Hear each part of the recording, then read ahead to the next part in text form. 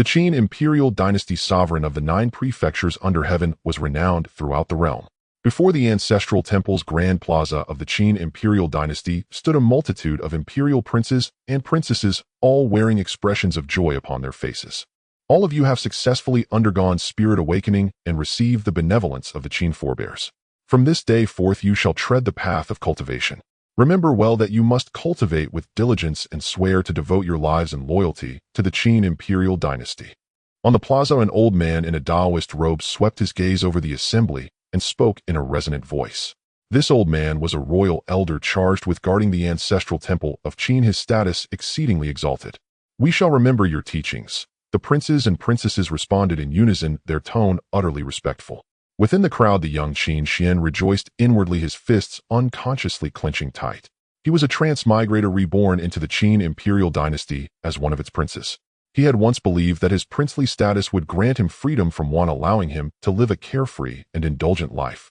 Only after he grew older did he realize that this was a world where demons ran rampant, where cultivators could soar through the skies and burrow into the earth, burn the heavens, and boil the seas. A realm riddled with peril at every turn. Here the strong stood aloof above all, commanding life and death, and gazing down upon the world, while the weak were bullied and humiliated as lowly as dust. Even a prince of the Qin imperial dynasty was no more than an ant without strength.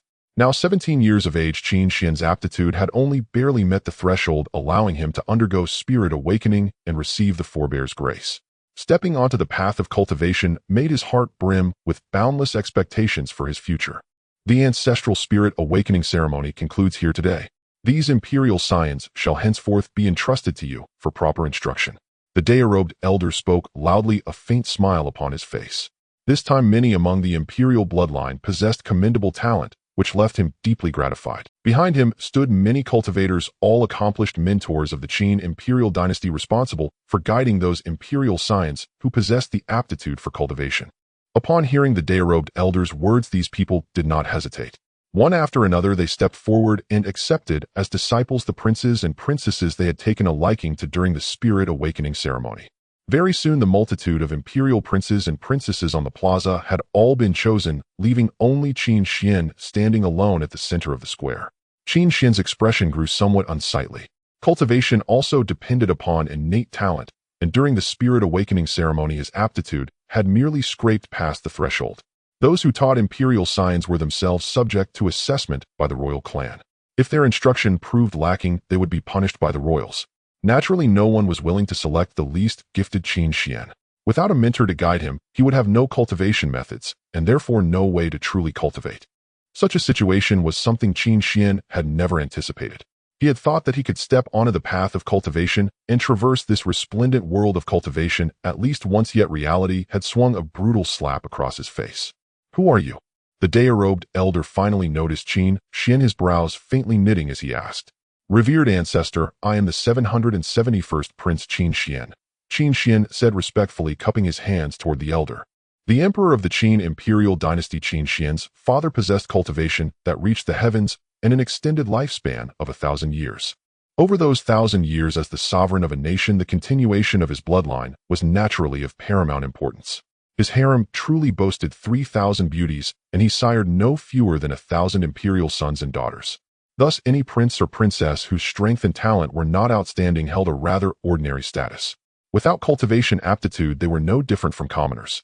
"Since no one is willing to instruct you, if you are willing, you may remain here and guard the ancestral temple with me.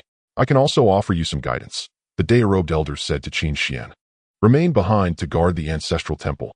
Hearing this, the gathered princes and princesses could not help but let out low chuckles. This elder possessed profound cultivation and held a senior generation even above his father, enjoying great respect within the palace. Yet his temperament was somewhat eccentric, and he rarely taught anyone. To leave Qin Xuan here likely meant making him a mere cleaning servant. Moreover, guarding the ancestral temple was an exceedingly dull and tedious duty. Once one stayed, it was not easy to leave the temple again. This royal elder had already guarded the ancestral temple for 500 years without taking even half a step away.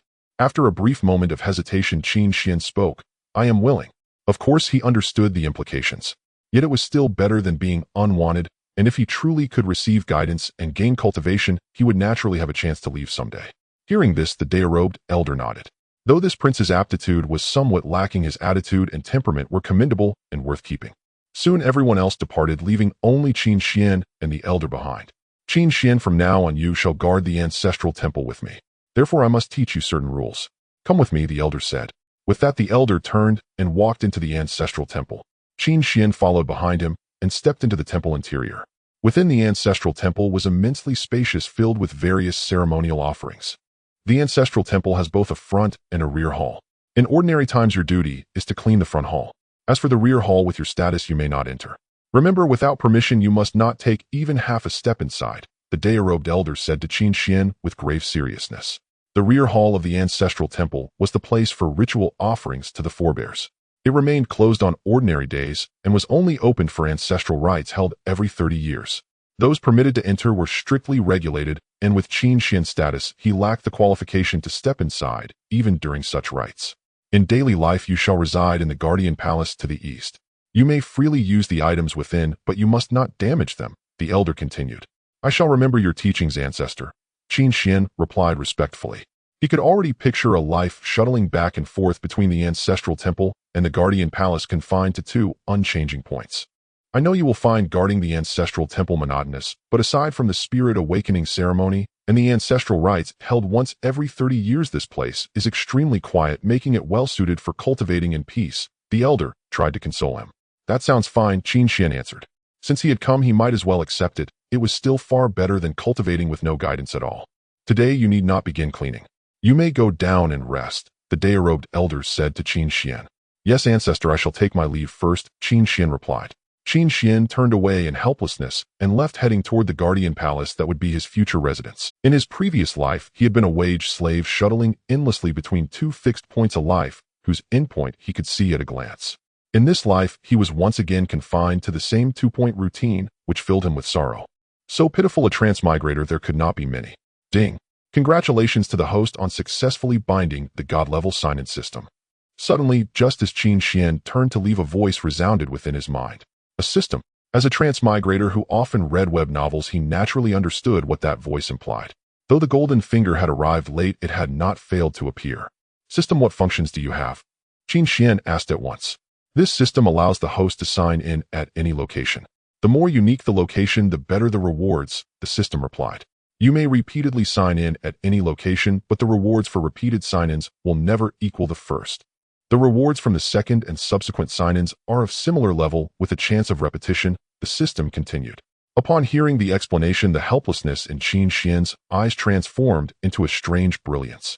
To be able to sign in every day and even repeatedly with subsequent rewards, not diminishing though inferior to the first, this system was indeed remarkable.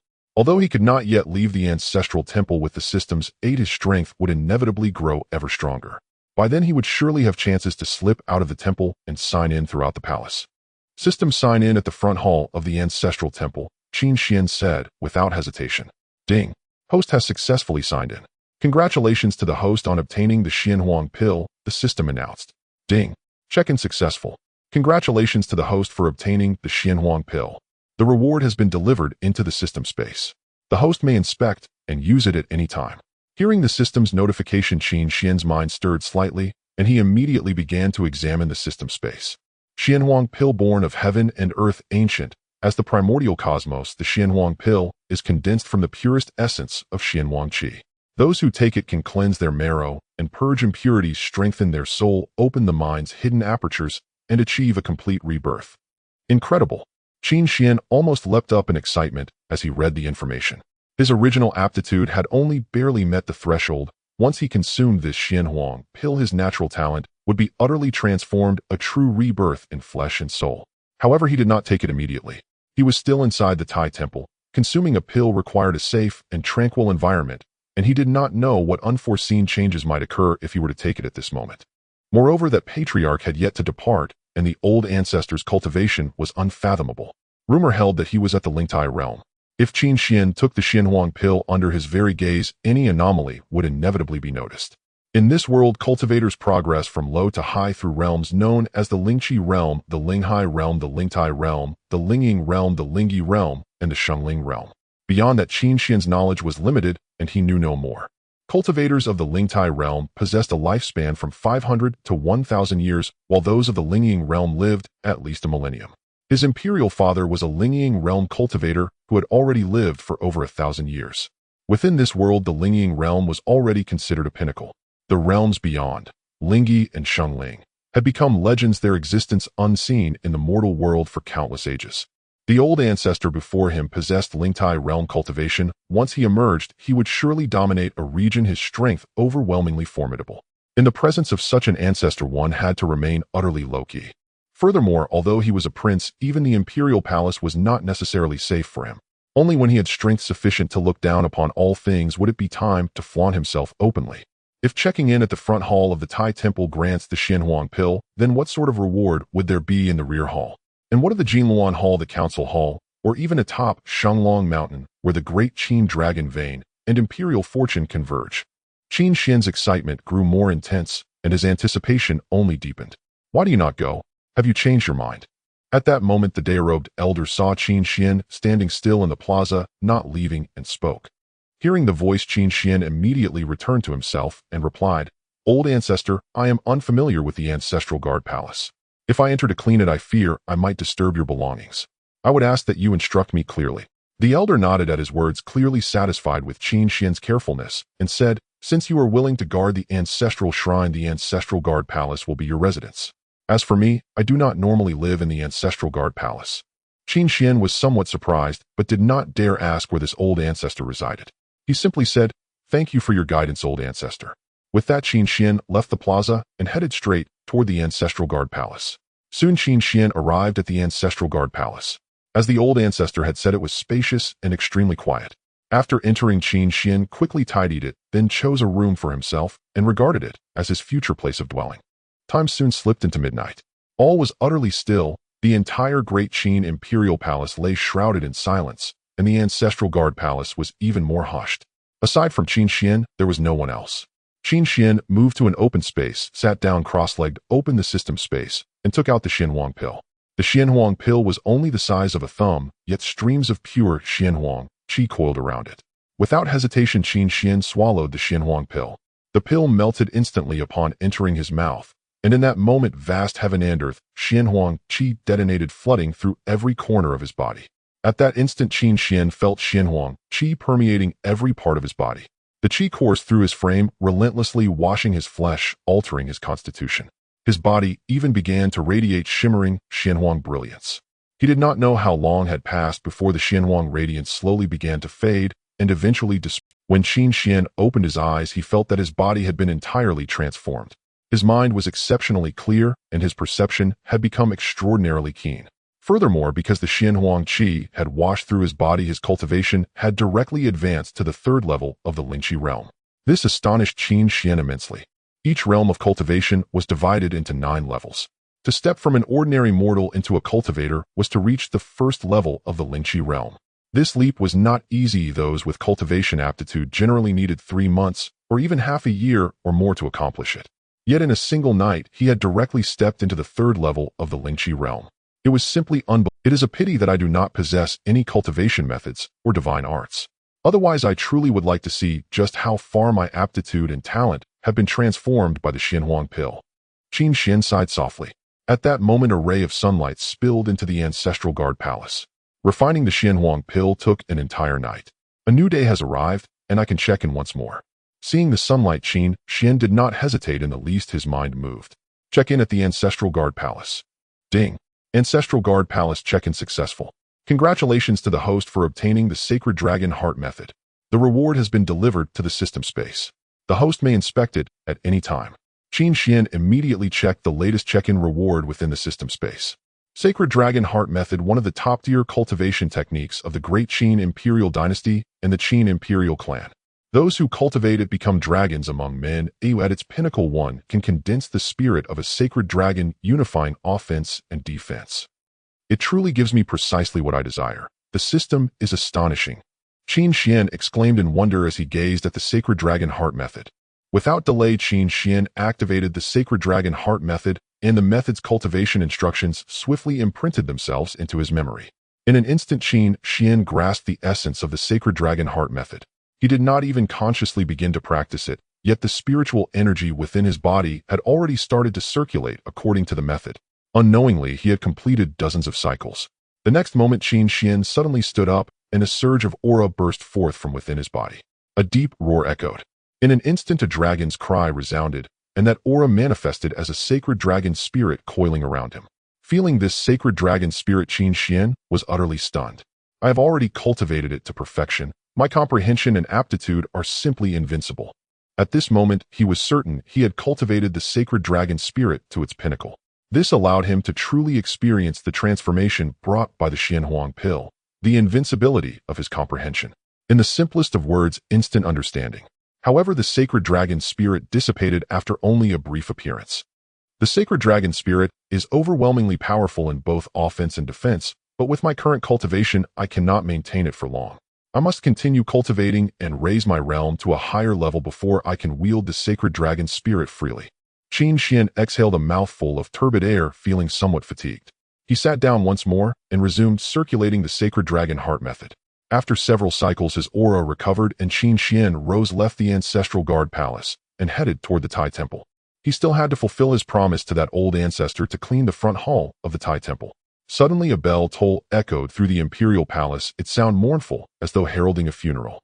Hearing the bell, Qin Xuan glanced toward a certain eastern palace, then shook his head and said, "Yet another one who failed to endure until they could rise." With that, he continued on toward the Tai temple. The prince is dead. When Qin Xuan arrived at the entrance of the ancestral temple, he saw the elder standing with his hands behind his back, gazing toward the eastern palace, and he spoke lightly. Qin Xuan responded softly. The bell that had just tolled announced the death of the eastern palace's prince. However, Qin Xuan had long since grown accustomed to the prince's demise. In fact, the prince had also died 10 years ago, and at that time Qin Xuan thought that a bloody struggle for the throne would erupt within the palace, even worrying that it would affect him. But later he realized he was completely wrong. He later learned that the Great Qin Dynasty had had 79 princes before and after.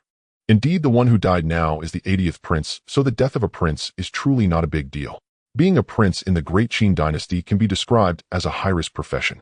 After all, his father had an extraordinarily long life, and no prince had ever survived long enough to ascend to the throne. Thus, Qin Xuan had never thought about vying for the position of prince, and many others shared the same sentiment. A high-risk profession, whoever wants it can take it. I too will have my day of death. At that moment, the elder suddenly turned to Qin Xuan and spoke with a smile. Upon hearing this, Qin Xuan was momentarily taken aback, and then he heard the elder continue. I have lived for 990 years, guarding the ancestral hall for 500 years. At most, I have 10 years left before I ascend, and at that time the heavy burden of guarding the ancestral hall will be passed to you. 10 years. Upon hearing this, Qin Xuan finally understood that the elder had him stay at the ancestral temple under the pretense of guidance, but in reality, it was to prepare him to take over. Thinking of this, Qin Xuan felt a wave of confusion. He seemed to envision himself meeting the same fate as the elder, dying an old man in the ancestral temple. No. At this moment, Qin Xuan suddenly shouted in his heart, his eyes becoming extraordinarily resolute. Having been reincarnated into such a vast world with the aid of a system, he pursued immortality, soaring through the skies and overlooking the world. How could he possibly die of old age here? All right, kid, don't think too much. Go clean up. The elder, oblivious to Qin Xuan's change, instructed him, and then his body gradually became ethereal, disappearing from Qin Xuan's sight. Qin Xuan then stepped into the front hall of the ancestral temple, beginning his daily cleaning duties. By the time he finished cleaning, it was already noon. He left the ancestral temple and returned to the ancestral palace. Upon arriving at the ancestral palace, Qin Xuan did not cultivate, but instead began to browse through the books within the ancestral palace. The Secret History of the 9 Provinces. Qin Xuan was captivated by a book. He knew very little about the history of the Great Qin Dynasty and the entire 9 provinces, and this book proved quite helpful to him. So this 9 provinces realm is so vast. The Great Qin Dynasty can only be considered a suzerain among the 9 provinces, yet there are still many forces that do not submit to the Great Qin Dynasty. Qin Xuan looked at the secret history of the 9 provinces, his expression showing surprise. Within the 9 provinces, besides the Great Qin Dynasty, there were many other dynasties. The northern region was a vast grassland that worshipped the wolf god. There was also a powerful dynasty there known as the Tianlang dynasty. The Tianlang dynasty had always sought to invade the central plains and become the overlord of the 9 provinces, but 800 years ago the emperor of the Tianlang dynasty was slain by his own father, forcing the Tianlang dynasty to settle in the northern region. Nevertheless, the Tianling dynasty still wished to make a comeback at any moment. Meanwhile, in the southern sea province there existed the kingdom of 10,000 monsters, which worshipped the demon god. The demon king had once invaded the central plains, but was ultimately defeated by his own father and forced to retreat back to the southern sea province. There were many other forces in various provinces from sects to nations, all eyeing the Great Qin Dynasty attentively. The most dangerous moment for the Great Qin Dynasty occurred 500 years ago when a peerless demon lord from the eastern Huazhou emerged wielding immense demonic might, uniting with the Tianling Dynasty and the kingdom of 10,000 monsters to attack the Great Qin Dynasty. At that time, the Great Qin Dynasty was on the brink of disaster. Those forces had even stepped onto the dragon vein of the Great Qin Dynasty, the sacred dragon mountain, intending to sever the Great Qin's dragon vein. In that battle, his father, with unparalleled presence, harnessed the power of the dragon vein, stepping into the semi-spiritual realm, ultimately sweeping across the world and establishing the Great Qin Dynasty as the overlord of the 9 provinces. Damn, so my old man, is that amazing? Qin Xuan exclaimed in astonishment as he looked at the secret history of the 9 provinces. Qin Xuan's biological mother was a palace maid who by chance became pregnant with Qin Xuan due to an unexpected encounter with his father. Unfortunately, she died during childbirth. And since his birth, Qin Xuan had never seen his father. It could be said that Qin Xuan had no feelings for this father, let alone any understanding. The only connection between them was that after his birth, he was given the name Qin Xuan. Now, after reading the secret history of the 9 provinces, Qin Xuan realized that his father was indeed a peerless emperor. However, from the secret history, he also sensed the crisis facing the Great Qin Dynasty. Once his father ascends, the Great Qin Dynasty is likely to be in turmoil, and he himself may be in extreme danger. This world is so perilous. I must keep a low profile and hope that my father lives as long as possible until I have sufficient strength. After reading the secret history of the 9 provinces, Qin Xuan became aware of his dangerous situation. But this did not discourage him, rather it motivated him even more. With this thought in mind, he decided that before he entered the nascent soul stage, he must act discreetly and absolutely not step out of the palace. He would never be like those protagonists in web novels who cause trouble everywhere, without much strength, flaunting themselves. He had always considered such behavior as a foolish way to seek death. Now that he had the system by his side, he could certainly carve out a slice of heaven for himself. After finishing the secret history of the 9 provinces, Qin Xuan entered into cultivation, practicing the sacred dragon heart method. Soon the next day arrived. Qin Xuan entered the front hall of the ancestral temple, signing in once again. Ding, sign-in successful.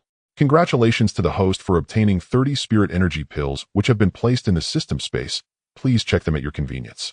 Spirit energy pills, a form of elixir for cultivators, can aid in cultivation and replenish spirit energy after depletion.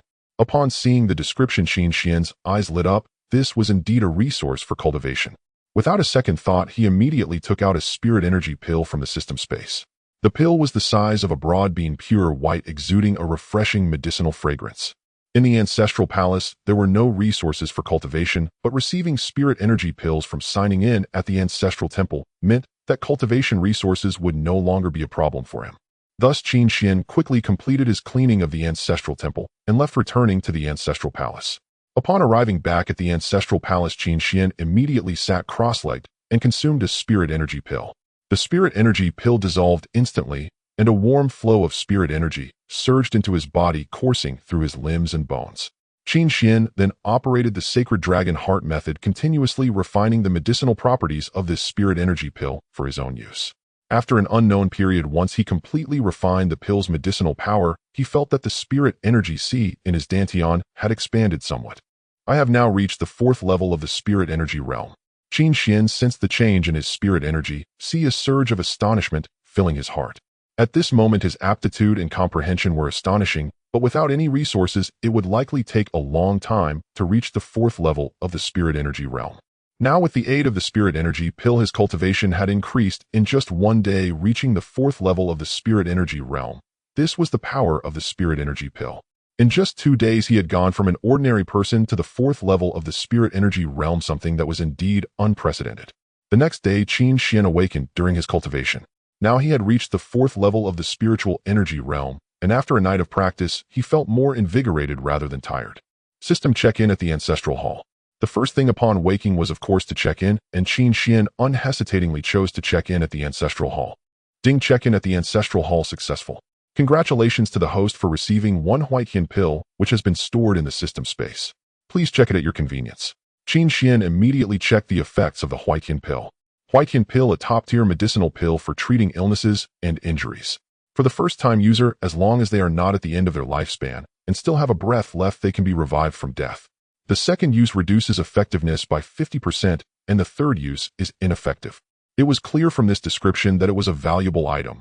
Although only the first use was effective, the result was truly extraordinary, equivalent to gaining an extra life. Reining in his emotions, Qin Xuan left the ancestral hall and headed to the Grand Temple to continue his daily cleaning duties. Upon arriving at the Grand Temple, Qin Xuan was slightly surprised to see a figure standing in front of the temple. The person was dressed in luxurious robes, appearing to be no more than 23 years old, with sharp brows and bright eyes, handsome features, and an extraordinary aura. It was evident that he was someone of status. However, Qin Xuan knew that this was likely not the person's true age. He could sense a vast ocean-like aura of spiritual energy within him, indicating he was at the spiritual sea realm. Those at the spiritual energy realm have lifespans comparable to ordinary humans, lasting only a little over 100 years, while practitioners at the spiritual sea realm can live at least 200 years and are less prone to aging. Qin Xuan, imperial brother. Upon seeing Qin Xuan approach, the person hesitated for a moment, but then spoke very amiably. Yes, and you are? Qin Xuan thought to himself that this person was certainly also a prince, just someone he didn't recognize. Of course, not recognizing him wasn't Qin Xuan's fault.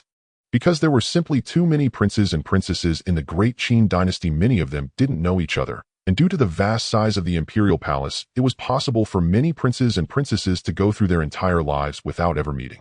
I am Qin Xinghe. I suppose I can be considered your imperial brother. Qin Xinghe smiled as he introduced himself to Qin Xuan. Qin Xinghe. Upon hearing the name, Qin Xuan's expression immediately turned to one of surprise. He never expected the person before him to be Qin Xinghe. Until today, he hadn't met Qin Xinghe, but he had certainly heard of his great reputation. It was said within the palace that Qin Xinghe was the most talented member of the imperial family in the past 100 years, and indeed, he was now 23 years old. At such an age, reaching the spiritual sea realm was truly astonishing. Generally, those with good talent would only enter the spiritual sea realm after the age of 40, while those with lesser talent might only reach it before their lifespan was up. Yet Qin Xinghe entered the spiritual sea realm at the age of 20, making him practically the most talented individual in the Great Qin Dynasty. Qin Xuan had thought that someone like Qin Xinghe, who possessed the greatest talent in the Great Qin Dynasty, would be extremely proud or even arrogant. However, upon seeing him now, he seemed devoid of any arrogance or pretentiousness, instead appearing very approachable. Imperial brother Xinghe, what brings you to the Grand Temple today? Qin Xuan inquired. It is quite peaceful here, so I came to take a stroll, Qin Xinghe replied. Upon hearing this, Qin Xuan furrowed his brows, gaining some understanding of the situation. The current crown prince had died, and it would not be long before a new crown prince needed to be appointed. Given that Qin Xinghe was the most talented among the princes, he was undoubtedly the best candidate for the new crown prince. Although in Qin Xuan's view being a crown prince was a high-risk profession, it did not mean that just any prince could be appointed as the crown prince. The crown prince of the Great Qin Dynasty was considered a face of the dynasty. To become the crown prince, both talent and strength were required, and the standards were quite high. The previous 80 crown princes all possessed remarkable talent and strength, yet unfortunately, they could not outlast their long-lived father. Of course, Qin Xuan hoped that his impressive father would live as long as possible, as that would ensure his own safety. After all, the world outside the palace appeared far too perilous. As Qin Xuan thought about this, he looked at Qin Xinghe with sympathy. At such a young age, he would be taking on such a high-risk profession, which was indeed rather tragic. He might end up bald in just a few years. Are you preparing to clean the Grand Temple, imperial brother? Qin Xinghe asked. Yes, it's part of my daily duties, Qin Xuan replied, picking up the cleaning tools and walking towards the interior of the Grand Temple. It'll help you, Qin Xinghe said with a smile, also grabbing some cleaning tools and quickly following after him. Is that appropriate? Your status is quite different from mine, imperial brother, Qin Xuan immediately responded. Currently, Qin Xinghe was not yet the crown prince and could only be considered a prince like him, but if he remembered correctly, Qin King's mother was a consort unlike his maid's mother. Although both were princes, their differing maternal backgrounds resulted in a significant disparity in status within the royal family. We are both princes, there is no distinction in status, Qin Xinghe immediately retorted. After saying this, he began to clean inside the front hall of the Grand Temple. Seeing this, Qin Xuan shrugged and decided not to stop him also starting to clean. The two collaborated, and the cleaning was quickly finished. Afterward, they sat on the steps at the entrance of the Grand Temple and began to chat. "We can't go into the back hall, right?" After finishing, Qin Xuan asked. "Yes, that was instructed by the ancestors." Qin Xuan nodded. "In the future, it'll take you an imperial brother," Qin Xuan said with a smile. Qin Xuan paused for a moment upon hearing this, and then replied, "Sure." Naturally, Qin Xuan wanted to go, after all, he could check in there. "Then it's settled," Qin Xuan said, putting his arm around Qin Xuan's shoulder with a smile. However, after a while he let go because he noticed many people rushing towards them from a distance. Qin Xuan glanced at the approaching people, knowing they must be from Qin King's mother calling him back. It was a critical time for appointing a crown prince, and it was definitely not acceptable for Qin Xuan to be wandering around. "Your Highness, why have you come to the Grand Temple?"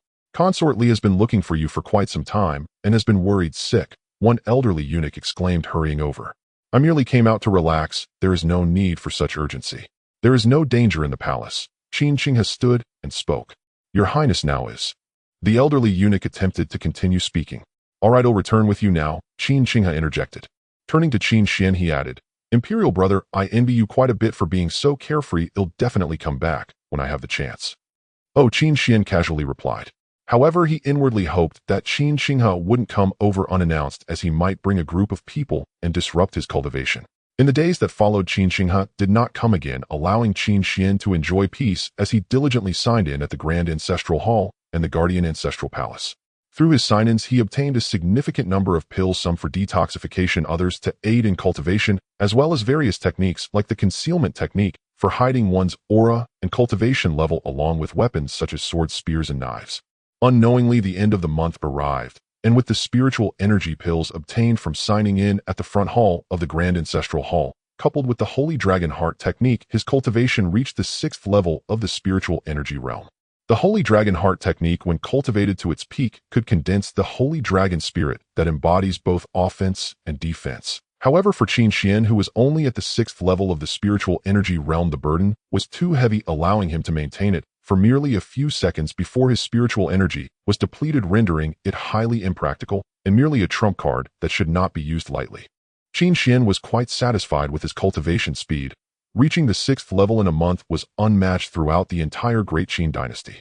Once, when Qin Xuan was at the spiritual energy realm, he only reached the 3rd level in a month, causing a stir throughout the dynasty. If word of Qin Xuan's 6th level were to spread, it would surely create a sensation across the entire 9 provinces. Despite his rapid cultivation speed, Qin Xuan faced a dilemma. He lacked usable offensive techniques. While the Holy Dragon Heart technique could condense the Holy Dragon spirit at its peak, it was too burdensome for Qin Xuan at the 6th level of the spiritual energy realm. Thus, he could only maintain it for a few seconds before running out of spiritual energy, making it impractical. It was merely a powerful card to be used sparingly. As for the other techniques, they were supportive Dao methods and could not be considered offensive techniques. He needed suitable offensive techniques that matched his current abilities. "I can only look for an opportunity to sign in elsewhere." Qin Xuan shook his head, not wanting to dwell too much on this matter. He collected his aura and left the Guardian Ancestral Palace, heading to the Grand Ancestral Hall to complete his daily cleaning. Upon arriving at the Grand Ancestral Hall, Qin Xuan greeted, "I have come to see the ancestor." He noticed the ancestor, whom he hadn't seen in a long time, had reappeared. The ancestor had seemingly vanished since the day the crown prince died, and it was only today that Qin Xuan saw him again. Qin Xuan had always wondered where this elusive ancestor resided. Not at the Guardian Ancestral Palace. Could he be living in the back hall of the Grand Ancestral Hall? However, Qin Xuan thought it impossible and soon abandoned the idea. "Qin Xuan, today is the day of the crown prince's enthronement. I cannot leave the Grand Ancestral Hall. You should go to the heavenly altar to witness the ceremony." The ancestor glanced at Qin Xuan as he spoke. Upon hearing this, Qin Xuan was overjoyed. He had initially planned to casually sign in at the front hall of the Grand Ancestral Hall and take a few items before leaving, but today he could actually leave the Grand Ancestral Hall to sign in elsewhere. This month he had intended to sneak out of the Grand Ancestral Hall to sign in at other places. However, considering the ancestor's formidable power, he feared being discovered if he slipped away, which would surely lead to punishment. Thus, he had suppressed the urge to sneak out. Now, however, he could leave the Grand Ancestral Hall openly to attend the enthronement ceremony at the heavenly altar in the palace. The heavenly altar is a place where the royal family worships heaven and earth, and where major announcements are made to the world. The enthronement of the crown prince must be proclaimed at the heavenly altar to heaven, earth, the state, and the ancestors. The heavenly altar is also within the palace, but the Great Qin Palace is vast. For a commoner to walk from the Grand Ancestral Hall to the heavenly altar would take at least 3 days. Now that Qin Xuan had cultivation, his pace was quick, but it would still take him a day. However, within the palace, there were horse-drawn carriages available, and these horses were Jiao horses possessing the bloodline of dragons with incredible stamina and speed.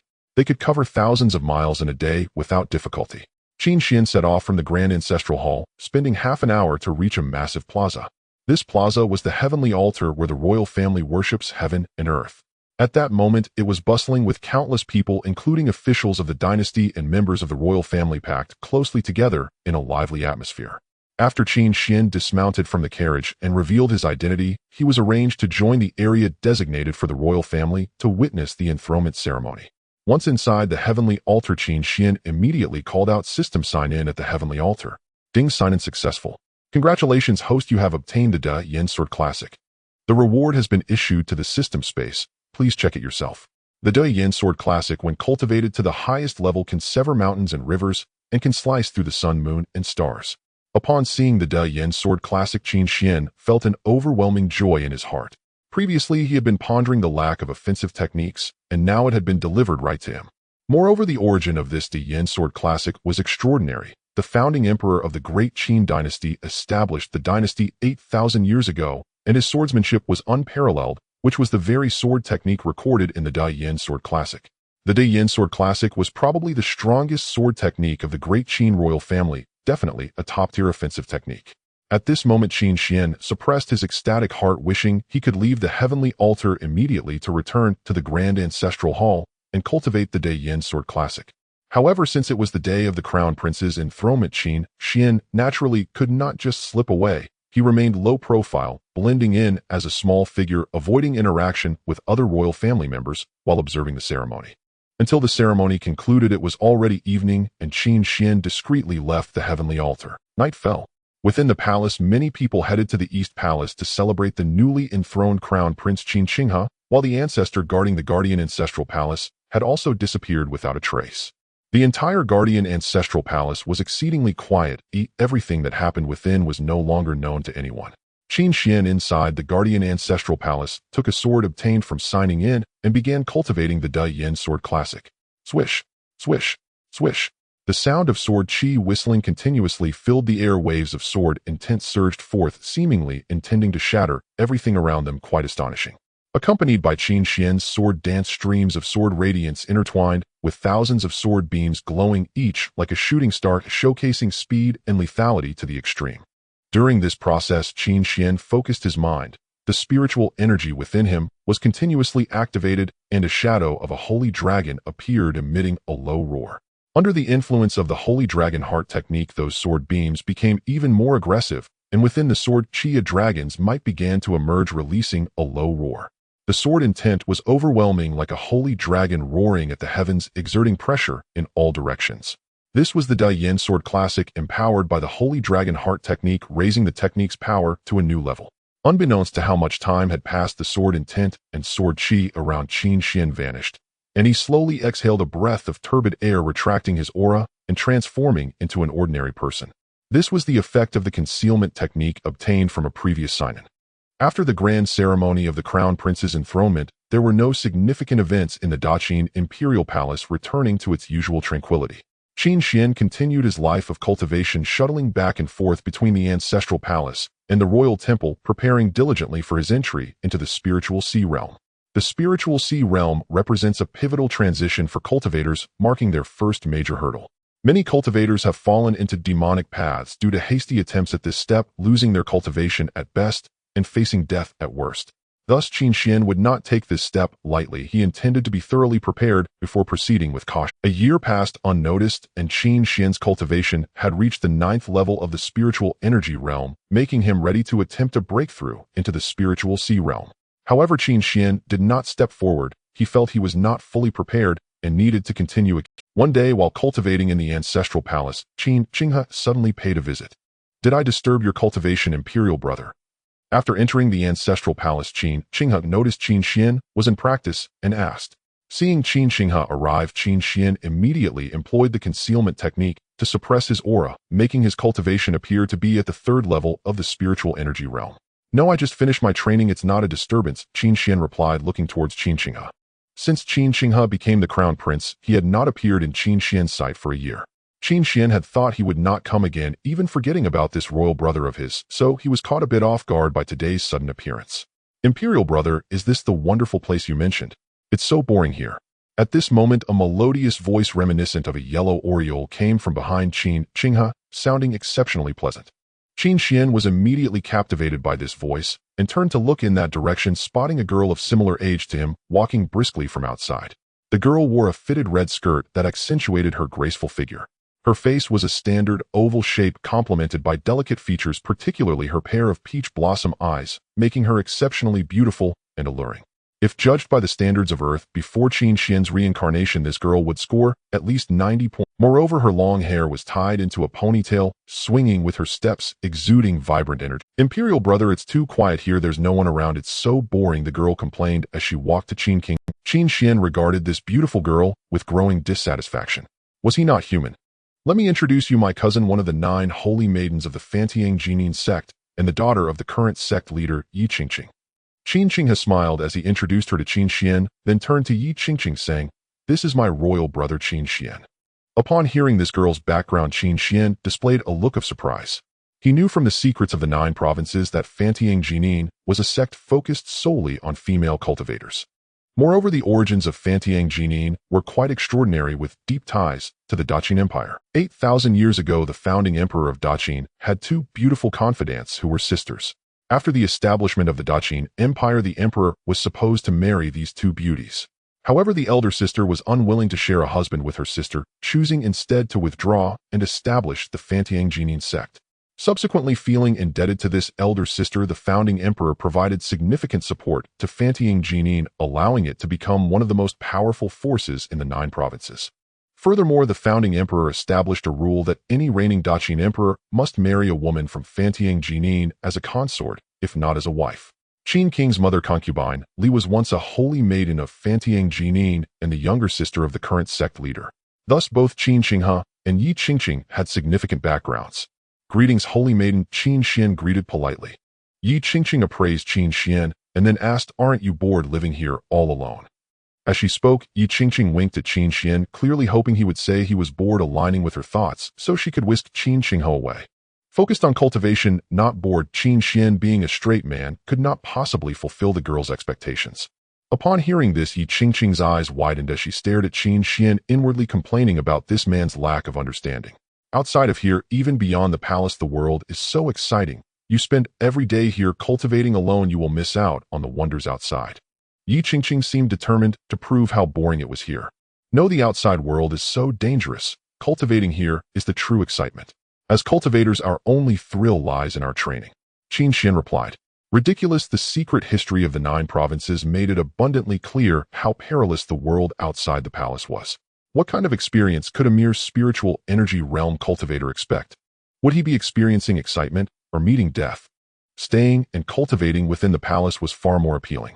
Yi Qingqing was left speechless by Qin Xian's response, her cheeks puffing up in frustration. What kind of person speaks to a woman like this? After a long moment, Yi Qingqing exclaimed angrily, what was wrong with this man? No matter where she went, any man would seek to win her favor, yet this one seemed utterly oblivious to a woman's heart. No, I always speak like this, Qin Xian replied calmly. Yi Qingqing rolled her eyes in response, finally saying, with this attitude you will struggle to find a woman in the future. Qin Xian chuckled, and then unsheathed his sword with a clang, stating, women. They only slowed down my sword-drawing speed. Back on Earth, similar questions had arisen. Women, were they more enticing than the thrill of gaming? A spy.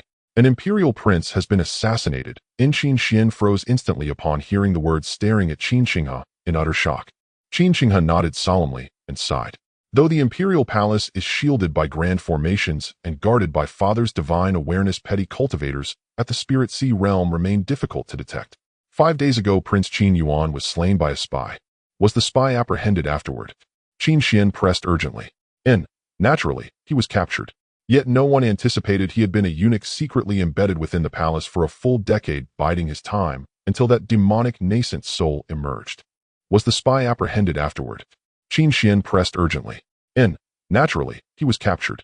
Yet no one anticipated he had been a eunuch secretly embedded within. Many thanks to the crown prince for the warning, Qin Xian replied respectfully. After remaining at the ancestral temple for half an hour, Qin Xinghe and Yi Qingqing departed. Once they were gone, Qin Xuan turned inward to ponder matters of grave importance. Especially unsettling was Qin Xinghe's startling revelation. Spies lurked deep within the imperial court, so thoroughly concealed that even diligent investigation could not unearth them. Indeed, one prince had already fallen to assassination, several others had narrowly escaped death.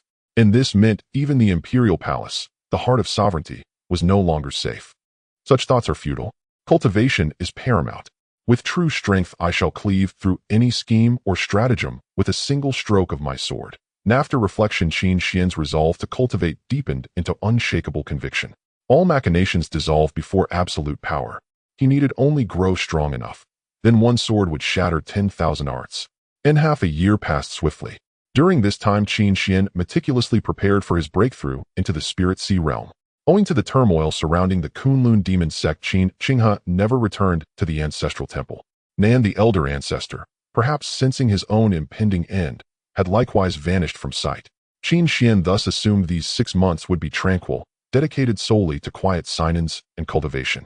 Yet he never expected Yi Qingqing to appear alone again and again, as if determined to disrupt his practice. To Yi Qingqing, provoking Qin Xuan and sparring with him in sharp-tongued banter had become a delightful In time, Qin Xuan discerned her motive. She simply sought amusement. And to her he, secluded daily in the ancestral temple, appeared the epitome of idle leisure. So she came again and again to disturb him.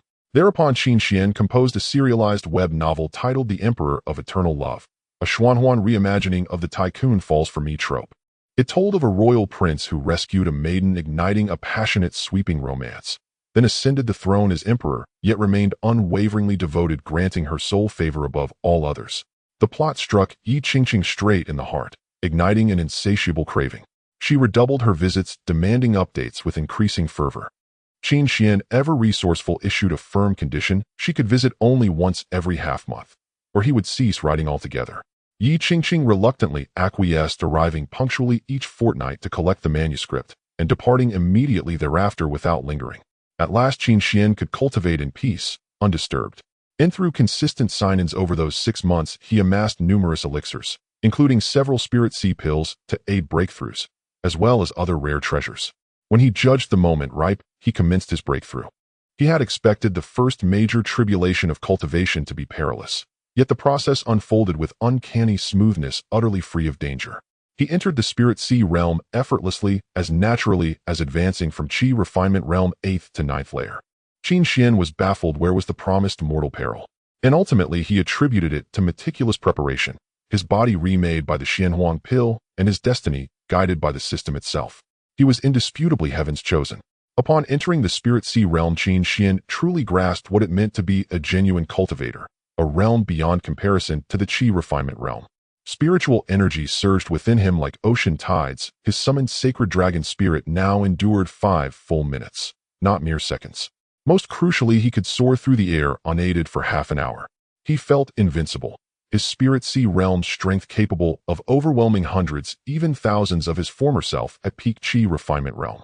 Nat months, and Yi Qingqing arrived punctually to collect the latest installment of the Emperor of Eternal Love. He felt invincible, his spirit sea realm strength capable of overwhelming hundreds, even thousands of his former self at peak Qi refinement realm.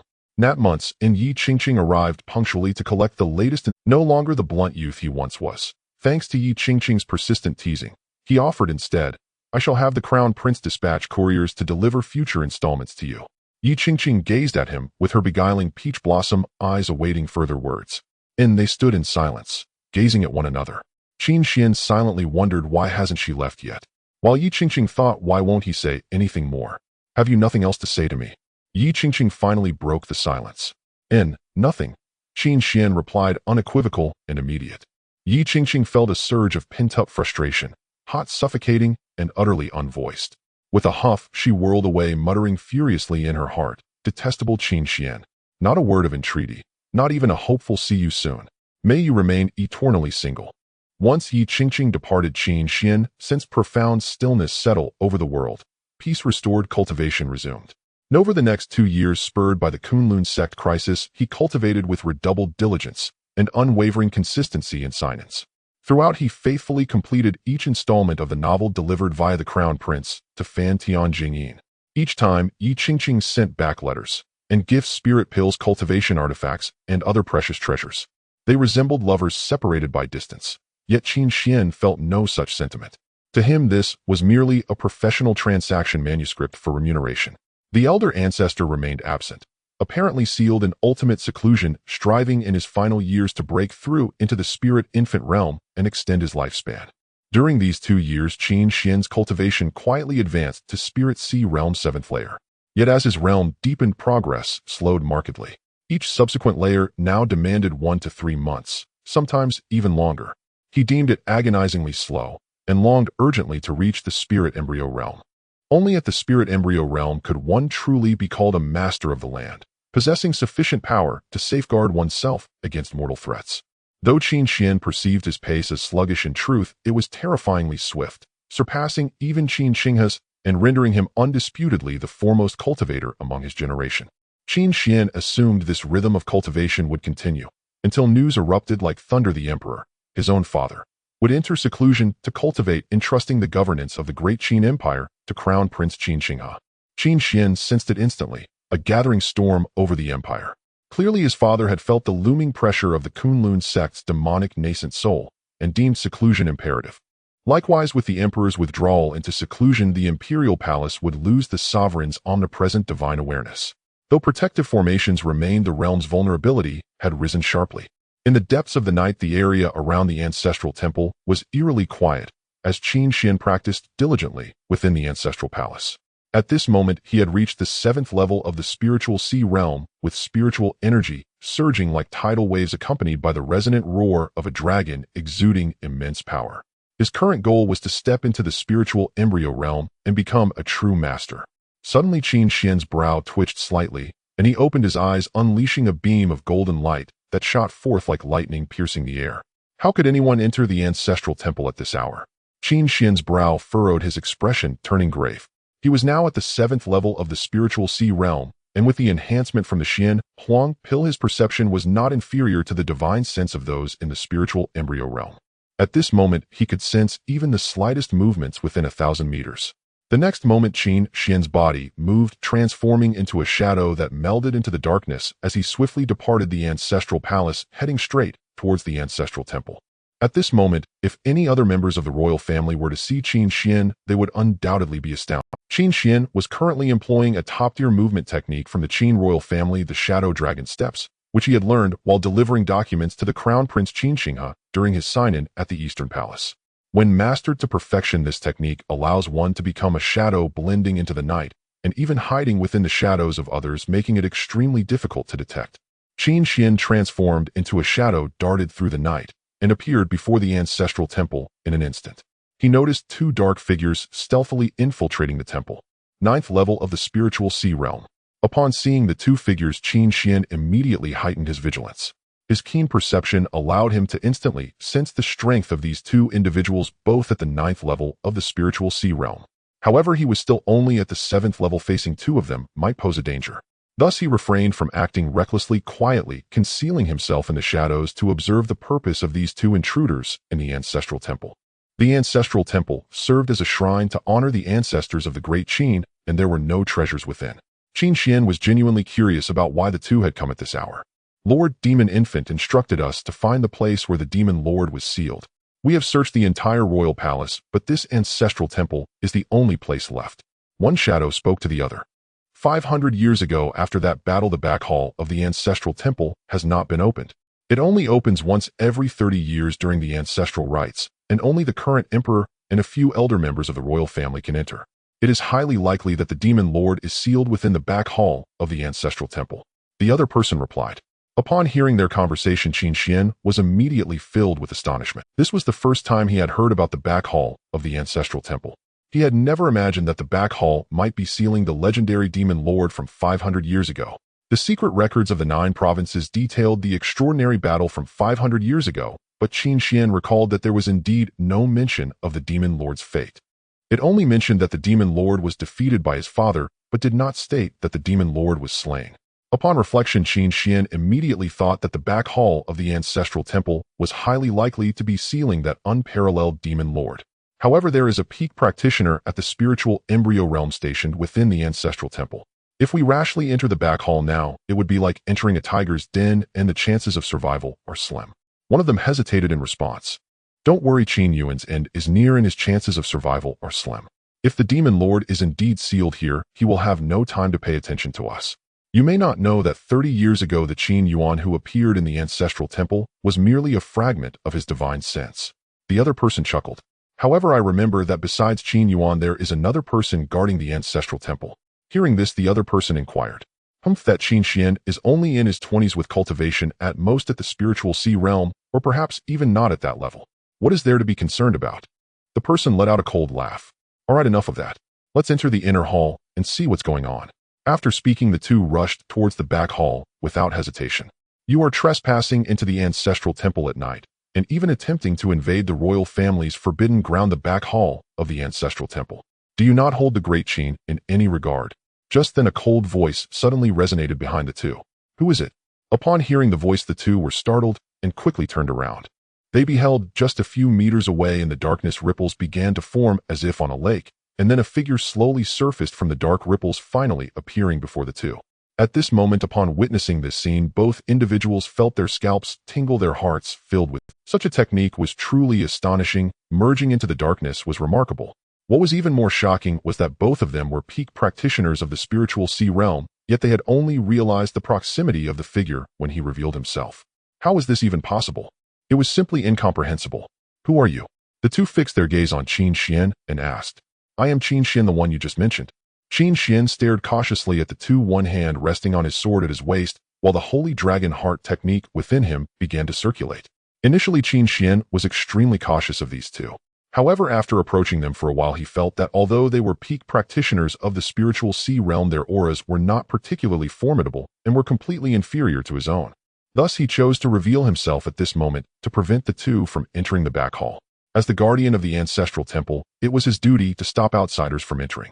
Upon hearing Qin Xuan reveal his identity, the two exchanged glances and then sighed in relief. It seems we let our guard down earlier and didn't notice you approaching. One person looked at Qin Xuan with disdain and spoke. Now the two understood that the reason Qin Xuan had gotten so close was that their attention had been entirely focused on the back hall, which is why they hadn't noticed him. Moreover, it was evident that Qin Xuan was watching them with great caution, clearly lacking confidence in his own strength, suggesting that he was definitely weak. Indeed, it must be so. After all, Qin Xuan was only in his early 20s, and when he awakened his spiritual roots, his talent was barely passable, so how strong could he possibly be? If you had just hidden and slept peacefully, nothing would have happened, and you wouldn't have to die. But you insist on meddling in affairs that do not concern you. It seems you are tired of living. One of them shouted coldly. Enough with the idle talk. Let's attack together and eliminate him to avoid any future troubles. The other immediately agreed. As they spoke, the two immediately lunged at Qin Xuan, aiming to take his life. Both were peak practitioners of the spiritual sea realm, and it was a simple task to eliminate a Qin Xuan. However, the next moment the two froze in shock. They saw Qin Xuan draw his sword from his waist, and then a brilliant sword light burst forth, followed by an overwhelming sword intent enveloping them, terrifying in its intensity. Moreover, that was not all. Following the sword energy, a golden holy dragon spirit coalesced behind Qin Xuan, unleashing a roar that resonated through the heavens, carrying overwhelming dragon might as it charged towards them. What the hell? One of them cursed directly. Is he starting with his ultimate move right off the bat? Is this young man so disrespectful of martial ethics? The unmatched sword energy intertwined with the spirit of the holy dragon, instantly unleashing a force that engulfed both individuals. As Qin Xuan's attack struck down, a deafening roar reverberated, shaking the entire great hall slightly. You actually didn't hold back at all. The man gazed vacantly at Qin Xuan. His heart brimmed with hatred. He had been careless, and despite the opponent being exceptionally strong, why was he so cautious? Lying on the ground. You actually didn't hold back at all. The man gazed vacantly at Qin Xuan. His heart brimmed with hatred. He had been careless, and despite the opponent being exceptionally strong, why was he so cautious? I act with caution. I am not foolish. Why should I hold back? Qin Xuan replied coldly. He was prudent, and he would never take risks until he had sufficient strength. Although he felt no danger from the two, they were still two individuals, both at the peak of the spiritual sea realm, so he had to respond with caution. Moreover, when he attacked, he would strike with full force using thunderous means to eliminate the opponent. To hold back and let the opponent escape would be utter foolishness. I won't waste words with you. I will strike you down first. Qin Xuan lazily stated, preparing to directly eliminate the opponent. At that moment, a loud voice resonated from outside, echoing throughout the entire palace. The noise is too great, it has alarmed the palace guards. We should leave. Upon hearing the voice, Qin Xuan immediately understood that his previous strike had caused a massive commotion, naturally attracting the attention of the palace guards. Not wanting to be questioned and attract trouble, he activated the Shadow Dragon steps, disappearing into the... Not long after Qin Xuan left the Great Hall, Qin Xinghe hurried into the temple with many others. Seeing the chaos before the Great Hall, Qin King's brows furrowed. Was there a fight here? At this moment, a guard commander shouted to Qin Xinghe, "Your Highness, there is someone here." Qin Xinghe quickly approached and saw a bloodied figure lying on the ground, looking utterly miserable. Who did this? Qin Xinghe asked in a deep voice. "Your Highness, he has suffered grave injuries and is already dead," the commander replied after checking. Dead? Qin Xinghe frowned. What could these people want coming to the Great Hall at night? There are no treasures within the Great Hall. And who killed this man? Qin Xinghe pondered, perplexed. The Great Hall was usually very quiet, and the royal family kept no treasures here. Why would anyone come to steal in the middle of the night? What could be their purpose? Your Highness, look at the surroundings of this man. The sword marks are exceptionally neat. If I'm not mistaken, the Great Hall is built from Thai steel mystic stone, which is extremely hard. For someone to leave such even sword marks, their swordsmanship and strength must be remarkable. The guard commander continued, moreover, this person seems to have had other means with even more destructive power. Your Highness, please look. In addition to the sword marks, there are also very clear cracks, which were caused by immense force striking down. So this person's strength is extraordinary, right? They must be a master of the spiritual embryo realm, Qin Xinghe inquired. It should be correct, but who exactly is this person? Why were they present in the Great Hall and kill someone before leaving? The guard commander continued. They shouldn't be outsiders. If they were from outside the palace, someone of the spiritual embryo realm entering the palace would certainly be detected by the protective array. Qin Xinghe thought for a moment and spoke up. The guard commander nodded, agreeing with Qin King's statement. If someone of the spiritual embryo realm entered the palace without being discovered, that would be truly terrifying. The concubines and princes within the palace would be in constant danger. By the way, let's check the back hall to see if anyone has intruded. Qin Xinghe seemed to have thought of something and immediately instructed the guards. No need, I am guarding the back hall, and no one has intruded. However, just as Qin Xinghe finished speaking, a voice emerged. As this voice sounded, an elder in a Taoist robe appeared out of thin air before Qin Xinghe. We meet again, ancestor. Upon seeing the newcomer, Qin Xinghe immediately saluted. The elder was naturally Qin Yuan, the guardian of the Great Hall's ancestral shrine. No need for excessive courtesy. Qin Yuan waved his hand. Ancestor, do you know who came tonight and who made the move? Qin Yuan did not respond immediately, instead carefully examining the battle traces left in the front hall. Strange, truly strange. After observing for a long time, Qin Yuan muttered. Qin Xinghe, hearing this, was puzzled and thus spoke, "Please enlighten us, ancestor. If I'm not mistaken, these sword marks are left by the techniques of the Great Evolution Sword Classic, and such even marks can only be achieved at the pinnacle of cultivation." The Great Evolution Sword Classic. Qin Xinghe and the others were taken aback upon hearing this. The Great Evolution Sword Classic is the top sword classic of the Great Qin royal family, with fewer than 3 individuals capable of mastering it within the royal family. Moreover, the residual spiritual energy here indicates that someone has cultivated the Holy Dragon Heart technique to perfection, condensing the spirit of the Holy Dragon. Qin Yuan grew increasingly perplexed. The Holy Dragon Heart technique. Qin Xinghe was even more astonished. He had cultivated the Holy Dragon Heart technique since becoming the Crown Prince, but regrettably, he was only at the entry level. Although he was just at the entry level, achieving this at his age was already quite remarkable. Then, ancestor, is this person of royal lineage? Qin Xinghe asked cautiously. The next day at the Guardian Ancestor Palace, Qin Xuan awoke from his cultivation, as usual, seemingly untouched by the events of the previous night. After leaving last night, he returned disguised as a temple guardian, discovering that Qin Xinghe and Qin Yuan had temporarily sealed the Grand Temple, leaving everyone else outside, so he did not enter. He speculated that the events at the Grand Temple last night should not lead back to him. Your Highness. Just as Qin Xuan was about to leave the Guardian Ancestor Palace to check on the situation at the Grand Temple today, Qin Xinghe unexpectedly arrived. He recalled the timing. It must be because Yi Qingqing had replied, prompting Qin Xinghe to come at this time. Soon Qin Xinghe approached Qin Xuan with a smile and asked, "Your Highness, did you discover anything strange last night?" Upon hearing this, Qin Xuan's heart tightened. Was this not to deliver a message to Yi Qingqing, but rather an inquiry about him? Last night someone infiltrated the Grand Temple. I intended to check it out, but my cultivation is insufficient. By the time I arrived, the Crown Prince had already sealed the Grand Temple, and it seems the matter was resolved. As for anything strange, there was none. On the surface, Qin Xuan remained calm, but internally, he was in a state of panic. It is fortunate that you did not go, Your Highness. I have already investigated those two. They are infiltrators from the demon cult hidden in the palace for over a decade, and are at the peak of the Spirit Sea realm. If you had gone, the outcome would have been dire. Qin Xinghe immediately spoke. At this moment, Qin Xuan was using the concealment technique, and to Qin Xinghe, his cultivation seemed to be only at the spiritual energy realm. If he had truly gone to the Grand Temple last night, it would have been akin to seeking death. Then I am indeed fortunate. Qin Xuan exhaled, thinking that he should not have been implicated. Seeing Qin Xuan's reaction, Qin Xinghe naturally assumed he was relieved not to have gone, and said, "However, Your Highness, by not going you missed an opportunity." Opportunity? How so? Qin Xuan was puzzled. What did he mean? He had gone last night, and killed 2 people. It seemed there was nothing else.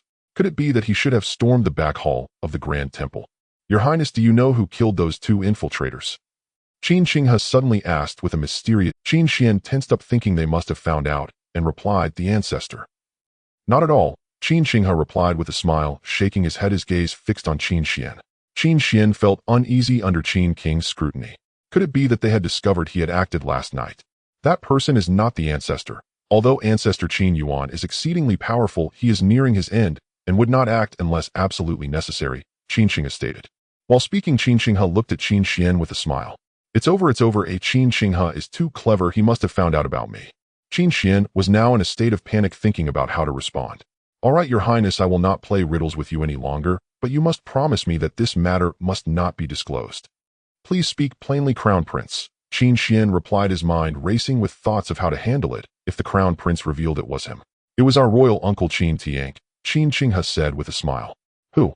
Qin Xuan was momentarily confused, wondering who he meant. Haha, it seems Your Highness does not know this royal uncle, which is quite normal. If it weren't for the ancestor's words last night, I would not have known that there is such a legendary figure within the royal family. A legendary figure of the royal family. Qin Xuan was taken aback. It is more accurate to say a legendary figure of Great Qin.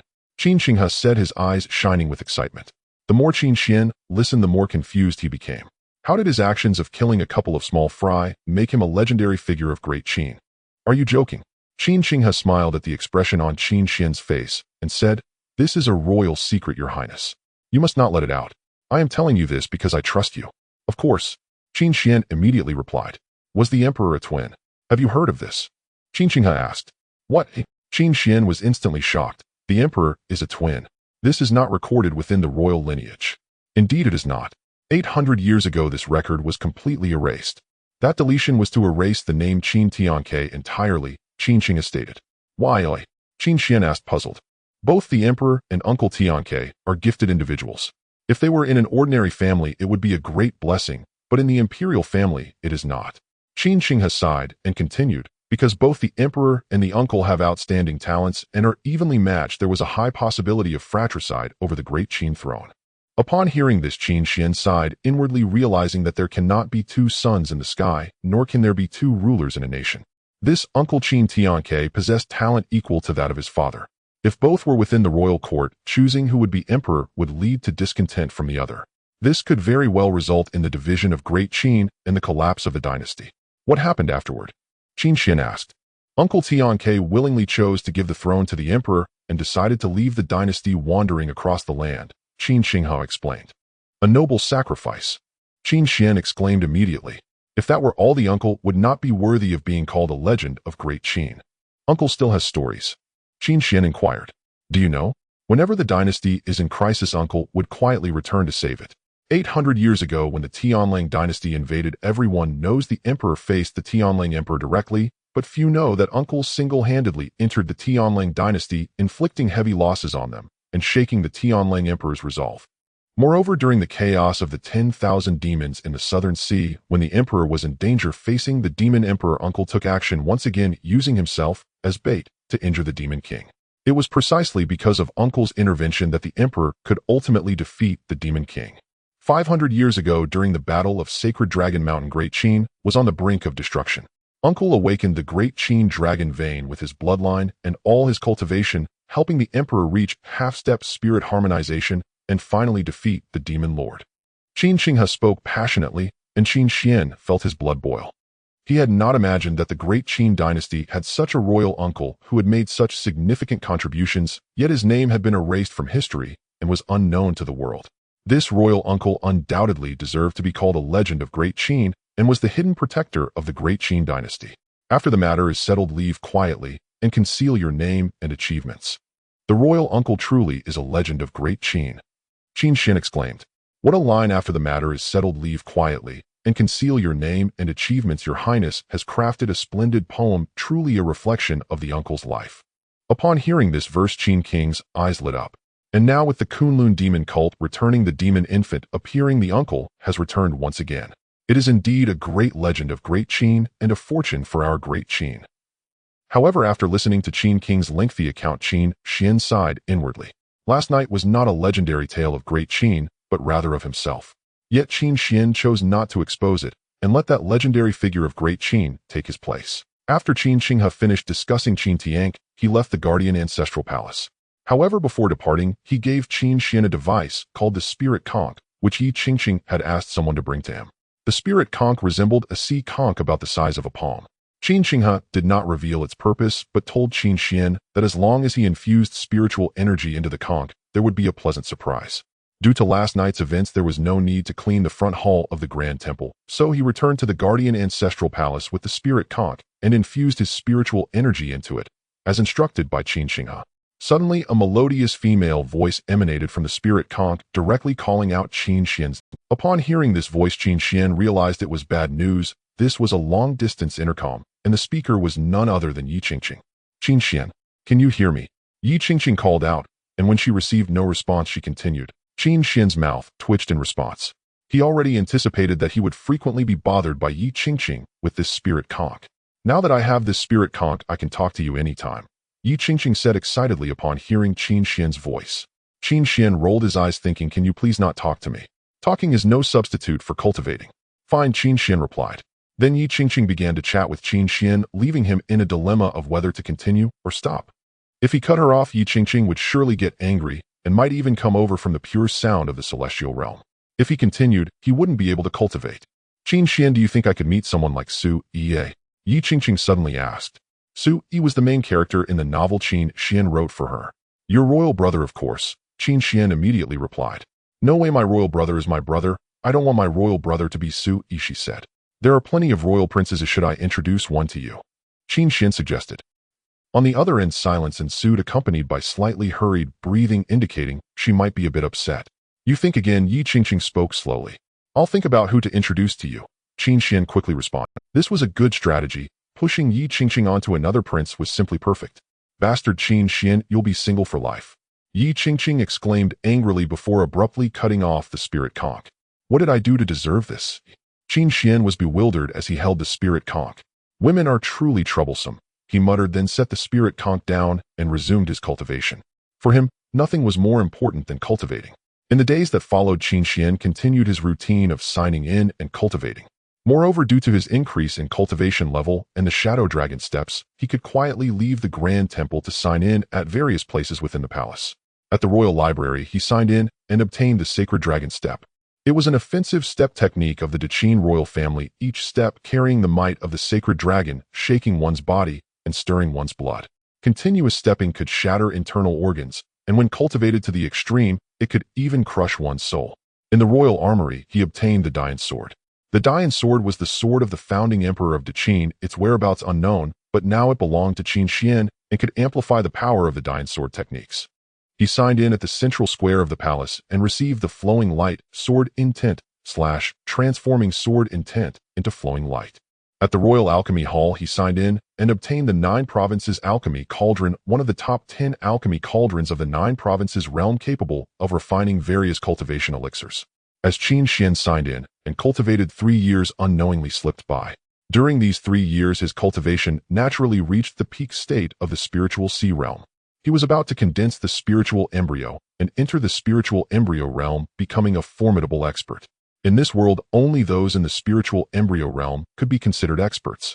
For cultivators, the spiritual Qi realm and spiritual Si realm could only be regarded as the very beginning of their cultivation journey.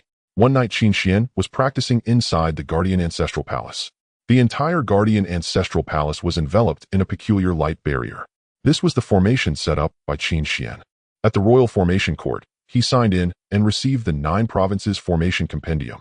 With his unparalleled comprehension, he quickly grasped the intricacies of the formation. Under this formation, the surrounding aura seemed to be completely shielded, rendering Qin Xuan's existence undetectable. This was a formation of extremely high rank capable of isolating heaven and earth, and Qin Xuan's technique in setting the formation was extraordinary. Unless one was a highly skilled nascent soul realm cultivator, they would be unable to perceive Qin Xuan. Within the formation, spiritual energy surged like an ocean of spiritual energy. There were sacred dragons roaring within alongside sword energy weaving through. The spirits of the sacred dragon and the sword energy intertwined violently, nearly crushing everything in sight, creating an aura of terror. In this ocean of spiritual energy, Qin Xuan shone with a golden yellow radiance, while the surrounding sea of spiritual energy continually swirled into a massive vortex. Unbeknownst to how much time had passed, everything around him dissipated. Qin Xuan let out a long breath of turbid air, and the spiritual energy around him calmed, returning him to an ordinary state. The Sacred Dragon Heart Method, Dian Sword Techniques, Flowing Light, Sword Intent, Sacred Dragon Step, and various other cultivation methods have all been cultivated to perfection. It's a pity I still cannot condense the spiritual embryo and enter the spiritual embryo realm. Qin Xuan opened his eyes, shook his head, and appeared somewhat helpless. After 5 years of cultivation, he had only reached the peak of the spiritual Si realm, and he was clearly dissatisfied with this speed of progress. Fortunately, no one knew his thoughts, otherwise they would surely spit blood. 5 years of cultivation to the peak of the spiritual Si realm was already unprecedented in the 8,000-year history of the Qin Dynasty. No one had ever achieved this. For an ordinary person, ascending from the spiritual Si realm to the peak would take no less than 10 to 20 years, not to mention rising from an ordinary person to the peak of the spiritual Si realm. Yet now Qin Xuan felt it was slow. Would he let other cultivators live? It's already past the hour. I should go to a new place to sign in today. Having exhausted the methods at his disposal to break into the spiritual embryo realm, he could only seek new techniques. Although Qin Xuan was a prince, his mother was merely a common palace maid, so his status within the royal family was not high.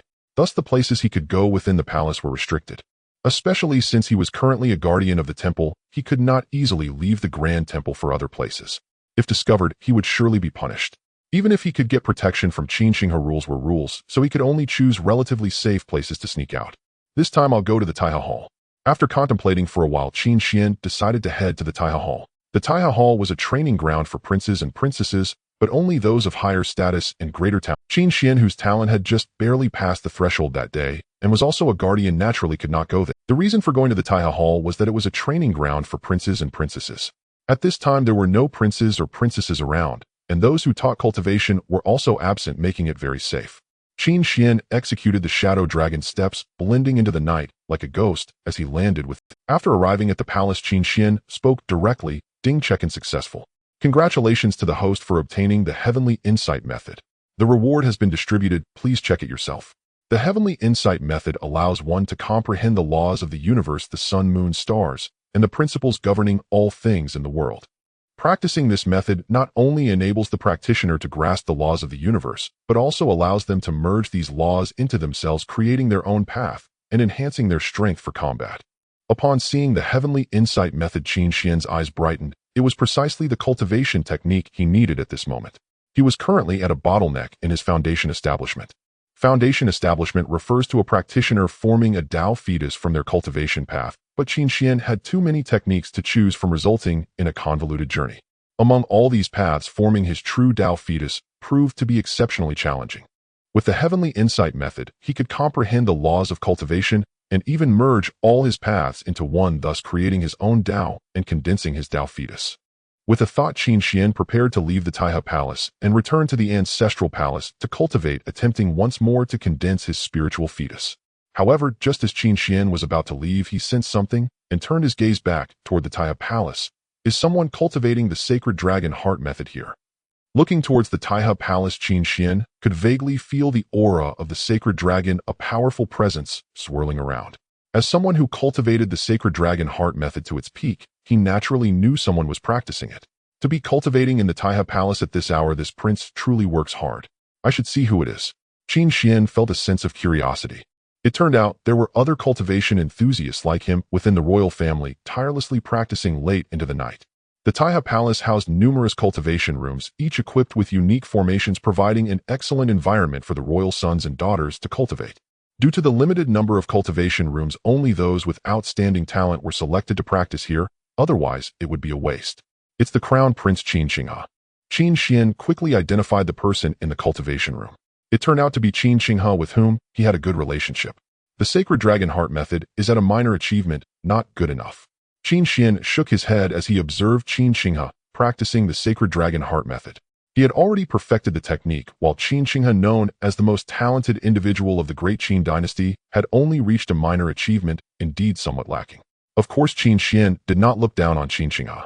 Unlike him, Qin Xinghe couldn't focus solely on cultivation. As the crown prince, he was inevitably burdened with state affairs, leaving little time for practice. Seeing him cultivate at this hour instead of resting made Qin Xuan appreciate that Qin Xinghe was indeed both diligent and talented, which further deepened his respect for this elder brother. Though hardworking, cultivating like this will not allow the Sacred Dragon Heart method to break through, and it may even affect his future spiritual fetus. After watching for a while, Qin Xuan discerned that Qin Xinghe was encountering problems in his practice, and that he had even strayed into a misunderstanding of the Sacred Dragon Heart method. Immediately, Qin Xuan moved like a shadow, appearing before Qin Xinghe. Who goes there trespassing into the royal palace? Qin King's perception was swift. He opened his eyes in an instant, unleashing a powerful aura. In the next moment, he spun his hands, and a torrent of spiritual energy surged forth, transforming into an illusory sacred dragon that charged at Qin Xuan with the speed of lightning. Qin Xuan had never seen Qin Xinghe make a move, nor had they fought before. However, he had to admit that Qin Xinghe was indeed exceptionally gifted. Unfortunately, he had encountered Qin Xuan. The illusory sacred dragon, imbued with overwhelming spiritual energy, lunged at Qin Xuan. Qin Xuan raised one hand, gathering spiritual energy that transformed into the spirit of the sacred dragon, soaring forth to neutralize the attacking illusory sacred dragon. How is this possible? The spirit of the Sacred Dragon Heart method. Qin King's expression changed dramatically as he felt his spiritual energy being restrained and unable to move. The Sacred Dragon Heart method is merely at a minor achievement. You cannot harm me. Qin Xuan chuckled, then dispersed the spirit of the sacred dragon.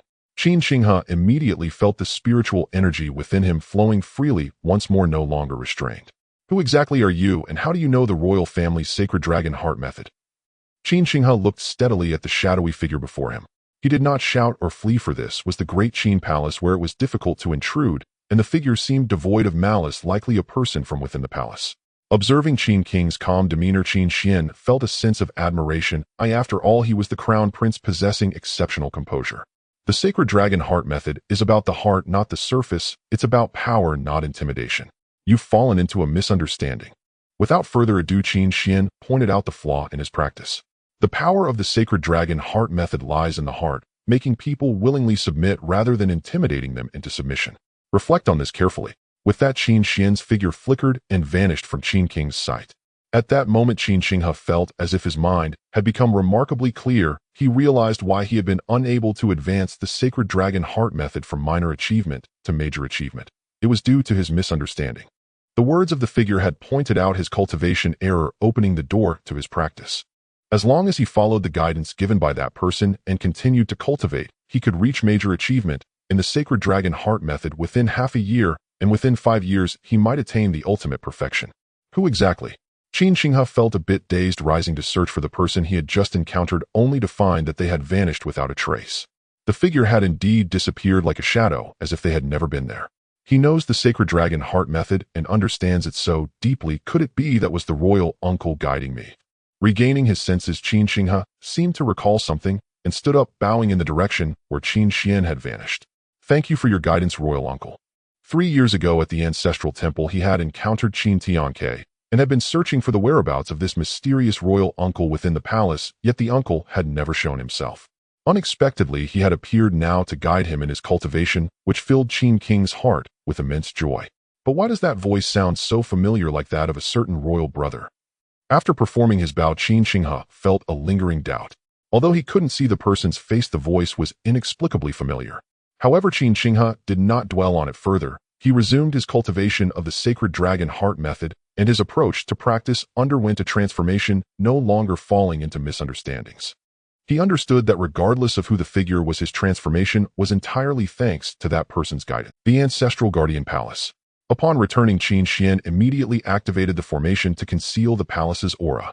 Next, he would cultivate the heaven and earth contemplation art to condense his Tao embryo and ascend to the spirit embryo realm, an event certain to stir profound ripples. Yet with the formation's veil in place, only his father, the emperor, possessing a nascent soul realm master's divine sense, could possibly detect any disturbance within the ancestral guardian palace. No one else would perceive a thing. Qin Xuan sat cross-legged and began circulating the heaven and earth contemplation art. Thanks to the Xinhuang pill, his insight had become peerless. He grasped the art's profound subtleties after merely traversing it once. As the heaven and earth contemplation art unfolded, his entire sensory perception of the world shifted. All things, every phenomenon, now revolved within his mind in an utterly singular, ineffable manner. But now immersed in the cultivation world, and empowered by the heaven and earth contemplation art, he finally apprehended the Tao. The Tao is both the self and all existence, the entire. But now immersed in the cultivation world, and empowered by the heaven and earth contemplation art, he finally apprehended the Tao. The Tao is both the self and all existence, the entire world in its boundless totality is the Tao. Water approaches the Tao. Fire approaches the Tao. All natural phenomena may embody the Tao. And cultivators, through their techniques, studies, and arts, draw ever closer to the Tao. Every discipline a cultivator masters may become an expression of the Tao. Qin Xuan sank completely into this epiphany of the Tao, enraptured beyond measure. Yet he did not relax. Instead, he activated every technique, skill, and method he had ever learned. Spiritual energy surged ceaselessly, churning violently within his spirit sea, where infinite streams of extraordinary qi coursed, emanating perhaps from the Xianhuang essence, perhaps from the primordial chaos of the cosmos, or even from the original intent of the Tao itself. Amplified by this boundless spiritual energy, a radiant orb-like pearl gradually coalesced, a spirit embryo. Yet at this stage it remained translucent, a false embryo, suspended precariously between the spirit sea realm and the spirit embryo realm. Qin Xuan could not allow his cultivation to stall here. Thus he redoubled his efforts, cycling all his acquired arts, while continuously refining the heaven and earth contemplation art. Hum, hum, hum.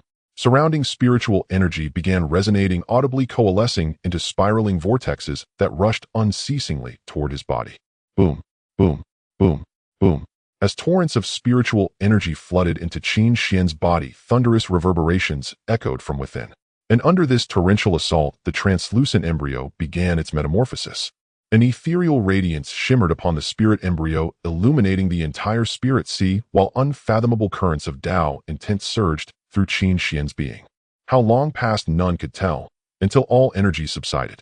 There, reappearing before him, was no longer a phantom, but a vivid, tangible spirit embryo, solid and resplendent. 9 hues of luminous brilliance flowed across its surface. Within those 9 colors pulsed a majestic power and an even more profound sovereign Tao intent. 9-colored spirit embryo. Qin Xuan stared stunned beyond words at the spirit embryo he had just forged.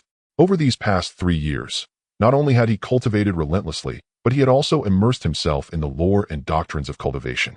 Among those teachings were detailed accounts of the spirit embryo. All spirit embryo realm cultivators possessed one, but no two were ever alike. For each cultivator's path and understanding of the Tao differed, thus no 2 spirit embryos could ever be identical. And because they differed, they were ranked accordingly. 1 to 3-colored embryos were deemed ordinary, 4 to 6-colored ones peerless, and those bearing 7 colors or more marked transcendent geniuses. 8-colored embryos stood at the apex of the Jiuzhou realm, achieved by only a handful across its tens of thousands of years of history. A 9-colored embryo belonged to myth alone, its very possibility recorded in ancient texts yet never once verified in reality. And now Qin Xuan had forged one, a spirit embryo unparalleled in the annals of the Jiuzhou realm. With such a 9-colored embryo, even at merely the first tier of the spirit embryo realm, he could effortlessly overpower cultivators bearing 1 to 3-colored embryos, even those at the 9th and final tier. Against 4 to 6-colored embryos, he could cleave down opponents below the 6th tier with a single sword stroke. And against the rare 7-colored transcendents, he could contend confidently, even when facing foes 1 or 2 tiers above him. At last I have entered the spirit embryo realm, and forged a 9-colored spirit embryo. I have awakened my own Tao. From this day forth, I am no longer a feeble cultivator at the mercy of fate. Ecstasy surged through Qin Xuan as he sensed the transformation wrought by the 9-colored embryo. His internal spiritual energy roared like an endless ocean, vast, deep, and overwhelmingly potent beyond imagination. Qin Xuan rose to his feet, and suddenly his divine sense stirred. Within 100 li radius, every movement, every whisper, every tremor manifested instantly in his mind. This was the hallmark divine sense of the spirit embryo realm, capable of perceiving all surrounding phenomena, and when refined through specific Tao arts of sharpening into lethal blades for offense and annihilation. So this is divine sense. Fascinating. For the first time, Qin Xuan savored its wondrous subtlety. Instead of withdrawing it, he extended it further, sweeping across the entire imperial ancestral temple. At the instant his divine sense brushed against the rear hall of the imperial ancestral temple, a resonant hum erupted, as if another divine sense had struck his directly, seeking to shatter it and bar his perception from the hall. Is it Elder Patriarch Qin Yuan? Qin Xuan's brow furrowed slightly, the immediate assumption being that the assault came from Qin Yuan, guardian of the rear hall, determined to prevent intrusion. No, wrong. Yet almost instantly he sensed the anomaly. This divine sense carried wildness, slaughter, and above all, a taint of demonic corruption. This is the mind of a cultivator who has fallen to the demon path. It cannot be Elder Patriarch Qin Yuan's. Without hesitation, he infused his own Tao intent into his divine sense and launched a counterstrike. In an instant, the invading consciousness dissolved utterly, erased without trace. Whoosh! In the next breath, Qin Xuan shot upward, landing atop the ancestral guardian palace, gazing toward the distant imperial ancestral temple. He reactivated the heaven and earth contemplation art and swept his divine sense once more toward the temple's rear hall. At once the temple before him transformed. No longer did it appear as it once had. Instead, a colossal celestial dragon coiled majestically above it, while beneath surging waves of demonic energy churned violently. Within that maelstrom, shadowy demonic forms writhed, straining as if ready to burst forth, only to be crushed instantly beneath the dragon's descending sovereign pressure. So it is true. The supreme demon sovereign of 5 centuries ago remained sealed within the rear hall of the imperial ancestral temple. Qin Xuan's brow tightened, his expression grave and unyielding. That sovereign had been a titan, reaching the pinnacle of the nascent soul realm. Though imprisoned for 5 centuries, the brief clash of divine senses convinced Qin Xuan that his strength had scarcely diminished. Should he break free, his union with the demon nascent soul would be absolute, and the Great Qin Empire would fall without reprieve. Yet Qin Xuan held no means to subdue the sealed sovereign. His sole duty, his only recourse, was to guard the imperial ancestral temple vigilantly, preventing infiltration by the Kunlun demon sect. After entering the spiritual embryo realm, Qin Xuan naturally did not cease his cultivation. As usual, he continued to practice, and before he knew it, several months had passed, during which his cultivation had unknowingly reached the 2nd level of the spiritual embryo realm. One day, Qin Xuan finished his training, shook his head, and felt that something was amiss, as if he had forgotten to do something. It seems that Qing hasn't contacted me for a long time. I wonder how she is doing as a female hero out there. After pondering for a moment, Qin Xuan finally remembered what he had neglected to do. The previously persistent Yi Qingqing had not contacted or disturbed him for several months, which made him feel somewhat unaccustomed. Since Qin Xuan received the spirit horn over the past few years, Yi Qingqing had frequently used it to contact him, sharing stories about her experiences at the Fengtian Pure Sound and occasionally asking about Qin Xuan's novel. Originally, Qin Xuan had found chatting with Yi Qingqing somewhat annoying, but over the years it had become a habit, and suddenly going months without contact was indeed a bit strange for him. Qin Xuan. Just then, as if summoned, the melodious voice of Yi Qingqing came through the spirit horn. Upon hearing the voice, Qin Xuan immediately took out the spirit horn and replied, "I'm here." "You're training again," Yi Qingqing's voice came. "I just finished training," Qin Xuan responded. "I just don't understand why, with such an exciting world outside, you are so unwilling to come out." Upon hearing that Qin Xuan had just finished, Yi Qingqing began her usual routine of urging him to leave the palace and experience the outside world. Of course, the outcome was that Qin Xuan rejected her. This left Yi Qingqing so furious that she gritted her teeth. "Where have you been these past few months?" Qin Xuan asked. He wasn't feeling unaccustomed because Yi Qingqing hadn't contacted him for a month. He simply wanted to know where she was at that moment. "Are you concerned about me?" Yi Qingqing teased upon hearing Qin Xuan's question. Qin Xuan rolled his eyes, unsure how to respond. Yi Qingqing chuckled at Qin Xuan's silence. "You probably didn't know, but I've left Zhongzhou, and am now in Nanhai Prefecture. You went to Nanhai Prefecture. That area is the territory of the myriad demons' kingdom. Aren't you afraid of danger? Qin Xuan hurriedly asked. You really do care about me. Yi Qingqing suddenly burst into laughter. I thought you would be woodenhead for life. What are you doing in Nanhai Prefecture? Qin Xuan inquired. Of course I'm being a female hero. Did you forget that I'm now the Qinyan female hero? Yi Qingqing replied with a smile. Upon hearing this, Qin Xuan rolled his eyes, feeling somewhat speechless about her. It was puzzling that she would abandon her position as the holy maiden of Fengtian pure sound to become a female hero. It was akin to a wealthy heiress choosing to perform on the streets. This was surely absurd. However, it was also a consequence of Qin Xuan writing a novel. After finishing the book, The Love Emperor, Qin Xuan, in a fit of inspiration, wrote a martial arts novel tailored to this world titled The Female Hero's Quest for Love. The plot was based on Yi Qingqing creating a female hero character named Huang Qingyan. Huang Qingyan had been cultivating in a sect called Tiandao sect since childhood, practicing a heart technique that emphasized forgetting emotions.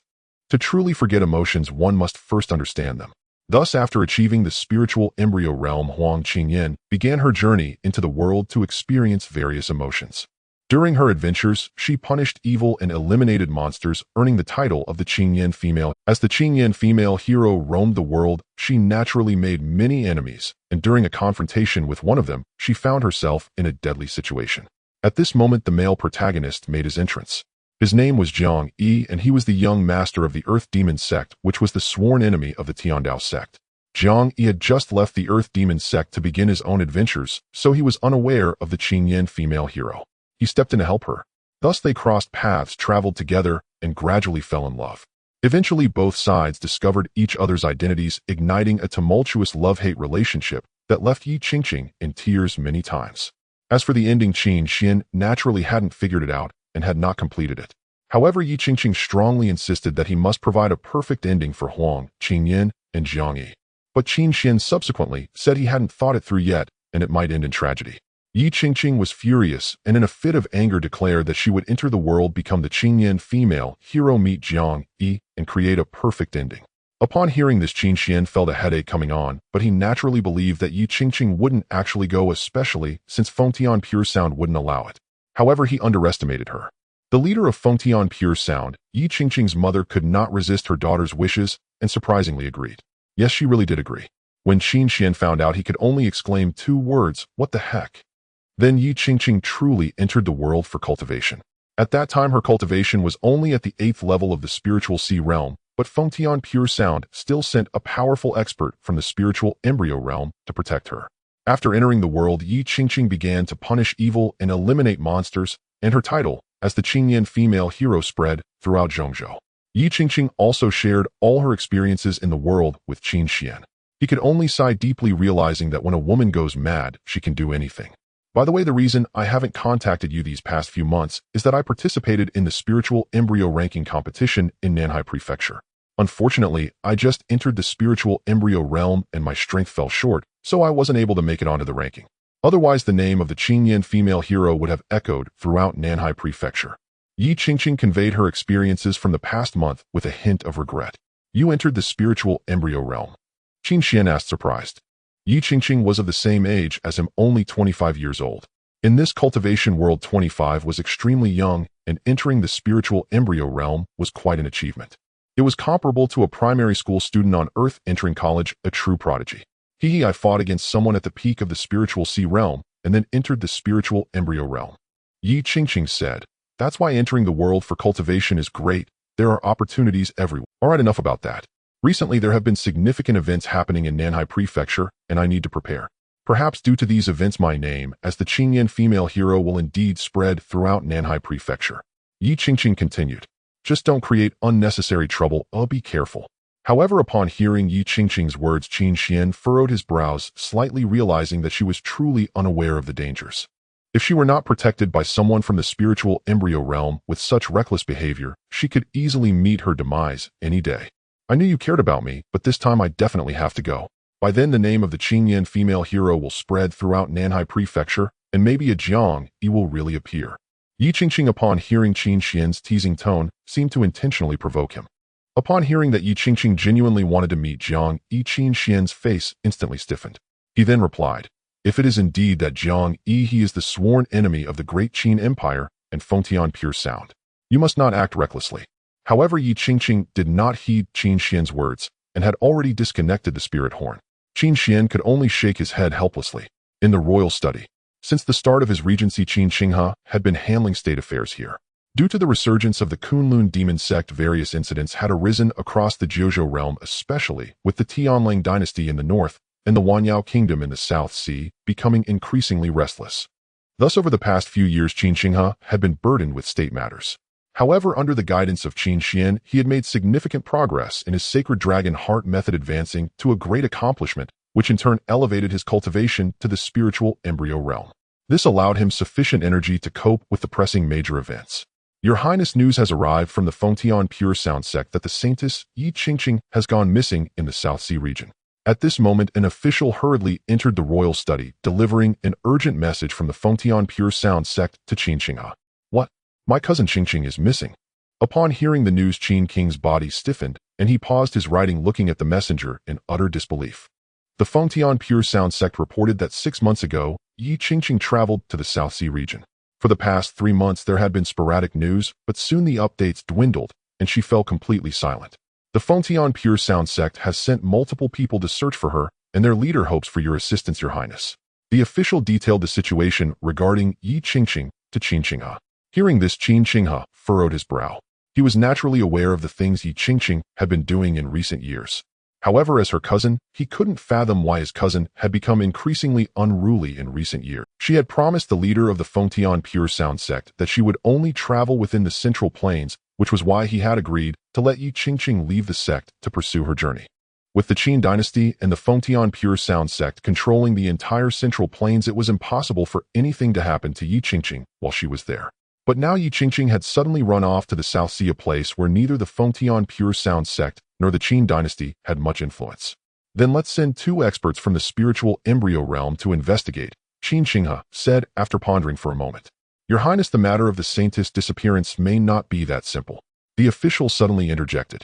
Hearing this, Qin Xinghe frowned and asked, what hidden truths are there? Your Highness, in the past year, numerous cases of disappearance have emerged in the Central Plains, Yunzhou, Jiangzhou, and Qingzhou, with many talented cultivators among those who went missing. Therefore, the disappearance of the saintess is likely related to these continuous vanishings. The official continued. Qin King's expression darkened instantly as he solemnly spoke. If this is the case, why was it not reported? Your Highness, I beg your pardon.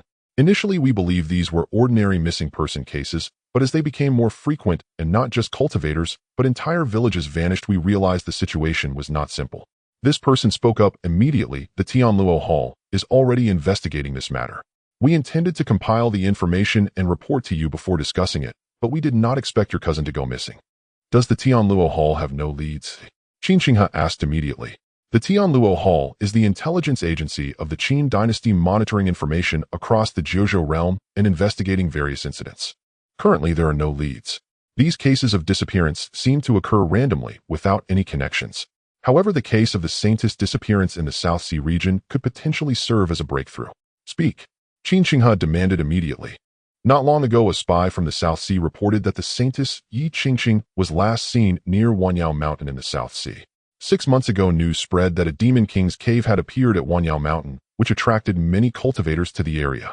Are you suggesting that the news of this demon king's cave appearing could be false, aimed at luring cultivators there? Qin Xinghe asked with a grave expression. There is a possibility, the official replied immediately. Investigate this thoroughly. Turn the South Sea region upside down if necessary to uncover the truth, Qin Xinghe commanded sternly. For some reason, he felt an overwhelming sense of unease regarding this matter. He had an instinct that this disappearance concealed a grand conspiracy aimed at the Qin dynasty. If not properly resolved, it could jeopardize the national fortune of the Qin dynasty. Immediately, Qin Xinghe issued several orders, and numerous experts from the spiritual embryo realm set off towards the South Sea. Should I inform Xian about this matter? After all, Qingqing and Xian have a special relationship. Qin Xinghe pondered after managing state affairs, recalling Qin Xian. He was keenly aware of the relationship between Qin Xian and Yi Qingqing. Subsequently, Qin Xinghe wrote a message and had a eunuch deliver it to the ancestral palace. In the ancestral palace. Finally, after 6 months, I've broken through to the 4th level of the spiritual embryo realm. Qin Xian concluded his meditation, exhaling a long breath. With the enhancement of his cultivation level, the time he spent on each breakthrough had also grown longer. Moreover, because he had formed a 9-color spiritual embryo, the difficulty of each breakthrough was even greater. If it weren't for the improvement of his aptitude through the Xian Huang Dan, he might not have broken through even in 3 or 4 years. Now Qin Xuan had achieved the 4th level within less than a year of entering the spiritual embryo realm, marking him as a peerless genius. Furthermore, due to the 9-color spiritual embryo, the benefits Qin Xuan gained from each breakthrough were unparalleled compared to other spiritual embryos. His 1st level was almost equivalent to the 3rd or 4th levels of others. Now, as a 4th level spiritual embryo combined with his learned skills, unless he encountered a cultivator at the nascent soul realm, he was invincible.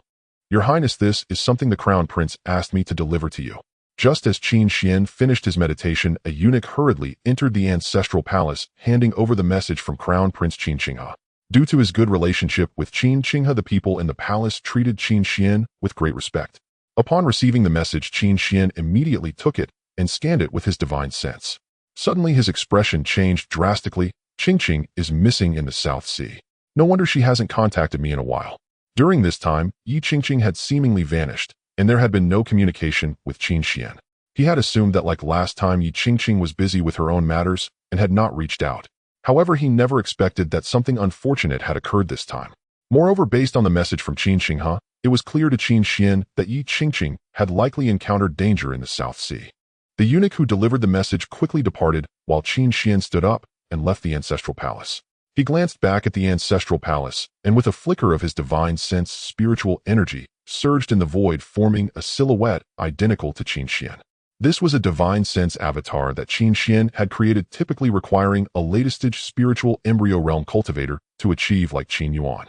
However, Qin Xuan possessing a 9-color spiritual embryo was beyond the norm. The abilities of the spiritual embryo realm were accessible to him the moment he stepped into that realm. This avatar, being a convergence of divine sense, possessed about 30% of his strength, making it more than capable of overseeing the ancestral palace and regularly cleaning the main hall. In the next moment, Qin Xuan's body surged into the sky, disappearing into the horizon. This was the first time in over 20 years since he arrived in this world that he had left the palace, all for the woman who affected his sword-drawing speed.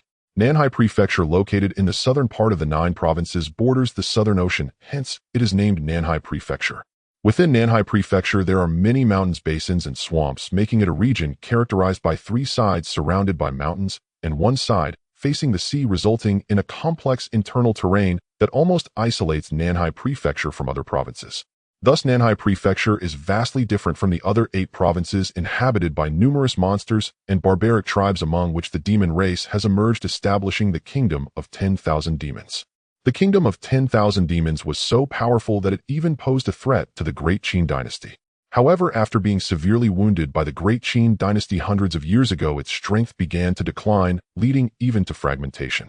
The entirety of Nanhai Prefecture no longer belonged solely to the kingdom of 10,000 demons, but many other forces and organizations emerged, including those established by the Great Qin Dynasty. Therefore, Nanhai Prefecture appears quite chaotic compared to other provinces. In Nanhai Prefecture, there is a mountain range known as the Mountain of 10,000 Demons. Legend has it that every 10,000 years a peerless demon king emerges from the Mountain of 10,000 Demons, unifying Nanhai Prefecture and founding the Kingdom of 10,000 Demons. After his death, this ancestor returned to the Mountain of 10,000 Demons, disappearing without a trace. Half a year ago, news spread that the cave dwelling where this ancestor was born had appeared, and this demon king was rumored to have achieved a cultivation level above the nascent soul stage, already at the spirit unification stage. Furthermore, there are rumors that he abandoned the Kingdom of 10,000 Demons to return to the Mountain of 10,000 Demons, seeking to enter the sacred spirit realm. As a result, the news of this cave dwelling's emergence instantly attracted many cultivators from the 9 provinces. Nanshan City, the closest city to the Mountain of 10,000 Demons in Nanhai Prefecture, has gathered a multitude of cultivators eager to explore the Demon King's cave dwelling.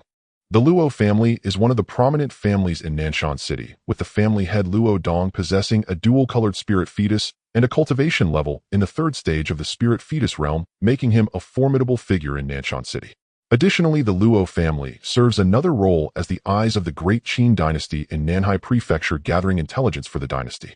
With the covert support of the Great Qin Dynasty, the Luo family has flourished and gained significant renown. Many secret agents from the dynasty have come these past few days. What is their purpose? In the inner hall, a young man in his 20s asked, somewhat puzzled. As the young master of the Luo family, he was well aware of the relationship between the Luo family and the Great Qin Dynasty. It was normal for secret agents to come for intelligence gathering. However, recently the secret agents of the Great Qin Dynasty had been frequently appearing at the Luo family investigating various matters, not only within Nanshan City. This clearly indicated that something significant was about to happen. In the inner hall, a middle-aged man sat in a position of authority, his presence calm and steady, exuding an unyielding aura. This man was Luo Dong, the current head of the Luo family, who had mastered the Longxian heart method bestowed by the Great Qin Dynasty and had achieved great success. Coupled with his third-stage spirit fetus realm strength, he held a prominent reputation in Nanshan City. A noble from the dynasty has gone missing in the mountain of 10,000 demons, Luo Dong stated calmly. A noble of the Great Qin Dynasty is missing in the mountain of 10,000 demons. What? The young man showed a look of shock. Could it be related to that demon king's cave dwelling? Most likely, so the dynasty's secret agents have increased in number these days. If you have any information, you must report it truthfully. Also, pass on my words, members of the Luo family are forbidden from participating in matters related to the cave dwelling. Those who violate this order will be expelled from the Luo family. Luo Dong spoke solemnly. The young man's expression turned slightly grim upon hearing this. With the Demon King's cave dwelling manifesting as a cultivator, he naturally wanted to go, but his father had repeatedly forbidden the Luo family disciples from participating. Is it fear, father? But with your strength and the dynasty's support, participating in the competition for the Demon King's cave dwelling would surely yield gains, the young man pondered, feeling quite bewildered. Suddenly a sound of breaking air echoed, and then a figure dressed in black appeared, as if materializing out of thin air within the inner hall. Who is it? Luo Dong exclaimed, revealing a look of astonishment upon seeing the figure. The young man turned around abruptly upon hearing his father's words, only to discover a figure had appeared behind him, displaying an expression of shock. A stranger under the bright sunlight had intruded into the Luo family without a care. What were the guards and disciples of the Luo family doing? Were they blind? Compared to the young man, Luo Dong felt not only fear, but also a sense of impending danger. With his third-stage spirit fetus realm cultivation, his divine sense enveloped the entire Luo family. If an outsider approached, he would certainly notice. Yet this person had somehow evaded his divine sense scrutiny, only revealing his presence when he was less than 10 meters away. The only explanation was that this person was extraordinarily powerful, far surpassing him. The figure in black was Qin Xuan, who had come from the Great Qin Dynasty. He traveled through the air from Zhongzhou, directly arriving at the Luo family, which had close ties to the Great Qin Dynasty, to inquire about Yi Qingqing. However, upon seeing the current head of the Luo family, he revealed an expression of surprise. On the surface, Luo Dong appeared perfectly normal. Yet after Qin Xuan used his heaven and earth visualization technique, he was astonished to find that Luo Dong's body was suffused with rolling demonic energy, and within him a demonic shadow was stirring restlessly. This was quite peculiar. According to the intelligence provided by the dynasty's secret agents, Luo Dong, a disciple of the Luo family, originally had mediocre talent. By chance, he found a heavenly spirit fruit in the mountain of 10,000 demons, which improved his aptitude and talent after consumption, causing his strength to rise rapidly, ultimately condensing a dual-colored spirit fetus and becoming the strongest in the Luo family, thereby succeeding as the family head. The Luo family has always practiced the Longxian heart method, a cultivation method from the royal family of the Great Qin Dynasty. Qin Xuan had previously signed for this information a legitimate path of cultivation, and it was impossible for practitioners to produce demonic energy, let alone have a demonic shadow surging. Luo Dong has problems. However, Qin Xuan did not immediately expose him, but rather in a calm tone asked, "Family head Luo, do you know of the heroic Lady Qin Yan?" Yi Qingqing had always used the title of the heroic Lady Qin Yan outside, and it was no exception in Nan. Are you a person of the Great Qin Dynasty? Luo Dong countered, not answering immediately. No, Qin Xuan replied. Naturally, Qin Xuan would not reveal his identity as a prince, especially since the Kunlun demon sect despised the royal descendants. Although his current strength was sufficient for self-protection, he was cautious and thus concealed his identity. When he set out, he changed into ordinary clothing, and regarding his appearance, he could actually use disguise techniques, but deemed it unnecessary, thinking that no one would recognize him as a prince of the Great Qin Dynasty during his first venture outside the palace. Since you are not a person of the dynasty, then I have nothing to say, Luo Dong stated. Qin Xuan scoffed. The next moment his aura surged, directly pressing down towards Luo Dong. The Green Swallow heroine, I have only met you once, and I know nothing else. Though he himself was a master of the spirit fetus realm in the Jojo realm, the man before him exuded an aura that felt like a mountain pressing down, making him feel like a mere mortal facing a spirit fetus realm cultivator. This made him realize that the person before him was truly extraordinary with terrifying strength. Really? Qin Xuan asked with an unruffled demeanor. This senior, everything I said is true. The Green Swallow heroine visited me in Nanshan City a month ago to pay respects to the Changxin sect, and then she left. I truly know nothing else. Please discern for yourself, esteemed senior. At this moment, Luo Dong respectfully referred to Qin Xuan as senior. Upon hearing this, Qin Xuan remained calm, yet his divine sense had already enveloped Luo Dong, perceiving his emotions through the flow of qi. Qin Xuan's perception was exceptionally sharp, as long as there was even a hint of emotional fluctuation from Luo Dong, he could sense it and infer the truth of his words. Though Luo Dong appeared extremely calm on the surface, his internal emotions were already fluctuating, with his heartbeat accelerating, clearly indicating he was lying. You are lying, Qin Xuan said coldly. In the next moment, he reached out and conjured a massive hand shadow that directly grasped towards Luo Dong. What do you mean by this? Seeing Qin Xuan take action, Luo Dong's expression changed drastically as he felt a terrifying threat descend upon him, immediately roaring in anger. Flee! At this moment, Luo Dong's only thought was that this person was far too terrifying and he had to escape. In the next instant, he flung his son towards Qin Xuan as a shield, buying himself time to run. Luo Dong's son immediately changed his expression, shocked that he would be used as a shield. However, Qin Xuan's strength was extraordinarily powerful. The might of the 9 colors spirit fetus far exceeded that of an ordinary spirit fetus realm cultivator, and even those at the peak of the spirit fetus realm could not compare. Luo Dong only possessed a 2-colored spirit fetus and was merely at the 4th level of the spirit fetus realm, rendering him no different from a child in front of Qin Xuan. Qin Xuan waved his hand, and a surge of energy swept through, instantly dispersing Luo Dong's son. Then that powerful aura coalesced into a gigantic hand shadow that descended like thunder, promptly slamming Luo Dong down. Bang! With a single palm strike, Luo Dong was pinned down by Qin Xuan's handprint, unable to move, his expression bewildered. He did not know how the other party knew he was lying, but he realized that if he did not flee, he would definitely meet a disastrous end. Suddenly, Luo Dong let out a roar, and dark demonic energy began to swirl around his body. Black patterns emerged on his skin, crawling all over him as his body expanded and became incredibly muscular, with black spikes growing from his back, looking terrifying. You are dead. Luo Dong howled, his body brimming with power, almost breaking free from Qin Xuan's suppression. Whoosh! Suddenly, an incredibly sharp sword qi descended from the sky, piercing through Luo Dong's body and pinning him to the ground. Are you a demon? Qin Xuan asked in a deep voice. He had read much about demons in the palace, but this was the first time he had seen one with his own eyes. The Kunlun demon sect was closely related to demons. Now that Yi Qingqing had gone missing after seeing Luo Dong, it was highly likely that it was connected to the Kunlun demon sect. Furthermore, the information Qin Xinghe provided him suggested that the recent string of disappearances over the past year was likely the work of the Kunlun demon sect. What was even more troublesome was that the Luo family had originally established an intelligence network for the Great Qin in the South Sea state, yet now the demons of the Kunlun demon sect had infiltrated, brazenly becoming the head of the family. It was clear that there were likely many such demons within the Great Qin Dynasty. This was definitely not good news for the Great Qin Dynasty. With this thought, Qin Xuan raised his hand and pressed it firmly against Luo Dong's head. What are you going to do? Luo Dong asked in terror. Soul capture. Qin Xuan replied coldly. The soul capture technique was something Qin Xuan obtained during a sign-in session, allowing him to directly extract the soul and interrogate it to obtain memories within. However, this soul capture technique was extremely cruel. The soul of the captured individual would be damaged, turning them into an idiot. Therefore, after mastering it, Qin Xuan had never used it on anyone, and he would never do so unless absolutely necessary. Yet in this situation, he had no choice but to use it. As the soul was forcibly extracted, Luo Dong immediately let out a scream of unbearable pain. Qin Xuan remained unmoved, his powerful divine sense whipping through Luo Dong's soul as a stream of information was drawn out. The soul capture technique not only harmed the captured soul, but also placed a burden on the practitioner. Even with the powerful 9 colors spirit fetus, Qin Xuan felt extremely fatigued.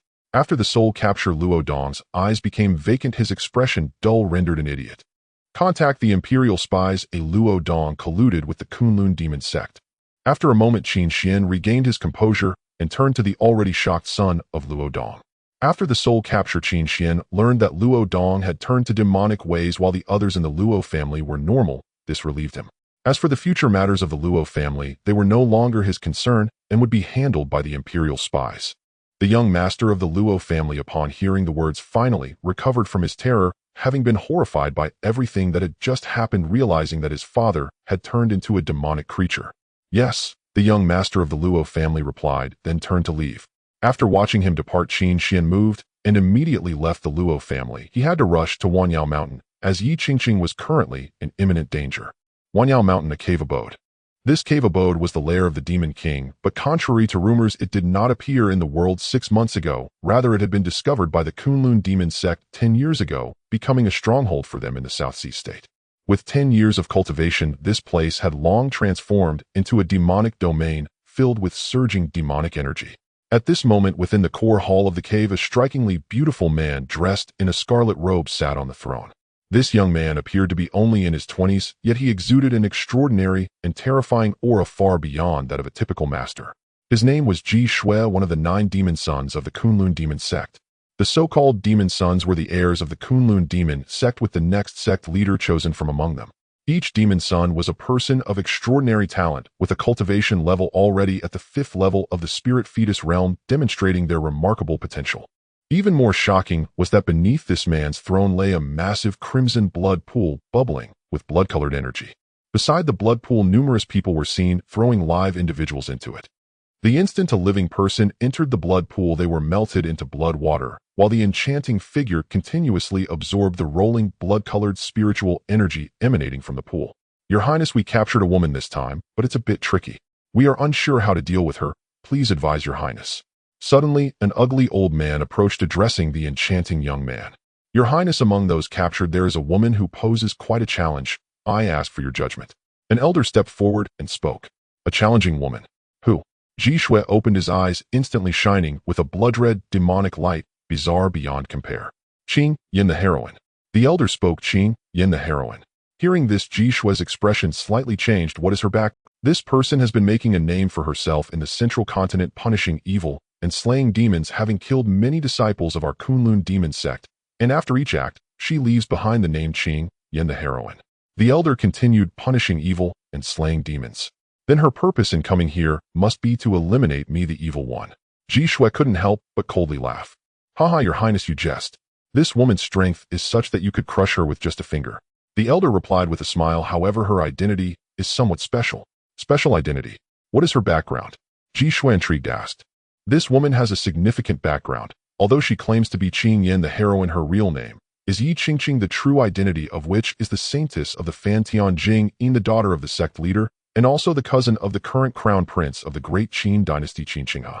The elder spoke. Upon hearing this, Ji Shui revealed a hint of interest. This woman indeed has. Your Highness, Yi Qingqing has astonishing talent. At merely 23 years of age, she has already entered the spirit embryo stage and formed a 5-colored spirit embryo, undoubtedly a rare female genius. The elder continued, thus my subordinates did not know how to handle this woman and felt it a pity to just throw her into the blood pool for refinement. Haha. Ji Shui burst into hearty laughter. Indeed, it would be a pity to simply refine this woman in the blood pool. If I were to convert Yi Qingqing into a demon for my use, making her my concubine, it would be even more wonderful to turn her against the Great Qin Dynasty. Moreover, it won't be long before the demon lord breaks through to the spirit union stage. By then, our Kunlun demon sect will sweep across the 9 provinces, unifying the realm. We will then battle the Great Qin Dynasty, and having Yi Qingqing turn against them will surely give Qin Xinghe and Fan Tianjing a tremendous surprise, allowing me to achieve great merit. When I receive rewards from the demon lord, my status within the sect will surely rise again. Just thinking about it excites me. Ji Shui continued to emit strange laughter, his blood-colored demonic energy surging out, terrifyingly extraordinary. Your Highness is indeed wise. Many disciples of the Kunlun demon sect shouted in unison, eagerly anticipating the matters Ji Shui had spoken of. After the defeat of the Holy Dragon Mountain battle 500 years ago, the Kunlun demon sect had retreated into darkness. For 500 years, the disciples of the Kunlun demon sect hid in the shadows in utter darkness, dare not reveal themselves to the world. However, 500 years ago, the demon infant did not perish, but became the new demon lord with cultivation reaching the heavens, likely to enter the spirit union stage. By then, the Kunlun demon sect will undoubtedly sweep across the entire 9 provinces, unifying the realm. The once mortal enemies, the Great Qin Dynasty, will fall beneath the demon lord's might. In another part of the cave, within a massive dungeon, numerous living beings are currently imprisoned. These individuals are all cultivators with varying levels of cultivation, including several at the spirit embryo. They were lured into traps by Qi Shui's various means and captured here, becoming the nourishment for Qi Shui's cultivation of the blood demon transformation technique. Among them, cultivators with decent talent are planted with demon seeds by Qi Shui, transforming them into demons. At this moment, the cultivators in the dungeon all wore expressions of despair, sitting on the ground awaiting death. In a corner of the dungeon, a woman and a young girl sat together. The girl, disheveled, hugged her knees, her face showing a shade of gloom. "Saintess, don't worry, I have secretly left a message. The sect leader and the crown prince will definitely send someone to rescue us," the woman comforted. This young girl is none other than Qin Yen, the heroine Yi Qingqing. The middle-aged woman is sent by Fan Tianjing Yin to protect Yi Qingqing. "It truly is as that bastard said, filled with danger." Yi Qingqing spoke in a low voice. "Are you thinking about that Qin Xuan again, your highness?" The middle-aged woman responded with annoyance. She sincerely cursed Qin Xuan to death. Not only did she fail to understand the saintess' intentions, but she also wrote some nonsensical things to the saintess, forcing the saintess to take on the role of Qin Yen, the heroine. Now being captured by the Kunlun demon sect's demon prince, her life and death are uncertain.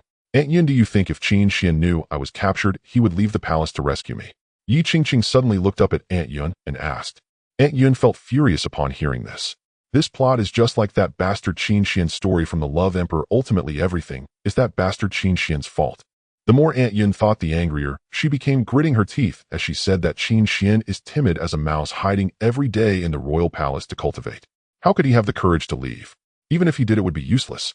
I see him cultivating every day, yet his cultivation does not seem very strong. He might not even have entered the Spirit Sea stage yet.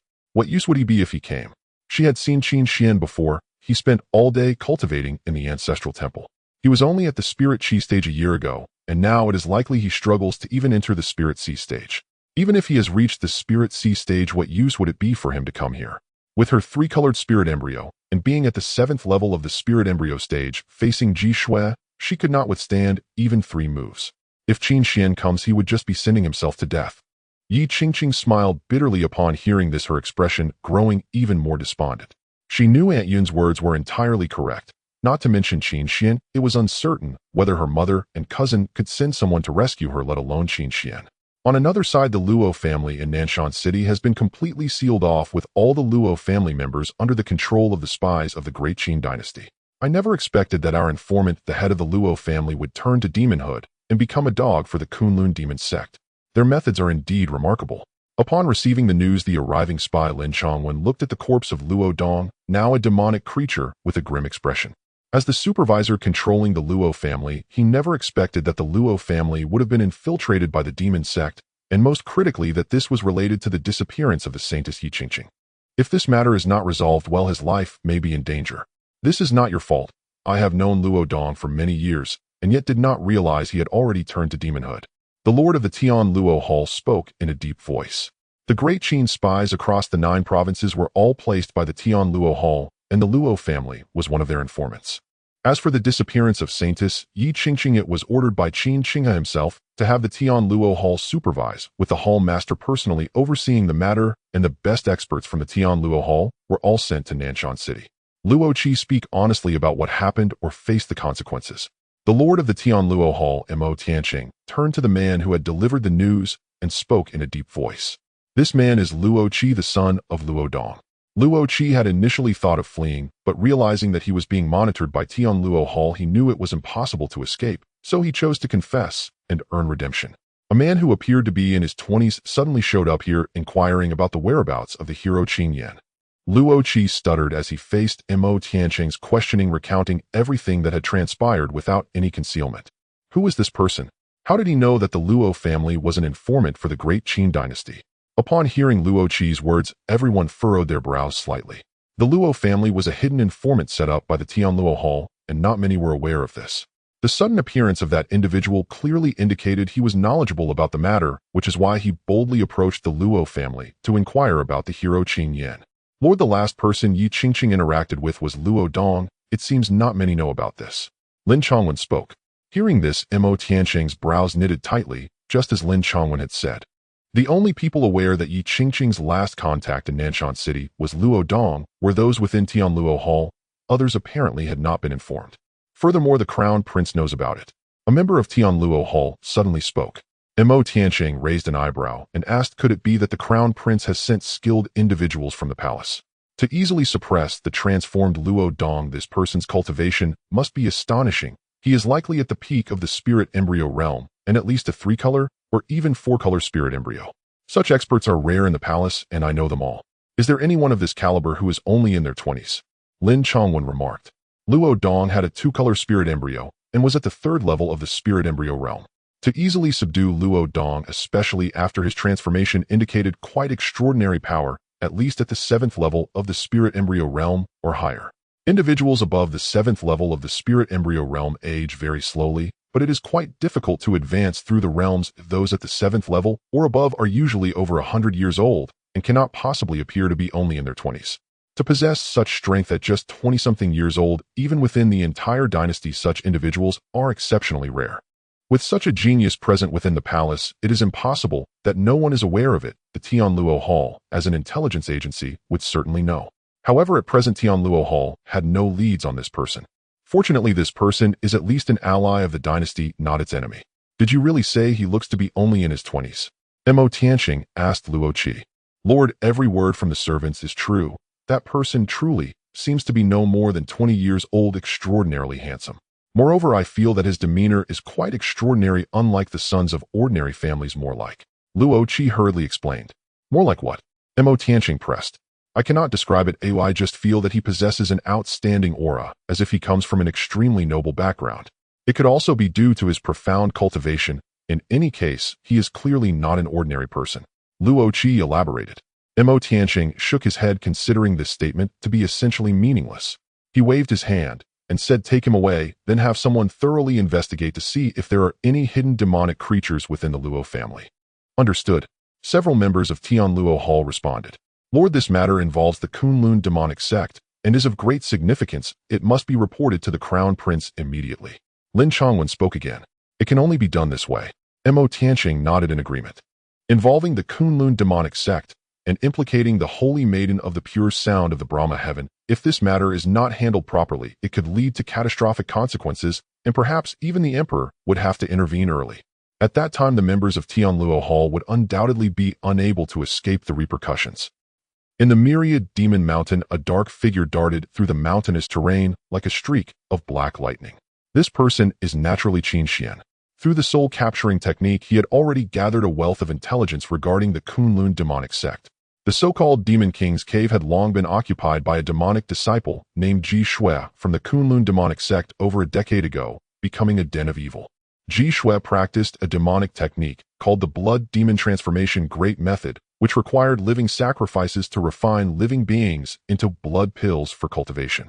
Moreover, to refine a sufficient number of blood pills, Qin Xuan had set numerous traps and laid various lures to capture cultivators as his nourishment. What worried Qin Xuan the most was something referred to as a demonic seed. The origins of this demonic seed were still unclear to Qin Xuan, but its effects were extremely sinister.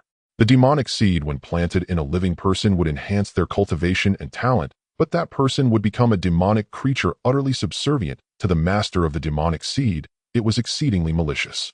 Qin Xuan captured so many individuals not only for his own cultivation, but also to use the demonic seed to transform people into demons. Luo Dong, who once leaped from mediocre talent to a reasonably good one, had entered the myriad demon mountain and inadvertently stumbled into Qin Xuan's lair, where he was implanted with a demonic seed to serve as an informant. His greatest concern now was whether Yi Qingqing had been infected with a demonic seed and transformed into a demon. I hope Qingqing is safe, otherwise Qin Xuan, I will ensure your complete annihilation. At this moment, Qin Xuan's expression was exceptionally cold, with murderous intent surging in his heart. Regardless of whether Yi Qingqing was in trouble, he would certainly not spare Qin Xuan and the individuals from the Kunlun demonic sect. The Kunlun demonic sect, currently lurking in the shadows, was a major threat to the Great Qin Dynasty, and should they encounter them, Qin Xuan would naturally not let anyone off the hook. Soon Qin Xuan arrived at the entrance of a hidden cave, which was also the site of the Demon King's cave, but this place had already turned into a den of evil with demonic energy surging. He released his divine sense to its maximum, an incredibly powerful divine sense sweeping through the entire interior of the cave. Qingqing is safe. Qin Xuan quickly found Yi Qingqing in the dungeon of the cave. At this moment she appeared emotionally downcast, but showed no signs of injury or demonic transformation. With Yi Qingqing safe, Qin Xuan let out a sigh of relief, so he did not immediately rescue her, but instead coldly gazed towards the main hall of the cave. Having scanned the area with his divine sense, he had located Ji Shui. The aura of evil pervaded the place, with blood pools bubbling and living beings being thrown into the blood pool to be transformed into blood water, nourishing Ji Shui's cultivation. Evil and wicked to harm the common people for their own cultivation, they truly deserve to die. Qin Xuan's eyes shimmered with endless murderous intent. Ji Shui's current level of cultivation was built upon the deaths of countless individuals. Merely within this cave, he had already seen heaps of bleached bones. Thinking of this, Qin Xuan immediately walked towards the den of evil. Another cultivator has come to seek death. However, this person truly has some guts, daring to come alone. As Qin Xuan approached the entrance of the demon cave, several disciples of the Kunlun demon sect suddenly appeared. These disciples surrounded Qin Xuan, each displaying a mocking expression. They had encountered many who, like Qin Xuan, ventured here, seeking treasures of the demon king, and had even killed quite a few. However, it was the first time they had seen someone come alone like Qin Xuan. Qin Xuan swept his gaze, and under the influence of his heavenly observation technique, these individuals appeared to him as monstrous beings radiating overwhelming demonic energy. Naturally, he had no desire to waste words. Raising his hand, he unleashed a sword gesture. A magnificent sword energy surged forth, and in an instant these individuals were reduced to ashes without even having the time to react. After slaying all those who obstructed him, Qin Xuan strode directly into the demon cave. The swirling demonic energy inside was nauseating. His entrance immediately stirred the demons within, who began to swarm towards him. However, Qin Xuan was undaunted. He drew the Dian sword and countless sword lights shone forth. The boundless sword intent spread continuously, and the incredibly sharp sword energy ravaged through, slaying all the attacking disciples, leaving them no opportunity to even speak before they were turned into blood mist. In an instant, the demon cave was filled with wails of the damned as countless disciples of the demon sect transformed into demons. These transformed disciples were all at the Spirit Sea stage. Once they became demons, their strength equated to those at the first level of the Spirit Embryo stage. Such disciples numbered in the thousands within this demon cave. This was merely the outskirts. If one were to delve deeper, they could only imagine how many such demon sect disciples were inside. Qin Xuan's gaze was icy, his expression calm as water, while the Dian sword in his hand danced continuously, releasing countless sword energies.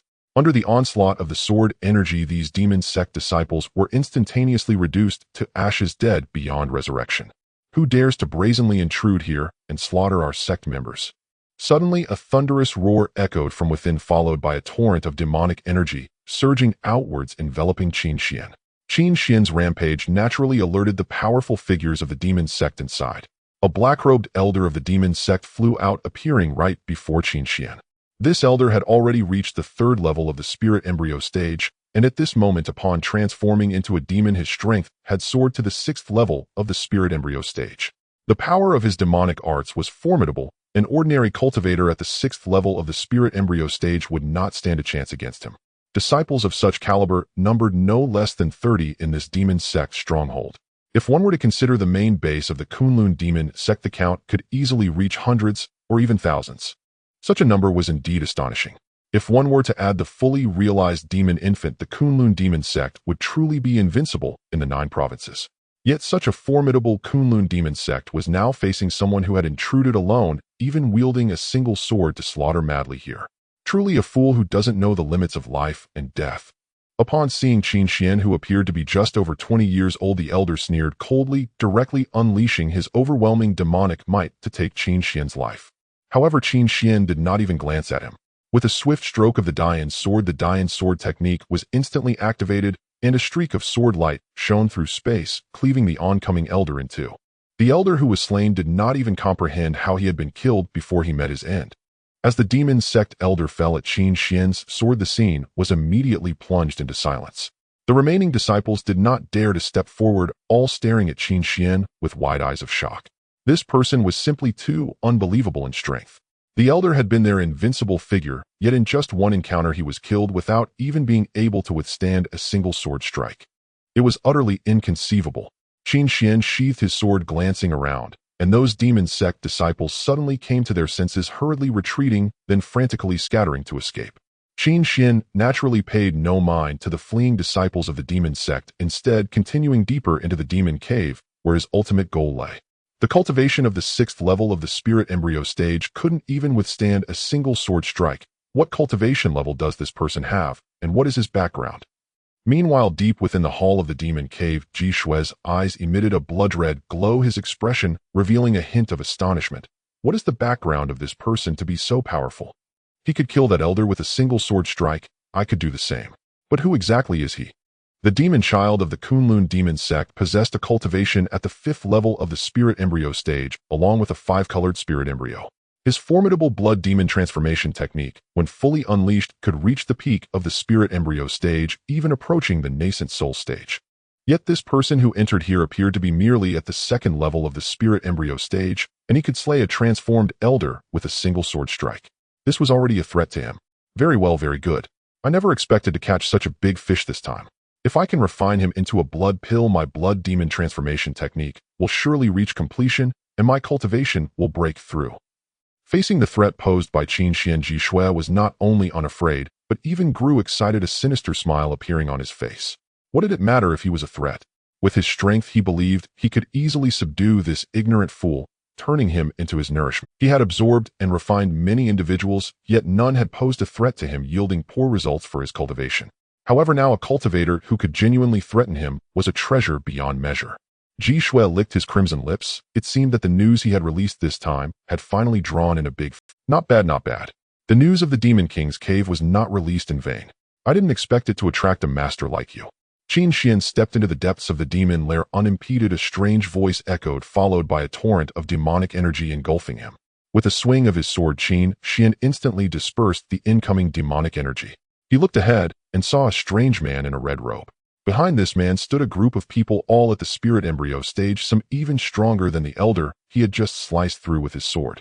You have 2 paths before you: accept the demonic seed, submit to me, and become my blood pill for cultivation, allowing you to live, or die directly, as I completely refine you into a blood pill.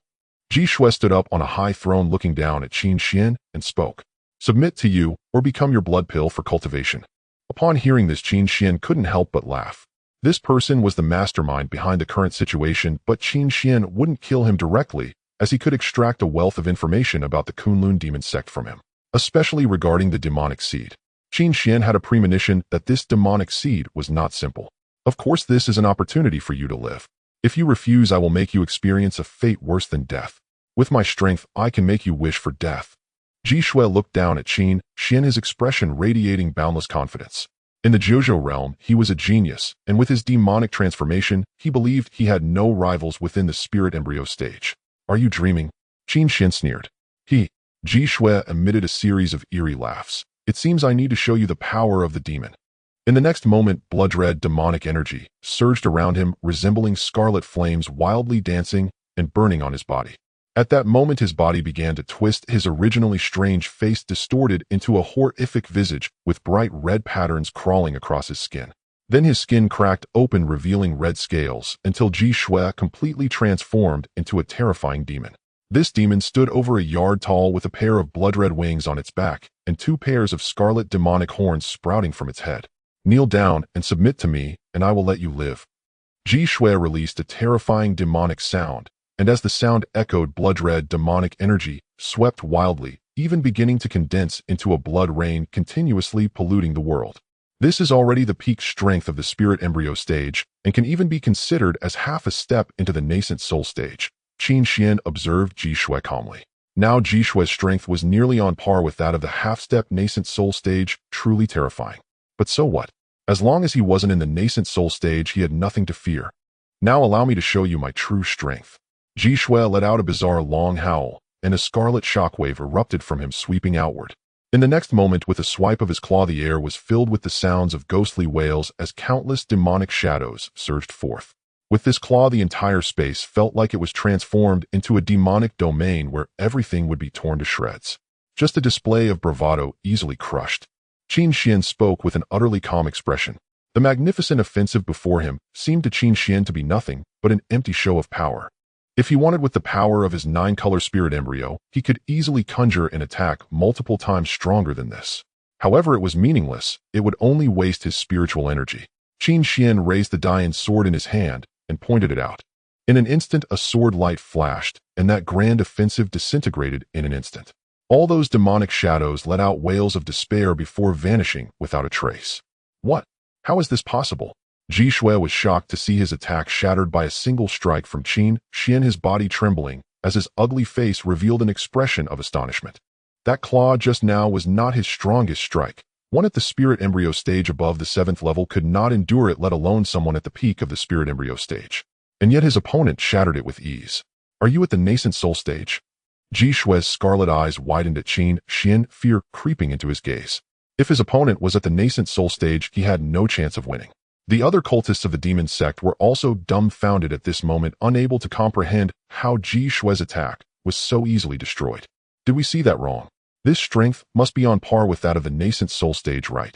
Upon considering that the person before them might be at the nascent soul stage, they began to tremble. A being at the nascent soul stage could easily annihilate them all. No, you are not at the nascent soul stage. A nascent soul stage cultivator can control the laws. You do not have that, you are just posturing. However, Ji Shui quickly sensed that Qin Xuan did not possess the power of laws that a nascent soul stage cultivator should have.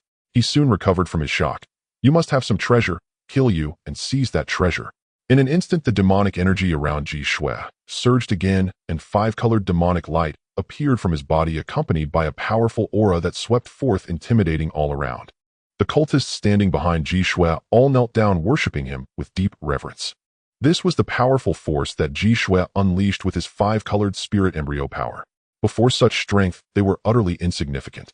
The 5-colored spirit embryo has some merit, Qin Xuan remarked, feeling the 5-colored demonic light emitted by Ji Shui, his expression unfazed.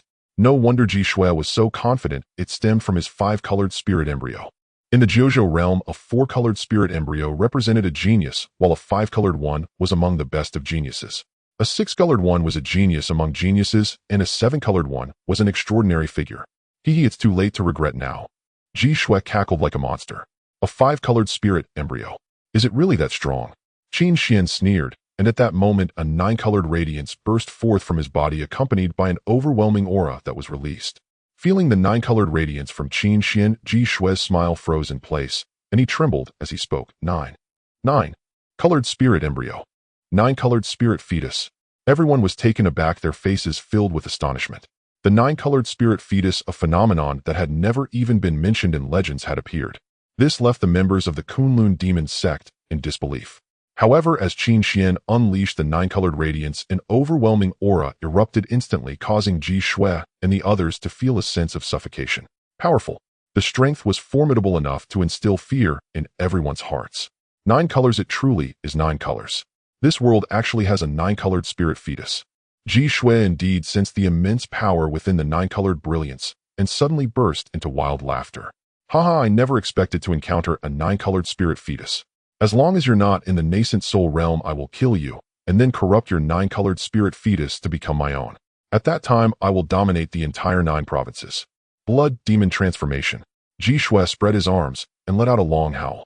Then an indescribable crimson demonic aura emanated from his body.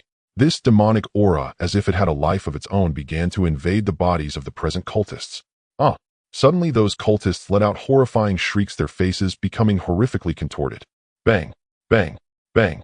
Then a series of explosive sounds erupted as all the cultists around them exploded, transforming into torrents of crimson demonic aura that surged towards Ji Shui.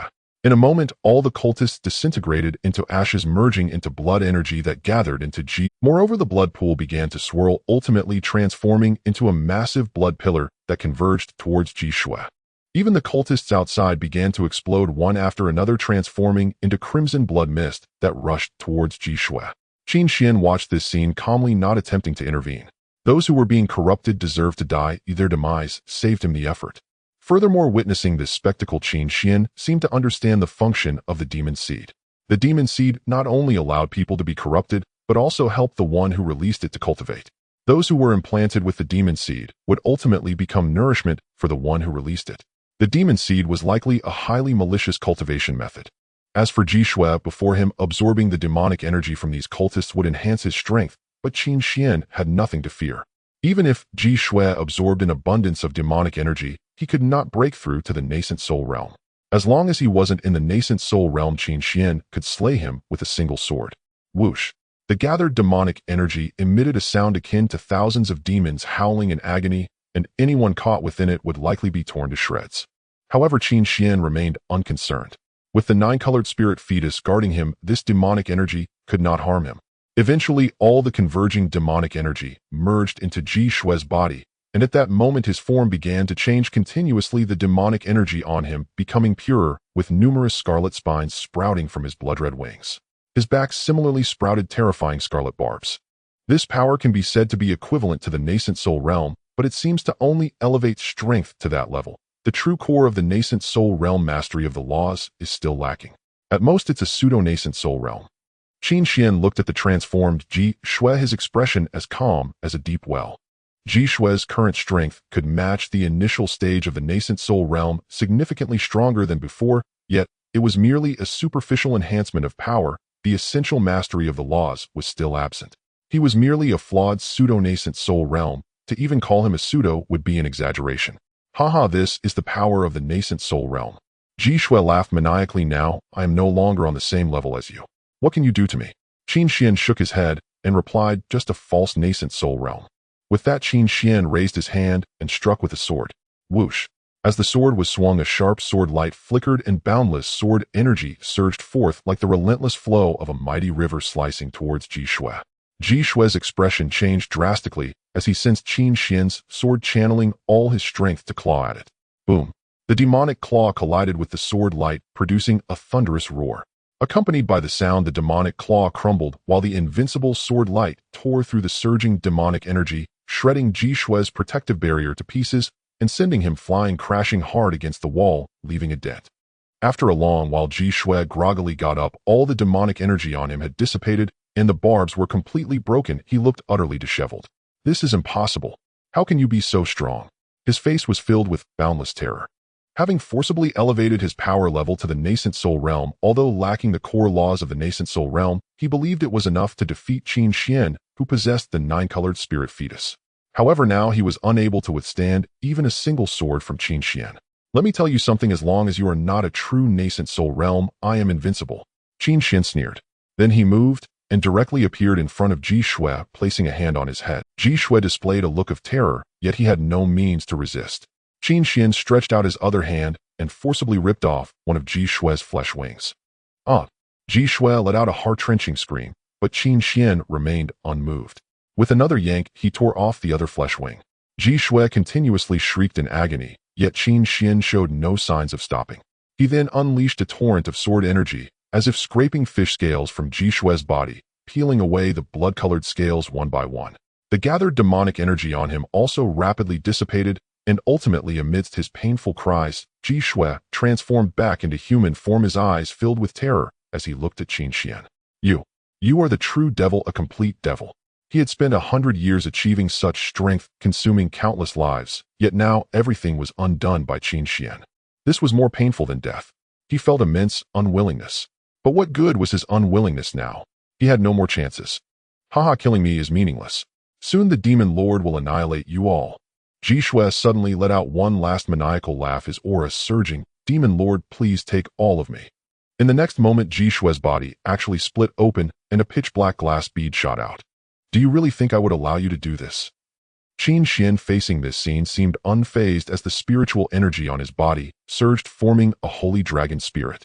Jishue could turn those upon whom he planted demonic seeds into his own nourishment. Conversely, Jishue himself, who likewise bore a demonic seed, was evidently another sustenance, only that his master stood on a far loftier tier than Jishue.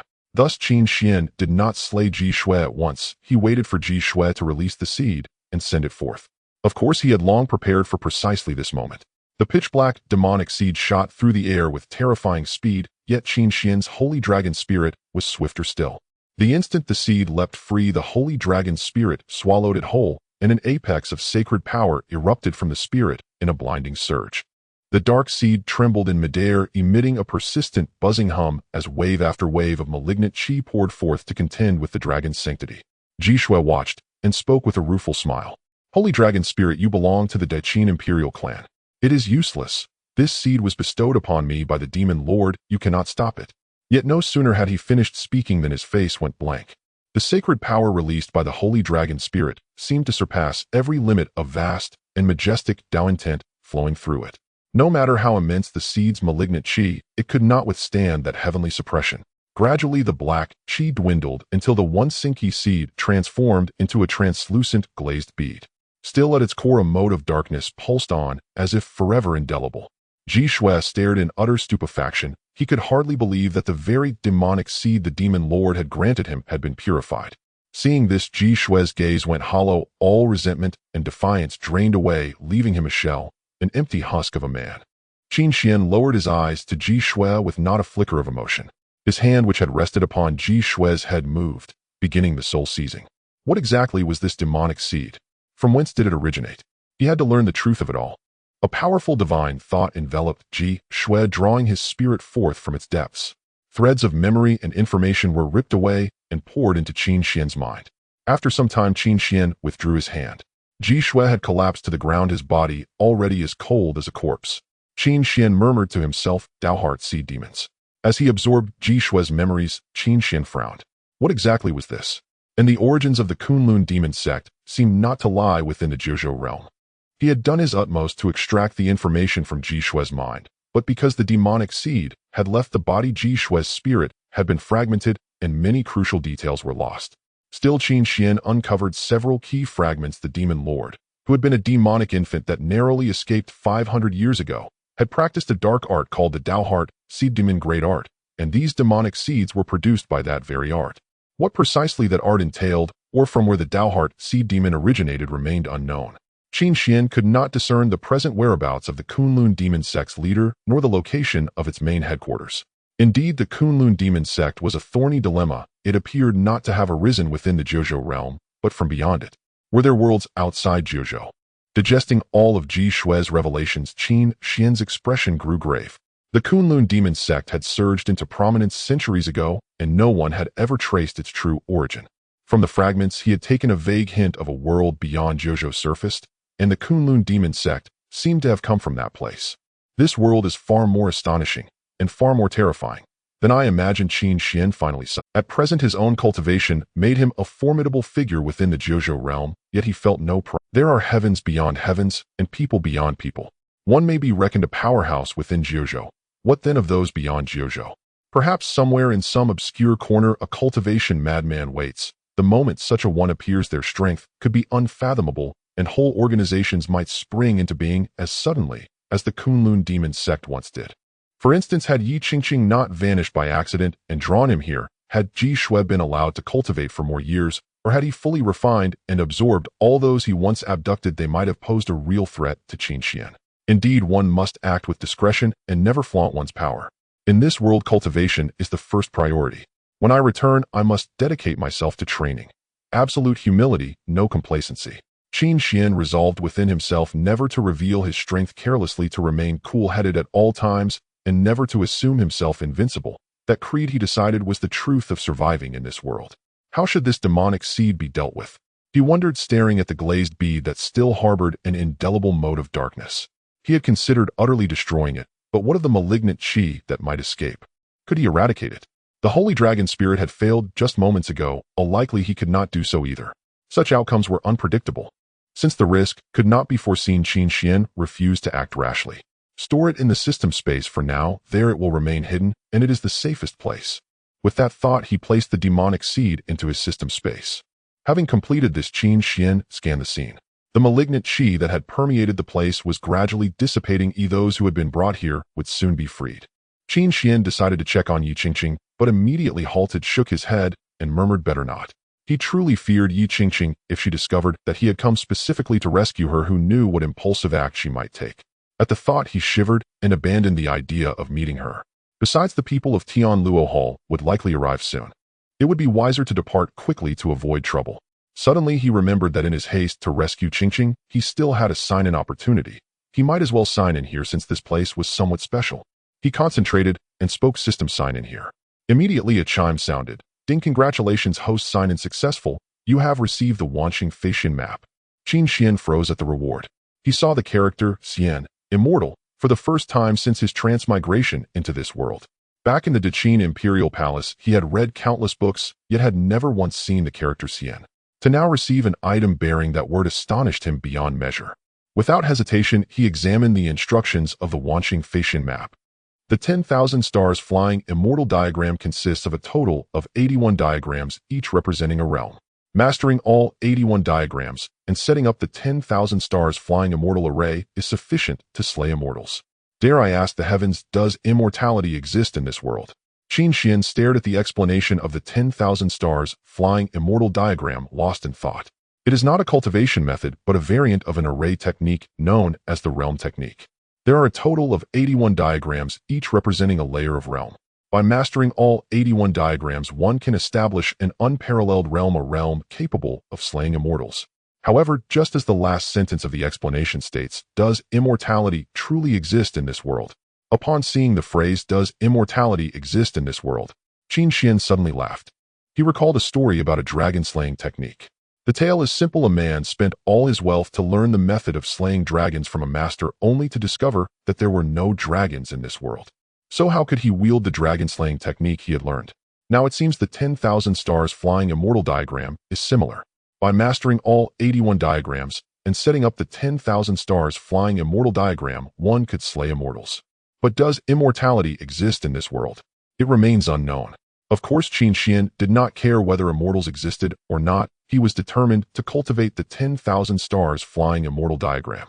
Once the 10,000 stars flying immortal diagram is set up, it becomes an unparalleled realm influencing all life within that realm. It can amplify, weaken, slay, or redeem. Its mysteries are boundless. Such a remarkable realm technique, how could Qin Xuan possibly let it slip away? However, after skimming through the 81 diagrams, he found that he could only comprehend 7, not even 1/10. This is quite terrifying. It is known that due to the effects of the Xian Huang pill, Qin Xuan's comprehension and talent are nearly unmatched. Therefore, he had previously grasped everything in an instant, but this 10,000 stars flying immortal diagram, he could not understand at all. This shows the profundity of the 10,000 stars flying immortal diagram. However, he was not anxious. He had plenty of time to comprehend it, so he stored the 10,000 stars flying immortal diagram back into the system space. Whoosh.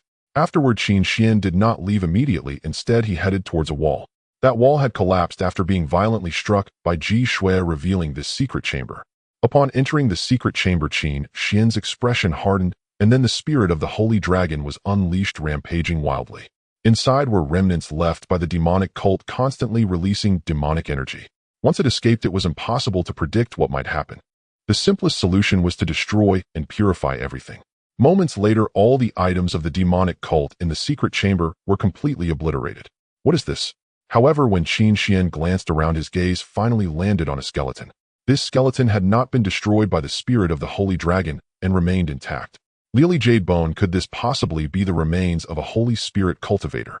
Qin Xuan examined the skeleton closely, and his expression instantly turned to one of astonishment. Lily Jade Bone is no ordinary skeletal remains. Qin Xuan had read in books that in the realm of the Holy Spirit one is no longer human. Their bones turn to lily jade, unbreakable, their organs as sturdy as metal, solid as a fortress, and their blood like mercury, extraordinarily heavy. Of course, this was what the books recorded, and its truth remains unknown, as the Holy Spirit realm had not appeared for tens of thousands of years. At this moment, seeing such a lily jade bone, Qin Xuan was naturally astonished. Regardless, he decided to store it in the system space for further study later, as it might yield significant findings. Without hesitation, Qin Xuan placed the lily jade bone into the system space and then prepared to leave.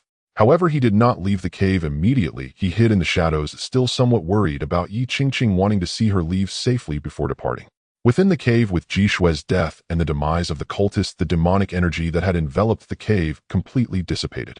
The captured cultivators, previously suppressed by the demonic energy, began to gradually recover their strength, and their spiritual energy started to revive. These cultivators were naturally overjoyed. They had been trapped here by Ji Shui due to the traps he had set, and the dense demonic energy had suppressed their spiritual energy, causing them to lose their strength. Now that the demonic energy had dissipated and their strength restored, they were no longer afraid of Qin Xuan. Especially Yun Yi, who was protecting Yi Qingqing, felt her strength recovering and immediately displayed a joyful expression. Holy Maiden, we are saved. It must be the people from the Fantua Jingyin and Qin who have come to rescue us. I can feel it too. The spiritual energy in my body, once tainted by demonic energy, has now revived. Yi Qingqing also swept away her originally dim expression, revealing a look of joy. She had formed the 5-color spiritual embryo. Her strength was already formidable. If it weren't for falling into the trap, she would not have been captured.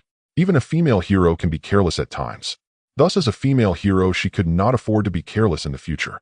Soon more and more people began to recover, and they all stood up ready to act together. Someone is here to rescue us, but we must also save ourselves. Let's act together and annihilate these demonic cultists without leaving a trace. Yi Qingqing stood up, showcasing her heroic spirit, and the 5 colors on her body shimmered. This was the 5-color spiritual embryo. Suddenly everyone was awestruck by Yi Qingqing's 5-color spiritual embryo. This woman was a peerless genius, and by her side was an expert at the 7th level of the spiritual embryo realm, indicating her extraordinary background. Moreover, they realized that someone like her could be trapped by Qin Xuan, which meant this place was undoubtedly perilous, so they had to unite and work together to overcome the crisis.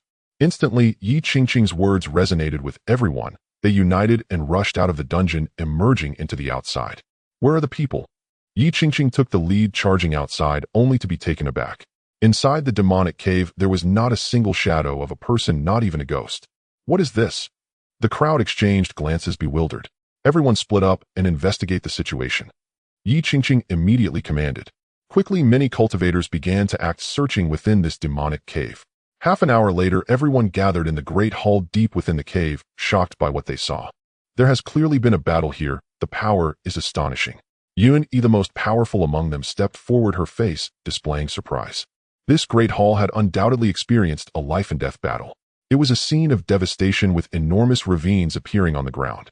My heavens, who fought here? The power unleashed was truly immense. Such a scene must be the work of a peak spiritual embryo realm cultivator, or even someone at the half-step nascent soul realm. After inspecting everything around, everyone felt a lingering fear. The devastation before them could not have been caused by an ordinary spiritual embryo realm cultivator. Only those of the peak spiritual embryo realm, half-step nascent soul realm, or possibly an expert at the nascent soul realm, could create such a spectacle. The crowd could hardly believe the fierce battles that had taken place here, as it was too horrifying. Aunt Yin, what kind of cultivation is required to leave such a scene of battle? Yi Qingqing gazed at the wreckage of the grand hall, her heart filled with astonishment. Yi Qingqing could sense the lingering, terrifying aura within the traces of the battle, which sent chills down her spine, but she was not entirely sure, as her cultivation was still somewhat lacking. Powerful and fearsome within the Fanchen Xinjian, it would likely take a grand elder-level expert to wield such power. At the very least, they would be at the peak of the nascent soul stage, almost invincible within the spirit embryo realm. Aunt Yun's expression was grave, her heart astonished. Upon hearing this, Yi Qingqing was even more shocked. The 7 grand elders of Fanchen Xinjian rank just below the sect master, and their strength is among the elite within Fanchen Xinjian, second only to the sect master. In the entire Jiuzhou realm, they could be considered absolute powerhouses. Could it be that my mother sent the grand elders to rescue us? Yi Qingqing asked. Aunt Yun immediately shook her head and pointed to a spot. Your Highness, look there. Those are sword marks. Fanchen Xinjian has no sword cultivators, and have you noticed, Your Highness, that the sword intent still circulates within the marks? They are incredibly neat, which only a peerless swordsman could leave behind. Fanchen Xinjian does not have such a person. Upon hearing this, Yi Qingqing nodded. She naturally understood that since Fanchen Xinjian had no sword cultivation methods, it was impossible for anyone there to wield a sword. The one who came to their aid could not possibly be someone from Fanchen Xinjian. Then who could it be? Someone from the Great Qin Dynasty? Yi Qingqing inquired. Very likely. The Great Qin royal family possesses supreme sword classics, the Dian sword classic, and many who cultivate swords. However, with such terrifying swordsmanship, I am at a loss to think of who within the dynasty could possess such skills, Aunt Yun remarked. What a pity! If only we could have emerged sooner, we might have met this peerless swordsman, Yi Qingqing expressed with a hint of regret. Your Highness, it's the Holy Maiden. At that moment, a sudden shout calling for Yi Qingqing startled her, and she turned towards the voice. Is it someone from the Tianluo Hall? Did my elder brother send someone from Tianluo Hall to rescue us? Upon seeing the person, Yi Qingqing immediately recognized their identity. Holy Maiden, it's a relief to see you unharmed. Imo Tianqing, who was at the forefront, breathed a sigh of relief upon seeing Yi Qingqing safe and promptly approached her. Qingqing pays her respects to Hall Master Imo. Yi Qingqing immediately recognized the newcomer, her expression carrying a hint of surprise. She never expected that the Hall Master of Tianluo Hall would come personally. Hall Master Imo, I wonder which expert from Tianluo Hall came to our rescue. Why don't we let them come out so we can thank them? Aunt Yun smiled as she spoke to Imo Tianqing. Yi Qingqing, upon hearing this, looked at Imo Tianqing with anticipation, as she truly wanted to meet the person who had come to their aid. Our people, eh? Imo Tianqing was taken aback, then asked, aren't they from Fanchen Xinjian? At that moment, both sides fell silent, exchanging glances. Hall Master Imo, are you saying they are not from Tianluo Hall? Yi Qingqing asked. We just arrived, and seeing this chaos, it must be one of the grand elders from Fanchen Xinjian who acted right. Imo Tianqing was also surprised. The one who left such a scene of battle must possess extraordinary strength, certainly a master from a top power in the Jiuzhou realm. The first person he thought of was the Grand Elder of Fanchen Xinjian coming to save them. No, this person used a sword. Fanchen Xinjian does not cultivate sword techniques. Yi Qingqing shook her. The members of Tianluo Hall exchanged looks, astonished. If it's neither Tianluo Hall nor Fanchen Xinjian, then who could it be? Hall Master, it should be that person who appeared at the Luo family, Lin Chongwen reminded. The person who appeared at the Luo family. Yi Qingqing was curious upon hearing this. Who?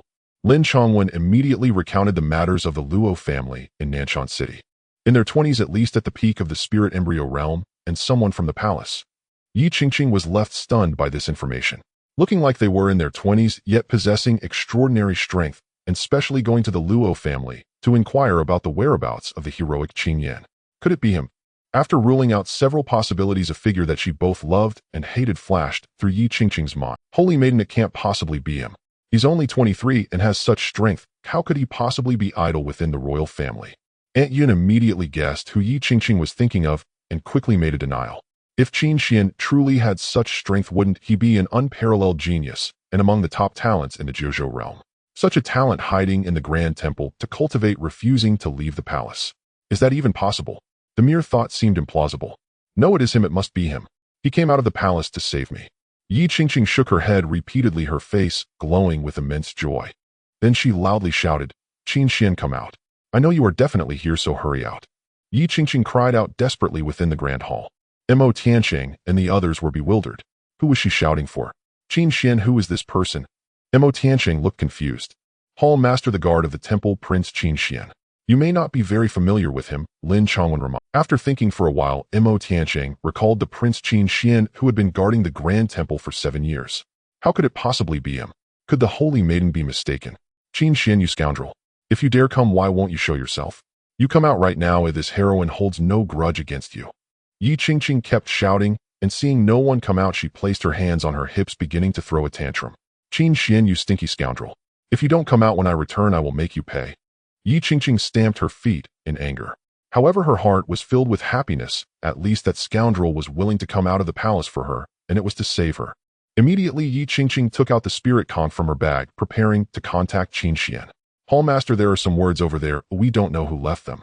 At that moment, a spy from Tianluo Hall rushed over to speak with Imo Tianqing. Upon hearing this, Yi Qingqing halted her actions. That scoundrel left words.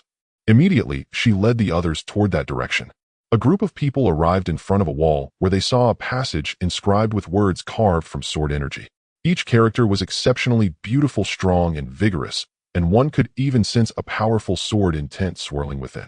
Impressive. The mastery of this person's sword technique is indeed a rare gem across the entire Jiuzhou. Feeling these characters seems to have advanced my swordsmanship. The crowd was stunned by the characters on the wall, which danced like dragons and phoenixes, their beauty overwhelming. Moreover, they contained a sword intent that led many present to a sudden realization, enhancing both their sword techniques and cultivation. This matter is quite serious. However, after reading the text on the wall, Imo Tianqing felt a chill run down his spine. The words on the wall revealed the reason behind the current event and mentioned the Dao heart planting demon technique, as well as the demon seeds. Master, this demon seed is not simple. Over the centuries, many demon seeds have likely scattered across Jiuzhou. If what it says is true, once that demon infant collects all the demon seeds, their cultivation will reach an unbelievable level. Lin Chongwen spoke up at this moment.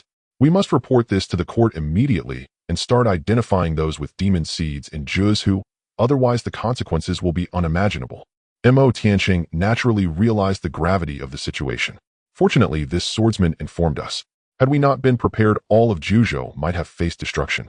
Indeed, I really want to know who this senior swordsman is.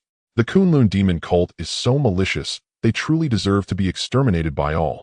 I wonder how many people have been implanted with demon seeds over the years, how many have become nourishment for these. We must spread this news throughout Juzhou, and all major forces must unite to eradicate these. Everyone present also realized the seriousness of the situation, feeling deeply grateful to that senior swordsman. Without his intervention, they might have already become fodder for the demons. And the matter of the demon seeds would not have been exposed, allowing them to find a way to respond. Your Highness, we must hurry back to the Fan Tianjing and inform the sect leader. We cannot delay even for a moment. Yuan Yi spoke to Yi Qingqing at this moment. Yi Qingqing nodded in agreement, and then put away the spirit snail into her pouch. Now she no longer needed to contact Qin Xuan, as the characters on the wall resembled the writings Qin Xuan had sent her, further confirming her belief that this peerless swordsman was indeed Qin Xuan. Bastard, I will make you admit it. Yi Qingqing thought to herself, and then she left with Yuan Yi, returning to the Fan Tianjing to quickly convey the matter of the demon seeds. Meanwhile, the other cultivators also rose to leave, preparing to spread the word about the demon seeds. After everyone departed, a figure emerged from a dark corner of the great hall. The newcomer was none other than Qin Xuan. He had never left, and with his concealment technique and shadow dragon step, only those at the nascent soul stage could possibly detect him. Troublesome, how did Qingqing guess it? How could she be so clever? Qin Xuan sighed helplessly. He had done his best to remain hidden, yet Yi Qingqing had still figured it out. Never mind, I will deny it when the time comes, and with the avatar left behind, Qingqing should have no way to confirm. After thinking for a while, Qin Xuan devised a strategy, and then also left, returning to the Qin Imperial Palace. In the Zhuzhou realm, on a certain island above the East Sea, the island was shrouded in mist, resembling a fairyland. At the edge of a cliff on the island, a man with a face like jade and long hair like a waterfall, dressed in white, sat quietly by the seaside, fishing with a rod, exuding an ethereal aura. However, beneath the man's fishing line, instead of the azure sea, there was a pitch-black vortex from which continuous wails echoed, and even grotesque faces emerged, resembling a hellish abyss. Demon Master, not good. The life tablet of the demon prince, Ji Shui, has shattered. He may have perished. At this moment, an old man in a black robe rushed over from a distance, addressing the man. Dead. The man turned to the old man upon hearing this, his expression showing little change as he asked. The old man remained silent, simply standing there. The white-clad man paid no further attention to the old man, turning back to the black abyss, then pulled on his fishing line. Woo! Suddenly a series of wails erupted from below, resembling the cries of evil spirits and the lamentations of demons. Catch! The man spoke calmly, ignoring the sounds, and reeled in the fishing line. Gone! The man displayed a look of astonishment as he reeled in the line. Not only he but the old man also looked at the empty hook, his expression filled with disbelief. How could this be? The demon seed has not returned. Interesting. The man's expression darkened as he spoke. It seems my demon seed has been purified and placed in a location I cannot sense. What? Someone purified the demon seed given to Ji Shui by the demon master, and even placed it where you cannot retrieve it. The old man exclaimed in shock upon hearing this. The demon seed bestowed by the demon master had a very close connection with him.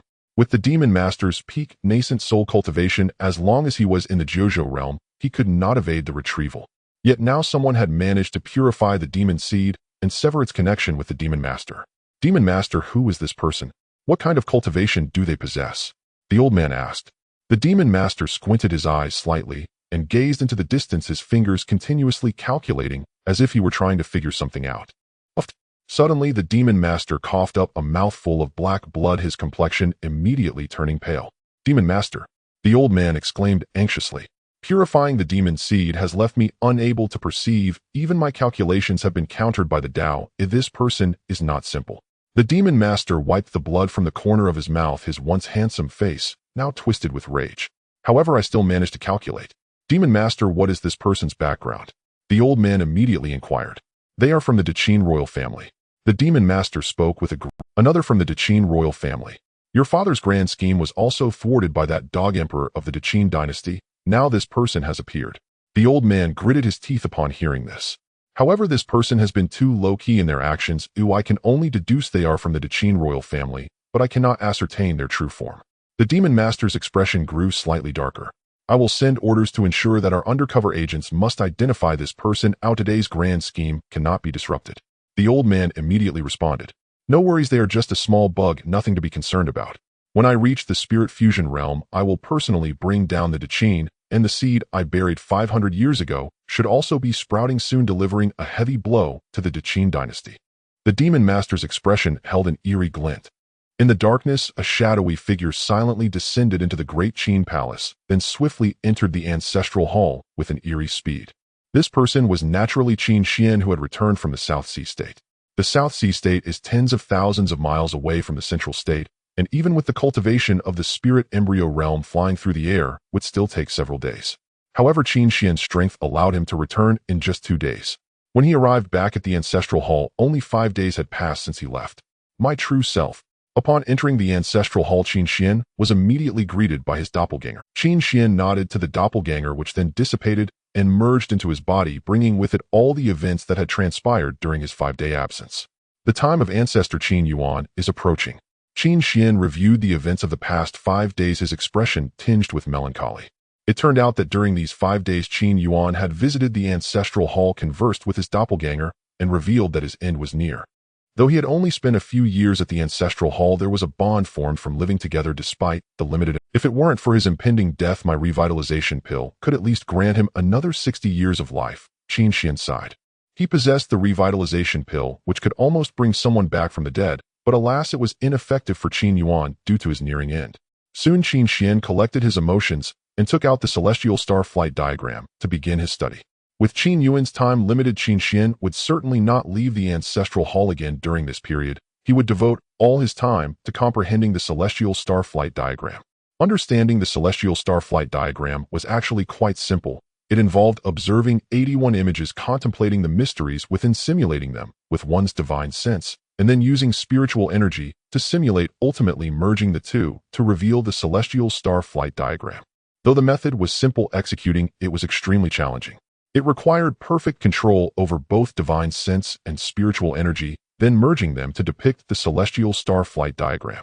For a full 7 days, Qin Xuan dedicated all his energy to contemplating the celestial star flight diagram, which was significantly more difficult than the cultivation methods he practiced. In the past, he would understand things instantly, but with the celestial star flight diagram, even relying on the worldly contemplative method, each image still consumed considerable time, and the difficulty increased as he progressed. After 7 days, Qin Xuan had only grasped 24 images. On the night he comprehended the 24 images, he once again set up a formation to isolate the ancestral hall from the world. In the next moment, with a movement of his divine sense, spiritual energy was released. Instantly, the divine sense and spiritual energy merged, spreading outwards in all directions from Qin Xuan. Subsequently, the surrounding space transformed into a starry sky, countless stars shining and emitting wondrous brilliance as a star domain descended. Qin Xuan activated the star domain, which began to exhibit various changes.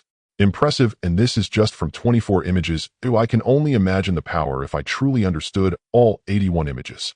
Qin Xuan couldn't help but marvel at the profound mysteries of the celestial star flight diagram. Even with only 24 images, his combat power had significantly increased. In the Great Qin Palace at the Hall of Preserving Harmony, Qin Xinghe was currently waiting for the arrival of the person from Fengshen along with the civil and military officials of the Great Qin Dynasty. The matter of the demonic seed had already spread widely, but identifying those who possessed the demonic seed was no easy task. The demonic seed was deeply concealed, and unless someone willingly revealed it, it would be difficult to discover.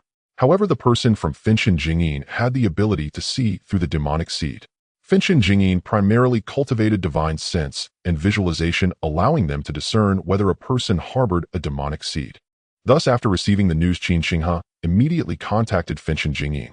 The relationship between Fengshen and the Great Qin Dynasty goes without saying. They were sure to offer full support, and were even prepared to send 2 old masters and several saintesses to assist Qin Xinghe. Soon the chief eunuch of the palace led a group of over 10 people into the Hall of Preserving Harmony. At the forefront were 2 elegantly poised middle-aged women, followed by many exceptionally beautiful young women. These people were naturally from Fengshen. The 2 leading women were the old masters of Fengshen, while the others were saintesses and distinguished disciples from within. Among this group, after Yi Qingqing entered the Hall of Preserving Harmony, she looked around, not finding the person she was searching for, and her anger grew. "Sister Qingqing, hasn't Qin Xuan come?" A graceful young woman beside Yi Qingqing whispered to her. "That vile Qin Xuan said he would come to fetch me today, yet he hasn't shown up. I must make him pay later." Yi Qingqing said angrily. I really want to see what kind of person Qin Xuan is who has been on your mind day and night, the young woman said with a smile. Who? Who has been on my mind day and night? I just want to see the novels he writes. Yi Qingqing's face turned red upon hearing someone mention day and night. On the way here you seem to have mentioned Qin Xuan's name quite a few times. Sister Shiyun, look, your beloved prince is right before you, why don't you make a move? Yi Qingqing suddenly said, her face adorned with a teasing smile. Upon hearing this, Shiyun was momentarily speechless, her gaze wandering towards Qin Xinghe. As if sensing Qin King's gaze upon her, her face flushed. Sister, you must make an effort this time. You will be the princess consort soon, Yi Qingqing whispered. Nonsense. Shiyun stammered in response. It's not nonsense. The prince of the Great Qin Dynasty must marry a woman from Xinjiang, and since the prince has not yet taken a wife, you need to strive for it. Qin Xinghe was conversing with the two old masters, and after their discussion ended, he guided the people from Xinjiang to take their seats. Qingqing, this time was very dangerous. You mustn't run around like that again, Qin Xinghe said sternly as he reached Yi Qingqing. If it weren't for that senior intervening, you might not have returned. I know I won't run around anymore, Yi Qingqing said seriously. Prince, let me introduce you to Sister Shiyun, the first saintess of Xinjiang, Yi Qingqing suddenly said, pulling Shiyun over to introduce her to Qin Xinghe. Shiyun was at a loss and quickly said, Greetings, Your Highness. Saintess Shiyun, indeed talented and beautiful, truly lives up to her reputation, Qin Xinghe replied with a smile. Prince, I leave Sister Shiyun in your hands. I must take my leave now, Yi Qingqing said, sensing an Seeing this, Yi Qingqing thought, this is promising, and immediately spoke up. Where are you going? You've just arrived, and you're leaving already. Qin Xinghe immediately asked upon hearing this. Of course I'm going to find that scoundrel. Knowing that this female hero is coming yet not here to welcome me, I will make him regret it. They'll make him understand, man, you're playing with fire, hum. After saying that, Yi Qingqing swiftly ran towards the grand temple. Qin Xinghe and Shiyun were left dumbfounded by the phrase, man, you're playing with fire. What the heck? Yi Qingqing quickly arrived at the grand temple. It's still as quiet as ever. Yi Qingqing entered the grand temple square. It was as serene as in front of the grand temple's main gate. She encountered Qin Xuan, who had just finished cleaning. Immediately a smile appeared on Yi Qingqing's lovely face as she walked towards Qin Xuan. Qin Xuan. Yi Qingqing stood before Qin Xuan, her sweet smile softening her voice. Qingqing, why are you here at the grand temple? Shouldn't you be at the Baoha Hall? Qin Xuan looked at Yi Qingqing and calmly said, You know I'm at the Baoha Hall, why didn't you come to find me? Yi Qingqing's expression turned aggrieved. She had contacted him with a spiritual snail before coming, but when Qin Xuan didn't come to pick her up, she felt hurt. I had things to do after all. Qin Xuan picked up the cleaning tool in his hand. Is cleaning more important, or am I more important? Yi Qingqing asked, staring directly at Qin Xuan. A life and death question. Qin Xuan immediately felt a headache. Why do women always like to make men choose? What do you say? Yi Qingqing tilted her head, looking at Qin Xuan, her beautiful eyes sparkling with anticipation for his answer. I will come over after I finish cleaning, but you came first. Qin Xuan replied. Perfect. He believed this answer was quite perfect. Whoa. Upon hearing this, Yi Qingqing's beautiful eyes sparkled with tears. Indeed, am not more important than cleaning. You should have said you would come see me first before returning to clean. No, don't cry. Qin Xuan felt overwhelmed. I didn't mean it like that. In fact, Yi Qingqing didn't really love crying. She had learned this crying technique from the novel Emperor of Love and Heaven after watching it. What a self-inflicted misery. Why am I so foolish writing about women crying and throwing tantrums? Just kidding, how could I cry so easily? Yi Qingqing suddenly broke into laughter. I just wanted to hear what you said earlier. Qin Xuan rolled his eyes. This female hero doesn't play fair, bullying this little virgin. Indeed, before his reincarnation, Qin Xuan was a virgin, and even now he still was. Speaking of it, it's quite a sorrowful tale. Qin Xuan, did you leave the palace and go to Nanhai Prefecture? No, absolutely not. Do I look like someone who would leave the palace? Qin Xuan said seriously. I'm not foolish, how could I admit that? Really? Yi Qingqing took a step forward, raising her head, her peach blossom eyes fluttering as she looked into Qin Xuan's eyes.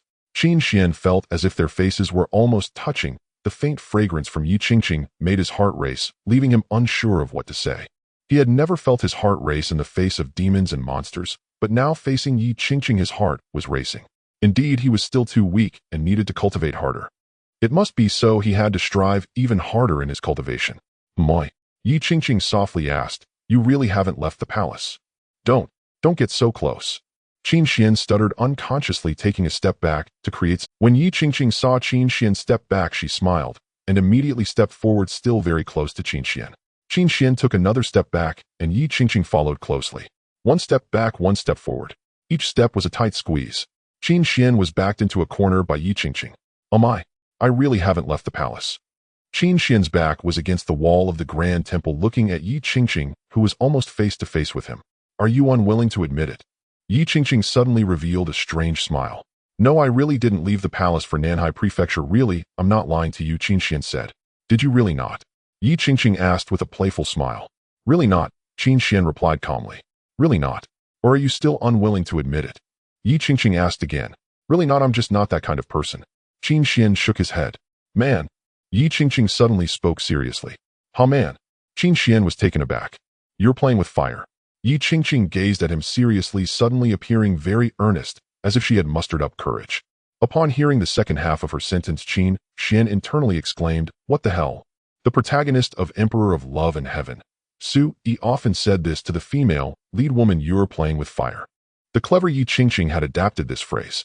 And every time Su Yi said this, it was followed by. In an instant, Qin Xuan felt a warm and soft sensation on his lips, quite comfortable, while his mind went blank, unsure where to place his hands. After a few minutes, Yi Qingqing released him her face, flushed, biting her lip, as she looked at Qin Xuan. Qin Xuan snapped back to reality, looking at Yi Qingqing with a somewhat flustered expression. I saw the words on the wall. They are exactly the same as the ones in the manuscript you gave me. Yi Qingqing's face was red, her heart racing, her voice slightly stammering. You don't have to deny it. I know it was you who saved me so, just now. Thank you. After saying this, Yi Qingqing turned around and ran, covering her face. I just wanted to try that line. How did I end up kissing? Yi Qingqing ran with her face growing hotter, feeling shocked. She just wanted to try that line, but ended up wall-slammed Qin Xuan. Qin Xuan looked dumbfounded as he watched Yi Qingqing run off into the distance. Suddenly, Yi Qingqing stopped, turned around to look at Qin Xuan, and shouted loudly, Qin Xuan, I found Su Yi. After saying this, Yi Qingqing panted heavily, her expression tense, as she looked at Qin Xuan, waiting for his response. Huh. Qin Xuan was even more confused upon hearing this, then loudly replied, Su Yi is fine as long as it's not Jiang Yi, that's good. You bastard. Yi Qingqing said angrily upon hearing this, then turned and ran away. No, my heart is racing too fast, am lacking in cultivation. Qin Xuan touched his pounding heart, muttering to himself. He wasn't afraid of demons and monsters, his face didn't flush and his heart didn't race, but after being wall-slammed by Yi Qingqing, his heart raced so fast. It must be a lack of cultivation. It must be so, but can't be wrong. Therefore, Qin Xuan decided to cultivate even harder. He must strive even harder. In the days that followed, the Qin Empire and the cultivators of the Fantiancian began searching throughout the 9 provinces for those who had been implanted with the demonic seed. With the assistance of Fantiancian, an increasing number of individuals with the demonic seed were uncovered. In the days that followed, the Qin Empire and the cultivators of the Fantiancian began searching throughout the 9 provinces for those who had been implanted with the demonic seed. This result left Qin Xinghe alarmed. He sensed that this resurgence of the Kunlun demon cult posed a greater threat than it did 500 years ago. Back then, the Kunlun demon cult confronted the Qin Empire openly, without resorting to deceit. However, the resurgent Kunlun demon cult now lurked in the shadows, infiltrating the very foundations of the Qin Empire, making it exceedingly troublesome. Qin Xinghe understood clearly that a 1,000-mile dike could collapse from an ant's nest. Resolutely, he took decisive action, launching a thorough crackdown on the Kunlun demon cult. A large number of Kunlun demon cult members were rooted out and many cult followers were slain, inflicting severe damage on the Kunlun demon cult. However, although the Kunlun demon cult suffered heavy losses, their members became increasingly cautious and concealed themselves even more deeply. Many cult followers fled into various desolate and hidden places within the 9 provinces, such as above the East Sea, in the northern abyss, and in the western desert, waiting for their demon lord to take action. During the process of besieging the cult, the cultivation level of that demon lord was gradually revealed, reaching the peak of the nascent soul realm and even stepping into the realm of spirit unity. The entire Qin Empire knew that once this demon lord entered the spirit unity realm, it would be the day of the empire's demise. Thus, a lingering gloom pervaded the Qin Empire. Yet amidst all this, Qin Xuan chose to ignore these matters and continued to focus on his cultivation. To him, cultivation was of utmost importance. With strength, everything else would be trivial. Especially after being pinned against the wall by Yi Qingqing that day, he realized his own inadequacies in cultivation. During this time, Yi Qingqing remained in the imperial palace for an extended period, assisting the Qin Empire in rooting out the demonic seeds. Since she was residing in the palace, Qin Xuan naturally became the frequent target of Yi Qingqing's antics. He had already grown accustomed to her disturbances, so it didn't bother him, and it also included the novels he wrote for her. Yi Qingqing was mindful of the time and wouldn't disturb Qin Xuan when he was deep in his training. She too would focus on her own cultivation, only appearing once he finished. The relationship between the two appeared to be quite delicate in the eyes of everyone in the palace, especially Qin Xinghe and Shi Yun, who were both anxious for them. Clearly the two were well matched, both had mutual feelings, and they were a natural pair, yet an invisible barrier separated them, a barrier that seemed impossible to breach. Qin Xinghe even considered directly arranging a marriage for them. Otherwise, he feared these two would drive him to. However, he was stopped by Shi Yun. After all, he was not the emperor of the Qin. Only his father could issue a marriage decree. If he did, it would be overstepping his authority. Currently, Qin Xinghe dealt with the Kunlun demon cult with an iron fist, showing no favoritism towards the royal family, which led to considerable resentment within the royal clan. Rumors even circulated that some within the royal family sought to invite a few elders to depose Qin Xinghe from his position as crown prince. Thus, if Qin Xinghe overstepped too much now, it would undermine his position as crown prince. Once considered a high-risk position, the crown prince's role had now become highly coveted, making many princes older and stronger than Qin Xinghe envious. After all, no one had anticipated that their father would one day enter seclusion, nor that the crown prince would one day have the opportunity to oversee the state. Time flew by, and in the blink of an eye 2 years passed. Qin Xian's strength steadily grew, reaching the 6th level of the spirit embryo realm. His comprehension of the 10,000 stars flying immortal diagram had also reached the 60th painting. As for completely mastering all 81 paintings, Qin Xian did not rush, knowing that it would only become increasingly difficult. During this time, Qin Xian discreetly guided Qin Xinghe a few times, significantly enhancing his cultivation level. Additionally, Qin Xian contemplated guiding Yi Qingqing in her cultivation, but knowing how well she understood him, he feared revealing himself. However, he thought of a way to embed many insights on cultivation within the novels he wrote, and being clever, Yi Qingqing naturally grasped them. Of course, when Yi Qingqing asked him about it, Qin Xian merely claimed he was fabricating stories, asserting that her understanding was simply due to her intelligence. In short, he evaded the issue and refused to admit it. Yi Qingqing had grown accustomed to this attitude of Qin Xian's, so she eventually decided not to pursue it further, focusing instead on her own cultivation. Under Qin Xian's guidance, Yi Qingqing's cultivation progressed rapidly, reaching the 4th level of the spirit embryo realm in 2 years, breaking the record of Fantiantian.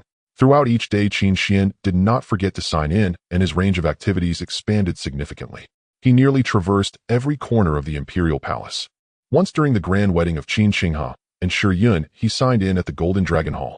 Within the hall, Qin Xian obtained the most supreme technique of the Qin royal family, the 9 Dragons' sacred heavenly art.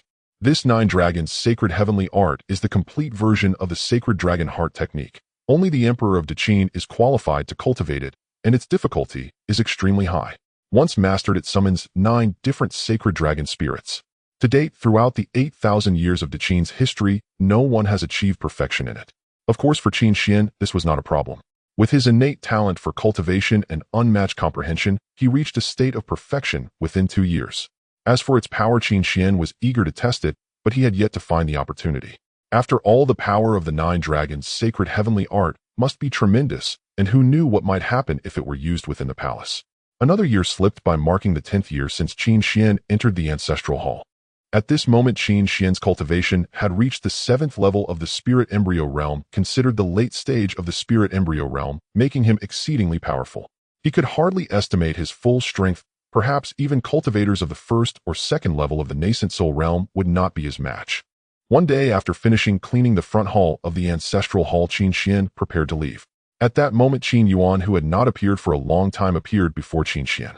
Seeing Qin Yuan's sudden appearance, Qin Xian's brow furrowed. Previously, whenever Qin Yuan appeared, it was merely a projection of his divine sense. After entering the spirit embryo realm, he could tell at a glance.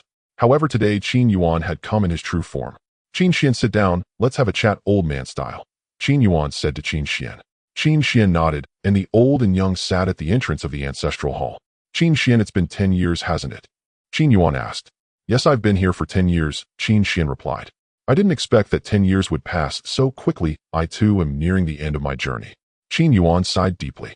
Upon hearing this, Qin Xian's heart sank. He knew that the inevitable. Qin Yuan once said that his lifespan was only 10 years, and in the blink of an eye that decade had passed. Although Qin Yuan had not guided his cultivation during these 10 years. However, the two had lived under the same roof for 10 years, occasionally exchanging words.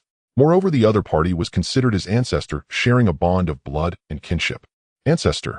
Qin Xuan looked at Qin Yuan, unsure of how to offer comfort. Qin Xuan, the old man, is about to leave. From now on, you will be the new guardian of the temple. But I know you are still young, and it is not fair to keep you here. However, the rear hall of the Grand Temple needs someone to guard it. For the sake of the Great Qin Empire, I hope you can become the new guardian. But I do not wish to force you, as long as you are willing, that is enough. Qin Yuan looked at Qin Xuan and spoke. Upon hearing this, Qin Xuan nodded. Of course, he was well aware that he could not guard the Grand Temple for his entire life. One day, he would leave and embark on his true path of cultivation. You have worked hard. Qin Yuan's gaze gradually dimmed, his vitality withering away, and the spiritual fetus within him shattered, causing his divine sense to fade. He turned to Qin Xuan, nodded at him, and then his life force completely vanished, sitting down peacefully before Qin Xuan. Qin Xuan watched as Qin Yuan sat down in front of him, his heart stirred as his gaze began to change. Qin Xuan understood Qin Yuan's life well. In reality, Qin Yuan did not possess high talent. Thus, when he began his cultivation, he worked hard along the way. Eventually, when he achieved some success, an event occurred 500 years ago where the rear hall of the Grand Temple required a guardian. He willingly chose to come to the Grand Temple, and he guarded it for 500 years, dedicating the latter half of his life to it.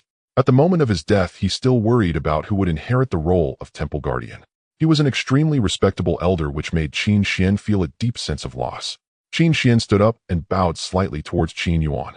Then, with one hand forming a sword gesture, he pointed towards the sky.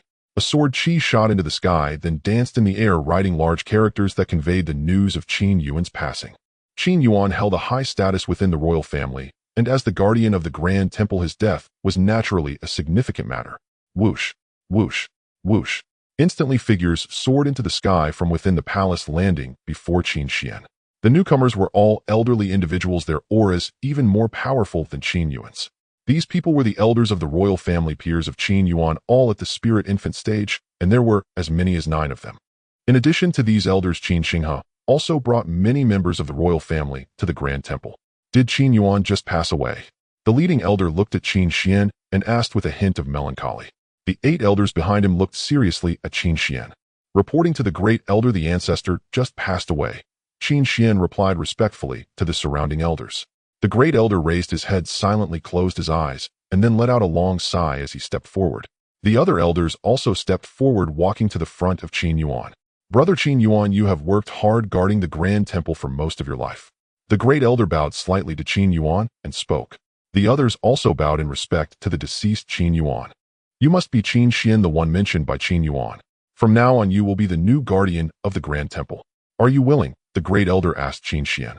Now that Qin Xuan's father was in closed-door meditation, Qin Xinghe was in charge of the state, and all significant decisions within the royal family were determined by these elders before him.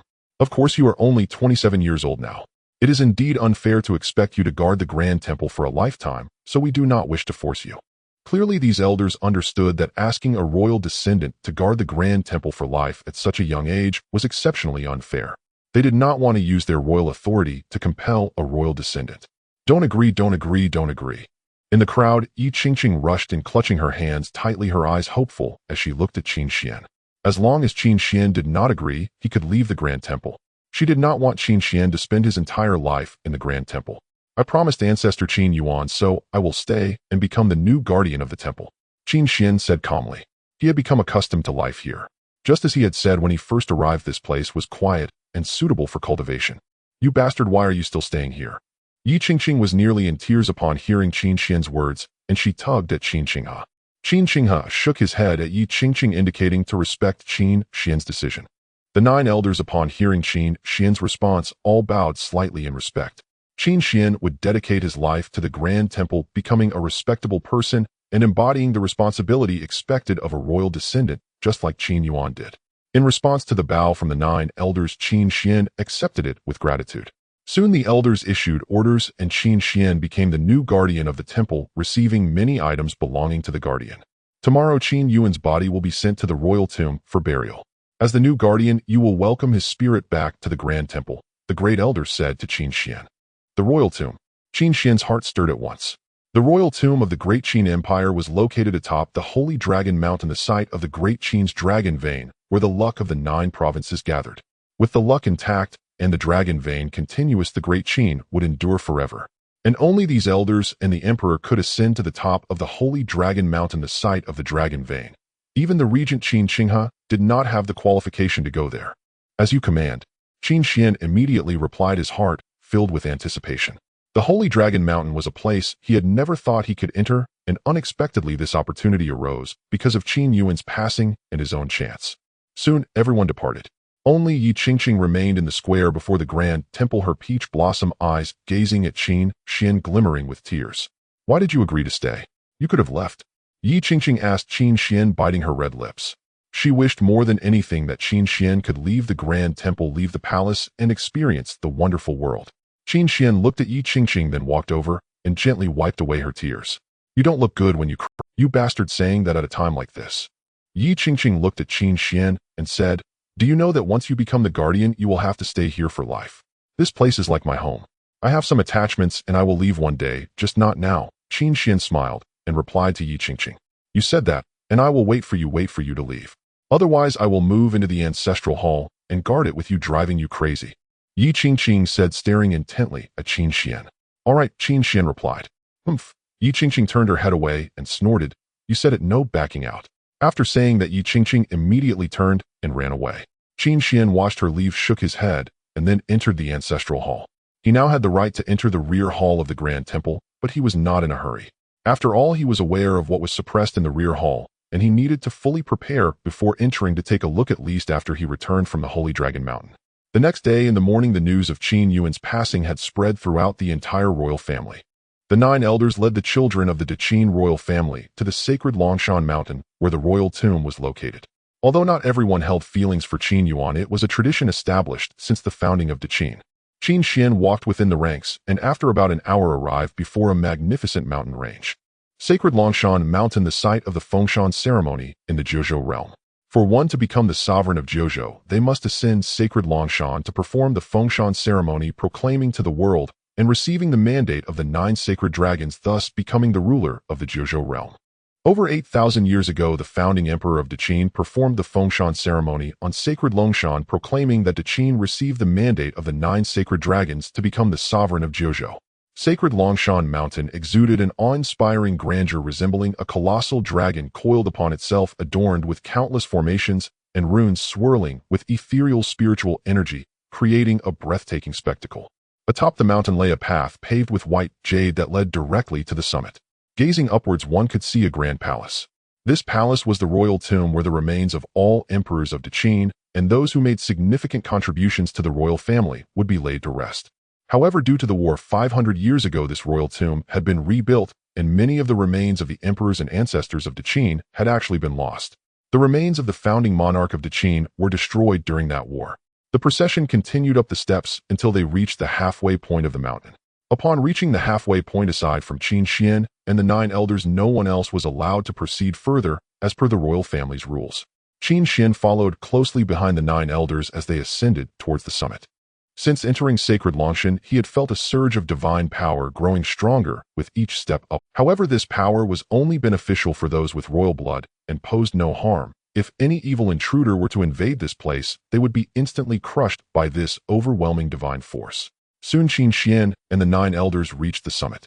After completing the ritual before the royal tomb palace, they brought Qin Yuan's remains and Qin Xuan into the palace. Upon entering the palace, Qin Xuan saw numerous white jade coffins. Each of these coffins contained the remains of Qin's ancestors, and Qin Xuan counted a total of 36 white jade coffins. The Grand Elder placed the white jade coffin containing Qin Yuan's remains in the designated position. Subsequently, those present began to pay their respects. After the worship concluded, Qin Xuan took a deep breath and thought, system sign in here. Ding, sign in successful. Congratulations to the host for obtaining the 9 Dragon's Soul. The reward has been sent to the system space. Please check it at your convenience. Qin Xuan immediately felt a stir in his heart and checked the 9 Dragon's Soul in the system space. In the Jiuzhou realm, divided into 9 regions, each region has a dragon soul, remnants of the ancient 9 sacred dragons. The 9 great dragon souls are the golden wood, water, fire, earth, wind, thunder, yin and yang sacred dragon souls. The 9 sacred dragons fell in the ancient battle, and thus their dragon souls remain in the world, all being remnants. These remnants contain immense sacred dragon power, which can be activated using spiritual energy to intimidate evil beings. Each remnant can be restored using the soul restoration technique. For every dragon soul restored, the host can gain corresponding dragon soul power. Once all 9 dragon souls are fully restored, it can repair the broken Tao lineage of the Jojo realm, reviving it and allowing the emergence of sacred beings once more. Qin Xuan's understanding was that a great war occurred in the Jojo realm during ancient times, the cause unknown, but as a result the 9 great sacred dragons fell, leaving only their remnants in the world. Due to the fall of the 9 great sacred dragons, the Tao lineage of the Jojo realm was damaged, leading to a decline in spiritual energy, and thus the birth of sacred beings became impossible. The limit for cultivators in the Jojo realm became the spirit integration stage. Moreover, as time passed, spiritual energy continued to weaken and even vanish, making it increasingly difficult to enter the spirit integration stage, with the spirit infant stage nearly becoming the peak. In fact, after another 1,000 or 10,000 years, the spirit embryo stage might become the pinnacle of the Jojo realm. If Qin Xuan wished for eternal life, he must restore the 9 dragon souls, otherwise, even with the system by his side, he would ultimately be trapped in the Jozu realm. Qin Xuan took a deep breath, placing the 9 dragon soul into the system space. For both himself and the Jojo realm, he had to restore the 9 dragon souls. Moreover, each restoration of a dragon soul would grant him dragon soul power. The power of the protective sacred dragons was incredibly formidable.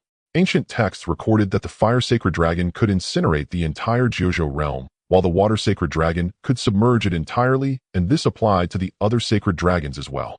Furthermore, the Yin-Yang sacred dragon could reverse the laws of Yin and Yang, allowing life and death to be reversed. If he were to obtain the power of the 9 dragon soul, he would be the true sovereign of the Jojo realm. The emperor of the Qin Dynasty could only claim to be the sovereign of Jojo, not its true ruler. Acquiring the power of the 9 dragon soul was the only way to become the genuine ruler of the Jojo realm. Additionally, utilizing spiritual energy to activate the remnants allowed for a temporary gain of sacred dragon power, enabling him to slay early-stage spirit infant cultivators, while those in mid to late stages might find it hard to contend with him. With the enhancement of his cultivation and the restoration of the remnants, killing the immortals of the immortal domain would surely not be a problem.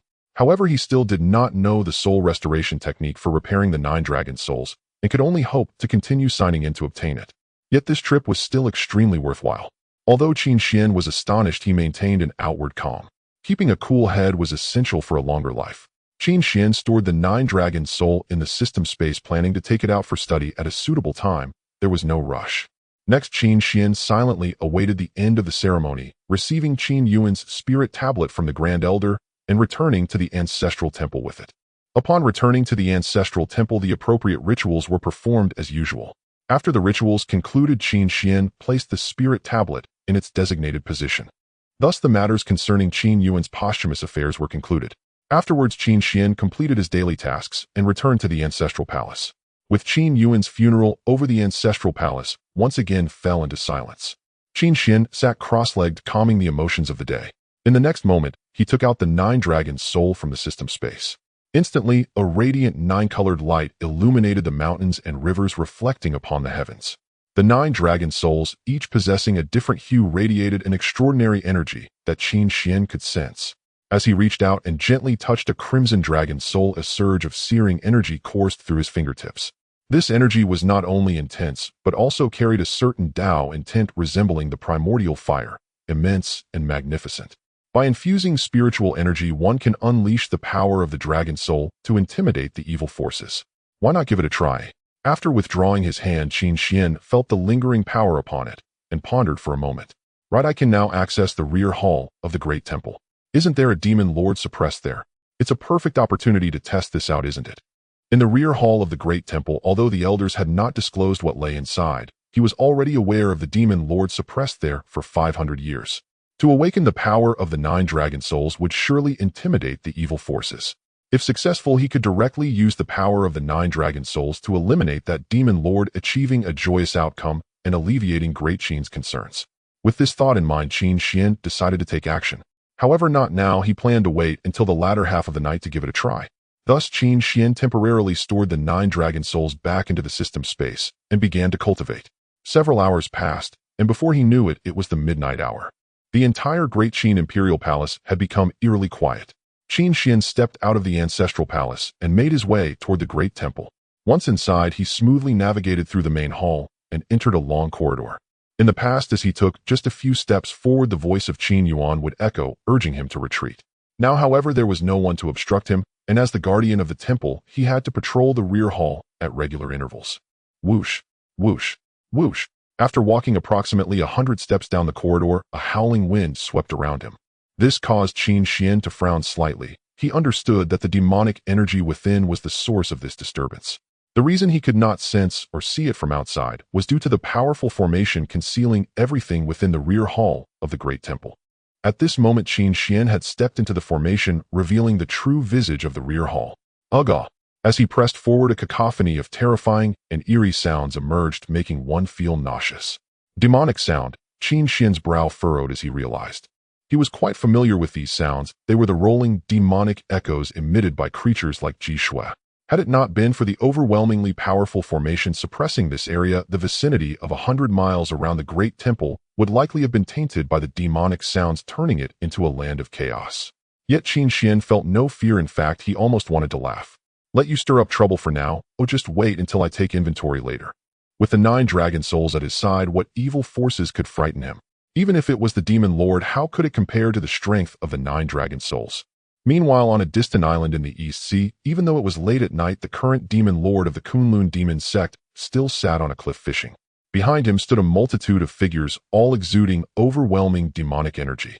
They were all experts within the demon sect, each possessing peak cultivation at the spirit embryo realm, while the 5 at the front had even reached the nascent soul realm. Demon Lord, it has been 500 years. We have waited a full 500 years, and everything is now prepared. It is time for that seed to germinate. The experts of the demon sect spoke respectfully, their voices filled with anticipation. I didn't expect it to be 500 years in the blink of an eye. The demon lord held his fishing rod, lifted his head, and his deep-set eyes revealed a swirling vortex. Within this vortex, an image gradually materialized. It was the Great Qin Imperial Palace. At that moment, the demon lord's gaze swept across the Great Qin Imperial Palace, ultimately resting on the Great Temple. Yet within the palace, no one noticed. 500 years ago, Qin Tianming, you were no match for my father. Although you and Qin Tianke joined forces to defeat my father, you did not anticipate that my father's demonic seed would remain, and you brothers could not eradicate it, merely sealing it away. The demon lord spoke, nonchalantly recounting the legendary battle atop Shanglong Mountain from 500 years ago. The dragon vein was destroyed, and Great Qin fell. To protect Great Qin, Qin Tianke willingly sacrificed himself, swallowing that demonic seed, hoping to extinguish it with his own power. Meanwhile, Qin Tianming used the Holy Dragon formation to suppress Qin Tianke, who bore the demonic seed, intending to use the Holy Dragon's spiritual energy to purify the demonic seed and save Qin Tianke. Unfortunately, that demonic seed is a primal demonic seed. In this world, no one can purify it, no one can extinguish it. Moreover, over the past 500 years, the growth of the demonic seed will corrupt Qin Tianke, turning him into my loyal servant. I command him to live, he lives. I command him to die, he dies. Qin Tianming, you would never have imagined that one day your own brother would turn to darkness and strike against you. However, Qin Tianming, this is just the beginning. The demon sect's retaliation will follow in quick succession, and ultimately, I will shatter the Great Qin Dynasty, casting all the royal family of Great Qin into hell. And you, I will personally sever your head and offer it as a sacrifice to my father. With that, the demon lord's eyes erupted with a pitch-black radiance. Above the Great Qin Imperial Palace in Zhongzhou, a pair of enormous eyes also appeared. These eyes hung in the sky, yet no one within the palace felt their presence as they gazed at the Great Temple. Within the Great Temple, Qin Xuan had already reached the end of the corridor where a tightly shut door awaited. Dark, demonic energy surged forth from the cracks of the door, but ultimately, it was obliterated by the formidable power of the Holy Dragon formation. Ugh, ugh, ugh. From behind the door came the wails and cries of demons. Any ordinary person standing before this door would be instantly turned into a demonic creature by these sounds. However, due to Qin Xuan's cultivation and the fact that he was a 9-colored spirit embryo, these demonic sounds held no significance for him. This door is tightly sealed and possesses a powerful seal. Perhaps the royal family reinforces the seal every 30 years during the so-called ancestral worship in the rear hall. Qin Xuan stood before the closed door contemplating. Every 30 years the elders and his father would come here, and he now understood that their purpose was to repair the seal. And Qin Yuan was the guardian of the seal. If the seal weakened one day, it would need repairing. The last repair was approximately 25 years ago, and in 5 years the seal would likely show signs of loosening. It seems I should abandon this idea. The door is tightly shut, and attempting to unleash the power of the dragon's soul from outside would directly destroy the seal. That would surely alert all the elders, and even my father who is in seclusion would emerge. I cannot take that risk. Qin Xuan shook his head, dismissing the notion of testing the dragon soul's power against the demon lord suppressed here. Whoosh! Suddenly, just as Qin Xuan dismissed the thought, a dark vortex appeared above the door, and as it spun, the sealing powers swiftly weakened. Boom! Then a rumbling sound erupted, and with it the massive door swung open. This? Qin Xuan stared blankly at the shattered seal upon the massive gate, which now swung open before him. He stepped across the threshold and gazed into the chamber beyond. Beyond the gate loomed an immense palace. Within it surged a torrent of demonic energy, churning like a bottomless abyss of darkness. Across the vast hall stretched thick, crisscrossing iron chains, all converging upon the central dais. At the dais's heart knelt a figure bound by countless iron shackles. From that tormented form emanated waves of terrifying demonic incantations. Qin Xuan strained to discern the figure's features, but centuries of unrelenting suppression and agony had warped his face beyond recognition. Activating the heaven and earth contemplation art, Qin Xuan perceived deep within the figure's core a pitch-black demonic seed taking root and sprouting. That cannot be right. If this were the demon sovereign himself, the demonic seed would not merely be germinating, it would already have bloomed. This being is still human, teetering on the precipice of corruption. Under the heaven and earth contemplation art, Qin Xuan instantly saw the truth. This was no demon sovereign, merely a man infected with a demonic seed clinging desperately to his humanity. Suddenly, the demonic energy within the entire hall erupted into violent vortexes, howling like a gale, then coalesced and rushed toward the bound figure. Demonic chants intensified, pressing in to complete his corruption. Arg! In that instant, the figure let out a guttural roar, and golden light blazed forth from his body. That radiant gold shimmered defiantly, repelling the encroaching demonic miasma. Roar! A dragon's thunderous cry echoed through the hall. The sacred dragon formation had awakened. Vast sacred dragon power surged forth, crashing against the demonic tide. He resists corruption, has resisted for 5 centuries. Who is he? Qin Xuan's pupils contracted sharply, astonishment flooded his face. This was no passive imprisonment. He was actively resisting demonic transformation fortified by the sacred dragon formation. What stunned Qin Xuan most was the sheer duration, 5 centuries of resistance. 5 centuries of what indomitable will could sustain a man against corruption for 500 years? Enduring 5 centuries of confinement, 5 centuries of unspeakable suffering. Who are you? Qin Xuan blurted, staring at the man chained in iron. Arg! But the figure gave no answer, only another soul-rending scream. 5 centuries have passed. You resist in vain. The demonic seed has taken root within you. Your chance is gone. From this moment forward you shall be my slave, Qin Tianke. The words boomed forth as rolling demonic incantations from within his body. The people of Great Qin shall never be slaves. Qin Tianke roared. Roar! Instantly another dragon's cry split the air, and a luminous sacred dragon spirit surged forth from Qin Tianke's body. Whoosh! Whoosh! Whoosh! Yet the moment the spirit emerged, inky black tendrils erupted across Qin Tianke's flesh, coiling around the sacred dragon spirit in an instant. Roar! The sacred dragon's spirit shrieked, a piercing, agonized wail, as it was violently dragged back into its host. Simultaneously, the surging demonic energy flooded into Qin Tianke's body, and the sprouting demonic seed began to grow with frenzied speed. Haha, Qin Tianke, this moment I have awaited for 5 centuries. In half an hour your transformation will be absolute. You shall become my slave, and wield your own sword against the people of Great Qin. The demonic chant echoed anew. Surrender. Be corrupted, become my thrall, turn your blade upon Great Qin. No. The people of Great Qin shall never be slaves. Qin Tianke issued his final defiant cry, his last attempt to resist. But it was futile. His corruption had begun in earnest. Corrupt this. Qin Xuan erupted in fury. He had never imagined this tortured soul was his own imperial uncle, Qin Tianke.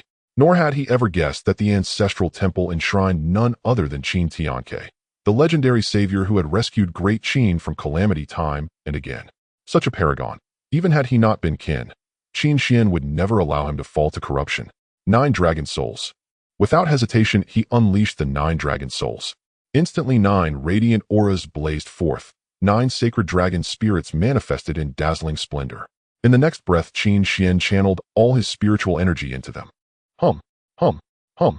At once the 9 dragon spirits pulsed with concentric rings of light. rippling outward from Qin Xuan like water ripples layer upon layer. Each ring shimmered with iridescent nine-colored radiance. Wherever they passed, demonic energy dissolved, vanished utterly without trace. Swiftly the nine-hued rings enveloped Qin Tianke, and the moment they did, the demonic aura clinging to his body recoiled as if struck by its ultimate antithesis, vanishing in an instant. Arg! The demonic voice within Qin Tianke shrieked in disbelief. Impossible! How can this be? What force dares impede corruption? Nothing in this world should be able to halt it. Once initiated, demonic corruption could only be halted by slaying the afflicted. Yet here at the very brink of Qin Tianke's fall, it had been shattered. I said, corrupt this. Qin Xuan snarled, enraged by the voice. He poured every ounce of his spiritual energy into the 9 dragon souls. The 9-hued rings flared with blinding brilliance. Every trace of demonic energy vanished in an instant. The grating demonic voice fell silent, extinguished. Qin Tianke's pained groans faded. The demonic aura dissipated entirely from his body, and the sprouted demonic seed within him rapidly shriveled, reverting into a compact obsidian black seed.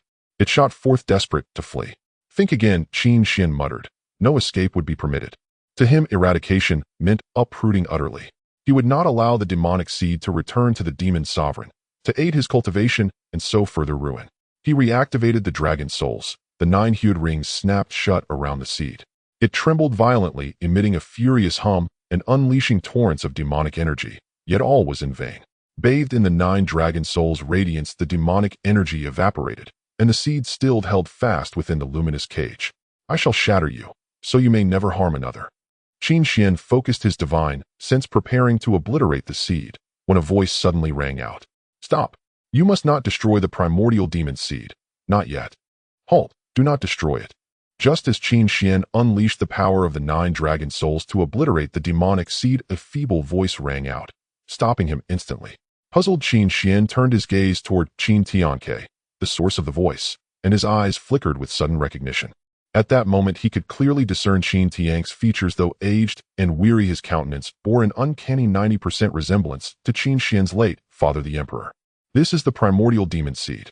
Should it be destroyed, every demonic seed across the realm would erupt simultaneously, unleashing torrents of demonic qi over the 9 provinces, transforming countless mortals into mindless demons. Qin Tianke spoke weakly, his voice barely above a whisper. This? Qin Xuan froze, stunned by the revelation, yet swiftly grasped its terrible logic. Across the 9 provinces lay innumerable demonic seeds, all bound to and governed by this very primordial seed before him. Should the primordial seed perish, every single demonic seed would detonate in unison. A few might cause little harm, but thousands, tens of thousands, even millions erupting at once would flood the world with their accumulated demonic qi, shrouding the 9 provinces beneath an impenetrable, suffocating veil. In that instant, countless innocents would be twisted into ravenous demons. With the seeds gone, even the demon sovereign would lose all control over those thus corrupted. These would be true demons, bereft of reason, driven solely by slaughter. The Jiuzhou realm would become a living hellscape. Then what do we do? Surely we cannot let it escape. Having halted his assault, Qin Xuan tightened the 9 dragon souls' grip around the primordial seed and asked. The only recourse is to seal it here. Qin Tianke gazed steadily at Qin Xuan. Indeed, that seems our sole option. But how shall we seal it? Just leave it here. Qin Xuan asked. Qin Tianke fell silent for a long moment, then replied, yes. Precisely here. Uncle, is that correct? Qin Xuan looked intently at Qin Tianke. You are the scion of destiny. Qin Tianke paused, startled. Yes, I am Qin Xuan, prince of the Great Qin Empire, he affirmed with a nod. Well done, young man, Qin Tianke said with sudden warmth, and laughed. Qin Xuan shrugged lightly, then stepped forward and offered Qin Tianke several restorative pills. After swallowing the pills, Qin Tianke regained a measure of vitality and sank down to sit upon the ground. Meanwhile, Qin Xuan maintained the 9 dragon souls binding upon the primordial seed and settled beside his uncle. Uncle, what truly transpired 5 centuries ago? Why are you here? Was it not the demon sovereign who was sealed within this place? Qin Xuan asked, curiosity gleaming in his eyes. Qin Tianke fell silent. Then after a pause began, 500 years ago the demon sovereign's strength was peerless. Destiny and I joined forces, channeling the dragon vein's power to forcibly elevate destiny to the spirit union realm, and thus defeated him. Yet though he perished, his primordial demon seed endured, and we dared not destroy it. Is the primordial demon seed truly so perilous? Qin Xuan asked. It is the root seed of the Daoheart demon seeding art, the origin from which all demonic seeds spring forth. Long before his fall, the demon sovereign had sown countless such seeds across the land. To destroy this one would trigger a chain reaction. Every seed would detonate at once, flooding the 9 provinces with demonic qi, plunging them into eternal night. Yet if left unchecked, the primordial seed will merely spawn more seeds, corrupting ever more. Thus Destiny and I concluded that sealing it was our only path forward.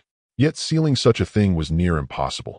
Until we conceived a final desperate solution, one of us would ingest the seed, imprisoning it within his own body, binding it with his cultivation, his flesh, and an immensely powerful formation. So Qin Tianke revealed the hidden truth of 5 centuries past. Qin Xuan listened, heart pounding, not with fear, but with profound reverence for the uncle who had sacrificed everything for the realm's salvation. Long ago, Qin Tianke had volunteered to swallow the seed, and had been imprisoned here for 500 years, enduring torment beyond imagining. Young man, don't look at me like that. It's but a trivial matter. Seeing Qin Xuan's awestruck gaze, Qin Tianke clapped him on the shoulder and laughed heartily. I am but a lone wanderer, whereas Destiny is the emperor of Great Qin. If not me, then who? Certainly not the son of heaven himself. Qin Xuan could not bring himself to smile. Trivial. What then could possibly be deemed great? Understand this, boy, some burdens must be borne by someone. Had it not been me, another would have taken my place. And at that time, I was the most fitting. That is all there is to it. No grand philosophy, no hidden motive. Qin Tianke patted Qin Xuan's shoulder again. Qin Xuan felt a sudden sting behind his eyes. His uncle spoke with effortless grace, but having witnessed his frailty, his resolve, and the sheer weight of 5 centuries' silence, Qin Xuan understood viscerally what those years had cost. Because of Qin Tianke's sacrifice, no new demonic seeds had emerged for 5 centuries, securing 500 years of peace for the Great Qin Empire. There is no tranquil serenity in this world. Only unseen shoulders bearing unbearable weight, so others may live in peace. Alone in darkness, Qin Tianke carried the fate of the Great Qin Empire upon his back. Uncle, is this truly our only path? I can hold it temporarily with the 9 dragon souls, but my spiritual energy will wane. Soon it will break free once more. Qin Xuan glanced at the primordial seed still suspended in midair. The 9 dragon souls. Qin Tianke looked up at the 9 luminous orbs, each shimmering in a different hue, and his expression shifted to astonishment. I wonder where you acquired such a marvel, achieving in moments what we failed to accomplish in 500 years.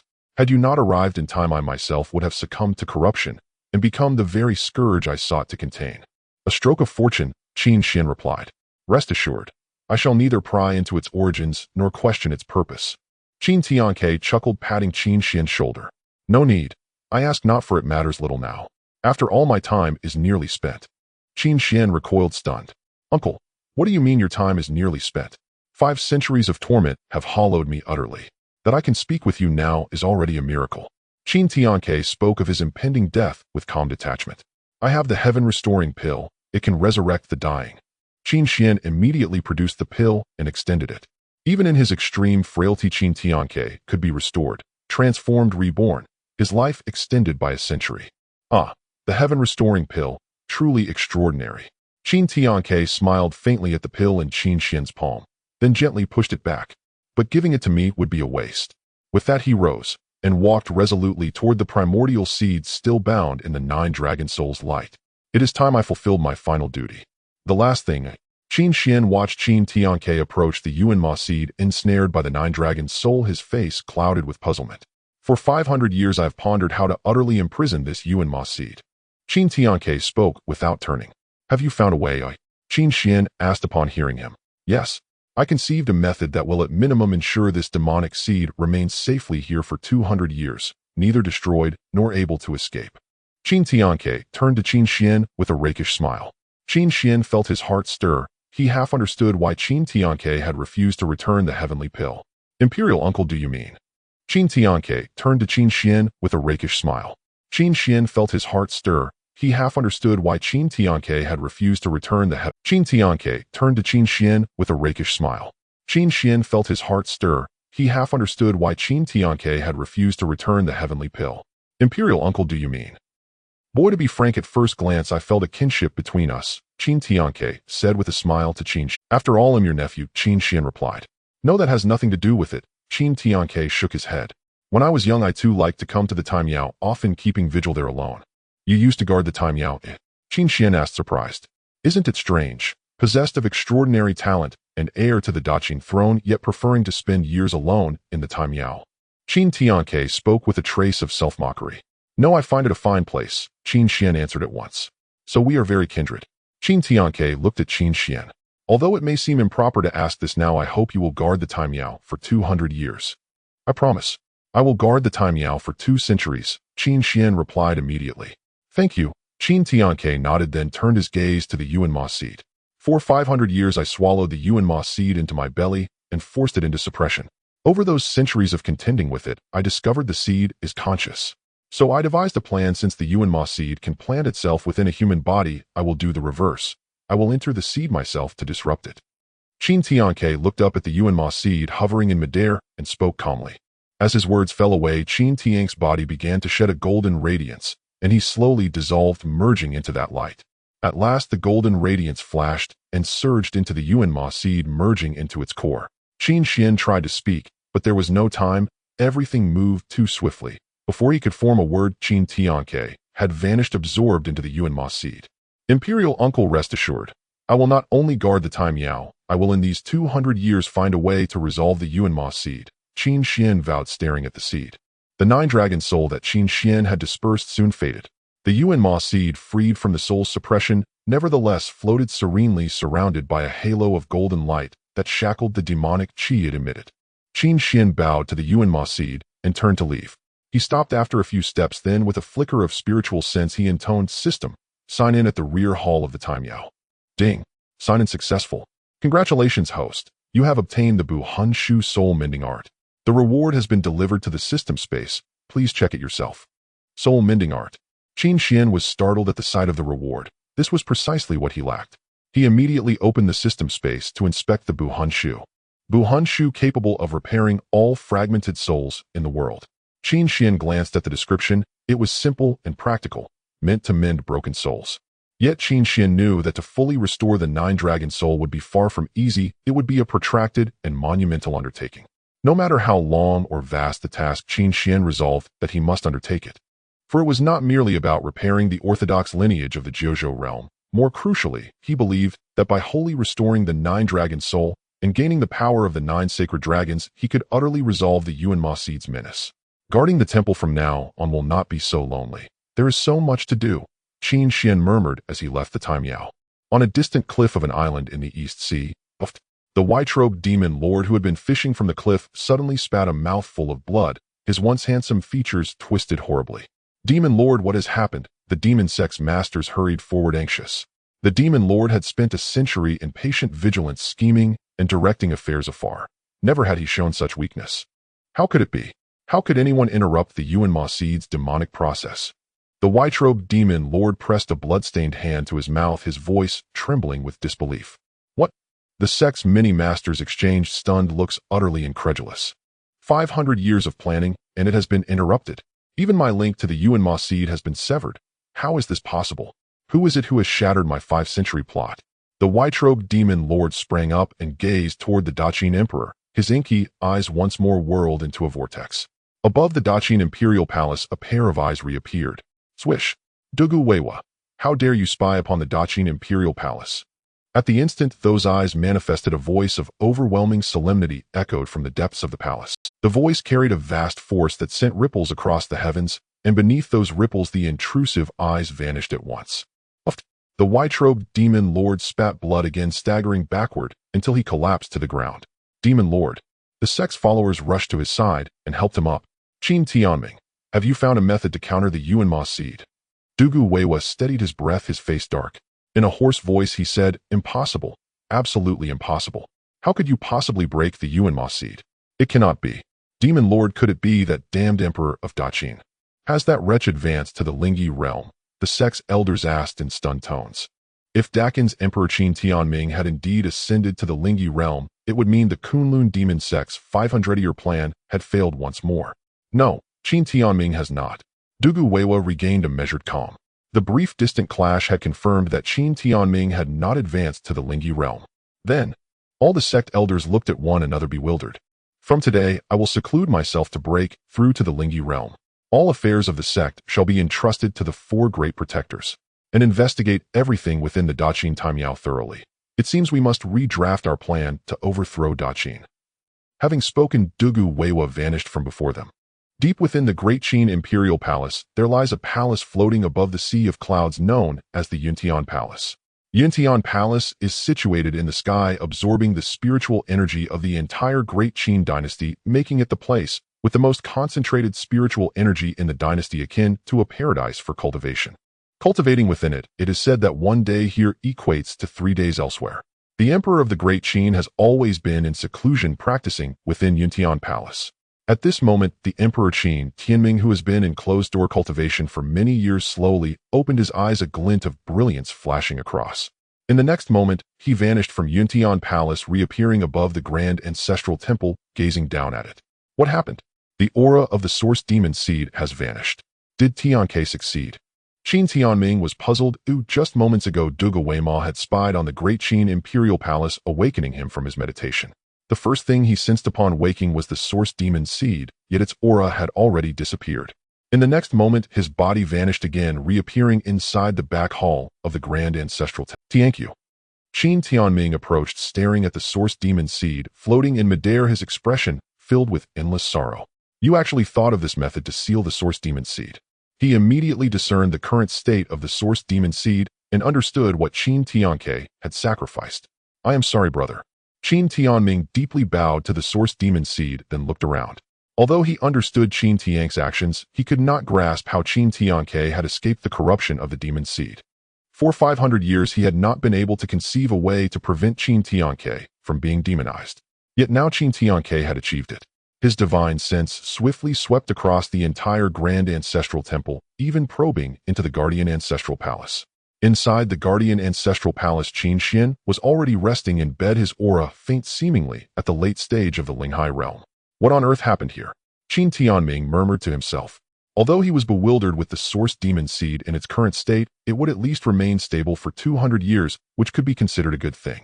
Shaking his head, Qin Tianming flashed away, leaving the grand ancestral temple and returning to Yuntian Palace. Meanwhile, Qin Xuan in the guardian ancestral palace naturally sensed his father's divine sense. However, he was not worried about being seen through. His concealment technique had already reached perfection, allowing him to hide his cultivation level to the extent he desired. Moreover, the guardian ancestral palace had his own formation laid down. Unless his father had reached the Lingyi realm, he would be unable to see through his true cultivation. Feeling his father's departure, Qin Xuan sat up, continuing his cultivation. After tonight, many mattered. Among them, the most important was naturally to enhance his cultivation level. At this moment, he had already reached the 7th level of the Lingtai realm, which is considered latest stage cultivation. His next goal was to break through into the Lingying realm. Of course, this process was not easy. For an ordinary cultivator, it might take hundreds of years to let the Lingtai evolve into Lingying. Even a genius cultivator like Qin Xinghe would require a century or two. However, Qin Xuan had only been cultivating for about 10 years. Even with the system's assistance, it was no trivial matter. In the path of cultivation, there are no shortcuts. One must take each step steadily and move forward. Naturally, Qin Xuan felt no urgency cultivating at a steady pace. Besides improving his cultivation, another thing he needed to do was repair the 9 dragon soul. He had already practiced the soul repair technique, which was not difficult. However, repairing the 9 dragon soul was akin to piecing together a puzzle, connecting the fragments of the lost soul to ultimately restore it.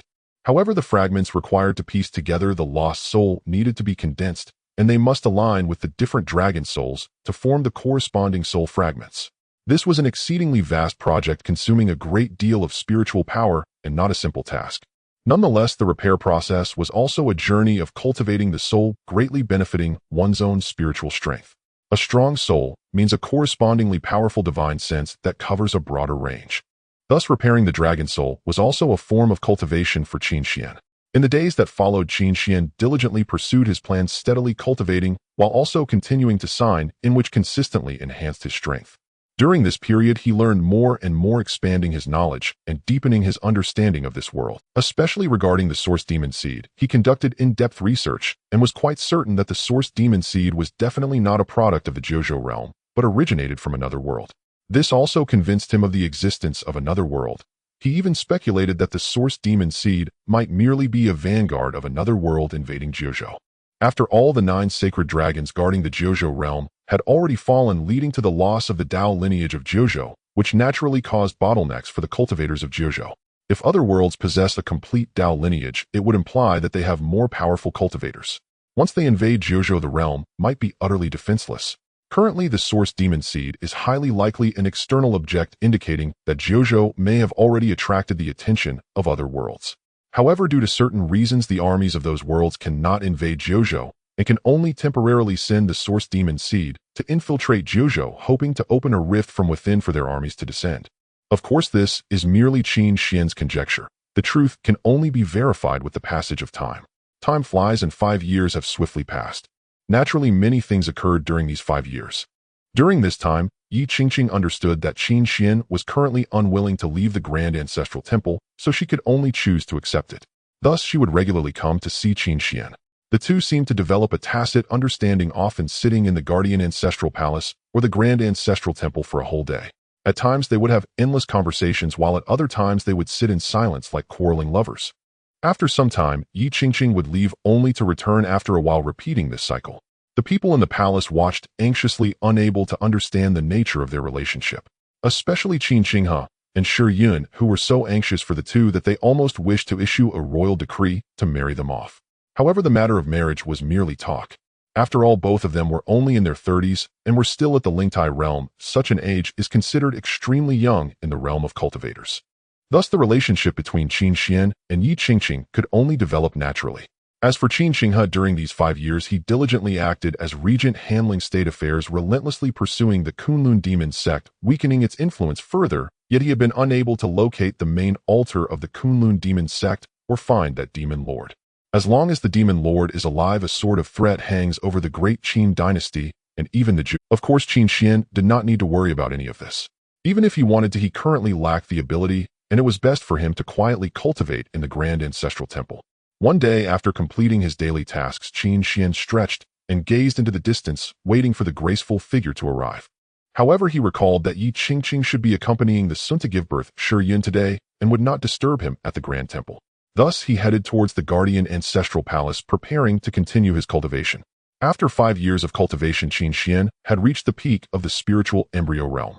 As he expected, the higher the realm, the more challenging the cultivation became, especially since he possessed a 9-colored spiritual embryo, making breakthroughs even more difficult. Soon Qin Xuan pushed open the door of the Guardian Ancestral Palace. Snap! Upon entering, Qin Xuan casually snapped his fingers. The Guardian Ancestral Palace, which had seemed somewhat outdated and messy, suddenly transformed with brilliant clouds and dazzling rays of light, turning into an entirely new world. Yet beneath the vast formation, the outside world could not perceive the changes occurring within the Guardian Ancestral Palace. Inside was a wondrous realm. This was a domain set up by Qin Xuan after comprehending the diagram of celestial ascension of 10,000 stars. The more he understood the diagram, the more incredible it seemed, with its profound mysteries being truly ineffable. After years of comprehension, Qin Xuan had grasped 72 paintings, while the remaining 9 eluded him. Of course, he felt it was not due to a lack of understanding on his part, but rather because his cultivation realm was insufficient. In the center of this wondrous world stood an alchemical furnace towering 2 people high, adorned with 9 sacred dragon sculptures representing the 9 provinces. The 9 provinces' celestial refining cauldron was obtained by Qin Xuan through his registration at the Royal Alchemy Hall. Inside the cauldron, azure flames were fiercely burning, and from the outside, a round red pill was visible. This pill possessed immense spiritual energy continuously circulating. As the spiritual energy flowed, intricate patterns were engraved upon its surface. These patterns covered the pill according to specific laws, appearing to be naturally formed, but the most crucial pattern was missing. However, as time passed, that pattern was gradually taking shape. Qin Xuan was refining the pill. Now at the peak of the spiritual embryo realm, he could break through to the nascent soul realm. However, after several attempts, he had given up. Due to incomplete preparations, transforming the 9-colored spiritual embryo into a nascent soul was no easy task. Thus, after several failed attempts, Qin Xuan naturally sought alternative methods. Clearly, refining a pill was a good choice. At this moment, the pill he was cultivating was called the Breaking Infant Spirit Pill, specifically designed for breaking through to the nascent soul realm. The refining process for the Breaking Infant Spirit Pill was extremely complicated and often took years or even decades. However, Qin Xuan did not require such a long time for refining. With his exceptional talent and comprehension coupled with his powerful divine soul, his alchemy skills were truly at their pinnacle. Of course, this was due to the past 5 years spent repairing the remnants of the 9 dragons' souls, which had significantly strengthened his divine soul. Additionally, he possessed the 9 provinces celestial refining cauldron, one of the top 10 alchemical furnaces of the 9 provinces, allowing him to refine the breaking infant spirit pill in a much shorter time. With the breaking infant spirit pill and his years of accumulation, he was certain that his chances of breaking through to the nascent soul realm were greatly increased. However, the completion of the breaking infant spirit pill would trigger a phenomenon, which is why he was refining it in this wondrous realm. It has been 99 days already, and with 6 more hours it will complete its formation. During this time I will go and see my elder brother the Crown Prince. I wonder how his cultivation has been lately. After saying this, Qin Xuan moved his body and vanished from his original spot. In the study, the moonlight streamed through the window, revealing a figure sitting cross-legged, engaged in cultivation. In recent years, the Great Qin Dynasty has been unsettled, and many within have voiced their discontent towards Qin Xinghe, making him extremely busy. On ordinary days, he would shuttle between the Golden Throne Hall and the study, and even now, with his concubine Shi Yun pregnant, he had little time to accompany her, often relying on Yi Qingqing to keep her company. Now that Shi Yun could give birth at any time, Qin Xinghe still had not found the opportunity to visit her. Qin Xuan observed all this and found it strange. In such a situation, why did the emperor, as Qin King's true support, not come forward to say a word? Could it be that he truly was in seclusion? Thus, seeing his father not helping Qin Xinghe, Qin Xuan could only step in to assist him from the shadows. On Qin King's body, spiritual energy circulated, and the sacred dragon shadows condensed behind him, yet they could not fully materialize, as if they had reached their limits and were thoroughly confined. I have been at the 4th level of the spiritual embryo realm for nearly 10 years, unable to break through, and I cannot even condense the sacred dragon spirit. Qin Xinghe opened his eyes, revealing a look of frustration, and sighed deeply. The dissenting voices within the royal family against him were growing louder, largely due to his prolonged stagnation in cultivation and his inability to condense the sacred dragon spirit, causing many princes, especially those older princes who had fully cultivated the sacred dragon heart law, to condense their sacred dragon spirits, to express their dissatisfaction, believing that Qin Xinghe was unworthy of his position as crown prince. Your heart is in turmoil. At that moment of sighing, a vague voice echoed. Hearing this voice, Qin Xinghe immediately stood up to look at the visitor.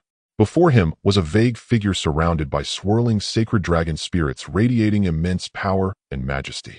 This person was none other than Qin Xuan. "Uncle, you have returned," Qin Xinghe said, his face filled with excitement. Qin Xinghe had firmly recognized Qin Xuan as Qin Tiank, and this uncle would always come to guide him whenever he encountered difficulties, providing him with great benefits. Of course, due to Qin Tiank's special identity, Qin Xinghe had not mentioned him to anyone.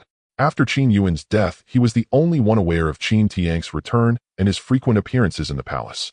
All of this was his own assumption, and Qin Xuan had no intention of exposing it. As the crown prince of the Great Qin, you bear the responsibility of protecting the nation. Anyone's heart may waver, but yours must remain steady. Qin Xuan admonished Qin Xinghe. "Thank you for your guidance, uncle." Qin Xinghe immediately responded, "Respect. The path of cultivation lies in the heart of cultivation. Your years of practice and accumulation have been sufficient. You merely lack an opportunity. Your heart is in turmoil, causing you to miss many opportunities." Qin Xuan spoke gently to Qin Xinghe. "Think about why you cultivate and what your path of cultivation is for. Once you understand, you will be able to break through." Qin Xuan directly pointed out the issue with Qin King's cultivation. Qin Xuan has been cultivating for nearly 15 years, and during this time his understanding of cultivation has reached an unparalleled pinnacle. Moreover, his insights extend beyond cultivation itself. He has dabbled in various fields, accumulating an immense wealth of knowledge, making him truly erudite. In the entire Jojo, it is likely that no one can surpass him. Pointing out guidance to others is truly a matter of ease for him. Why do I cultivate? What is the purpose of my path in cultivation? Qin Xinghe echoed Qin Xuan's words, his thoughts spinning as he contemplated, leading to an increasing number of realizations in his heart. Unbeknownst to him, Qin Xinghe seemed to have glimpsed his own path, one that was becoming increasingly clear, yet it bore a sense of profound mystery. "I understand now, I understand." Suddenly, Qin King's eyes sparkled with a long-lost brilliance, and he deeply bowed to Qin Xuan, saying, "Thank you, Uncle Huang, for your guidance. Without your insights, my path in cultivation would likely have ended here." Qin Xuan nodded, slightly refraining from saying more. As the first prince regent in a millennium, Qin Xinghe indeed bears a heavy burden.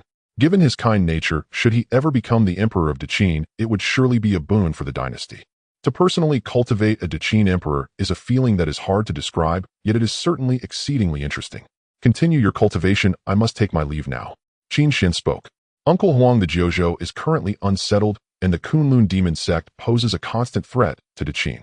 I hope you will lend your assistance. Seeing that Qin Xuan was about to leave, Qin Xinghe immediately spoke.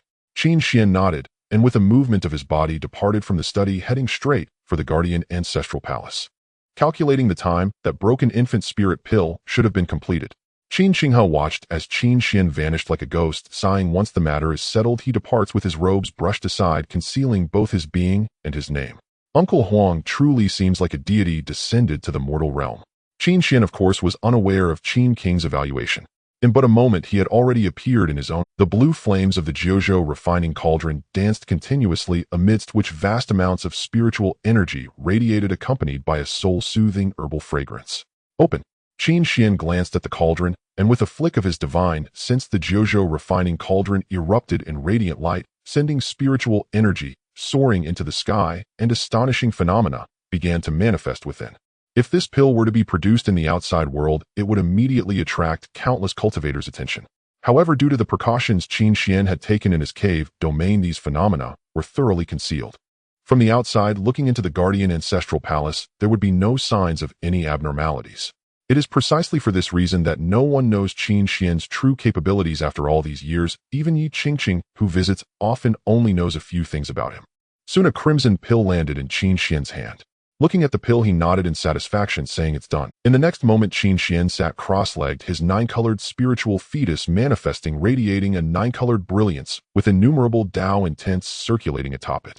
These Dao intents were the techniques Qin Xuan had cultivated over the years, including sword techniques, fist techniques, leg techniques, and myriad other intents converging and flowing atop the spiritual fetus, captivating and dazzling. "Now it's all up to you." Qin Xuan flipped his palm, and the crimson infant spirit pill soared into the air, entering his mouth and being swallowed. The moment the pill entered, it dissolved instantly, and immense medicinal power radiated throughout, flooding Qin Xuan's limbs and bones. This medicinal power not only filled his limbs and bones, but even infused into his divine soul. The nine-colored spiritual fetus, empowered by this immense medicinal force, became even more brilliant, resembling a nine-colored sun illuminating the heavens and the earth. Upon Qin Xuan's body, from blood vessels to meridians, from pores to internal organs, everything transformed under the resplendent nine-colored light. At this moment, Qin Xuan's body began to undergo continuous metamorphosis, unleashing unparalleled spiritual energy. This unmatched spiritual energy converged, forming a nine-colored river of qi that nourished his nine-colored spiritual fetus. Buzz, buzz, buzz. The nine-colored spiritual fetus trembled incessantly, as if the heavens and earth were reverberating. When the power reached its zenith, a strange force surged forth from within the nine-colored spiritual fetus. At that moment, cracks appeared on the nine-colored spiritual fetus. Ultimately, the strange force completely burst the nine-colored spiritual fetus, erupting with a thunderous explosion. In the instant of the explosion, nine-colored brilliance filled the entire cave, transforming it into a nine-colored world. Countless nine-colored lights surged, flowing with various wondrous powers. When everything dissipated, a small figure radiating nine-colored light was seen, sitting with closed eyes and hugging its knees, floating before Qin Xuan. This small figure bore an identical face to Qin Xuan, albeit smaller, and exuding an extraordinary aura not of this world. Nine-colored spirit infant. Qin Xuan, gazing at the figure before him, immediately exclaimed in delight. The transformation of the spiritual fetus into the spiritual infant is an exceedingly complex process, often leading to a loss of spiritual energy and Dao intents from the spiritual fetus. Thus, many who transition from spiritual fetus to spiritual infant find their colors diminished, and the greater the number of colors in the spiritual fetus, the higher the likelihood of reduction. As such, multicolored spiritual infants are far rarer than multicolored spiritual fetuses. However, throughout history, there have been many extraordinary individuals who, upon the transformation to spiritual infants, not only retained their colors, but even increased them. Naturally, such instances are rare, a 1 in 10,000 occurrence. As for Qin Xuan being a nine-colored spiritual fetus, it is impossible for him to upgrade to a 10-colored spiritual infant. At least Qin Xuan has searched through all ancient texts and found no records of 10-colored spiritual infants, not even of 9-colored or 8-colored ones. The highest recorded in the Jojo realm is merely a 7-colored spiritual infant. Now, with his 9-colored spiritual fetus transforming into a 9-colored spiritual infant, it can be said to be unparalleled in the Jojo realm. With a 9-colored spiritual infant, Qin Xuan is currently at the first level of the spiritual infant realm, yet those below the 7th level of the spiritual infant realm are likely not his match. Only cultivators above the 7th level of the spiritual infant realm may possess the strength to contend with him. Those above the 7th level of the spiritual infant realm in the Jojo realm are all top-tier figures of great significance. Qin Xuan battling at the first level of the spiritual infant realm against those above the 7th level would undoubtedly shake the entire Jojo realm. Spiritual energy transforms into spiritual power. I have finally entered the spiritual infant realm. Qin Xuan stretched his body, feeling the surging spiritual power within him, filled with excitement. However, he quickly calmed down. Cultivation knows no bounds. The further one goes, the more challenging it becomes. Now that he is in the spiritual infant realm, spiritual energy transforms into spiritual power, allowing him to cultivate the power of the laws. Moreover, each breakthrough is immensely arduous, likely requiring several years or even a decade. The path of cultivation is like rowing upstream. If you do not advance, you retreat. At present, his entry into the spiritual infant realm can only be considered a modest achievement, and there is no cause for celebration. Therefore, having calmed his emotions, Qin Xuan once again entered into cultivation. At dawn the next day, Qin Xuan awoke as usual from his cultivation practice and strode out of the ancestral guardian palace toward the imperial temple to begin his daily duties. Your Highness. No sooner had Qin Xuan stepped beyond the gates of the ancestral guardian palace than a voice rang out. Moments later, Qin Xinghe approached with radiant joy, his face all but glowing with uncontainable elation. Elder brother Crown Prince, what brings you here today? Qin Xuan asked, mildly surprised at Qin Xinghe's unexpected appearance. Qin Xinghe, burdened by imperial affairs, rarely visited the imperial temple in person anymore. Even urgent matters were conveyed through envoys. His personal arrival was indeed rare. Naturally, I bear joyful tidings, Qin Xinghe declared cheerfully as he drew near. Joyful tidings? Has the crown princess given birth? Qin Xuan asked at once. Indeed. Last night, she bore twin heirs, a dragon and phoenix pair, so I hastened here at first light to share the glad news. Congratulations, elder brother Crown Prince, on the auspicious birth of your dragon and phoenix twins. Qin Xuan offered his felicitations without delay. Moreover, there is yet another cause for celebration. Qin Xinghe spoke with an air of quiet mystery. Another cause for celebration. What might it be? Qin Xuan inquired. Last night, I perfected the sacred dragon heart art and summoned the sacred dragon spirit at last. At long last, I may silence the murmurs of those other princes. His excitement was palpable. Qin Xuan nearly burst into laughter, replying instead, a double blessing indeed. Truly, your highness embodies the celestial mandate of the Great Qin Dynasty. Perfecting the sacred dragon heart art and summoning the sacred dragon spirit. Such an achievement, though commendable, hardly warranted such unrestrained jubilation. Clearly, Qin Xinghe had borne immense pressure for years. Brother, do you know how long my cultivation has stagnated? There were times I feared my path had reached its end, until last night when clarity descended upon me like dawn breaking through mist. Qin Xinghe sighed, deeply releasing years of pent-up strain. Brother, do you know why this sudden enlightenment came to me last night? Qin Xuan, fully aware of the truth, still praised warmly. Your Highness possesses extraordinary talent and profound accumulation. Breakthrough is only natural. Not so, Qin Xinghe shook his head. Brother, I beheld uncle again last night. He guided me. Without his intervention, I would have strayed irrevocably, and my cultivation path would have ended. As he spoke, reverence for this uncle shone unmistakably in his eyes. Qin Xuan merely smiled, silent, wondering what expression might cross Qin Xinghe's face were he ever to learn the true identity of that uncle. Ah, brother, I have never spoken of uncle to anyone else. You must swear not to reveal this to another soul. What could Qin Xuan do but nod silently? They exchanged a few more words before parting. Brother, cultivation is vital. But as a prince of the Great Qin, establishing a family and continuing the imperial line holds equal weight. Do not let cultivation blind you to life's most precious moments. You understand my meaning, do you not?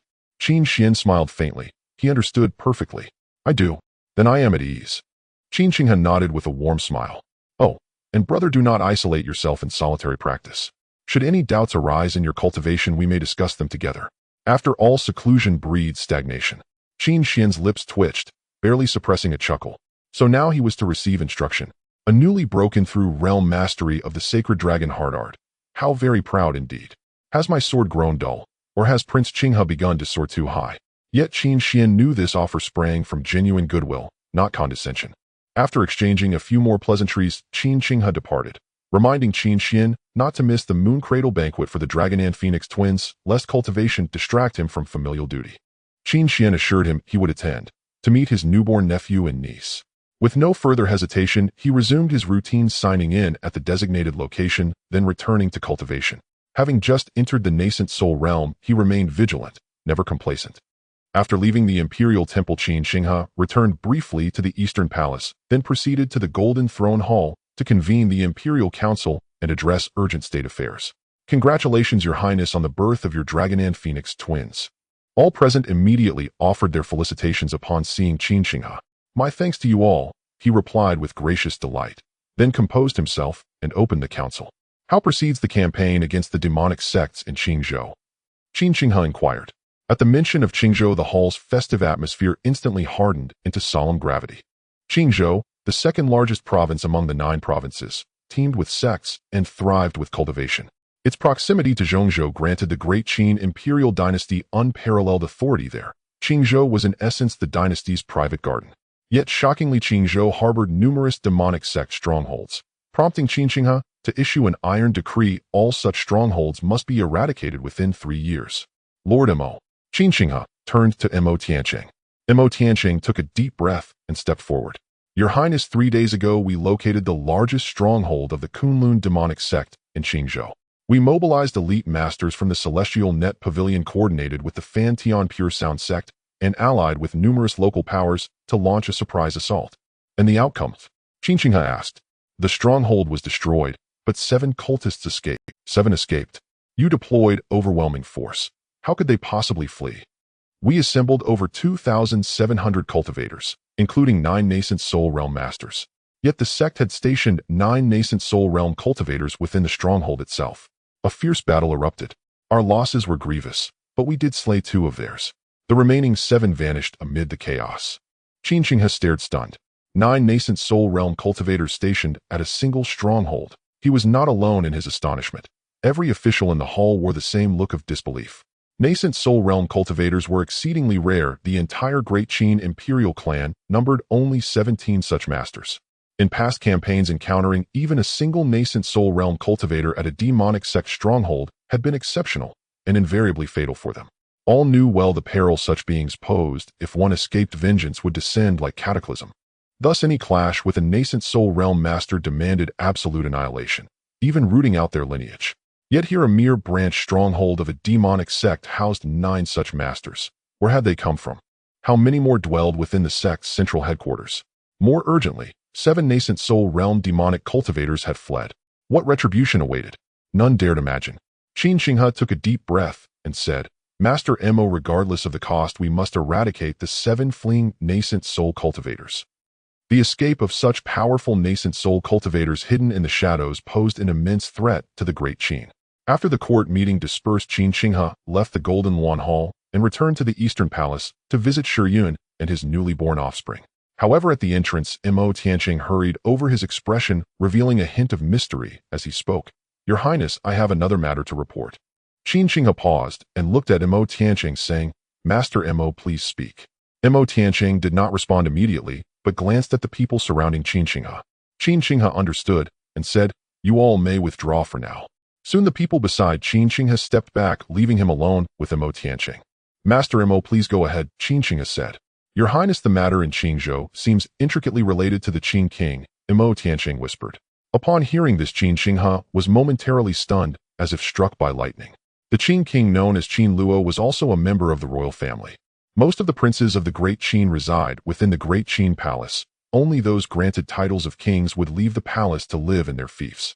The number of princes given titles is few, with only 8 currently ruling their own territories. Qin Luo was exceptionally talented from a young age, clever and adept at winning his father's favor. Thus, he won the affection of the emperor. Logically, Qin Luo should have been crowned the crown prince. It is well known that the position of crown prince before Qin Xinghe was a perilous one. Therefore, Qin Luo was not made crown prince at that time. Over 30 years ago, he was granted the title in Qingzhou as the Qin king, with the privilege to enter the palace at any time. Hence, it was simply impossible for Qin Xinghe to believe that the Qin king Qin Luo had any ties to the Kunlun demon sect. After a moment of silence, he asked, Is there any evidence? Among those who escaped, one seems to be the Qin king's teacher Lin Qin. Mo Tianqing replied softly. Is that uncertain? Qin Xinghe asked in confusion. Mo Tianqing nodded and said, "This matter is of great importance, so I dare not make rash conclusions. That's why I did not bring it up during the court meeting. Moreover, the Qin king's identity is special, and I also dare not investigate carelessly." Hearing this, Qin Xinghe fell silent once more. After a moment, he said, "The Qin king will attend the full moon banquet for Qin Wei and Qin Yin in a month. I will find a way to test him, while the Tianluo Hall will fully pursue that Lin Qin. I shall take my leave," Mo Tianqing responded, and then hurriedly departed. Qin Xinghe watched Mo Tianqing leave, his eyes narrowing slightly. Qin Luo betraying the Great Qin. The thought was one he dared not entertain. If true, how would his father react upon learning of it? Could it be that Qin Luo desires the position of crown prince? Qin Xinghe, now aware of the intricate ties between Qin Luo and the Kunlun demon sect, felt a wave of agitation. Once upon a time, the position of crown prince was overlooked and even avoided by many. Yet now princes were beginning to covet the title. Qin Xinghe found it rather amusing. What significance did the title of crown prince hold? His father was still alive, and as long as his father returned, the crown prince would remain the crown prince. Unless. However, Qin Xinghe immediately shook his head. There could be no unless, or the Great Qin would be in grave danger. In a mountain forest in Qingzhou, 7 people had gathered together. These 7 were the ones who had escaped, as mentioned by Mo Tianqing, one of whom was an elder with a pale face, blood flowing from his shoulder. The elder was continuously circulating his spiritual energy, trying to staunch the wound, but a peculiar ripple of spiritual power lingered over the wound, causing his efforts to yield little result. Moreover, this peculiar ripple of spiritual power was continuously invading his body. If he did not expel this spiritual energy, it could harm his essence and cause his cultivation to fall. Lin Qin, I told you long ago, if you were willing to plant the demon seed, you would not have suffered such injuries and would not have lost 2 nascent soul cultivators. At this moment, a man dressed in black with a square face spoke with a sullen expression. My identity is special. I cannot exert my full strength, or I would not have been injured by the old man of the pure sound of Fan Tian. Lin Qin said with a grim expression. The man in black scoffed and handed him a pill, saying, "Take this, bit can aid in your recovery." Lin Qin glanced at the pill, then took it, and under its medicinal effect his injuries stabilized. Does your demon lord truly foresee that Qin Timing's life is nearing its end? After taking the pill, Lin Qin asked as his injury stabilized. Have you and the Qin king not witnessed the demon lord's capabilities? The man in black asked. Upon hearing this, Lin Qin raised an eyebrow, recalling a memory. 3 years ago, a man in white suddenly appeared at the Qin king's residence, a man whose strength was unparalleled and whose abilities were astounding, capable of predicting many future events with absolute accuracy. The Qin king Qin Luo treated this man in white as a deity. Little did he know that this man was the current demon lord of the Kunlun demon sect, Duguo. The Great Qin and the Kunlun demon sect were sworn enemies, yet Duguo claimed that he only had enmity with Qin Tianming, and that as long as Qin Luo became the new emperor of the Great Qin, establishing the Kunlun demon sect as the holy sect of the Great Qin, they would not oppose the Great Qin. Afterward, the Great Qin and the Kunlun holy sect jointly ruled the entire Jiuzhou realm. Initially, Qin Luo rejected this proposal, as it was nearly impossible for the Great Qin to have a new emperor. His father Qin Tianming had a long lifespan and was unaware of how many years he had left. Moreover, it was highly likely that his father would break through to the spiritual union realm, extending his lifespan even further, making it impossible for him to become the new emperor. However, Duguo had already predicted that Qin Tianming would die in 10 years while attempting to break through to the spiritual union realm. At that time, Qin Xinghe would undoubtedly become the new emperor, and Qin Luo would be eliminated by Qin Xinghe, as Qin Luo was the greatest obstacle to Qin King's ascension to the throne. However, Duguo had already predicted that Qin Tianming would die in 10 years while attempting to break through to the spiritual union realm. At that time, Qin Xinghe would undoubtedly become the new emperor. I hope your demon lord's calculations are not wrong. Otherwise, once Qin Tianming enters the spiritual union realm, we will all perish. The demon lord's calculations are infallible. Qin Tianming will surely die within 10 years. You need not worry. Just cooperate with the demon sect in your actions. Why do you need to steal Qin King's offspring? What is so special about those dragon and phoenix twins? Lin Qin asked solemnly.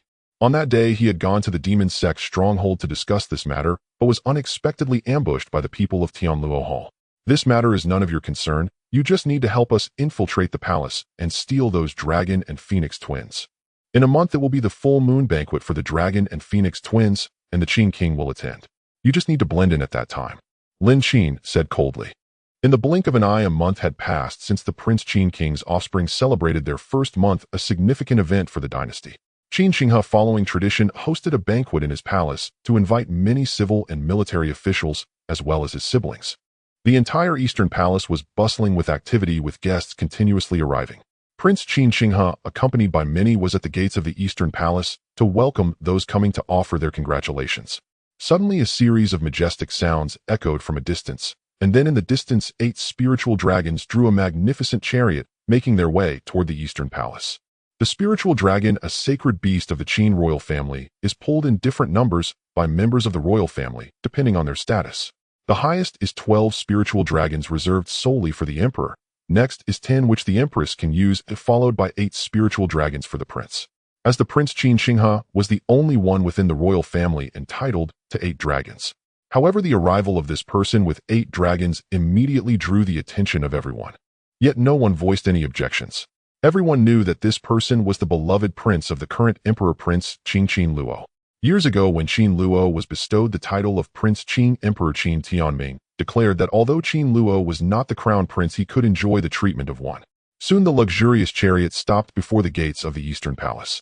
Then the carriage door opened, and a man dressed in a dragon robe stepped down from the vehicle. The man was handsome, appearing to be just over 30, but this was merely surface. No one knew how many years he had cultivated. He bore a striking resemblance to the current emperor in demeanor and was extraordinarily outstanding. This man was none other than Prince Qin Luo. It was said that at his birth a blue light shone, heralding extraordinary omens.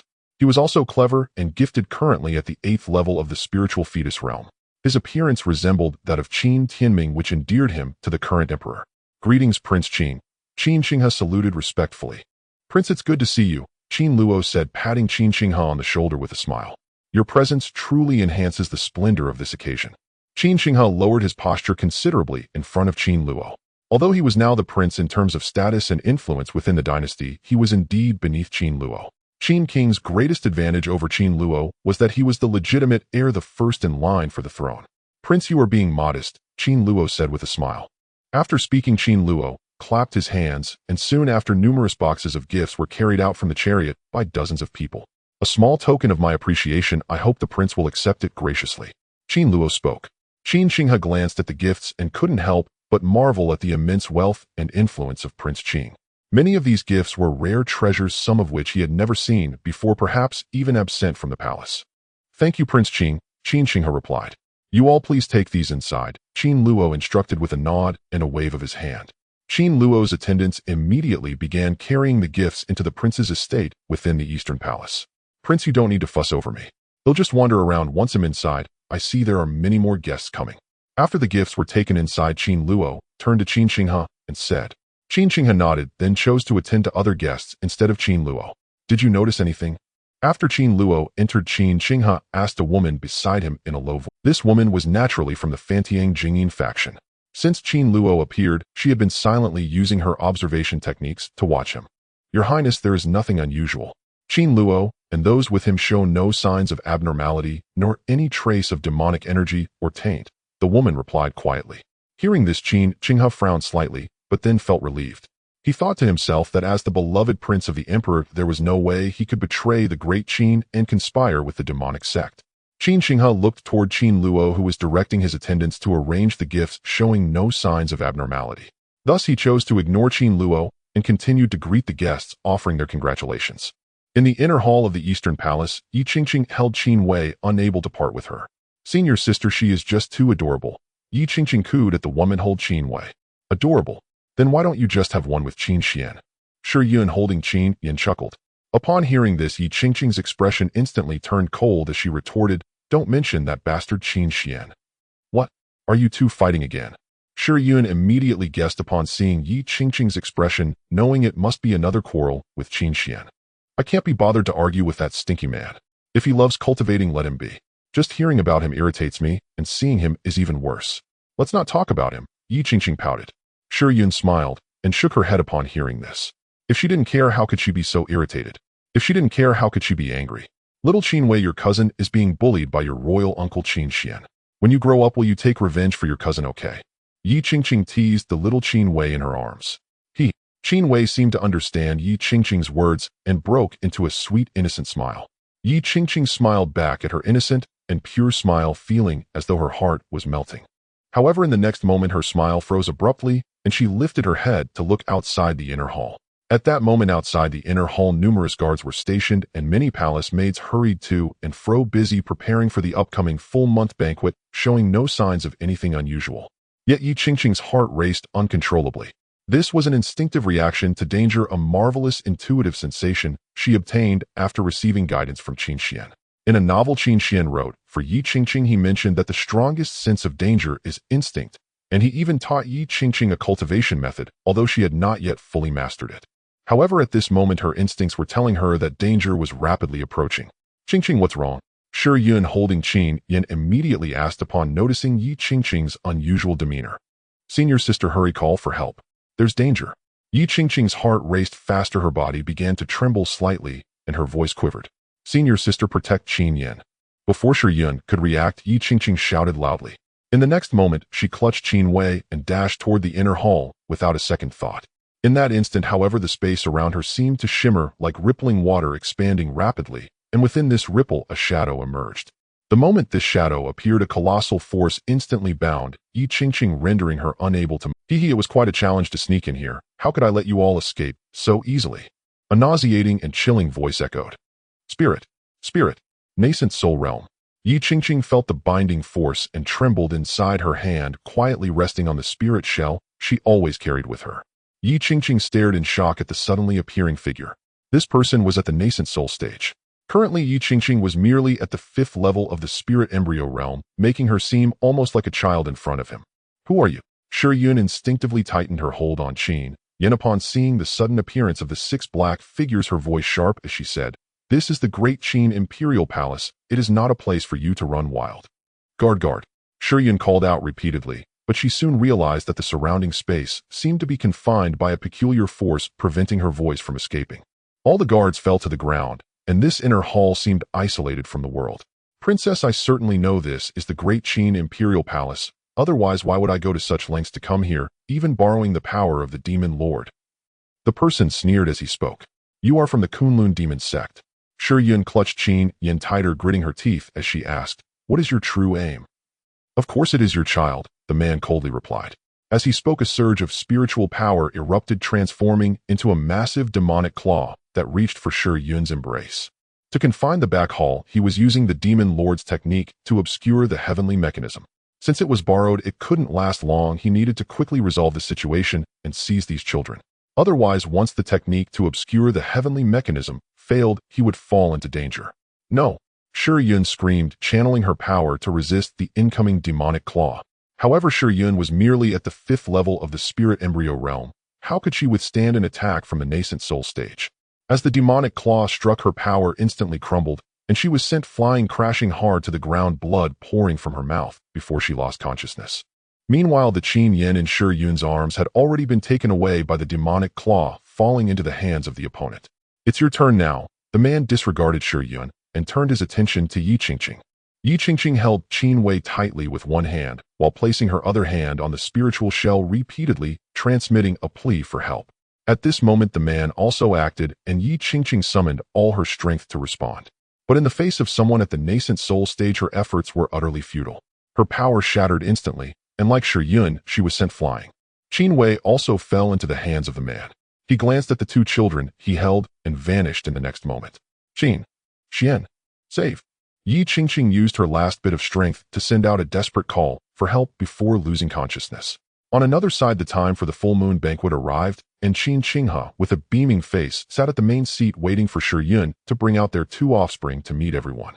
However, after waiting for a long time without seeing Shi Yun appear, he immediately brought several people to the inner hall. Upon entering the inner hall, he was taken aback by the scene before him. Shi Yun, Qingqing, what on earth happened? Where are Qin Yin and Qin Wei? Qin Qinghe hurriedly helped Shi Yun up, a surge of spiritual energy immediately entering her body. Qinghe, save the children, save the children. Shi Yun awakened and saw Qin Qinghe immediately crying out with a heart-wrenching scream, her demeanor frantic. This instantly caused a commotion among everyone present, all of them wearing expressions of shock. What happened to Shi Yun? Where are our children? Brother Crown Prince, a nascent soul stage cultist from the demon sect, has infiltrated the palace and taken away Qin Yin and Qin Wei. We must quickly issue an order to seal the palace. After Yi Qingqing regained consciousness, she immediately spoke up. Boom. Qin King's mind exploded in an instant, blanking out as disbelief filled his eyes. Everyone present was also stunned, their expressions filled with incredulity. The Great Qin Imperial Palace has powerful formations for protection, and entry and exit are subject to extremely strict inspections. How could someone at the spirit embryo realm manage to infiltrate and steal from the palace, especially someone at the nascent soul stage? How could they have stolen his 2 children without anyone noticing? Crown Prince, the bloodline of the Great Qin cannot fall into the hands of the demon sect. Quickly issue an order to seal the palace and mobilize all forces. We must find out the truth, no matter what. Duke Qin Luo stepped forward and spoke loudly. This voice instantly snapped Qin Xinghe back to reality, his eyes fixed on Qin Luo, a flicker of fear in his gaze. Only Duke Qin Luo could enter the palace without inspection. However, he currently had no evidence and could not investigate. He spoke in a deep voice. Issue my decree to seal all entrances and exits of the palace, activate the great formations, and no one is allowed to leave the palace. Have the heavenly Luo Hall mobilized to thoroughly investigate this matter. As the decree was issued, all the gates of the palace closed, and a massive light screen appeared enveloping the entire palace, preventing even a bug from escaping. However, Qin Xinghe understood that since the demon sect's people could infiltrate the palace and take his offspring, they must have a way to leave safely, and it was possible that someone within the royal family was assisting them. If his father were not able to help, he might never see them again in his lifetime. No, if the emperor were here, perhaps. Qin King's mind stirred, but he immediately shook his head. The chances were slim. His uncle was elusive, and he did not even know where he was, so how could he save his children? At this moment, Qin Xuan stepped out of the ancestral hall holding the spiritual shell in his hand, his eyes gazing into the distance. This technique to obscure the heavenly mechanism is indeed remarkable, managing to evade so many experts within the royal family, but unfortunately, it encountered me. Qin Xuan looked to the distance, sensing a powerful aura rapidly fleeing beyond the palace, and in the direction of his escape, 5 strong auras seemed to be providing support. These auras were incredibly subtle, seemingly concealed by a powerful Dao technique, making them undetectable. Unfortunately, they could not escape Qin Xuan's perception. Qin Xuan repaired the 9-dragon soul, making his divine sense extraordinarily powerful. As long as he wished, he could sweep through and know everything happening within the palace, even against techniques that obscured the heavens. However, he felt it unnecessary. The affairs within the palace were not something he needed to concern himself with.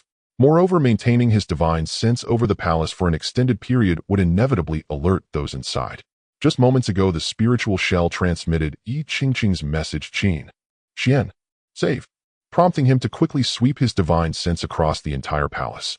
Those evil and heretical beings are truly audacious, daring to come during the full moon banquet of the 2 little ones, and even attempting to seize the royal bloodline. Such actions not only endanger the Great Qin, but also disrupt my cultivation, so this matter must be addressed properly. Qin Xuan let out a cold laugh, and then his body flickered like a beam of light, soaring into the sky, instantly vanishing into the horizon. Even the activated formation could not detect Qin Xuan's departure. In the imperial city of the Great Qin, a black light streaked across the sky above a forest 100 miles away, then vanished into the woods. This person was none other than the one who had taken away Qin Yin and his companion, a disciple of the Kunlun demon sect. As soon as this person landed, 5 figures immediately rushed forward to greet him. This is a success, indeed worthy of the Eastern Protector. Seeing the 2 infants in the hands of the Eastern Protector, the group exclaimed with joy. People say the Great Qin Imperial Palace is as solid as a fortress fraught with dangers at every step, yet I come and go freely. It seems the Great Qin is not that formidable after all. The Eastern Protector laughed heartily. What you say is true. Even that dog emperor does not dare to show himself, and the royal elders are completely unaware. Not a single person is pursuing us. One of them laughed in agreement. Pursue us.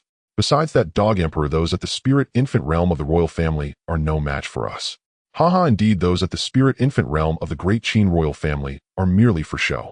Without the support of the imperial palace's formations, they are no match for us. The others also laughed heartily, feeling exceedingly proud. The Great Qin Imperial Palace is known as the hardest place to infiltrate in the 9 provinces, heavily guarded by many experts at the spirit infant realm and protected by immensely powerful formations, indeed a place fraught with dangers at every step. Those at the spirit infant realm do not dare to force their way in, and even when the formations are fully activated, those at the spirit unification realm must think twice before attempting. But how about now? They come and go freely easily, taking the air of the prince, while those so-called experts at the spirit infant realm remain completely unaware. Even if they were to discover it now, no one would pursue them. Even if they were pursued, so what? They carry the demonic seed. Once activated, even those of the royal family may not be their match. Eastern Protector, we have the children. Let us return quickly and hand them over to the demon lord. After their laughter, one person spoke. The Eastern Protector responded affirmatively, and then his aura surged as he rose into the air, leaving the place. The other 5 also prepared to depart, heading back to report to the sect. So eager to leave after just arriving, it seems the Great Qin has not treated you well. Why not return with me and enjoy a cup of tea before departing? However, just as those 6 were about to leave, a leisurely voice rang out.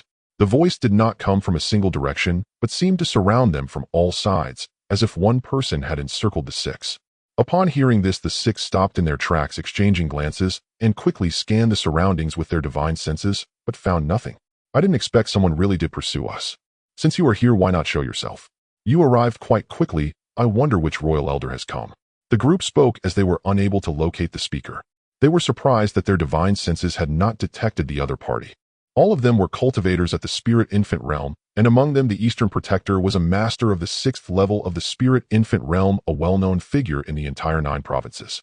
Yet, even so, they could not locate this person with their divine senses, indicating that the individual's cultivation was surely formidable, definitely, at the spirit infant realm, causing them to feel a bit uneasy. However, there were 5 of them present, the lowest being at the 3rd level of the spirit infant realm. With such combined strength, even a peak spirit infant realm expert should not be their match. After all, not every peak spirit infant realm expert could subdue the entire spirit infant realm like Qin Tianming. Qin Xuan stepped out from the shade of the trees, his expression devoid of any emotion. The 6 were taken aback upon seeing Qin Xuan emerge from the trees. Young, he was incredibly young. The person before them appeared to be no more than 20 years old. Cultivators age slowly, but that does not mean they do not age. Those who can reach the spirit infant realm often exceed 100 years or even several hundred years. Even if aging is slow, they should not maintain a youthful appearance of 20, or perhaps the person had consumed a beauty-enhancing pill to maintain their appearance at the peak of youth. Who are you? I do not recall any spirit infant realm cultivator within the Great Qin royal family. The Eastern Protector asked Qin Xuan. The Kunlun demon sect had long since gathered intelligence on all threatening spirit infant realm cultivators within the Great Qin Dynasty, and the man stepping forward now was not among the intelligence. If you are a master invited by the Great Qin royal family, I advise you to leave quickly. The Kunlun demon sect is not something you can provoke. Another person said to Qin Xuan. Indeed, it is not easy to reach the spirit infant realm. Why risk your life for the Great Qin Dynasty? As they spoke, they all eyed Qin Xuan cautiously, sensing that although his aura was not strong, he exuded an immense sense of threat. This person is not simple, thought the 6 of them at that moment. Cannot provoke. You have already entered the palace to snatch people. What else is there that cannot be provoked? Qin Xuan replied coldly while his gaze was fixed on the infants. He had scanned them with his divine sense. They were unharmed, merely under the influence of a hypnosis spell and fast asleep. It seems you have made yourself a dog of the Great Qin. No need for further words, just come and die. The Eastern Protector snorted coldly. Boom. In an instant, his aura erupted violently, surging spiritual power wildly, containing an overwhelming demonic might. At the same moment, Qin Xuan formed a sword gesture with his fingers, slicing through the air like a divine stroke, a flash of sword light flickering as boundless sword intent erupted. As the sword intent appeared, it moved with incredible speed, enveloping the Eastern Protector, the overwhelming sword intent crashing down like a tide.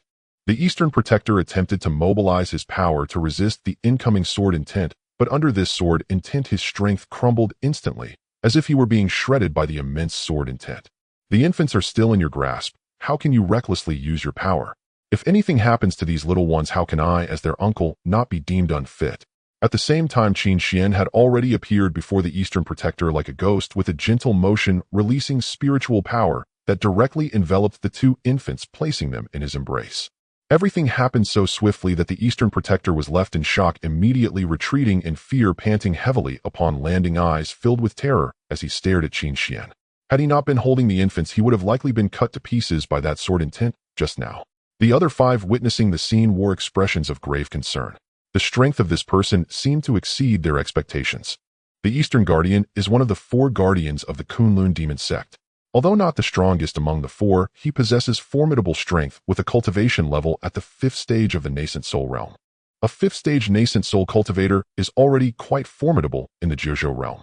Yet now the opponent merely waved his hand in midair and managed to push the Eastern Guardian back. Although the Eastern Guardian did not use the power of his demonic seed to unleash his full strength, it still showcased the opponent's remarkable ability. Your strength is indeed impressive. Let me experience it firsthand. A member of the demon sect spoke loudly. As his voice fell, his aura suddenly surged, and he stepped forward, causing the ground to shake violently. Bang! Bang! The man took several steps, each step causing the earth within 100 feet to tremble like waves. The epicenter of this tremor was Qin Xuan. The 9 steps of heaven treading. You are from the Yunhai sect of Yunzhou, yet you have become a lackey of the demon sect, Qin Xuan remarked as he witnessed the opponent's attacking technique. Yunzhou is the third largest state in the Jiuzhou realm, home to numerous factions. Among them, the Yunhai sect is the foremost sect of Yunzhou and has a history spanning nearly 10,000 years. The 9 steps of heaven treading is one of the Yunhai sect's ultimate techniques. When practiced to perfection, it can shake the heavens and the earth with its tremendous power, enough to obliterate a nascent soul cultivator. Those who recognize the times are wise. The Kunlun demon sect will surely dominate Jiuzhou, and the demon lord will be the ruler of Jiuzhou, the man said coldly. As he moved, his footsteps never ceased, stepping repeatedly, causing the ground to tremble violently and trapping Qin Xuan at the center of the quake. Qin Xuan observed quietly, not making any move, simply watching the performance. The opponent drew closer, and the force of the tremor intensified, seemingly aiming to shred Qin Xuan apart. If I am not mistaken, the 9 steps of heaven treading originates from the sacred dragon heaven treading steps of the Great Qin. Just as the opponent was merely a step away, Qin Xuan suddenly spoke. As his voice fell, he stomped his foot fiercely. Boom! A wave of power instantly erupted. This force was immensely overwhelming, carrying a majestic aura of the sacred dragon, instantly suppressing the power of the 9 steps of heaven treading.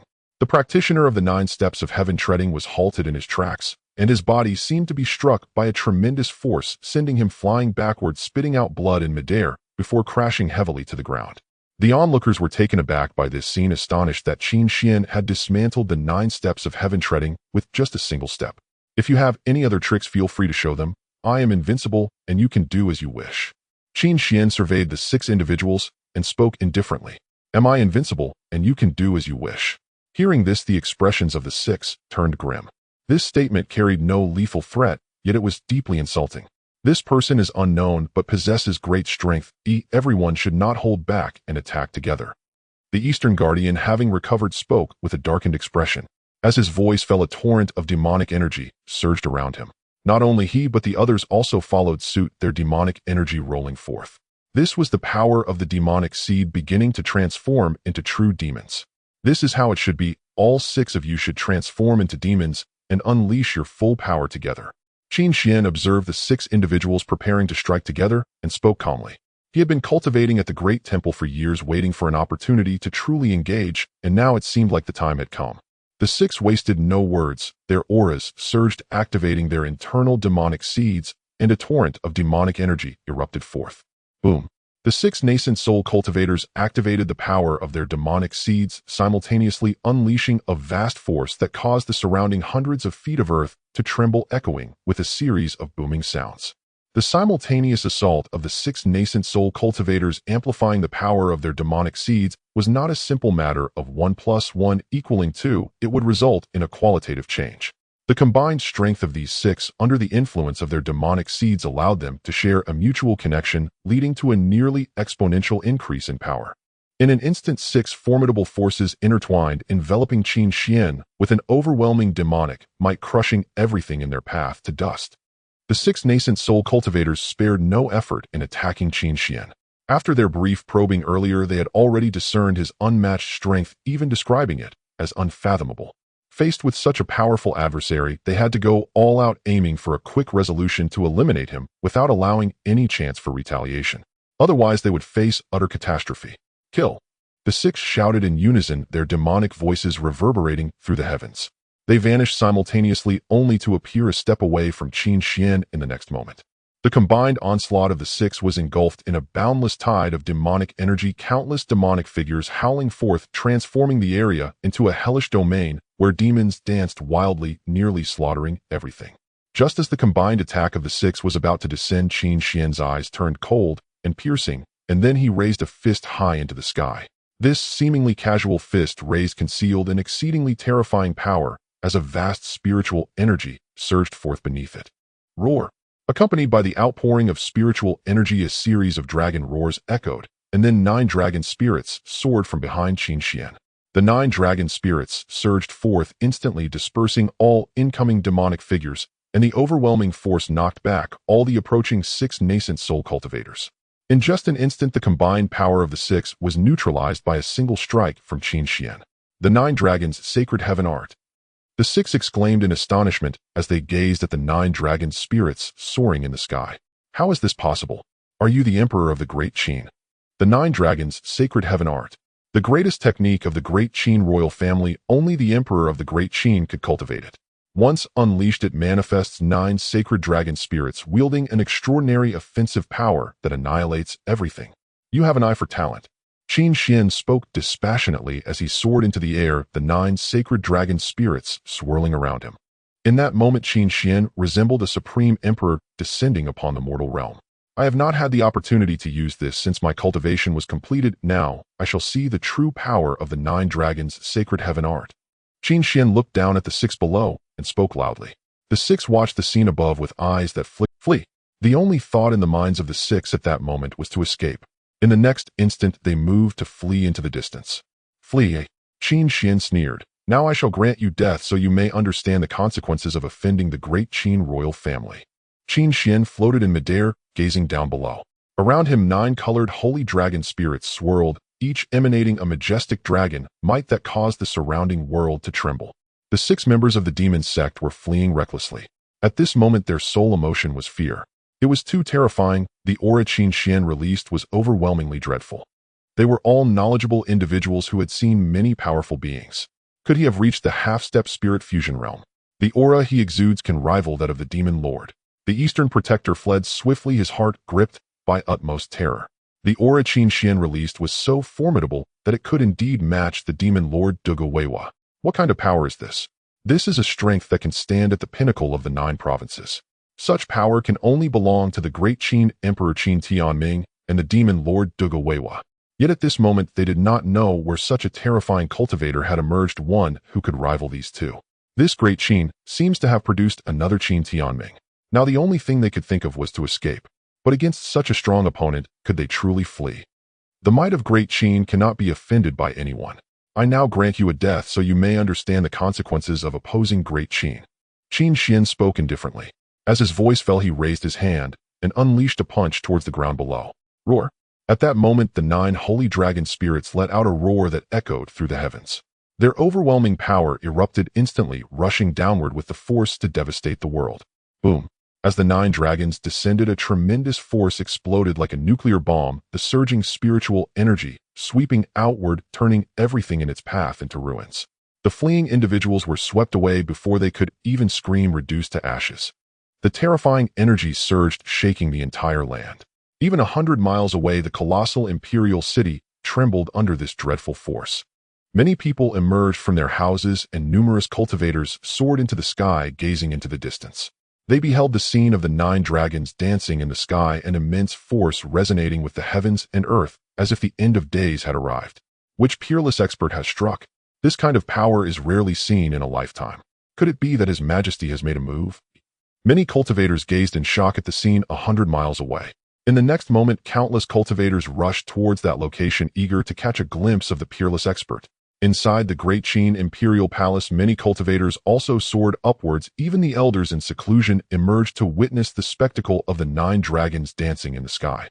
The 9 dragons' holy heavenly art. What a joke! This is the royal family's 9 dragons' holy heavenly art.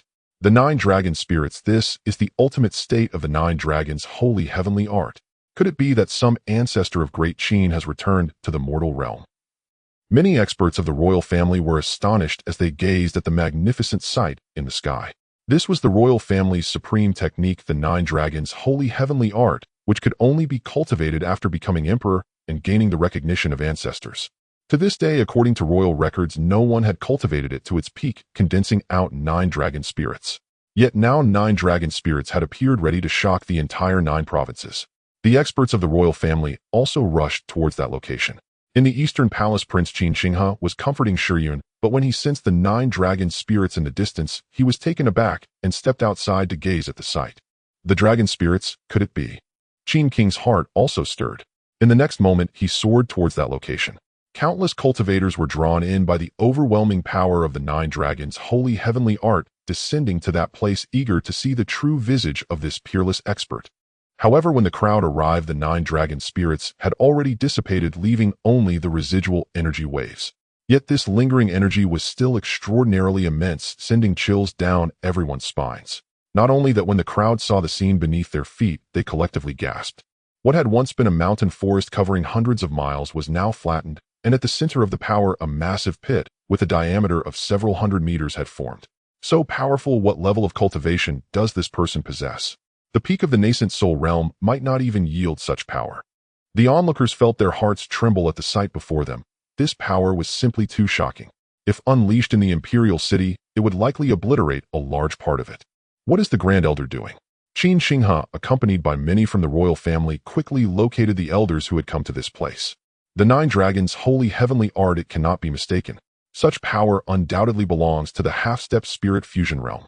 The Grand Elder was equally astonished, just like the strike your father made atop Holy Dragon Mountain back in the day. He had lived for over 1,000 years, and the scene before him reminded him of 500 years ago when Qin Tianming battled the peerless demon lord atop Holy Dragon Mountain. However, at that time, Qin Tianming could only condense 8 dragon spirits, yet that level of power had already shaken the world, instilling immense awe towards Great Qin. But Grand Elder, my father is in seclusion. Who else could use the 9 dragons' holy heavenly art? Prince Qin Luo spoke up. His heart was equally filled with shock. If this person were from the Great Qin royal family, then his schemes would surely come to naught. Everyone fell into a silence upon hearing this. Who exactly possesses such strength and has cultivated the 9 dragons' holy heavenly art to its peak? There was no one like this within the royal family. For 8,000 years, Great Qin had seen no one cultivate the 9 dragons' holy heavenly art to its apex. Qin King's mind naturally conjured the image of Qin Tianke, but could Qin Tianke have cultivated the 9 dragons' holy heavenly art? He felt it was impossible. Only the Great Qin Emperor could cultivate the 9 dragons' holy heavenly art as per ancestral teachings.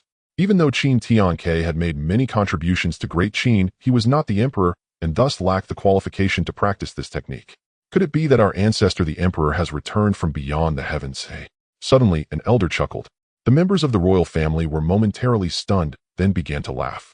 The ancestor Emperor Qinzhong was rumored not to have died, but reached the legendary transcendental saint realm and departed to the outer world. However, this had merely been regarded as a legend commemorating the second emperor and was hardly taken seriously. Yet now it was indeed inexplicable, and they could only bring up this ethereal legend. Qin Xinghe also chuckled, treating the remark as a jest. Prince, look over there. It seems to be the 2 little princes. Just then a voice called out, as Mo Tianqing hurriedly flew over, exclaiming loudly. Qin Xinghe heard Mo Tianqing's words and immediately dashed away without a moment's hesitation. Their 2 luminous spheres could be seen floating quietly, formed by an extremely gentle energy, and within each sphere a baby was peacefully asleep. Your Highness, these 2 infants belong to the young prince, but our people from the Tianluo Palace are unable to break the spheres to rescue him. As soon as we approach, a powerful force will be unleashed from within the spheres, sending us flying. Mo Tianqing stood beside Qin Xinghe and spoke. Therefore, I was wondering if this might be a trap, or if we should summon the elders to take action. Upon hearing his words, the elders glanced at the 2 spheres and nodded. These elders, all at the spirit infant realm and well experienced, recognized that although the energy released by the spheres appeared very gentle, it contained surging power. If they recklessly approached and tried to forcibly take the infants, the backlash from that force would be inevitable. There was no doubt that this was the technique employed by the person who wielded the 9 dragons' sacred heavenly art, a figure whose strength was unparalleled, and it was certainly not someone who could simply take the infants out. No need for that. I believe the other party placed my 2 children here in anticipation of my arrival. Thus I think that as long as I take action, there should be no accidents. Qin Xinghe addressed the elders. Hearing this, everyone exchanged glances and thought that it seemed to me. Qin Xinghe approached the 2 luminous spheres directly, and as he drew near, the spheres gradually vanished as he had said, allowing the 2 little ones to safely land in his hands. Holding the children, he had regained. Qin Xinghe sighed in relief, then turned to Mo Tianqing and said, Palace Master, Mo, continue to investigate the matter of the stolen infants. No matter who was involved, once verified, there will be no leniency. I take my leave, Your Highness, Mo Tianqing immediately replied. Also convey my orders, Qin Yin, and Qin Wei have been found. The full moon banquet will continue today, and I will host everyone in the Eastern Palace." After Qin Xinghe spoke, he cast a glance at King Qin Luo and then headed towards the palace. As Qin Xinghe left, many others followed suit. As for who caused such a commotion, it was naturally impossible to investigate. With such power, no one dared to uncover the identity of the perpetrator. If they did, they might not even know how they would perish. In the palace at the Eastern Palace. "Sister, don't worry, the Crown Prince has dispatched many experts from the dynasty who will definitely find those two little ones." Yi Qingqing continuously comforted the tearful Shiyun. "They are only 1 month old, and yet they have been abducted by the demon sect. If they are implanted with demonic seeds in the future." Shiyun sobbed repeatedly. Yi Qingqing remained silent. Once taken by the Kunlun demon sect, the greatest worry was being implanted with demonic seeds, ultimately turning into demonic beings, or even becoming nutrients for the demon lord's cultivation. "Shiyun, there's no need to worry if our children have already been retrieved." Suddenly Qin King's voice came through, and he quickly approached Shiyun while holding Qin Yin and Qin Wei. My children, my children." Upon seeing the two babies peacefully sleeping in Qin King's arms, Shiyun completely lost control and hugged them tightly, crying even harder. "Crown Prince, have those who took Qin Yin and Qin Wei been found?"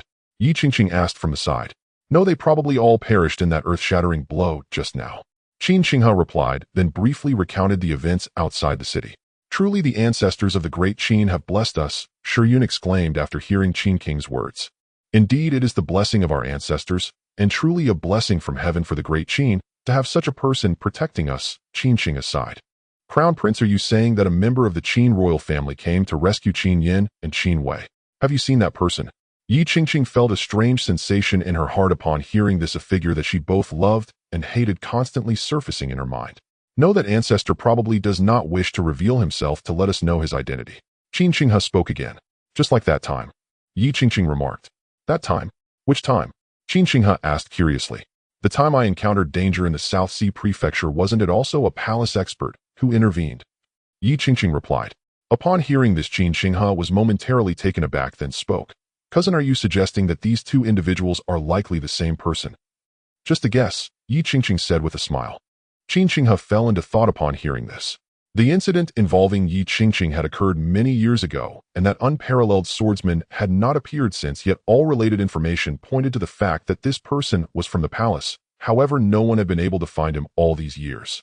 Qin Xinghe had long forgotten, but Yi Qingqing's mention immediately sparked a peculiar thought in his mind. He had always believed that the person guiding him was his royal uncle, but with Yi Qingqing's matter and today's events, he suddenly felt that his royal uncle might very well be the same unparalleled swordsman that Yi Qingqing spoke of, as well as the person who intervened to save his children today. Reporting to the Crown Prince, the banquet has been prepared and is just waiting for the two little princes. At this moment, a eunuch entered, interrupting Qin King's thoughts. Qin Xinghe ceased his contemplation and replied, "Good." He then led Shiyun, Yi Qingqing, and the two main characters of today's full moon banquet to the Eastern Palace's Grand Hall. Inside the Grand Hall, the guests had all arrived, and upon seeing Qin Xinghe, he did not say much and announced the beginning of the full moon banquet. "Prince Qin Xian has arrived." Shortly after the banquet commenced, a voice came from outside. They then saw Qin Xian walking in with a jade box in hand, looking bright and cheerful. "Royal brother, I apologize for being late due to some matters." Qin Xian spoke with a smile. "Royal brother, come here." Qin Xinghe signaled Qin Xian to take a seat right next to Yi Qingqing. Qin Xian looked at Yi Qingqing and felt her sharp gaze, which made him somewhat uneasy, thinking to himself, she couldn't have guessed this, could she? "Qin Xian, you should know what happened just now, right?" Yi Qingqing asked after Qin Xian sat down. "Yes, a powerful expert from the royal family rescued Qin Yin and Qin Wei," Qin Xian replied. "You left the palace just now, didn't you?" Yi Qingqing blinked and asked. "No, I'm not that kind of person," Qin Xian said. "If I knew you wouldn't admit it," Yi Qingqing pouted. Although she was convinced it was Qin Xian who acted, otherwise it wouldn't have been so coincidental, especially since the first news of Qin Yin and Qin Wei's abduction came from him. However, Yi Qingqing could find no evidence, which left her feeling helpless. "Here, as your royal uncle, hold Qin Wei for a moment." Yi Qingqing suddenly handed Qin Wei in her arms to Qin Xian. "Sure thing." Qin Xian naturally didn't mind. Having held her just moments ago, holding her again was no problem. Wow. However, just as Qin Xian took Qin Wei, she suddenly burst into tears, and Qin Xian felt a warm flow spreading across his chest. "What the hell?" Qin Xian exclaimed, she peed. At that moment, little Qin Wei laughed gleefully at Qin Xian after finishing. "Haha, I got my revenge." Yi Qingqing couldn't help but laugh upon seeing this. "Little Qin Wei, you really helped your cousin get revenge."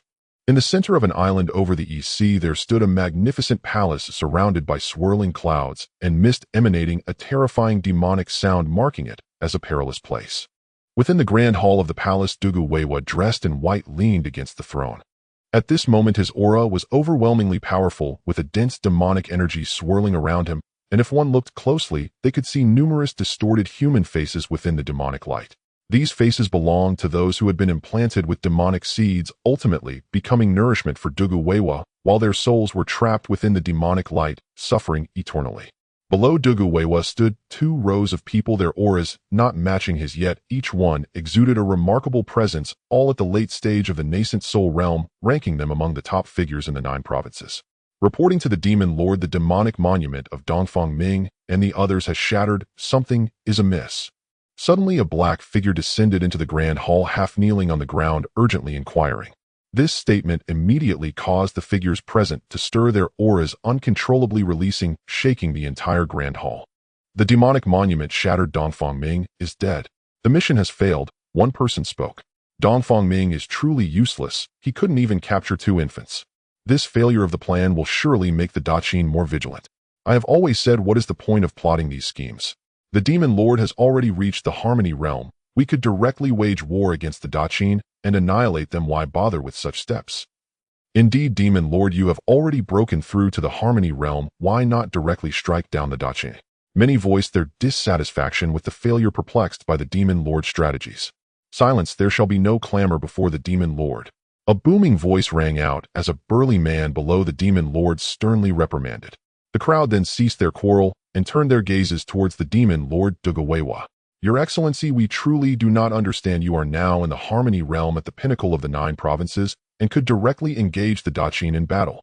At this moment, an elder of the demonic sect questioned in confusion. The demon lord had entered seclusion and had already stepped into the harmony realm 3 years ago. The harmony realm is the apex of the 9 provinces, capable of manipulating the weather and completely annihilating the Daqin. However, the demon lord did not take action. Instead, he went to Qinzhou to become a guest elder of the Qin king, preparing to ally with Qin King Qin Luo. Although Qin King Qin Luo held a prestigious position within the Daqin royal family, he was nothing in the eyes of the Kunlun demonic sect. At this moment, Dugu Weiwo's expression was calm, showing no emotion, yet within his eyes were 2 swirling vortices, as if observing something. Who is guarding the fate of the Daqin? After a moment, Dugu Weiwa issued a low voice. His voice resembled that of a demon emerging from hell, sending chills down the spine. A sound like this would likely turn mortals into demons, making them his slaves. Upon hearing this, the crowd displayed expressions of shock and confusion, awaiting the demon lord's The Daqin's fate is not yet exhausted. Even if I take action, I cannot completely annihilate the Daqin. Therefore, I must disperse the Daqin's fate, sever its dragon vein, to truly destroy the Daqin. At this moment, Dugu Weiwa explained why, despite being in the harmony realm, he had not chosen to wage war against the Daqin. Fate not yet exhausted. The crowd gasped in astonishment. But demon lord, did you not predict that the Daqin's fate was nearing its end, and its dragon vein would be severed? Why is it still not yet exhausted now? Indeed, the Daqin's fate was once nearing its end, but now it is unclear who is gathering the dissipating fate of the Daqin. The originally scattered fate has once again converged, and the Daqin's dragon vein has stabilized once more. Dugu Weiwo's expression darkened as he continued, and that pair of dragon and phoenix twins carries a portion of the Daqin's fate. That is why I dispatched people to steal them, but unexpectedly they were thwarted, and this incident has caused the Daqin's fate to converge again, allowing the Daqin's lineage to endure once more. If I were to launch a forceful external attack, our sect would also bear a tremendous cost. Upon hearing this, everyone was astounded. Then, demon lord, what should we do? Must we simply watch the Daqin extend its life for hundreds or even thousands of years? The members of the demonic sect spoke up repeatedly. No worries, this time of failure, I still have a plan, Dugu Weiwa said with a wave of his hand. Qin Timing's fate is not long for this world. When internal strife arises in the Daqin, that will be the moment the Daqin disperses its fate. However, before that, I must uncover who is gathering the Daqin's fate. Dugu Weiwo's voice turned icy, and the demonic sound surged forth, causing the floating faces around him to wail in terror. Then a vortex of demonic energy appeared in the air of the grand hall, continuously spinning, and soon a distorted image emerged. As the vortex rotated, the image gradually became clear. In this image, there was an ethereal silhouette obscured from view, as if shrouded by a mysterious aura. Who is this person? Upon seeing the elusive figure, Dugu Weiwo's aura began to circulate once more and the image continued to change. Yet that silhouette remained unchanged, still ethereal. Suddenly Dugu Weiwo coughed up a mouthful of blood and his complexion turned as pale as death. Demon Lord. The others gasped in alarm at the sight. Dugu Weiwo waved his hand signaling that he was fine, but his voice was deep and filled with endless fury. Who exactly are you, causing my plans to fail twice? He practiced the heavenly mechanism, Tao, capable of predicting all events in the world, yet he had repeatedly failed when attempting to calculate this person's fate, unable even to discern their true appearance. The others exchanged glances, then inquired, Demon Lord, does this person not pose a significant threat to us? No worries, although this person is deeply hidden, they will eventually reveal their true colors. For now, let us set that aside. What is most important is to incite the 8 vassal kings of the Daqin. When Qin Tianming dies, I will have the 8 kings create chaos in the Daqin, dispersing all of its fate, severing its dragon vein, destroying its national fortune, and leading to the Daqin's demise. Dugu Weiwo regained his composure and spoke again, a radiant smile appearing on his face. Upon hearing this, the others were instantly enlightened. The 8 kings creating chaos in the Daqin was the Demon Lord's long-standing scheme. Since they could not breach the Daqin from the outside, they would cause internal turmoil, allowing it to self-destruct. Once the Daqin fell into disarray, no one could save the Daqin. Now you all proceed according to my layout, and head to the vassal king's territories. Just wait for Qin Tianming to die, and that will be the start of my plan. Dugu Weiwo spoke. We await your command. The crowd responded in unison. As his words fell, everyone began to leave. If I cannot calculate you, then I will force you to reveal yourself. I am eager to see if you can still save the Daqin. Dugu Weiwo's demonic voice echoed into the sky. After discovering that members of the demonic sect had infiltrated the palace and even stolen the crown prince's offspring, the Great Qin Dynasty intensified its defenses and revoked the privileges of many who could enter the palace. For example, the privilege of the Azure King Qin Luo to enter the palace without inspection was naturally revoked, which only fueled the dissatisfaction within the royal family towards Qin Xinghe. Additionally, Qin Xinghe had the elders of the royal family strengthen the formations of the Great Qin Palace, all of which were conducted in secrecy, known by very few. Thus, the entire palace appeared the same as before, but internally underwent significant changes. As for Qin Xuan, he continued to guard the source demon seed in the Grand Temple while diligently practicing. Although he managed to retrieve Qin Yin and Qin Wei after their abduction, he sensed that the demonic sect likely had many insidious schemes underway in the shadows. Moreover, for reasons unknown, Qin Xuan often gazed towards the Cloud Heaven Palace, always feeling an ominous premonition that something significant was about to occur there. This made him feel that this world, and even the Great Qin Dynasty, was not entirely safe. Therefore, Qin Xuan naturally continued to conceal his cultivation, silently signing and vowing not to reveal himself until he was invincible. And so time flew by once more, and in the blink of an eye 6 years had passed. During these 6 years, he had been signing in and cultivating, which steadily enhanced his cultivation level, now reaching the 3rd stage of the nascent soul realm. Though it seemed slow to ascend from the 1st to the 3rd stage in 6 years, in reality, it was quite rapid. Typically, a cultivator in the nascent soul realm could take decades or even centuries to break through a single stage, while Qin Xuan managed to accomplish 3 breakthroughs in 6 years, a feat that could be deemed unparalleled, and his combat prowess had also reached an astonishing level. Naturally, the primary reason Qin Xuan could break through 2 stages in just 6 years was due to obtaining a potent elixir during one of his sign-ins, which saved him years of cultivation time. Of course, Qin Xuan understood that relying on elixirs to accumulate cultivation was not a good practice and could even affect his foundational cultivation. However, he was confident that he could thoroughly digest the elixir through his own cultivation and stabilize his foundation. Thus, after this consecutive breakthrough of 2 stages, Qin Xuan temporarily set aside the improvement of his cultivation and focused on enhancing his own practice. After all, powerful strength must be controlled by oneself. Mindlessly boosting one's cultivation without the ability to control it is no different than those who have been implanted with demon seeds. Moreover, he had basically completed all the sign-ins in the places he could access within the Great Qin Palace, with only a few special locations remaining, such as the Cloud Heaven Palace and the Emperor's harem, which he could not enter. Thus, he primarily signed in at the Grand Temple and the Ancestral Hall. Fortunately, the sign-in rewards no longer decreased after the 2nd time, though they were not as abundant as the 1st time or at special locations. Qin Xuan felt no dissatisfaction whatsoever. In fact, he found joy in it. Moreover, the knowledge he acquired was increasingly comprehensive, truly encompassing every aspect, making him a walking encyclopedia. His encyclopedic knowledge attracted a curious little girl who loved to ask questions. This little girl was none other than the crown prince's daughter Qin Wei. Uncle, why does having children have to be boy and girl? Can it be boy and boy? Or girl and girl? A little girl exquisite as a porcelain doll looked up, her innocent eyes sparkling as she asked Qin Xuan. Beside them, Yi Qingqing stifled a laugh. Qin Xuan shot a fierce glare at Yi Qingqing. Why are you glaring at me? It's all your fault that she peeked at what you wrote. Yi Qingqing replied. Qin Xuan rolled his eyes in exasperation. He had written numerous novels for Yi Qingqing, many of which featured romantic elements naturally containing descriptions unsuitable for children, which Qin Wei had sneaked a look at. Uncle, what does not suitable for children mean? Qin Wei innocently asked, looking up. It means things you shouldn't read, Qin Xuan replied. Why can't I read them? Qin Wei asked innocently. Damn. Qin Xuan suddenly thought to himself, don't ask any more questions, or I might just give up. Haha, if no one can handle you, how could Qin Wei not handle you? Yi Qingqing laughed uncontrollably, seeing that Qin Xuan was at a loss with Qin Wei. Qin Xuan glared at Yi Qingqing and said, can I really argue with a child? Speak up, why did you bring Qin Wei here today? Do you want me to guide her in her cultivation, or do you really want to answer these bizarre questions? It's not that I brought her here, as she insisted on coming herself.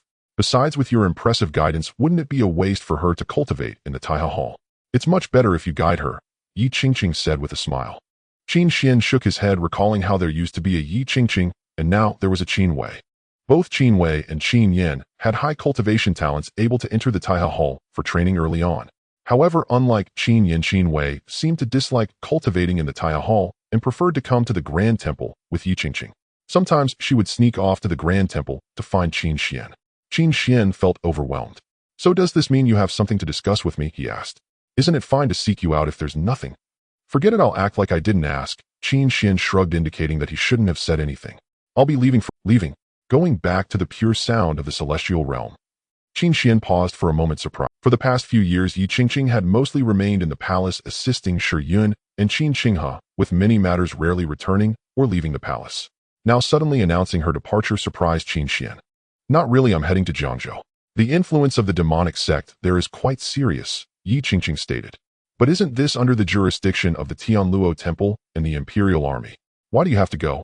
This has nothing to do with you, Qin Xuan immediately questioned. Yi Qingqing smiled upon hearing this and said, are you worried about me? Whatever you say is fine, but it's definitely not about the demonic sect, Qin Xuan replied. I am now at the 6th stage of the spiritual embryo realm. I need to go to the Wangu Ghost Abyss in Jiangzhou for training to condense the heavenly dependence pure soul. The heavenly dependence pure soul. Qin Xuan was taken aback upon hearing this. You want to become the next sect leader of the pure sound of the celestial realm. Thanks to your novels, my cultivation has improved greatly, making me the best candidate for the next sect leader, Yi Qingqing replied with a tilt of her head. The Wangu Ghost Abyss is a perilous place in Jiangzhou where countless ghosts roam at night, filled with resentment like a sea. Any ordinary person entering would be instantly devoured by evil spirits and turned to bones, and even ordinary cultivators would struggle to survive within. The pure sound of the celestial realm focuses on spiritual sense visualization and spiritual soul. By practicing their methods, one can purify evil spirits and resentful souls. After purification, these evil spirits are referred to as pure souls. Cultivators of the pure sound of the celestial realm can utilize pure souls to enhance themselves and can even unleash various Dao techniques, summoning pure souls to battle. Among them, the highest grade is known as the heavenly dependence pure soul. To become the sect leader of the pure sound of the celestial realm, one must condense the heavenly dependence pure soul, which is no easy task, requiring extremely high spiritual talent and the experience of the perilous training in the Wangu Ghost Abyss, making it incredibly dangerous. Qin Xuan, do you know what it means for me to become the candidate for the sect leader of the Fanteon Pure Sound? Yi Qingqing asked Qin Xuan, her eyes fixed on him. It means you cannot marry, only take a husband. Qin Xuan replied. The practitioners of the Fanteon Pure Sound are all women, and while there are no rules against disciples marrying, once one becomes a candidate for the next sect leader or becomes the sect leader, they can no longer marry outside, meaning they can only take in a son-in-law. So do you want me to go? Yi Qingqing turned her face away, unable to look at Qin Xuan, and spoke. I want you to go, Qin Xuan said without hesitation. Do you realize that if I go, I will become the sect leader of the Fanteon Pure Sound? Yi Qingqing turned her head and glared at Qin Xuan. I know, Qin Xuan replied. Knowing that, do you still want me to go? Yi Qingqing was enraged. Once she goes, Yi Qingqing felt that her relationship with Qin Xuan could no longer progress. How could Qin Xuan be willing to marry into her family? When you come back, I will be able to say something to you. Qin Xuan said with a smile. What will you say? Yi Qingqing asked sternly. If it's not good, I won't listen. Sect leader, I don't want to strive anymore. Qin Xuan grinned. Yi Qingqing was momentarily stunned, then stifled a laugh. Qin Xuan had written a novel for her called The Super Son-in-Law of the Female Sect Leader. The plot revolves around a man named Yi Fan who traveled to a world similar to the 9 provinces where he met the sect leader of the 100 Flowers sect Tang Yanxi. And Tang Yanxi is an 800-year-old woman, prompting Yi Fan to famously exclaim, Sect leader, I don't want to strive anymore. Yi Qingqing, having read the novel, naturally understood the meaning behind the words. It was a desire to live off someone else. You want to live off someone? Yi Qingqing stifled a laugh, speaking with a straight face. I eat soft rice hard, no problem, Qin Xuan replied. Yi Qingqing finally couldn't help but laugh. You said it, you can't back out now. I won't back out, Qin Xuan assured her. Then I will go, Yi Qingqing responded. When do we leave? In 2 hours I need to return to the Fanteon Pure Sound first, Yi Qingqing said. Only 2 hours. Qin Xuan was taken aback, not expecting it to be so soon. He then took out a jade pendant from his pocket, which was inscribed with many tiny characters resembling tadpole script, extremely wondrous and intricate. These characters flowed with an extremely mysterious power, yet due to certain reasons, it looked no different from an ordinary jade pendant. This jade pendant was obtained by Qin Xuan during a sign-in, named the Sacred Dragon Jade Pendant, which can summon the spirit of the sacred dragon once infused with spiritual energy. Moreover, the Sacred Dragon Jade Pendant was refined by Qin Xuan over the course of 81 days, infused with the power of the 9 dragons' sacred heavenly art. Once activated, it can summon 9 various colored sacred dragon spirits, almost equivalent to activating the 9 dragons' sacred heavenly art. Of course, its power cannot compare to Qin Xuan's own execution of the 9 dragons' sacred heavenly art, but it remains quite formidable. When unleashed, it can easily vanquish demons and evil spirits. Those in the 4th or 5th stage of the Ling Ying realm cannot withstand a single blow. It is immensely powerful. You left too suddenly, and I had no time to prepare. Take this, it can protect you. Qin Xuan handed the Sacred Dragon Jade Pendant to Yi Qingqing. Yi Qingqing had once faced danger in Nanhai Prefecture, and Qin Xuan did not want the same thing to happen again. Yi Qingqing took the Sacred Dragon Jade Pendant, cherishing it in her hands, and looked at Qin Xuan saying, This is the first gift you have given me. Does it count as a token of affection? Qin Xuan felt awkward responding to this. Never mind, I won't press you on it. Yi Qingqing, seeing Qin Xuan's reaction, smiled, tucked the Sacred Dragon Jade Pendant away, and continued, I have to go now to meet with my sisters. Qin Xuan nodded and said, Be careful on the way. Yi Qingqing replied, then transformed into a ray of light, disappearing into the horizon. Uncle, is Auntie gone, and will she never come back again? Qin Wei asked, tugging at Qin Xuan's sleeve after seeing Yi Qingqing leave. Perhaps she won't come back again, Qin Xuan replied. Then why did you let her go, uncle? Qin Wei asked again. You little brat, why so many questions? Qin Xuan glanced at Qin Wei, speaking irritably. This little one had far too many questions. If she continued, Qin Xuan might feel like ending it all. But I don't want Annie to leave. Qin Wei pulled on Qin Xuan's sleeve, shaking it as she spoke. All right, today I will teach you properly. Stop asking unnecessary questions. Qin Xuan looked at Qin Wei seriously. Oh, Qin Wei said with a hint of grievance. Then Qin Xuan began to instruct Qin Wei in her cultivation. Qin Wei's talent was indeed exceptional. With each aspect of her cultivation, Qin Xuan's guidance made her understand immediately. This level of insight is truly rare. This is the child of destiny. Qin Xuan observed Qin Wei's cultivation and silently performed the heavenly and earthly visualization technique. Under this technique, a marvelous aura surrounded Qin Wei, seemingly carrying a part of the fate of the Great Qin Empire. Those who carry fate are called children of destiny. Such individuals possess talents and insights that surpass ordinary people. No wonder Qin Wei and Qin Yan's talents are so outstanding. However, seeing the fate surrounding Qin Wei made Qin Xuan furrow his brows slightly, thinking to himself, back then the Kunlun demon sect wanted to capture Qin Wei and Qin Yan, perhaps because they both possess such destiny.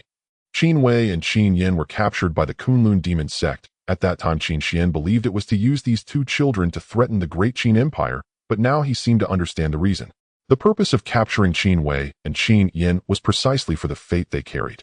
When the fate disperses, the dragon vein breaks, the Great Qin will be destroyed. It seems the demon lord is truly not a mindless villain who relies solely on brute strength, but someone who plots and schemes. After seeing the reasons behind the matter, Qin Xuan furrowed his brow slightly. He sensed that the demon lord of the Kunlun demon sect was indeed not simple. He was constantly scheming rather than relying solely on brute strength. to confront the Great Qin Empire.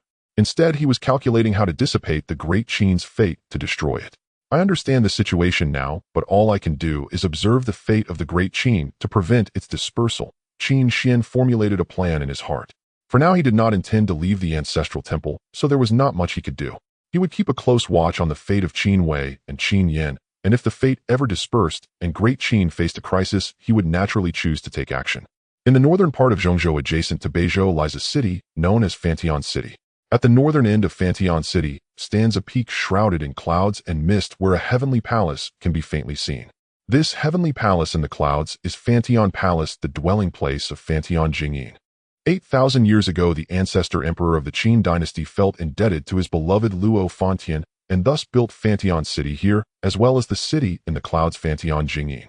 Fantian Jingyin has a profound relationship with the Qin dynasty, making it a top-tier power in the Jiuzhou realm. At this moment, before the heavenly gate of Fantian Jingyin, a stunningly beautiful woman stood in midair like a queen. This woman is the leader of Fantian Jingyin, Yi Anren, who is also the mother of Yi Qingqing. Beside her are elders wearing various smiles.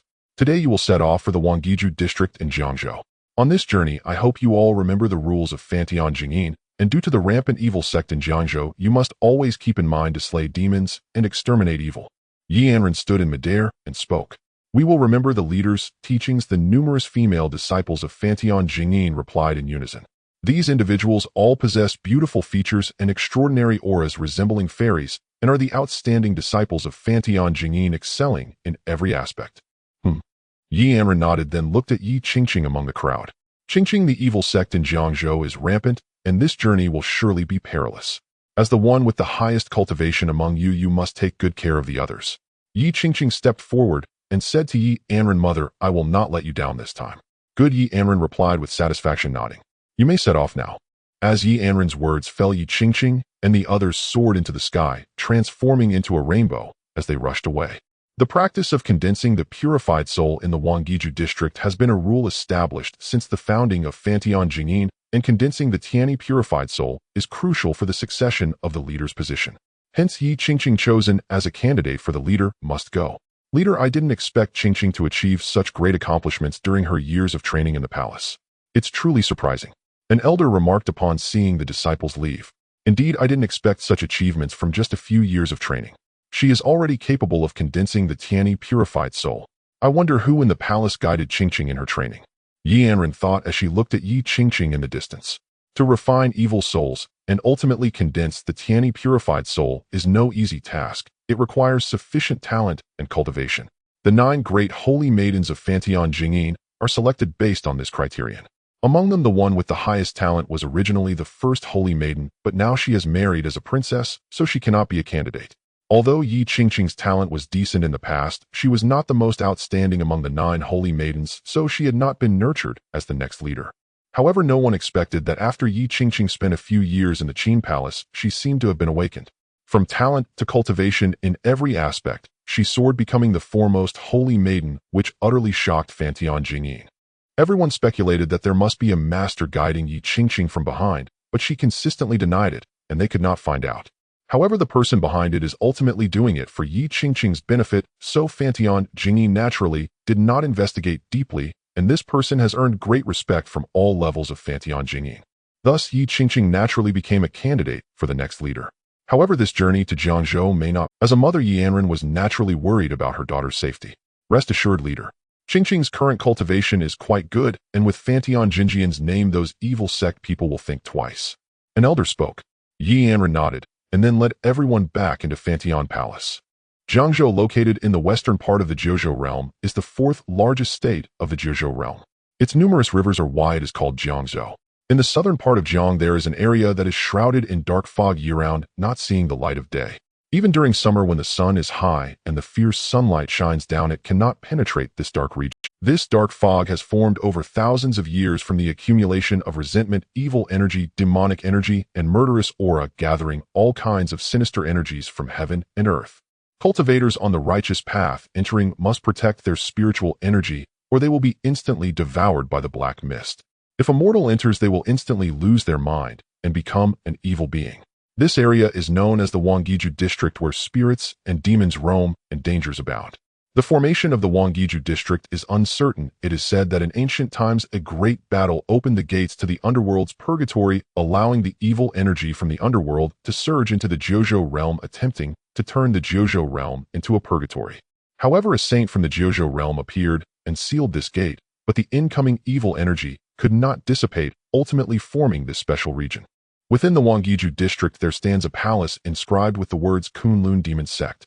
This place was once the headquarters of the Kunlun Demon Sect, but after a battle 500 years ago, it is no longer the headquarters, but rather a stronghold of the Demon Sect. Inside the palace, more than 10 figures stood, and on the highest throne sat a pale-faced enchanting. This person is named Li Liuyun, one of the demonic sons of the Kunlun Demon Sect, with a cultivation level of the 3rd stage of nascent soul. Reporting to the young demon lord, disciples of Fantian Jingyin are coming here to condense their purified souls. Among them, the most gifted disciple Yi Qingqing, who is expected to become the next leader of Fantian Jingyin, is also among them. A dark figure flashed in from outside and landed in the great hall, speaking to the enchanting man at the highest position. Have they arrived? Upon hearing this, the man revealed a strange smile, saying, I've been staying here for 100 years. Finally, I can find some fun to have. Those under the young demon lord flashed their eyes with some even revealing dangerous smiles. In that case, young demon lord, we need not wait any longer and can directly kill them without leaving a trace. Indeed, I've heard that the women of Fantian Jingyin, especially the holy maidens, are all exquisite beauties. Capturing them to taste would definitely be an extraordinary delight. Especially that Yi Qingqing, who is the daughter of the leader of Fantian Jingyin and also the cousin of Prince Qin Xinghe. When we capture her and train her as a slave and later humiliate her in front of Qin Xinghe, I'm sure that experience will be utterly delightful. 6 years ago, their attempt to kidnap the 2 heirs of Qin Xinghe failed, leaving them filled with resentment. Now this is an excellent opportunity for revenge. Wait, do not act rashly. At this moment, a voice came from outside the hall, followed by a shadow flashing and seemingly attempting to stop their actions. Deputy Sect Master. The people present were taken aback upon seeing the newcomer, and then they hurriedly bowed. The newcomer was named Tua Ba Lu, the Deputy Sect Master of the Kunlun Demon Sect. As he appeared, a wave of demonic energy surged forth, and his cultivation was unparalleled, a true master at the 7th level of the nascent soul realm. What are your thoughts, Deputy Sect Master? Why don't you let us take action? Do you have another plan? Or does the demon lord have other orders? Li Liuyun looked at Tua Ba Lu and asked. Tua Ba Lu glanced over everyone and spoke. Inside the Fengtian Palace of Fengtian Jingyin, the previous demon king is sealed. The demon lord has recently contacted the 10,000 demons kingdom in the South Sea and helped them get in touch with the former demon king, who is being suppressed. Upon hearing this, everyone was shocked and exchanged glances. Deputy Sect Master, do you mean to say that the demon lord is planning to ally with the 10,000 demons kingdom? Li Liuyun asked. Indeed. Currently, there is a peerless figure hidden behind the Great Qin Dynasty who is helping to restore the lost fortune of the Great Qin. This person is extremely well hidden, and their means are astonishing. Even the demon lord could not foresee them. This person is undoubtedly a significant threat to our sect, and because of them our sect finds it difficult to shake the Great Qin Dynasty. Thus the demon lord has decided to ally with the 10,000 demons kingdom to jointly overthrow the Great Qin Dynasty. Tua Ba Lu continued, what does this have to do with the disciples of Fengtian Jingyin? Li Liuyun asked. There are 2 reasons. Tua Ba Lu replied. Please clarify, Deputy Sect Master. Li Liuyun said.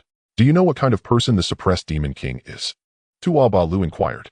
I have heard that the demon king possesses extraordinary cultivation, rivaling Qin Tianming. However, he fell into the trap of Fengtian Jingyin and was sealed beneath the Fengtian Tower. Li Liuyun spoke.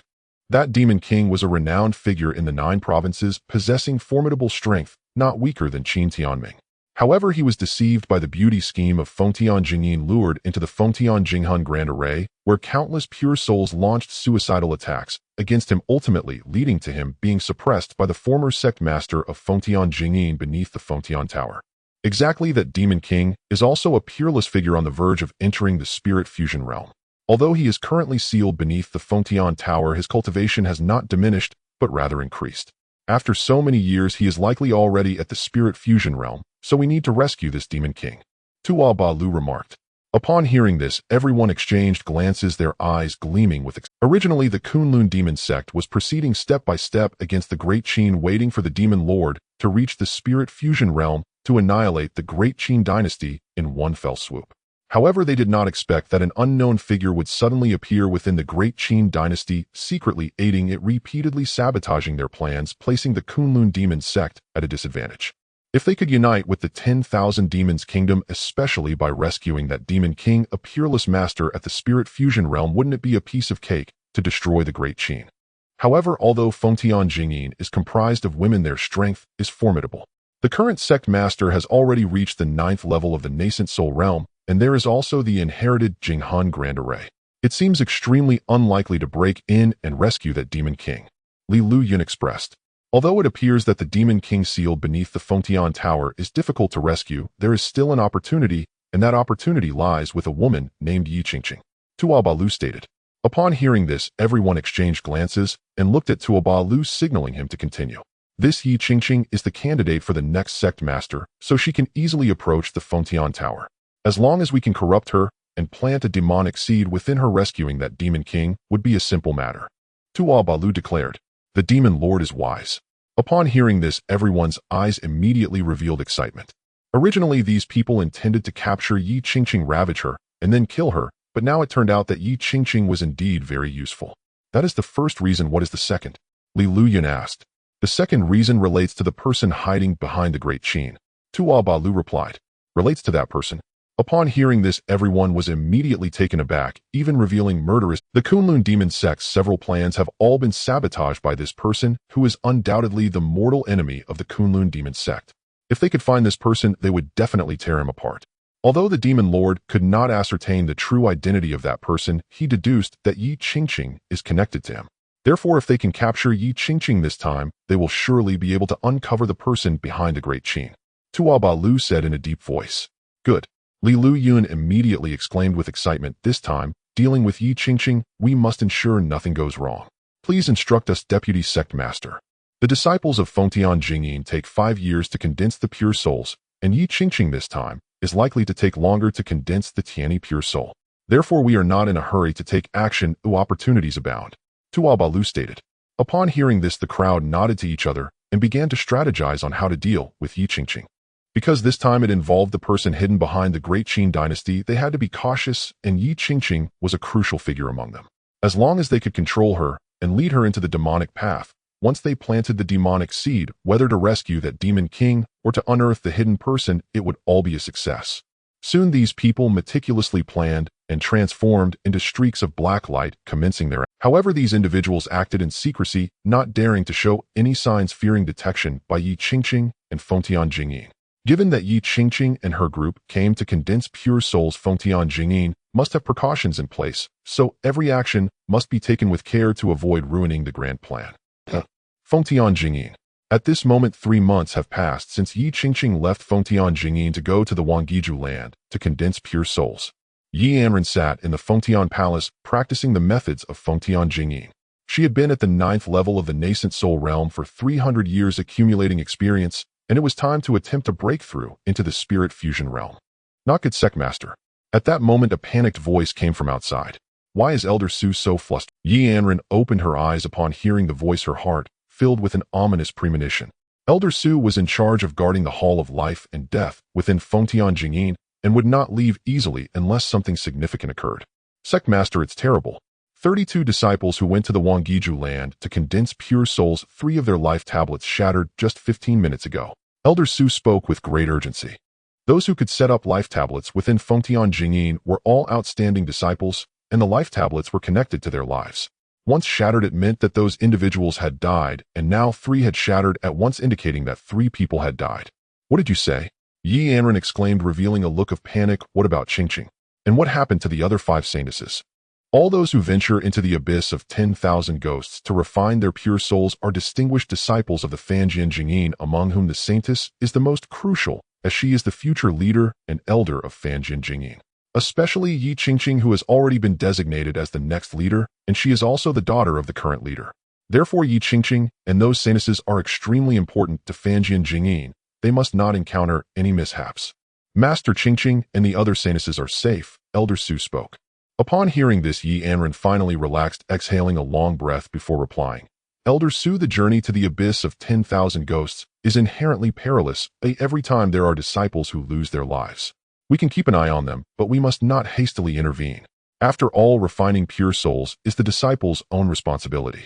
If we intervene, it would impede their cultivation.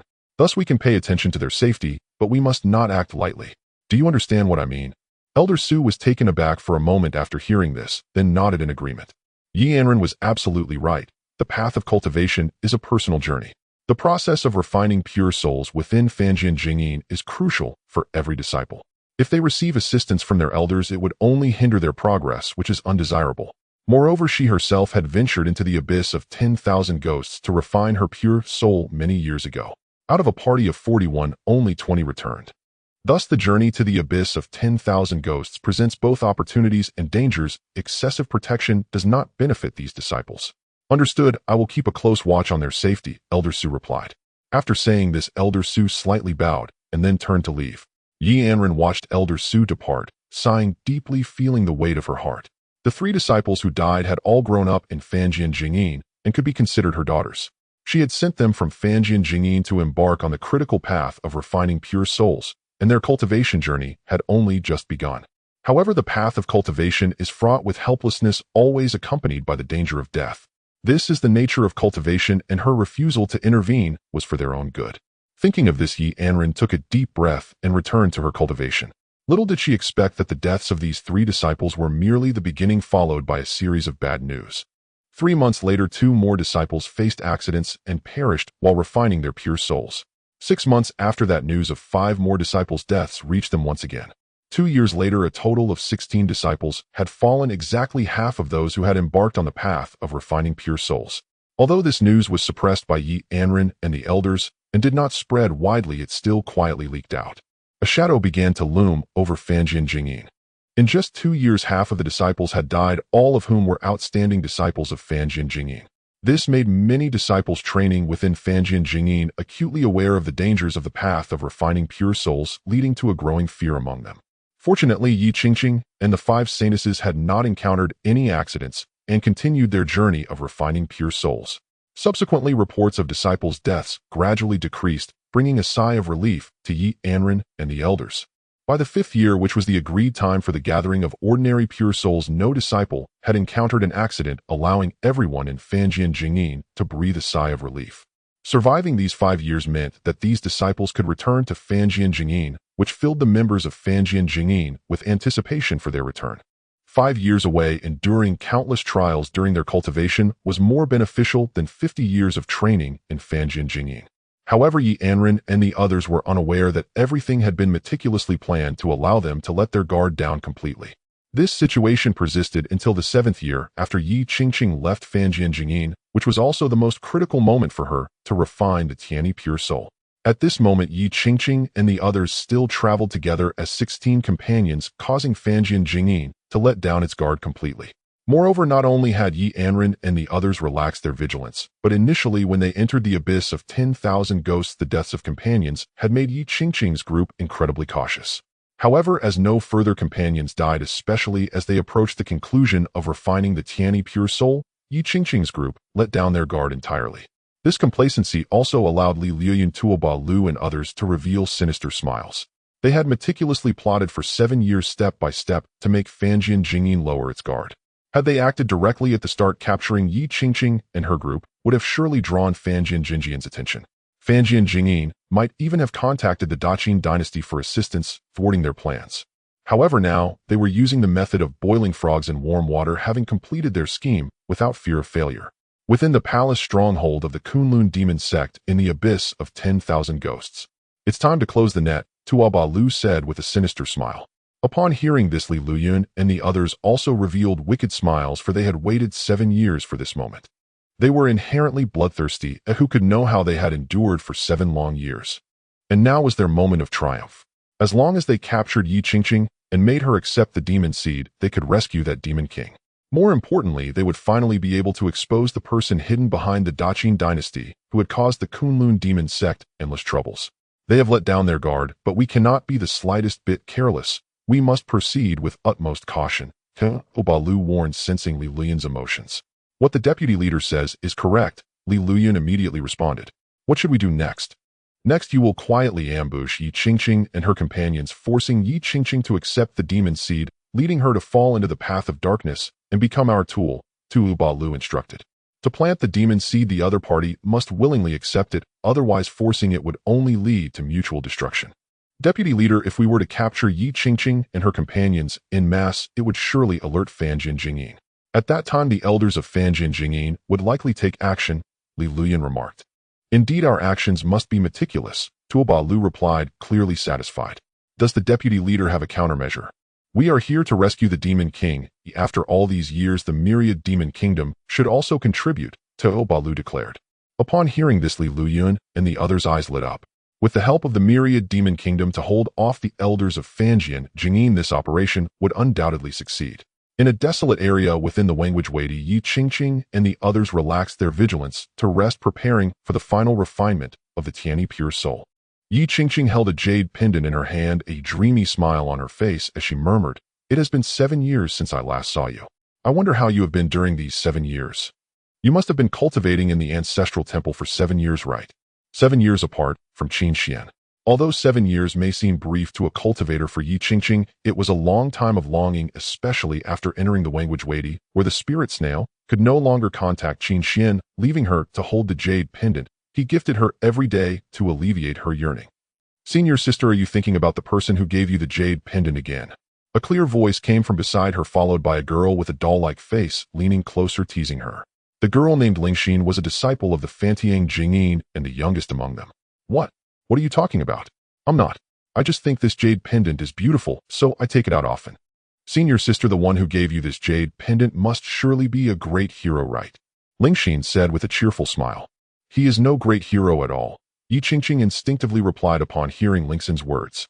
Senior sister is indeed thinking about that person. Lingxin giggled. You little rascal, are you trying to tease your senior sister on purpose? Yi Qingqing pretended to be angry. Senior sister, please tell me, what is he like? I'm really curious. The person who has captured your heart must surely be a great hero. Lingxin playfully clung to Yi Qingqing's arm. A great hero? Yi Qingqing recalled Qin Xuan's figure, finding it hard to associate him with the concept of a great hero. After a moment of thought, she remembered a term from a novel about Qin Xuan and said, he's a homebody. A homebody? What is that, senior sister? Lingxin looked confused. It's someone who rarely leaves their home, focused only on cultivation. I suppose that's what it means. Yi Qingqing pondered for a moment, coming up with an explanation that Lingxin could easily understand. Isn't that great? When he finally comes out of seclusion, he'll be unbeatable in the world. Doesn't that make him a great hero? Lingxin tilted her head as she considered this. I get it. That person must be lacking in talent, and no amount of cultivation will help him. Lingxin seemed to have hit the nail on the head. Yi Qingqing laughed upon hearing this, thinking, is Qin Xuan really lacking in talent? It seemed quite the opposite. When Qin Xuan really emerges from seclusion, he might indeed become invincible in the world. Senior sister, your smile is truly beautiful. Lingxin again took Yi Qingqing's arm, saying, all right, let's get ready. My Tianyi pure soul is almost at its final step. Once completed, we can go home. Yi Qingqing patted Lingxin and said, Lingxin replied, and turned to prepare for her task. Yi Qingqing looked at Lingxin, feeling as if she were her younger sister.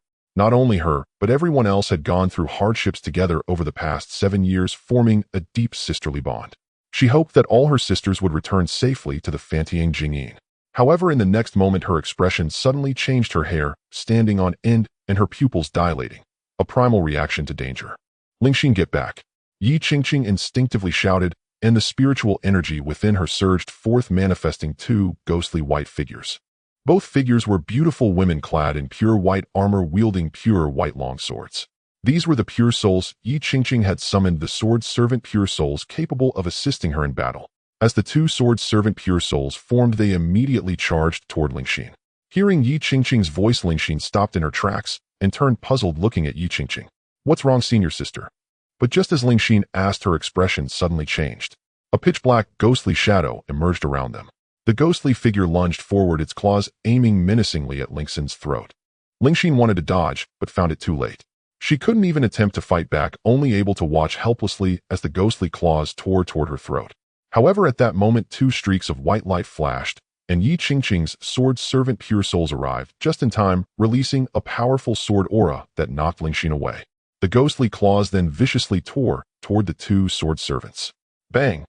The ghostly claws clashed with the sword aura of the sword servants, causing an explosion of power and the ghostly figure retreated to a distance, revealing a mysterious man in a black robe. The two sword servant pure souls returned to Yi Qingqing's side, guarding her closely. Lingxin, are you okay? Yi Qingqing quickly rushed to Lingxin, who was collapsed on the ground, asking, Sister. I'm fine, Lingxin replied, her face pale and shaken. Sister Qingqing. Junior sister. What happened? At this moment, the other disciples of the Fantiang Jingyin, sensing the commotion, rushed over to Yi Qingqing's side. Who are you? Why did you attack us? Yi Qingqing asked, warily looking at the mysterious man in the Kakik. The mysterious man let out a nauseating laugh. As expected of a candidate for the next sect master of the Fantiang Jingyin, you were able to detect my attack and save that woman. Since you know my identity, how dare you attack us? What is your background? Yi Qingqing's eyes locked onto him, her spiritual energy quietly circulating. The sword intent of her sword servant pure souls was also swirling, ready to strike at any moment. It is precisely because you are the next sect master of the Fantiang Jingyin that I chose to attack. The mysterious man spoke, his demonic energy swirling around him. A member of the demon sect, Yi Qingqing exclaimed immediately. As her words fell, her sword servant pure souls surged toward the enemy, aiming directly at his vital. Whoosh! Whoosh! However, just as the two sword servant pure souls flew out about 10 steps, two streaks of black light suddenly descended from above, piercing through the sword servant pure souls. Off! The two sword servant pure souls let out miserable screams before dissipating into thin air. Yi Qingqing's expression changed instantly, revealing a hint of pain. The pure souls were connected to their master, and their dissolution would transmit some pain back to her. There are others, everyone be careful. Yi Qingqing adjusted her breathing and spoke. The others also summoned their pure souls, preparing to engage in battle. However, in the next moment, their expressions froze as they saw shadows emerging around them, over 20 figures, all at the Lingtai realm surrounding them. You were prepared in advance. Yi Qingqing looked at the suddenly appearing figures, uncertainty in her eye. Otherwise, we have prepared for this moment for 7 years. The mysterious man replied. The Great Qin Imperial Palace, the ancestral hall within the Guardian Palace. From the outside, the Guardian Palace appeared as tranquil as ever, but inside it was a realm of extraordinary wonder. At this moment, the Guardian Palace was filled with twinkling stars and radiant clouds, completely resembling a vast celestial world. In the center of this realm, piercing beams of light erupted. Within these beams of light, spiritual energy surged like an unending river. Had it not been for Qin Xuan constantly controlling the outpouring of this energy, the entire celestial realm would have been shattered by its force. Sitting cross-legged, Qin Xuan had his eyes tightly shut, his form exuding an aura of majesty. The spiritual energy within him flowed continuously, and the nine-colored brilliance of his spiritual infant shone brilliantly, illuminating the heavens. With Qin Xuan's continued cultivation, the nine-colored spiritual infant grew ever stronger, and its power began to manifest. At this moment, Qin Xuan's spiritual infant had reached 3 inches and was on the brink of 4 inches. Each inch of the spiritual infant represents a realm. Each realm can activate the inherent power of laws contained within the infant. Qin Xuan possessed a 9-colored spiritual infant, which encompassed 9 different laws, and currently, he had activated the fire, water, and earth laws. Should he cross into the 4th realm, he would be able to activate the wood system's law. The wood system symbolizes life and restoration. Activating the wood system's laws would grant Qin Xuan immense healing power, allowing him to remain evergreen and maintain his current appearance for a long time. Now he was on the verge of breaking through into the 4th realm of the spiritual infant stage. In truth, Qin Xuan did not wish to break through into the 4th realm of the spiritual infant stage prematurely, but the accumulation of his power over the past 7 years was simply too immense to suppress. Above the spiritual infant, the spiritual energy surged, and after an unknown length of time, this energy became exceedingly dense. At this moment, his 9-colored spiritual infant had also reached 4 inches, with the vast wood system laws flowing around it, a torrent of life force surging forth, unceasing and vibrant. Qin Xuan let out a long breath, opening his eyes as the aura around him dissipated. I had hoped to accumulate for a while longer, but it seems I can no longer suppress it. Well, since I have broken through, I shall continue cultivating. Qin Xuan shook his head with a sigh, appearing somewhat pained. If other spiritual infant realm cultivators were to witness Qin Xuan's expression, they would likely be infuriated. Breaking through a realm in the spiritual infant stage is an exceedingly challenging feat, often taking decades, yet Qin Xuan accomplished it in just 7 years, which is astonishing. Now he seemed troubled by the very breakthrough. Is this even human? Qin Xuan did not dwell on it. Since he had broken through, he would continue his cultivation. However, just as he was about to resume his training, he sensed an aura approaching from outside. Why is Qin Wei here today? Isn't she supposed to be cultivating her soul at the Brahma pure sound? Qin Xuan thought, feeling slightly puzzled as he sensed the aura. Soon he dispersed the formation and celestial realm stood up and walked out of the guardian palace. Outside the palace, a petite figure was approaching. This figure was dressed in royal attire, although somewhat loose, it still accentuated Qin Xuan's well-developed curves. Paired with her jade-like skin and exquisite features, she was undoubtedly a rare beauty. This person was none other than 13-year-old Qin Xuan. "Uncle!" Qin Xuan exclaimed joyfully as she approached Qin Xuan. "Shouldn't you be cultivating the Brahma pure sound soul techniques? Why are you back now?" Qin Xuan asked, ruffling his little niece's hair. "Uncle Wei is not a little kid anymore. Please don't ruffle my hair in the future." Qin Xuan pouted, gazing at Qin Xuan with her beautiful eyes. "You and Qin Yin will always be little kids in my eyes. By the way, where is Qin Yin? Have you been supervising his cultivation well?" Qin Xuan inquired. Qin Yin and Qin Wei carried part of the Great Qin's fortune, so Qin Xuan naturally kept a close eye. As for Qin Wei, he was not worried. She was diligent and loved to cultivate. At just 13 years old, she had already reached the spiritual sea realm, a true genius in the 9 provinces. In contrast, Qin Yin was rather playful, and due to his outstanding talent, he often slacked off in his cultivation. He was currently at the 9th level of the spiritual Qi realm, which, while impressive compared to his peers, fell short when compared to Qin Wei. "Qin Yin is busy looking for an opponent in the palace to play the 5-in-a-row game you taught him," Qin Wei replied. Qin Xuan shook his head upon hearing this. A few months ago, Qin Wei had brought Qin Yin here, and since he was so playful, bouncing around like a monkey, Qin Xuan decided to teach him the game of 5-in-a-row to help him focus. Unexpectedly, Qin Yin became addicted to it, spreading the game throughout the palace, and now he was the undisputed champion of the palace. Qin Xuan felt a bit speechless. "By the way, why are you back at this time? Did your training at Brahma Pure Sound end?" Qin Xuan asked. "No, originally my training there was supposed to last another month, but it seems something happened at Brahma Pure Sound, so my training was paused," Qin Wei explained. "Paused, eh?" Qin Xuan was taken aback, his expression turning serious. "What happened?" When Qin Wei was 9, her mother took her to Brahma Pure Sound to see if she was suitable for their techniques. Qin Wai's talent was top-notch, and given her status, Brahma Pure Sound naturally valued her. Over the years, there had never been a pause in her training or an early return. Upon hearing Qin Xuan's question, Qin Wei, who had initially appeared relaxed, suddenly grew tense and said, "Uncle, you should remember that 7 years ago my aunt went to Jiangzhou to refine the Tianyi Pure Soul, right?" "Of course I remember. It has been 7 years, so it should be about time for her to return," Qin Xuan replied. He would never forget Yi Qingqing's journey to Jiangzhou 7 years ago. Had it not been for the inability to contact her via spiritual snail in the Wanghua ghost land, they would have likely kept in touch regularly. "I heard from Mother that something seems to have happened to my aunt and the others." "Something happened?" Qin Xuan's expression suddenly turned grave. "What is going on? Do you know the details?" "I don't know the specifics, but I heard from Mother that it seems my aunt encountered a great disaster and many disciples of Brahma Pure Sound who were with her have died. I wanted to inquire about my aunt's situation, but Brahma Pure Sound's upper management is unwilling to disclose anything." Qin Wei shook her head and continued, "By the way, I heard from Mother that because of this, grandmother has summoned many elders to discuss countermeasures." Upon hearing this, Qin Xuan's brows furrowed tightly, and his expression grew exceedingly serious. Did Yi Qingqing and her group encounter a great disaster? Qin Xuan's expression turned uncertain, but he quickly steadied his mind. Yi Qingqing carried the jade pendant he specially refined, which could ensure her safety. Therefore, Qin Xuan had not been overly concerned about Yi Qingqing's safety. Moreover, behind her there was Fan Tian Jingyin, keeping an eye on her, which naturally guaranteed her safety. However, now Qin Wei said that Fan Tian Jingyin seemed to be planning to send the elders out due to the incident involving Yi Qingqing's group, which indicated that this matter was quite serious. Yet he was still unclear about the details. Nevertheless, it did not matter since he could calculate them. With this in mind, Qin Xuan spoke to Qin Wei. "Wei, you should go back first. Today my royal uncle has some matters to attend to." Qin Wei nodded obediently upon hearing this, then bid farewell to Qin Xuan and left the Grand Temple.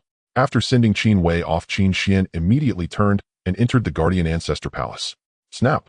Upon entering the Guardian Ancestor Palace, Qin Xuan immediately snapped his fingers. Instantly, the palace transformed into a starry domain of celestial brilliance. "Come, let's begin simulating the 9 provinces star map," Qin Xuan continued. In an instant, the shining stars began to move, simulating the celestial movements of the 9 provinces realm. Qin Xuan observed the movement of the stars while his right hand calculated the positions. This was the stargazing technique, a divination method he had acquired from the stargazing platform in the royal palace. With the help of star divination, the Qin royal family could foresee the nation's fortune and fate. Although it was not 100% accurate, it could outline the general trend of development. Moreover, the stargazing technique had a special use. By locating a person's natal star, one could infer their general safety. Typically, this required being at the stargazing platform, but Qin Xuan did not need that. Qin Xuan's gaze swept across the myriad stars, continuously calculating with his fingers until his eyes settled on a star, emitting a faint azure light. However, Qin Xuan's gaze swept across the myriad stars, continuously calculating with his fingers until his eyes settled on a star, emitting a faint azure light. However, the starlight of this star was somewhat dim at this moment and continued to grow darker. Qingqing's natal star is dimming. Qin Xuan observed the star with fading light, and his expression gradually turned grave. In the next moment, from the depths of the starry sky, a star sped towards Qingqing's natal star. This star emitted a grayish light, bringing an ominous aura. It was a malevolent star. This is the Rahu star invading the natal star, a sign of great misfortune. Upon witnessing this scene, Qin Xuan was instantly taken aback. The invasion of the Rahu star into the natal star signified that Qingqing was in a state of extreme danger. Soon Qin Xuan recovered from his shock, his expression bearing a hint of seriousness. This time it is tens of times more dangerous than the incident in Nanhai Prefecture. It seems I must personally make a trip, Qin Xuan thought to himself, then dispelled the celestial domain. The sign of great misfortune and immense danger made Qin Xuan worry about Qingqing's safety, compelling him to go in person. However, he did not set off immediately. He needed to prepare. Because this journey was far more perilous than the one to Nanhai Prefecture, he had to be fully prepared. Fantian Jingyin Grand Hall of Fantian Palace. At this moment, the atmosphere in the hall was heavy as mercury, suffocating those present. The elders of Fantian Jingyin gathered together, each radiating a powerful aura. Among them, a particularly irritable elder could not control his aura, causing waves of spiritual energy to surge in the hall, creating a series of crackling sounds. Sect leader, we can no longer wait. 7 disciples have already perished, and 3 holy maidens have fallen as well. Yes, it's only been a day, and already 7 disciples have died, and even 3 holy maidens have perished. Sect leader Qingqing is also in danger at this moment. Sect leader, it's time to take action. If we delay any longer, they might all perish. These elders frowned tightly. In just a few hours, 7 pieces of the natal monument in the Grand Hall had shattered, indicating that 7 individuals had perished, while the remaining 9 were undoubtedly deep in crisis. Although they were all experienced, aware that casualties were inevitable when venturing into the Wangu ghost land, the current losses had already exceeded their tolerance. Yi Anren stood at the highest point of the hall, her originally gentle face, now cold as frost, revealing a murderous intent. This time it is likely not an accident, but rather someone with ulterior motives. Yi Anren spoke icily. Over the past 7 years, she initially thought the losses were accidental, but the current turn of events made her realize that this matter was far from simple. There must be someone plotting behind the scenes. This plot had been brewing for 7 years, suddenly striking, catching her a bit off guard. Sect leader, make a decision, one elder spoke up. All right. Yi Anren no longer hesitated. She then scanned all the elders present. All elders of the 7th level of the nascent soul realm and above, follow me to Jiangzhou. The only objective is to rescue Qingqing and root out the mastermind behind this, eliminating them. As Yi Anren spoke, her gaze flickered, her murderous intent rolling forth, and her aura continuously expanded.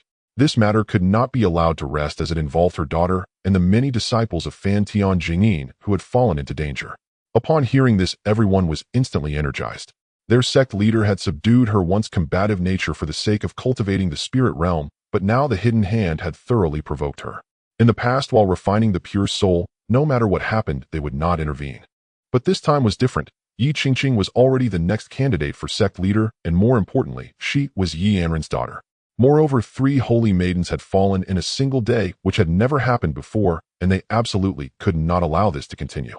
However, sect leader, the Wangu ghost land is extremely vast and shrouded in evil energy. It may not be easy to find Qingqing and the others in the shortest time possible.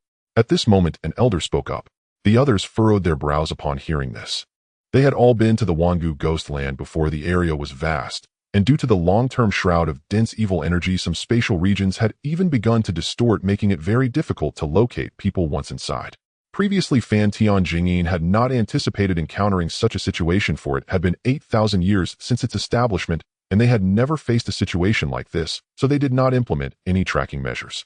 Now, rushing to the Wangu ghost land to find Qingqing was no simple task. By the time they found her, she might have already met with misfortune.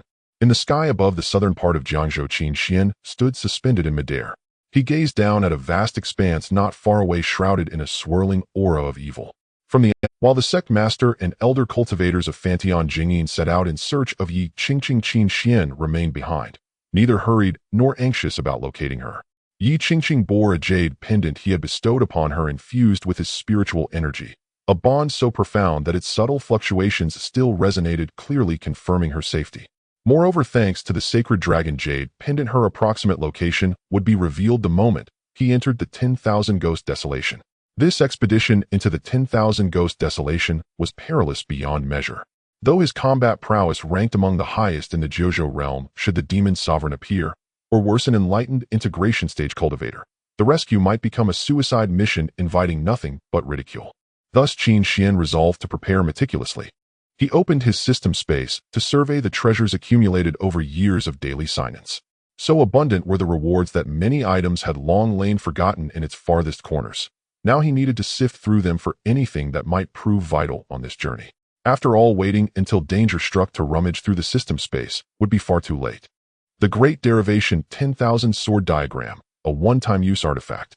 Once activated, it manifests countless Great Derivation swords, blanketing hundreds of zhong and instantly annihilating any nascent soul stage cultivator below the 5th rank. 5 copies remain. Excellent. I shall carry them at once.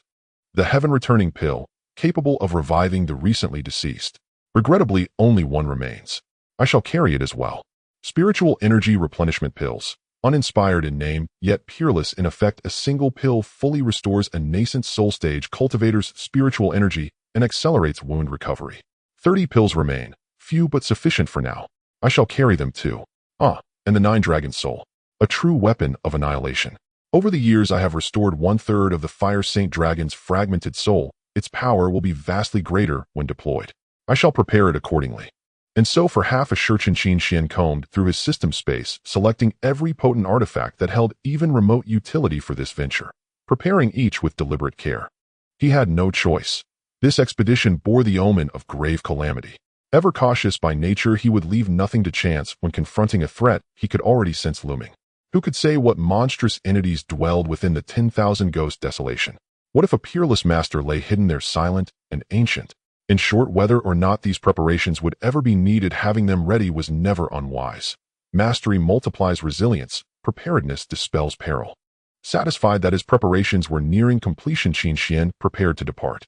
Yet he paused once more, reopening his system space and retrieving the lapis jadebone corpse. I nearly forgot you, the greatest treasure of all. This lapis jadebone corpse had not been obtained through sign-ins, but discovered by chance during his expedition to the Southern Sea Prefecture. An exalted relic Qin Xuan had initially surmised belonged to a Saint Spirit stage cultivator. Years of meticulous study confirmed otherwise. Though not quite Saint Spirit stage, this corpse possessed cultivation depth virtually indistinguishable from it. In essence, its former owner had stood at the very threshold of Saint Spirithood, yet faltered at the final step. Likely the cause lay in the fragmentation of the 9 Dragon Soul and the incompleteness of his Tao lineage, leaving him sealed by the heavens' immutable edicts. Having reached such proximity to transcendence, he would never have surrendered willingly. Instead, he must have attempted to shatter the heavenly seal by force and ascend. But the attempt likely triggered catastrophic backlash from the celestial prohibition, ending in his demise and leaving behind this lapis jadebone corpse. Forgive my intrusion, Senior. May I borrow 5 of your bones? Qin Xuan gazed upon the radiant bone before gently removing 5 fragments. Upon each fragment he inscribed dense arrays of sacred runes and arcane glyphs, then steadily infused them with his own primordial spiritual energy. Done. Half a shurchen later, he exhaled, deeply wiped the sweat from his brow, and regarded the 5 jade bone fragments with profound satisfaction. Though the entire lapis jade bone corpse resisted assimilation, its bones proved exceptional material for artifact forging. Engraved with sufficient runes and saturated with his primordial energy, each became a sacred dragon jade pendant. And because the jade bone itself harbored greater innate power than the standard sacred dragon jade pendant, its unleashed force would surpass, even dwarf, that of the pendant Yi Qingqing carried. Effectively, Qin Xuan now possessed 5 independent triggers for the 9 Dragon Holy Heaven Art, 5-fold amplification, yielding staggering cataclysmic power. He secured the 5 forged jadebone fragments upon his person, ready to activate at a thought, ensuring instantaneous defense should he be ambushed and unable to react. After all, Qin Xuan was no Saint Spirit stage sovereign ruling unchallenged over heaven and earth. Not even Saint Spirithood guaranteed ultimate supremacy. Who knew what lay beyond? Perhaps celestial immortals themselves. The 10,000 Ghost desolation was by definition a forbidden wasteland. No one could fathom what horrors slumbered within. No one witnessed these preparations, nor grasped the gravity of his intent. Were others to see them, they would surely believe Qin Xuan was marching not to rescue, but to declare war upon the Kunlun demon cult, or even to eradicate it utterly. Otherwise, why assemble such unimaginable armaments? At last, after nearly 2 Shurchen, Qin Xuan judged his preparations complete, and the time to depart had come. I almost forgot. Yet just as he was about to leave, he halted again, hands weaving intricate seals, spiritual energy swirling, divine sense extending outward, until energy and consciousness coalesced into a figure identical to himself. Master, issue your command, the doppelganger intoned with deep reverence. Guard the imperial ancestral temple. Admit no one to the inner sanctum. Should Qin Wei arrive, instruct her in the sacred dragon heart art. Qin Xuan entrusted these instructions to his clone. Yes, master, it replied. Though the temple rarely saw visitors beyond Yi Qingqing and Qin Wei, vigilance remained imperative. This clone wielded half his strength, but could endure only 5 days. Still 5 days would suffice. At last Qin Xuan truly believed he had left nothing undone. Only then did he step forth from the ancestral palace, gazing toward Jiangzhou. In the next breath he ascended, transforming into a streak of iridescent light that pierced the imperial palace's prohibitions without sound, vanishing into the distant horizon. It was the first time in many years Qin Xuan had departed the imperial palace, and he had not imagined his reason for leaving would once again be the woman whose presence slowed the speed of his sword draw. In the sky above the southern part of Jiangzhou, Qin Xuan stood suspended in midair. He gazed down at a vast expanse not far away, shrouded in a swirling aura of evil. From the outside it was impossible to discern what lay within. That is the abyss of 10,000 ghosts. Truly it is a place of malevolent spirits and 100 ghosts wandering at night, fraught with peril. Qin Xuan mused, his expression becoming slightly grave as he looked toward the abyss.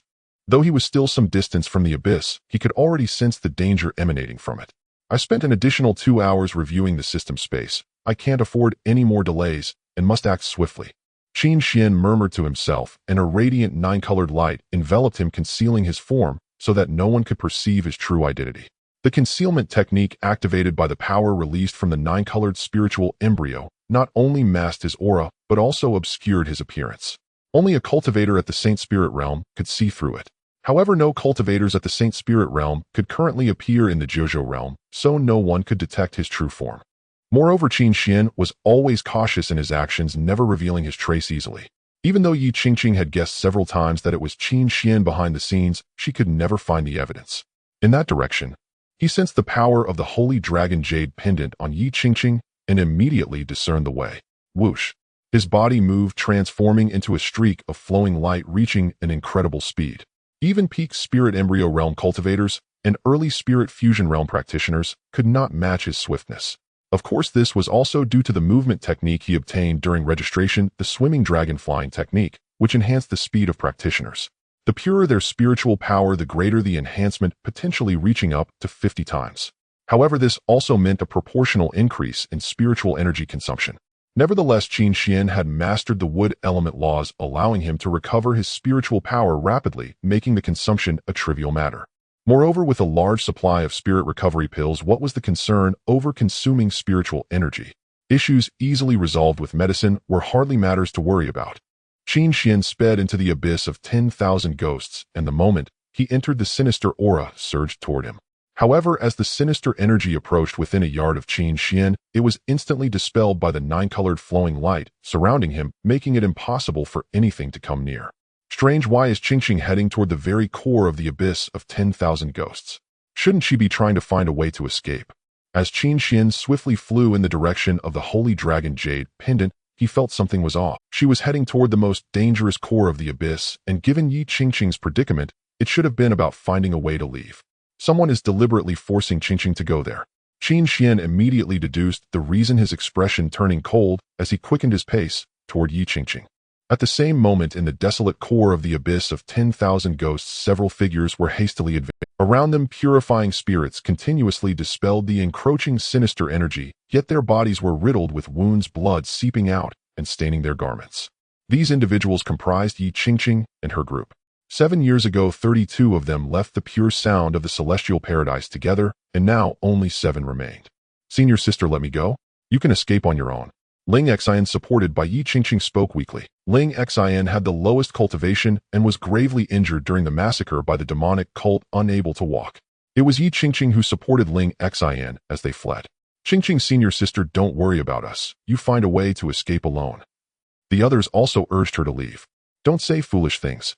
We are sisters, we leave together or we die together. I won't abandon you. Yi Qingqing replied resolutely. Having cultivated in the abyss for 7 years, she had reached the 9th level of the spirit embryo realm, making her the strongest among them, which also granted her a relatively better position.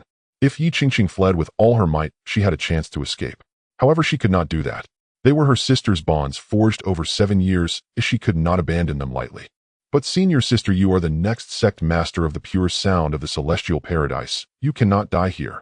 Ling Xian spoke again. Yes, Qingqing, senior sister, you are the future sect master representing the future of the pure sound of the celestial paradise. If we die, it doesn't matter, but you absolutely cannot die. Enough. I won't give up on you. We leave together or we die together. Yi Qingqing declared firmly. In recent days, the demonic cult had launched a frenzied hunt against them, and one by one her sisters fell. These demonic cult members not only killed her sisters, but also violated their bodies, even extracting their souls, leaving them in a living nightmare. Such cruel methods nearly shattered her spirit. It was impossible for her to abandon those who survived. If she truly left alone, her mind would completely break. She had to ensure the safety of her sisters. Kikek, such touching sisterly affection. At that moment, a vile and unrestrained demonic voice echoed. It almost brings tears to my eyes, haha. As the demonic voice spread, the surrounding space rippled and whirlpools began to appear out of thin air. Woo! After the whirlpools appeared, a chilling and ghastly wail echoed, and countless evil spirits and vengeful souls surged forth from these whirlpools, heading straight for Yi Qingqing. Senior sister, be careful. One of Yi Qingqing's junior sisters yelled desperately from behind her. Yi Qingqing reacted at that moment, her spiritual power flowing as several sword-wielding, purifying spirits materialized. As these spirits appeared, they swung their swords, unleashing a torrent of sword intent to strike at the incoming evil spirits and vengeful souls. Boom, boom, boom. The sound of explosions rang out as the approaching evil spirits and vengeful souls were blown apart, opening a path. Go!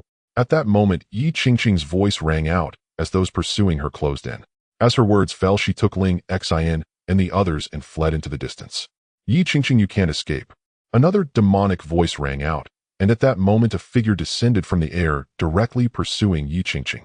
Feeling the approach of the enemy, despair filled Yi Qingqing as she realized she was unable to fight back. She knew it was the end. Senior sister, you must live. At that moment, one of Yi Qingqing's junior sisters suddenly dashed out, blocking in front of Yi Qingqing, and her body radiated with a four-colored spiritual light. This brilliant light seemed to be consuming her life. Yufei, no. Yi Qingqing cried out at in the next moment, Yufei's four-colored spiritual light erupted with immense power, and the shockwave from the explosion surged outward forcibly, sending the attacker flying.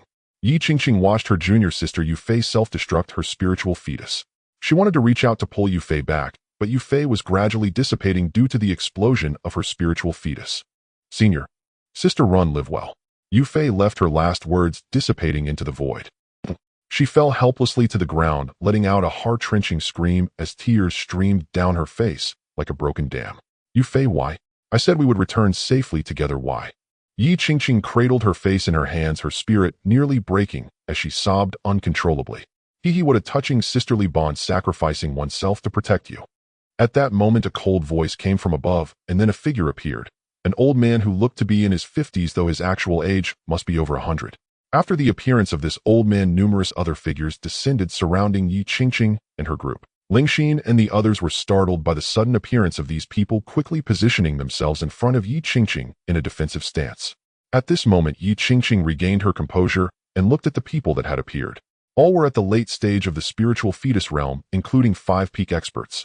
Now Yi Qingqing had reached the peak of the spiritual fetus realm, and with Qin Xuan's guidance, her combat power surpassed that of an average peak expert. However, given the overwhelming number of adversaries, she stood no chance. It was these very people who had hunted them down, driving them into a corner. Sister, find a way to escape, while hold them off. Sister, you must escape as long as you survive, it doesn't matter. Go, sister, our lives are insignificant, you must live on. Lingxin and the others faced the enemies, fully committed to protecting Yi Qingqing, ready to fight to the death for a chance at her escape. Yi Qingqing stood up, despair in her eyes as she looked at the people before her. I said we would die together. Since we're in this dire situation, what is there to escape from?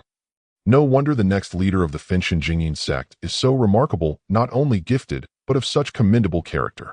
The leading elder laughed heartily upon hearing this. If I kill you, the demon lord will surely reward me greatly. After all, Finchen Jingyin has killed many of our demon sect members. Oh, and these individuals, they are all outstanding disciples of Finchen Jingyin. If I extract their souls and imprison them for eternity, the demon lord will be extremely pleased. The elder pointed at Lingxin and her four companions, his stance imposing.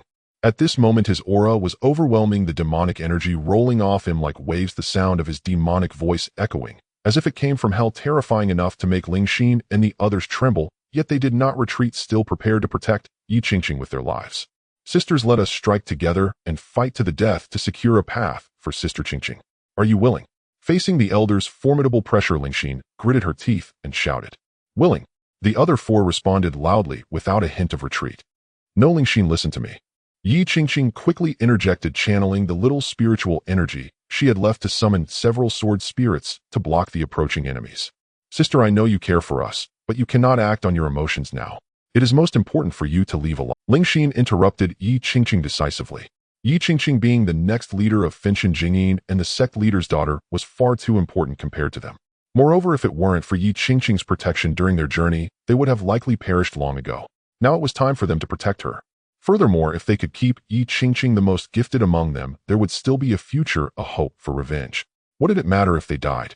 After Lingxin finished speaking, she no longer cared about Yi Qingqing's objections and launched a desperate attack, sacrificing her life to carve a path for Yi Qingqing. The demon sect members surged forward, clashing with Lingxin and her group. No! Yi Qingqing's eyes turned red as she screamed desperately, her face pale and her body trembling. When she arrived, she had promised her mother to protect these people's safety, but now they were sacrificing their lives to... The demon lord once said that although Finchen Jingyin consists of women, each one is as capable as men, and this determination to die for their cause truly earns my respect. However, it's just a mantis trying to stop a chariot seeking death. The leading elder did not attack, but instead looked at Yi Qingqing continually, emitting a rolling demonic voice, seemingly attempting to disturb her will. Yi Qingqing, there is a way to save your junior sisters if you are willing. As he spoke, the elder waved his hand, and the demon sect members ceased their attack and spread out, merely surrounding Lingxin and her group. What method? Yi Qingqing asked the elder. Your talent is exceptional, and the demon lord holds you in high regard. As long as you are willing to join the Kunlun demon sect and voluntarily accept the demonic seed, your junior sisters can leave safely. The elder looked at Yi Qingqing as he spoke, his voice resonating with a demonic allure drilling into her. Sister, don't listen to them. The demon sect has never kept its word. Lingxin shouted at Yi Qingqing. Right, sister, hurry and go, don't worry about us. The other junior sisters chimed in at that moment. It's impossible, I cannot join the Kunlun demon sect. I am the holy maiden of Finchen Jingyin. Yi Qingqing shook her head repeatedly. Do you want all your junior sisters to die? Not only will they die, but they will also suffer endless humiliation, their souls extracted, enduring infinite pain worse than death. As long as you are willing to join the Kunlun demon sect, these people can live. The elder spoke again, his voice laced with demonic allure and temptation. The overwhelming demonic sound continued to drill into Yi Qingqing's mind, echoing in her thoughts. As long as I join the Kunlun demon sect, they can live.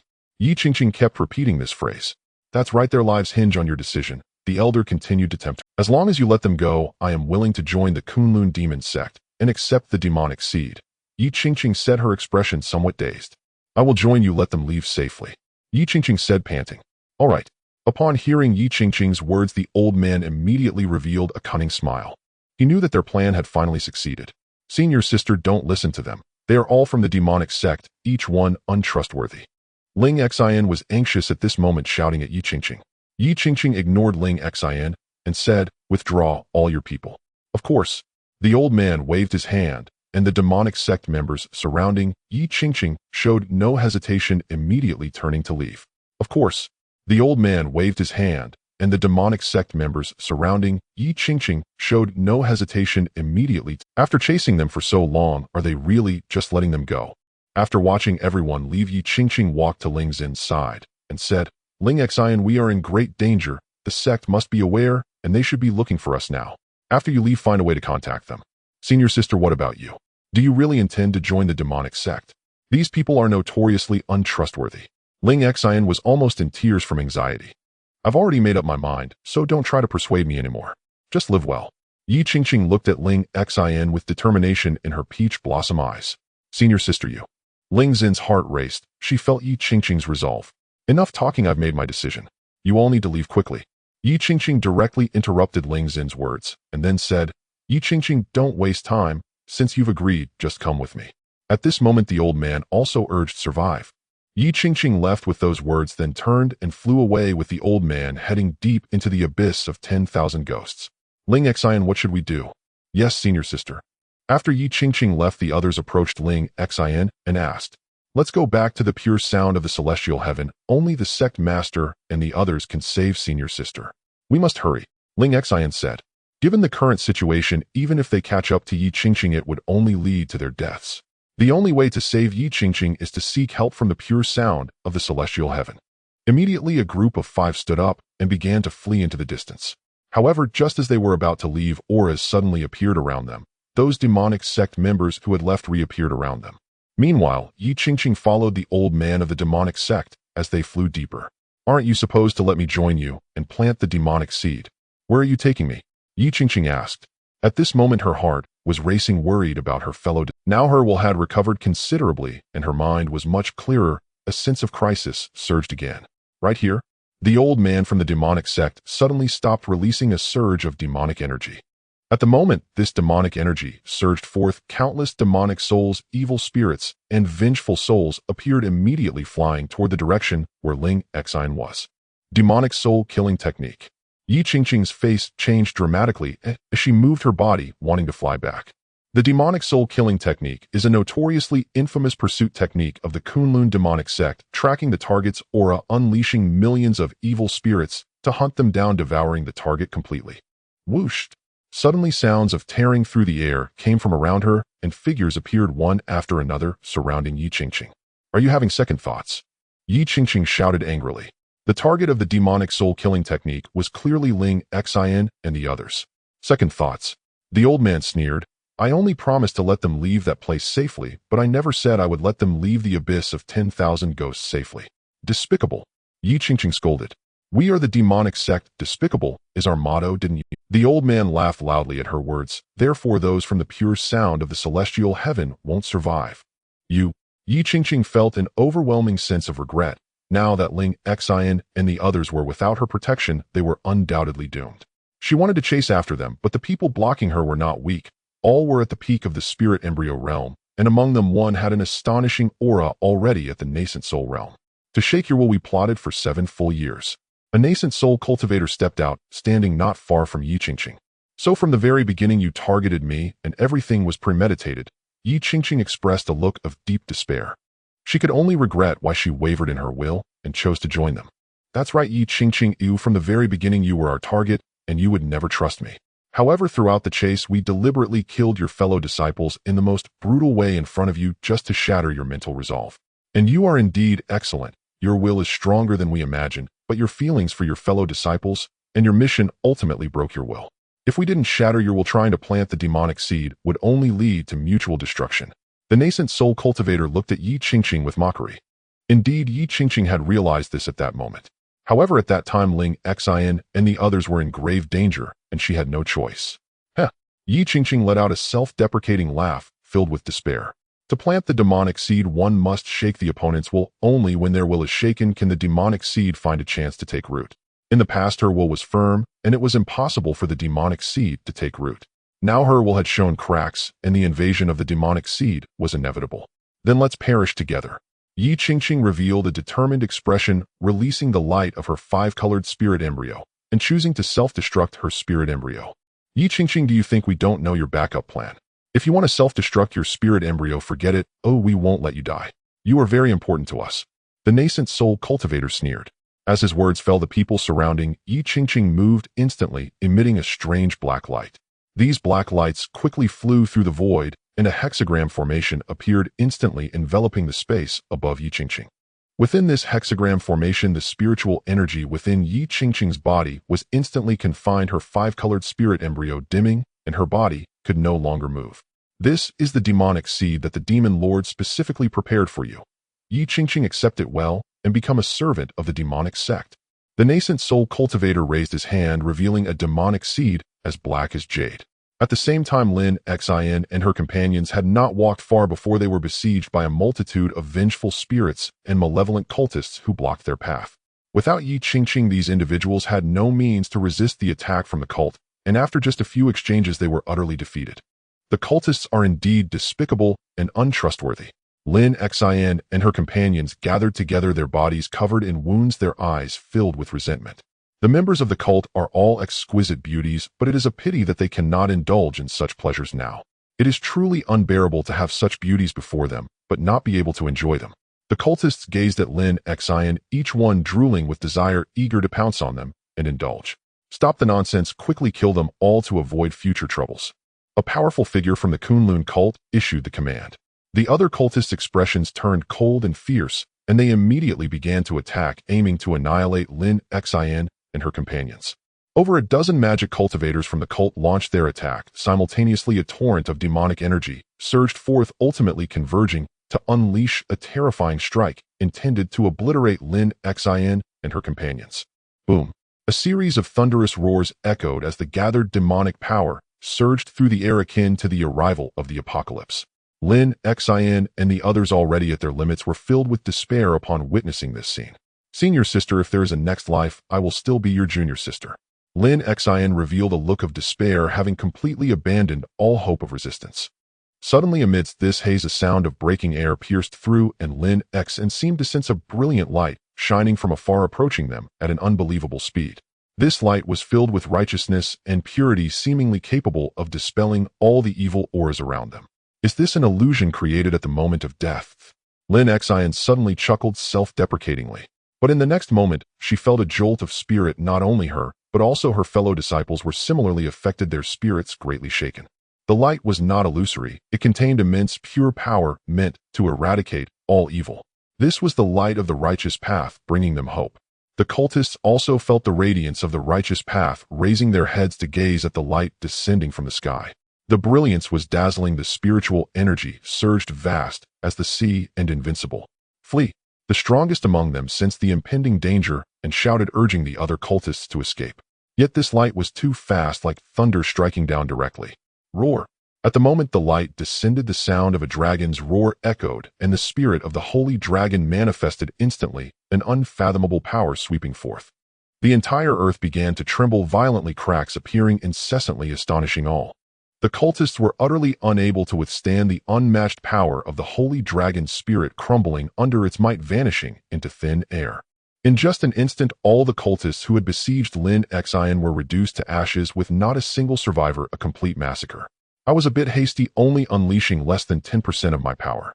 I was worried they might escape, but it seems they are all dead now, Qin Xuan said, looking down from the air, feeling relieved. He sensed the overwhelming evil energy in the area, indicating the presence of demonic entities. Scanning with his divine sense, he soon discovered the disciples of the Fantiang Jingyin and immediately took action. However, the distance was too great and time was pressing, leaving him no time to fully mobilize his strength to activate the Nine Dragons' sacred heavenly art, so he could only unleash the Holy Dragon Spirit for an ultra-long distance attack. This Holy Dragon Spirit did not even showcase 1/10 of his power. He worried that if the cultists were to evade this hasty strike, it would pose a problem. However, it seemed that these cultists were indeed weaker than he anticipated. Moreover, this strike made Qin Xuan feel that he was not adequately prepared. He must not be hasty in the future and should unleash his full strength to leave no chance for these evil entities to escape. Immediately, Qin Xuan's figure darted down like a streak of light to their location. Lin Xin and her companions stared in astonishment at the suddenly appearing figure, seemingly forgetting their earlier predicament. They naturally heard Qin Xuan's words from above. Lin Xin looked at Qin Xuan, swallowing hard. The power unleashed in that strike, let alone those at the Ling Tai realm, even those at the Lingying realm, would hardly withstand such overwhelming might. Yet to say it was less than 10% of his strength, was that really not a boast? If true, this person is indeed a legendary hero, a celestial descending to the mortal realm. However, Lin Xin and her companions quickly regained their composure from their shock, recognizing Qin Xuan. Yet the mysterious light surrounding him obscured his appearance, presumably to conceal his identity. "Senior, who are you?" Lin Xin cautiously inquired of Qin Xuan. Lin Xin could not confirm Qin Xuan's true identity, but from that previous strike it was evident that this man was undoubtedly an extraordinary figure who deserved utmost respect. Not just her, but the others also bowed deeply in respect to Qin Xuan. Qin Xuan glanced at Lin Xian and asked, "Where is Qingqing?" Qingqing. Lin Xian was taken aback as she naturally knew he was referring to Yi Qingqing, but the term Qingqing was quite intimate. Did this person have a very special relationship with senior sister Qingqing? "You are disciples of the Fantiang Jingyin, right? Where is Yi Qingqing?" Qin Xuan inquired, looking at Lin Xian. However, as he looked at her, his brow furrowed slightly, for the appearance of these women was too tragic, each one heavily injured. Qin Xuan raised his hand and tossed each of them a spirit energy recovery pill. Lin Xian and the others received the pills without hesitation, swallowing them immediately, feeling their spiritual energy restored and their injuries healing rapidly. Lin Xian and the others were utterly astonished. This was undoubtedly an extremely high-level recovery pill, and he casually tossed them out. This person surely must have an extraordinary background. After recovering, Lin Xian and the others bowed to Qin Xuan, saying, "Thank you for your rescue, senior. It's nothing, you are all disciples of the Fantiang Jingyin, so it is my duty to assist you." Qin Xuan waved his hand, saying, "Where is Yi Qingqing? Why haven't I seen her? Senior Qingqing has been deceived by the cultists, and we do not know her whereabouts, or whether she is alive or dead." Lin Xian immediately responded. Upon hearing this, Qin Xuan's heart sank, and he immediately asked, "What happened? What happened?" Qin Xuan asked anxiously. Lin Xian immediately recounted the entire sequence of events to Qin Xuan, and after finishing pleaded, "Senior, please go save Sister Qingqing. If it weren't for us, she wouldn't be in danger." After hearing everything Lin Xian said, Qin Xuan's heart sank. The people from the Kunlun demon sect truly deserve to die 1,000 times over, and then some. To use the feelings that Yi Qingqing cherished the most to drive her to despair is simply the utmost cruelty towards her. Furthermore, once Yi Qingqing's will is shattered, even if she regains herself later, there will still be a flaw, and the demonic seed can take advantage of that flaw to implant itself within her. These people from the demon sect are unforgivable. Qin Xuan spoke with murderous intent. "Senior, we must act immediately. Please lend your hand." Lin Xian spoke urgently. "Rest assured, I came here for this purpose," Qin Xuan replied. As he spoke, Qin Xuan took out a pile of items from his bosom and handed them to Lin Xian. "Qingqing values you greatly. When I go to rescue her, you must not get into trouble. Take these with you, and if you encounter the demon sect, throw them away. They can kill anyone below the 5th stage of the spiritual infant realm. Don't worry about wasting them, there are plenty. Just throw them and let them die in droves." After finishing, Qin Xuan immediately soared into the air, heading towards Yi Qingqing. Lin Xian was left in astonishment, holding the items Qin Xuan had given her. For these items radiated an extremely profound power. Once used, they would indeed annihilate all below the 5th stage of the spiritual infant realm, just as the senior had said. Moreover, what was even more astonishing was that this senior had not just produced one item, but numerous items, and each person received many. Lin Xian, who exactly is he? These items must be extraordinary treasures, even in the Vientiane Holy Land. One disciple trembled, holding the items Qin Xuan had given. Meanwhile, the hearts of the others raced with confusion. This senior was far too generous with his resources. The items given were top-tier techniques and treasures, absolute treasures in any sect. Yet he had casually tossed out so many, and they were all different. Was he preparing to annihilate the Kunlun demon sect? Lin Xian shook her head in bewilderment. This senior was truly shocking. Not only was he immensely powerful, but he also possessed an abundance of formidable treasures that he could afford to throw around. However, Lin Xian did not dwell too deeply on who he was. After all, he was intentionally concealing his identity to avoid being recognized, and speculating excessively would be disrespectful. Meanwhile, in another location, endless darkness descended. On the ground, an infinite wave of demonic energy surged like a relentless river, rampaging wildly, causing the very earth to tremble and crack under the onslaught of the evil energy. Among them, the members of the Kunlun demon sect continuously manipulated the demonic energy, and a hexagram formation shimmered with eerie light. Within this hexagram, Yi Qingqing's figure could be seen.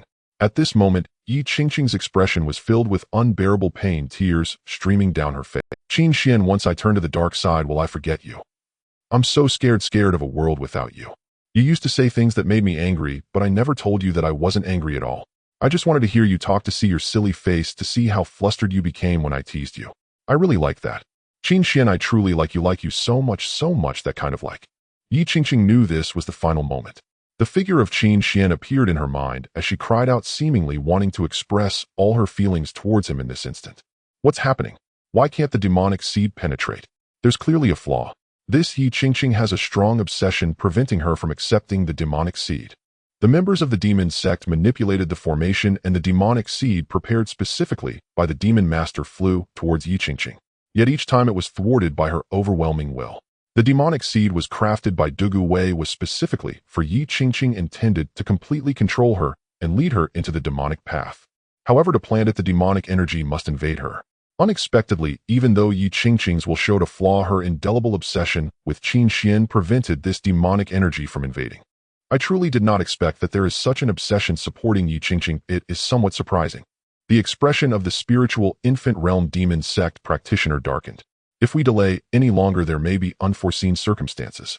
Everyone follow my orders and unleash your full power. She cannot hold on for much longer. Understood. The members of the demon sect shouted in unison. In an instant, they desperately released their demonic energy, which surged forth, gathering into a great river that flowed into the hexagram formation. I don't want to forget Qin Xuan. Yi Qingqing's face twisted in agony as she cried out, her powerful obsession continually supporting her against the invasion of the demonic seed. Circles of black mist swirled around Yi Qingqing, agitating until finally a wisp of energy seemed to find a flaw and rushed towards her body. Good, she can barely hold on now. The spiritual infant realm expert revealed a grin. No matter how strong the obsession, a practitioner's body has its limits. In the end, Yi Qingqing lost her last resistance and began to be invaded by the demonic energy. As this scene unfolded, the spiritual infant realm demon cultivator raised a hand, and the pitch-black demonic seed once again soared towards Yi Qingqing's body. The demonic seed, as dark as ebony, now seemed to have found a path.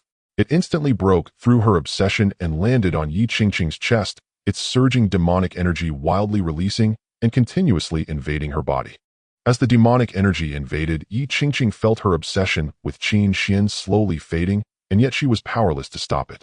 She attempted to recall all the moments spent with Qin Xuan, hoping to slow down the process, even wishing to engrave them into her soul. However, Yi Qingqing was merely at the peak of the spiritual embryo realm. Faced with the suppression of so many practitioners at the 9th stage of the spiritual embryo realm, especially with one at the spiritual infant realm among them, and with this demonic seed crafted specifically by Dugu Weiwa, it was already a miracle that she had resisted until now. Had it been anyone else, they would have likely fallen long ago. Yi Qingqing watched as the demonic seed drew closer, about to enter her body, and she fell into utter despair. Buzz, buzz, buzzed. Just then, sensing Yi Qingqing's moment of crisis, a series of humming sounds rang out, followed by brilliant 9-colored lights shining upon her body, gradually dispelling the encroaching demonic energy, filling her with warmth. What is this? The originally despondent Yi Qingqing revealed a look of astonishment as she felt that this power came from the jade pendant she cherished the most. The 9-colored radiance shimmered upon Yi Qingqing's body, gradually dispelling the malevolent energy that had invaded her being, as a warm spiritual power flowed gently into her, protecting her. This jade pendant was given to me by Qin Xuan, Yi Qingqing said, her eyes glistening with tears. The sacred dragon jade pendant was a parting gift from Qin Xuan. She regarded this pendant as a token of love from Qin Xuan, the most treasured possession. She had taken it out only when alone to reminisce about him. However, she never expected that the pendant Qin Xuan gave her would possess such astonishing effects. The sudden emergence of this scene startled the members of the demon sect, leaving them puzzled about what was happening. At the moment when everyone was confused, the 9-colored radiance reached its zenith, illuminating the heavens and dispelling all darkness, transforming the world into daylight. Under the illumination of this 9-colored divine light, 9 spirits of sacred dragons danced in the sky, their immense holy power driving away all malevolent energies. At this moment, the sacred dragon jade pendant and Qin Xuan's original spiritual power erupted with unbelievable strength. Not good retreat. The members of the demon sect were taken aback, sensing the vast power of the 9 sacred dragon spirits, their bodies trembling as they instinctively began to retreat. Others also sensed the impending danger and began to flee in panic. However, at the most critical moment for Yi Qingqing, the sacred dragon jade pendant was activated, leaving no chance for them to escape. In an instant, the 9 sacred dragon spirits roared down towards the members of the demon sect. Boom! The sky trembled and the earth cried out. Under the overwhelming power, the members of the demon sect realized they could no longer escape and could only brace themselves for impact. Yet this power was so vast that it could easily kill those at the nascent soul stage. The nascent soul cultivator was severely injured by the surging power, while the others suffered even more. In this strike, many members of the demon sect were obliterated, and only 3 who narrowly survived were gravely wounded, hiding in the distance, watching Yi Qingqing. They never imagined that Yi Qingqing would possess such a terrifying treasure. Had it not been for her activation of the pendant in her moment of despair, they might not have made it out alive. At this moment, Yi Qingqing was equally astonished, as she had not anticipated that the jade pendant from Qin Xuan contained such immense power, powerful enough for her to scarcely believe. Damn it.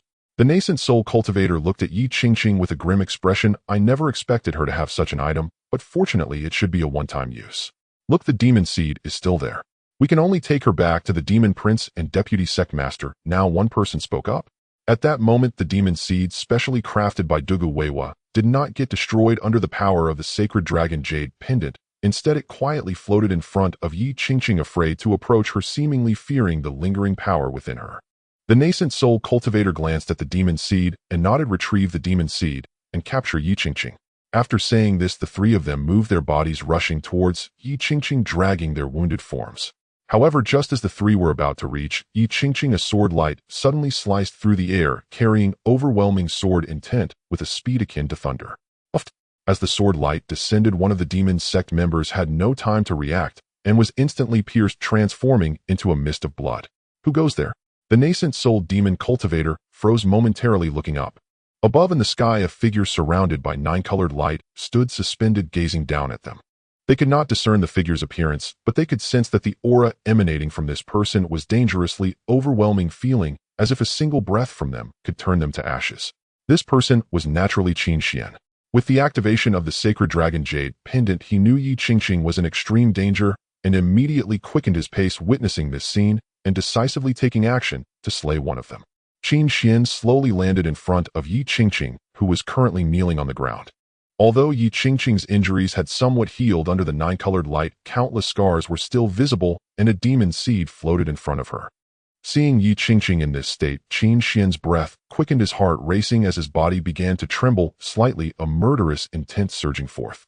He knew that Yi Qingqing must have been supported by an incredibly strong will, allowing her to resist the corruption of the demon seed. It was precisely this strong will that made Yi Qingqing endure immense suffering. Yi Qingqing looked up at Qin Xuan, who was now so close, her breath quickening. Though Qin Xuan was enveloped in 9-colored light obscuring his features, Yi Qingqing recognized him as the person she yearned for. The Qin Xuan, she had so much to say. Qin Xuan stepped forward and embraced Yi Qingqing.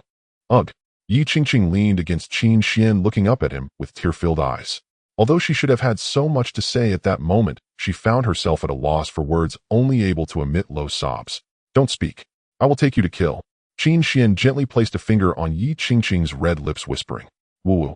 Upon hearing this, Yi Qingqing burst into tears, almost venting out the 7 years of longing and grievances. Who are you? You are ruining the great plans of our demon sect. The nascent soul cultivator snapped back to his senses from his fright, looking at Qin Xuan with eyes full of caution. Yi Qingqing was a crucial part of the demon sect schemes, so he had no choice but to speak up stubbornly. However, the moment he opened his mouth, he was met with a piercing sword light. Qin Xuan's Dian sword swung out, the sword intent flowing, carrying a force that could topple mountains, radiating an incomparably sharp divine might.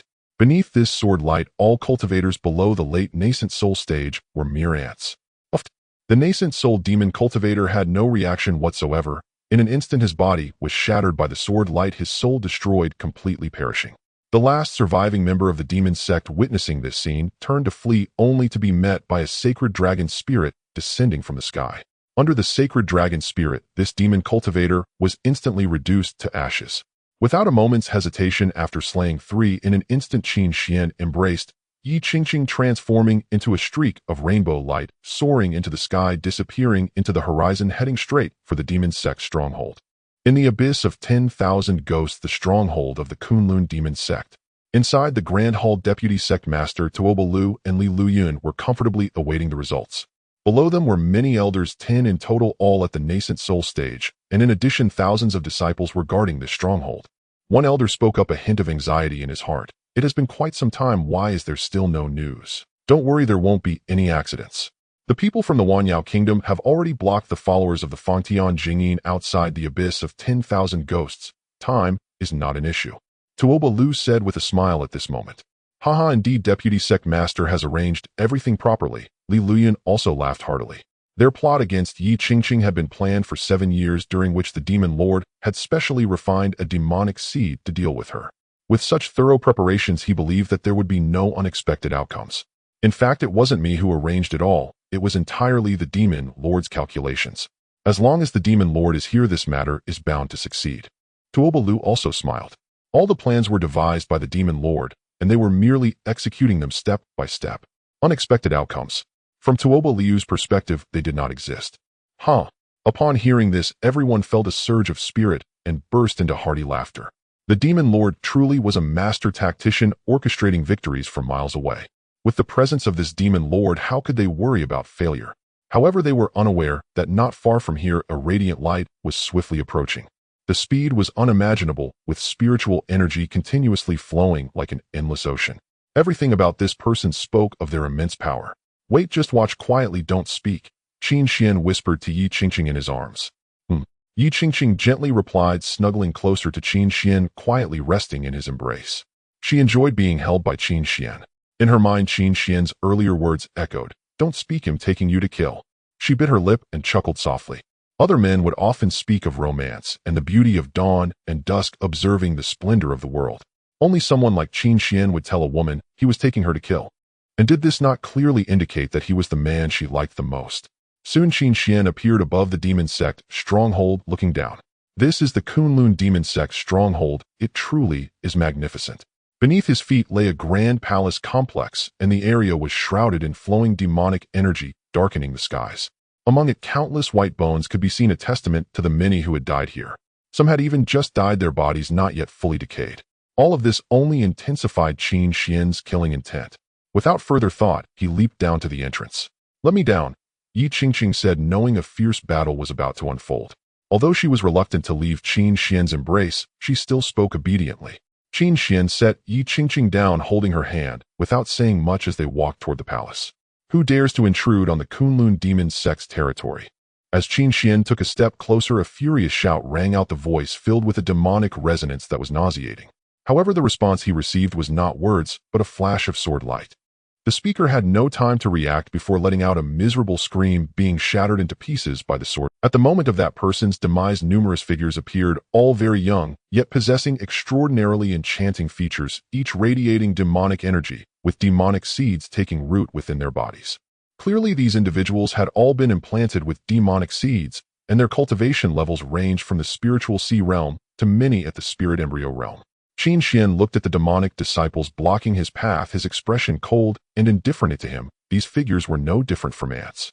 He was currently at the 4th level of the nascent soul stage, yet his combat power was among the top tier within that realm, not to mention, he possessed numerous killing treasures.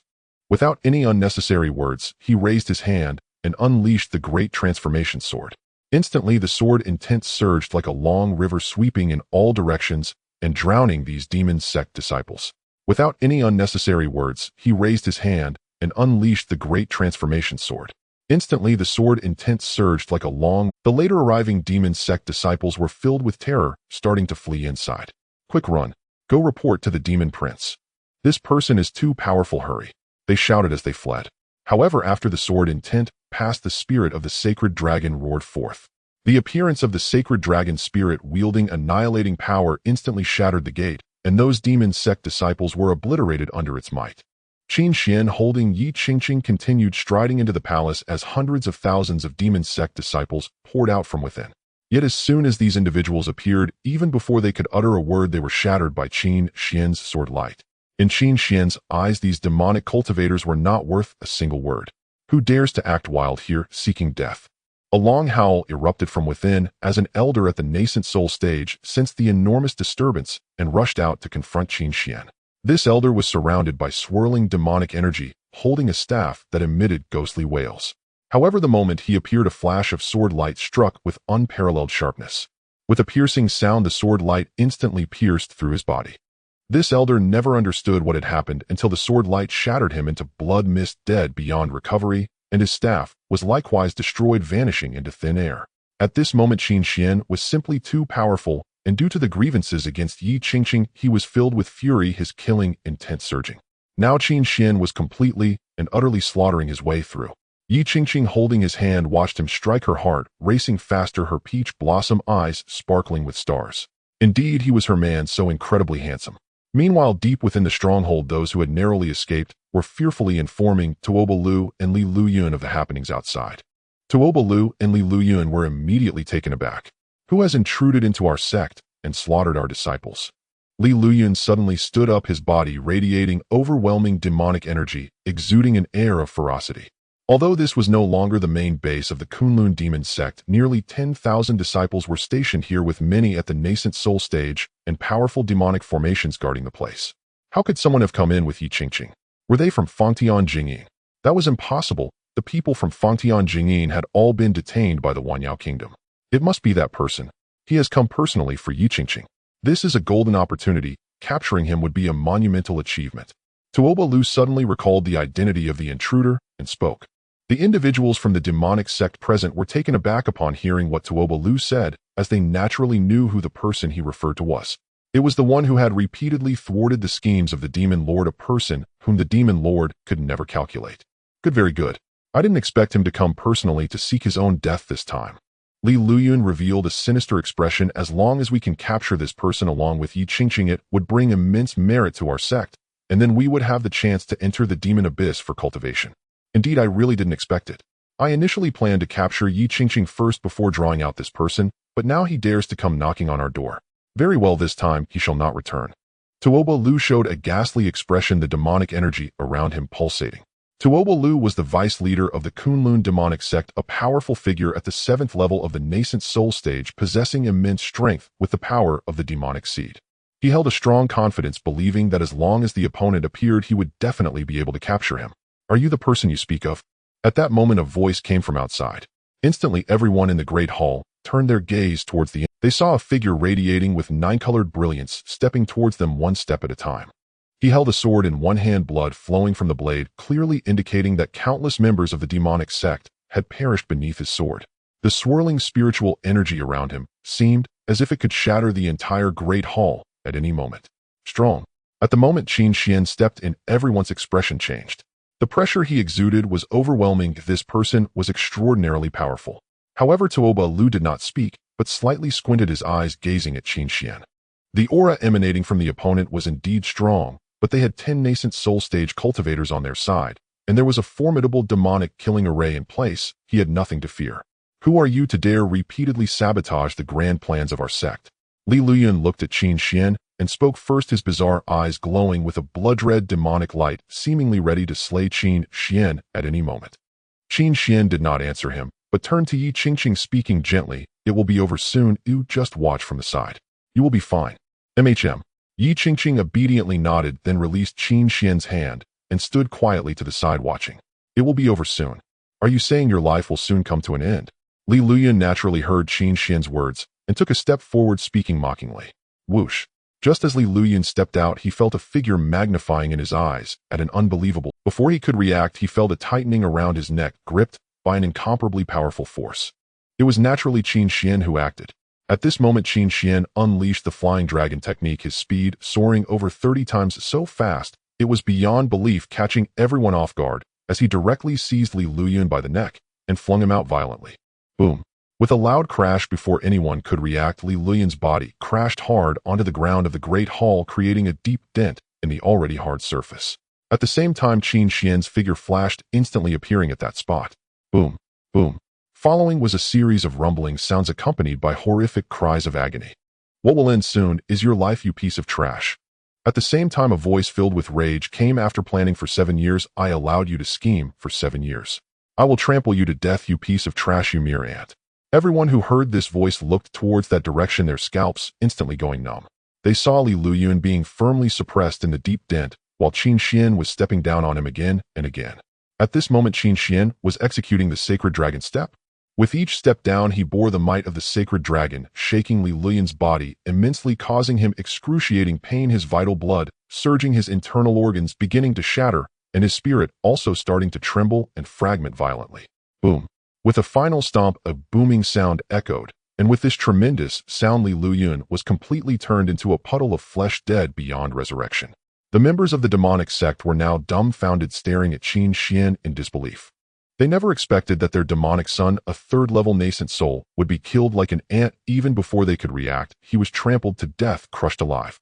Not good. This person is very strange. Everyone attack together and activate the Great Array. Tuobalu was the first to react, issuing a loud command. At this moment, he felt that this person had come fully prepared and would not give them a single chance.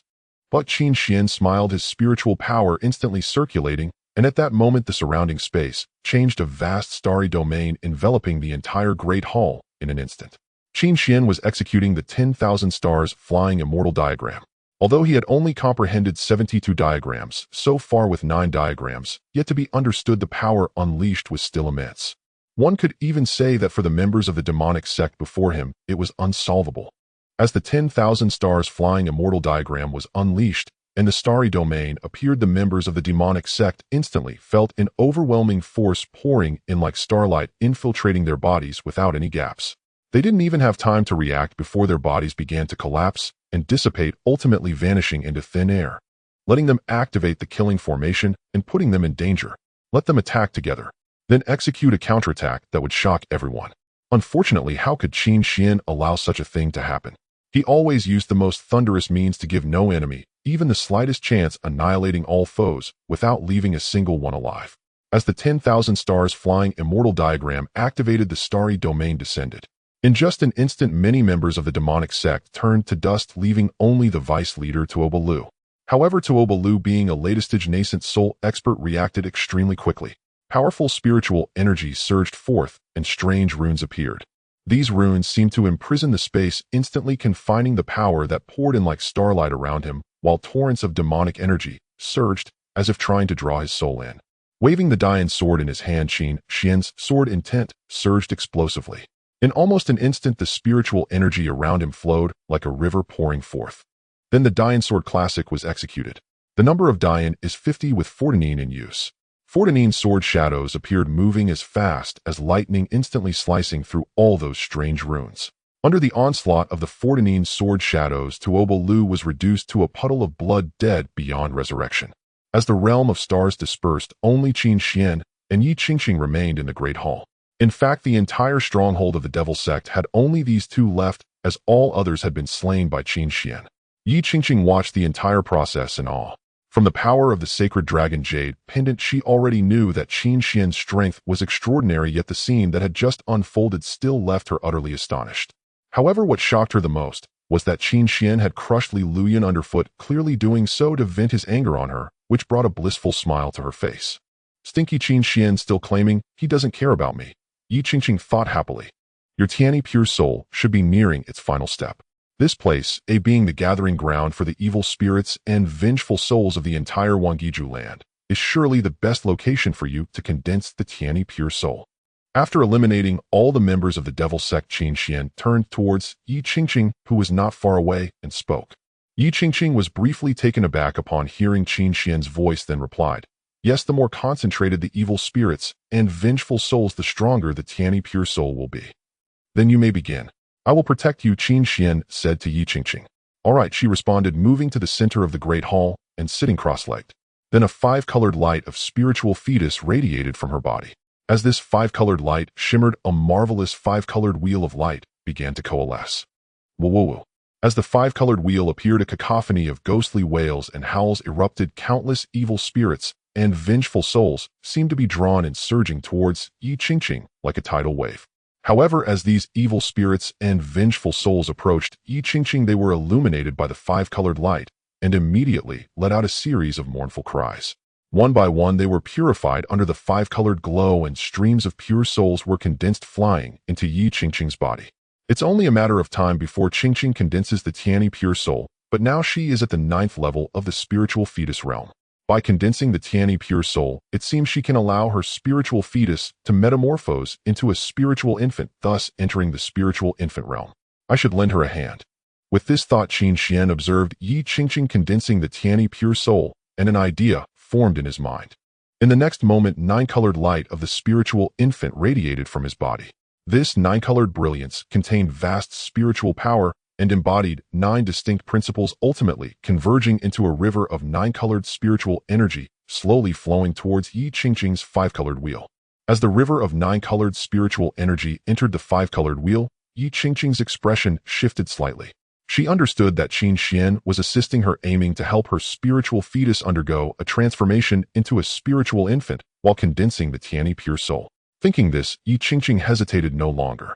She not only continued to condense the Tianyi pure soul, but also began to harness Qin Xuan's strength in an attempt to facilitate the metamorphosis of her spiritual fetus. Seeing this scene, Qin Xuan nodded and prepared to continue protecting Yi Qingqing. However, Qin Xuan suddenly thought that he hadn't checked in today, so he glanced around and pondered, with the place in such a state, I wonder if I can still check in. Although the battle had ended quickly, Qin Xuan had gone all out, resulting in significant destruction, so the Great Hall was indeed severely damaged. In any case, he'll give it a try, Qin Xuan thought, focusing his mind. Checking in at the Kunlun Devil Sect Stronghold. Ding. Check-in successful. Congratulations, host, you have received the Kunlun Golden Body. The reward has been distributed to the system space. Please check it at your convenience. The Kunlun Golden Body is the top-tier body refinement method of the Kunlun sect. Cultivated to perfection, one's body becomes as strong as gold and iron, impervious to harm. Any attacks from those whose realms are lower than oneself, or even one or two minor realms higher, are rendered ineffective. Being immune to attacks from one or two minor realms higher is incredibly powerful. Qin Xuan was momentarily stunned upon reading this information. The Kunlun Golden Body was indeed the pinnacle of defensive techniques. If he were to cultivate it to the peak of the spiritual infant realm, it would mean that attacks from the first and second levels of the spiritual harmony realm would be ineffective against him. Even if he made no move, no matter how the opponent attacked, he would not sustain any injuries. However, Qin Xuan also recognized the weaknesses of the Kunlun Golden Body. The Kunlun Golden Body was solely for defense and possessed no offensive power. If he lacked the ability to counterattack, facing someone with one or two levels higher in realm would merely make him a defenseless target. If the opponent employed any powerful treasures to attack him, they could also bypass the Kunlun Golden Body. Therefore, the effectiveness of the Kunlun Golden Body would only be maximized when paired with his formidable offensive techniques. And Qin Xuan had various top-tier offensive techniques at his disposal, making the Kunlun Golden Body a perfect match for him. This outing has indeed yielded great rewards, Qin Xuan remarked with satisfaction. Then he reined in his thoughts and continued to protect Yi Qingqing as she cultivated. At the same time, in another part of the Wangiju land. In that location, several figures soared through the sky at an astonishing speed. Each figure was radiating with spiritual energy, all at the 7th level of the spiritual infant realm, or above, with the leader being at the peak of the spiritual infant realm. These were none other than Yi Anren and her companions who had come to this place. Sect Master, who exactly is trying to stop us? Moreover, the other party has dispatched so many people, even including those at the peak of the spiritual infant realm. There aren't many of them in the 9 provinces. The elders beside Fan Tianjing voiced their concerns. On their way from Fan Tianjing to Jiangzhou, Yi Anren and her group had encountered this party, who immediately attacked upon seeing them, blocking their path to the Wangiju land.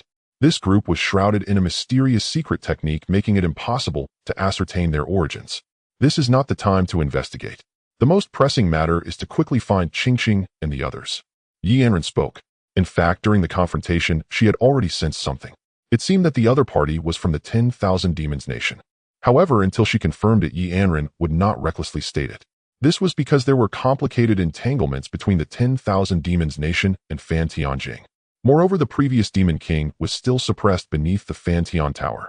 If this group truly was from the 10,000 Demons Nation, the implications would be significant, and they would need to deliberate carefully. Now was not the time to focus on this matter. The most important thing was to quickly locate her daughter, otherwise she... At that moment, an elder's gaze shifted as he spotted a group flying towards them from afar, instantly recognizing them. Hey, isn't that my disciple Ling Xian? Yes, and there are other disciples as well. They don't seem to be injured. What's going on? Yi Anren looked at Ling Xian in the distance with surprise. The group immediately quickened their pace and flew towards Ling Xian and the others. Master Sect Leader Elder Ling Xian and the others were overwhelmed with joy upon seeing Yi Anren and the others, their bodies trembling slightly. The journey through the abyss of 10,000 ghosts was truly a matter of life and death for them. If it weren't for that peerless hero, a celestial descending from the heavens, they would have perished. Where is Qingqing? Where is she? Yi Anren looked at Ling Xian and the others, noticing that Yi Qingqing was absent, and immediately asked anxiously. Ling Xian quickly recounted the events to Yi Anren and the others. Upon hearing that they had been schemed against by the demonic sect, and that Yi Qingqing had been deceived, nearly leading to their complete annihilation, they were immediately filled with shock. However, upon hearing about a peerless expert who delivered a devastating blow slaying all the members of the demonic sect and rescuing them, while also gifting them a pile of treasures, they were all utterly astonished. The connection between the pure sound of Brahma and the royal family of the Great Qin was extremely close, and Yi Anren and the others naturally understood the value of those items, each of which was undeniably precious. Yet even though the pure sound of Brahma had such a close relationship with the Great Qin royal family, that person seemed to have given far too much. Moreover, to be able to offer so many items at once, what status must they hold within the dynasty? Sect leader, what is that person's status? An elder of the dynasty, an elder asked. Yi Anren was equally perplexed. Even if they were an elder of the dynasty, it would be impossible for them to be so generous with gifts. Even her brother-in-law, Emperor Qin Tianming of the Great Qin, would not be so extravagant, would he? Wouldn't that cause him distress? As for Qingqing, I have not contacted the royal family of the Great Qin, so it cannot be an elder of the Qin royal family, Yi Anren stated. According to what Ling Xin said, that person's strength was extraordinary and must be at the late stage of the nascent soul realm. With such cultivation, they must certainly be an elder of the dynasty. But that was impossible. They had not contacted the Great Qin royal family, so it was naturally impossible for them to send an elder here. Yi Anren's confusion deepened as she inquired, Ling Xian, did that person have any distinguishing features? Sect leader, he was enveloped in a radiance of 9 colors, so I am not quite sure. However, this senior referred to my sister as Qingqing, which seems to indicate a close relationship with her. Another disciple spoke up. Moreover, the attacking technique released dragon-shaped spiritual energy. When the light from the righteous path descended, a dragon spirit appeared, truly astonishing. Several other female disciples chimed in, recalling the peerless hero who descended from the sky, their eyes sparkling with admiration. This left Yi Anren and the others speechless, but the mention of the dragon spirit made them take the matter very seriously. Based on Ling Xin's description and the items they received, it was certain that the dragon spirit was indeed the spirit of the sacred dragon art. However, only the current Emperor Qin Tianming of the Great Qin royal family could condense such a powerful sacred dragon spirit. Yet Qin Tianming was currently in seclusion. How could he possibly come here? Moreover, even if he weren't in seclusion, it would be impossible for Qin Tianming to come solely for Yi Qingqing. Thus, this left Yi Anren and the others filled with doubts about this unknown peerless expert. They simply could not fathom who this person from the royal family might be. Qingqing is likely still inside. Although that senior intervened to save her, I am still not at ease, Yi Anren said. Furthermore, if we head over now, we might still meet that senior. Upon hearing this, everyone nodded in agreement, then inquired about the direction and set off at full speed. Meanwhile, inside the main hall of the Kunlun demonic sect, Qin Xuan had been guarding Yi Qingqing, waiting for her to finish her cultivation.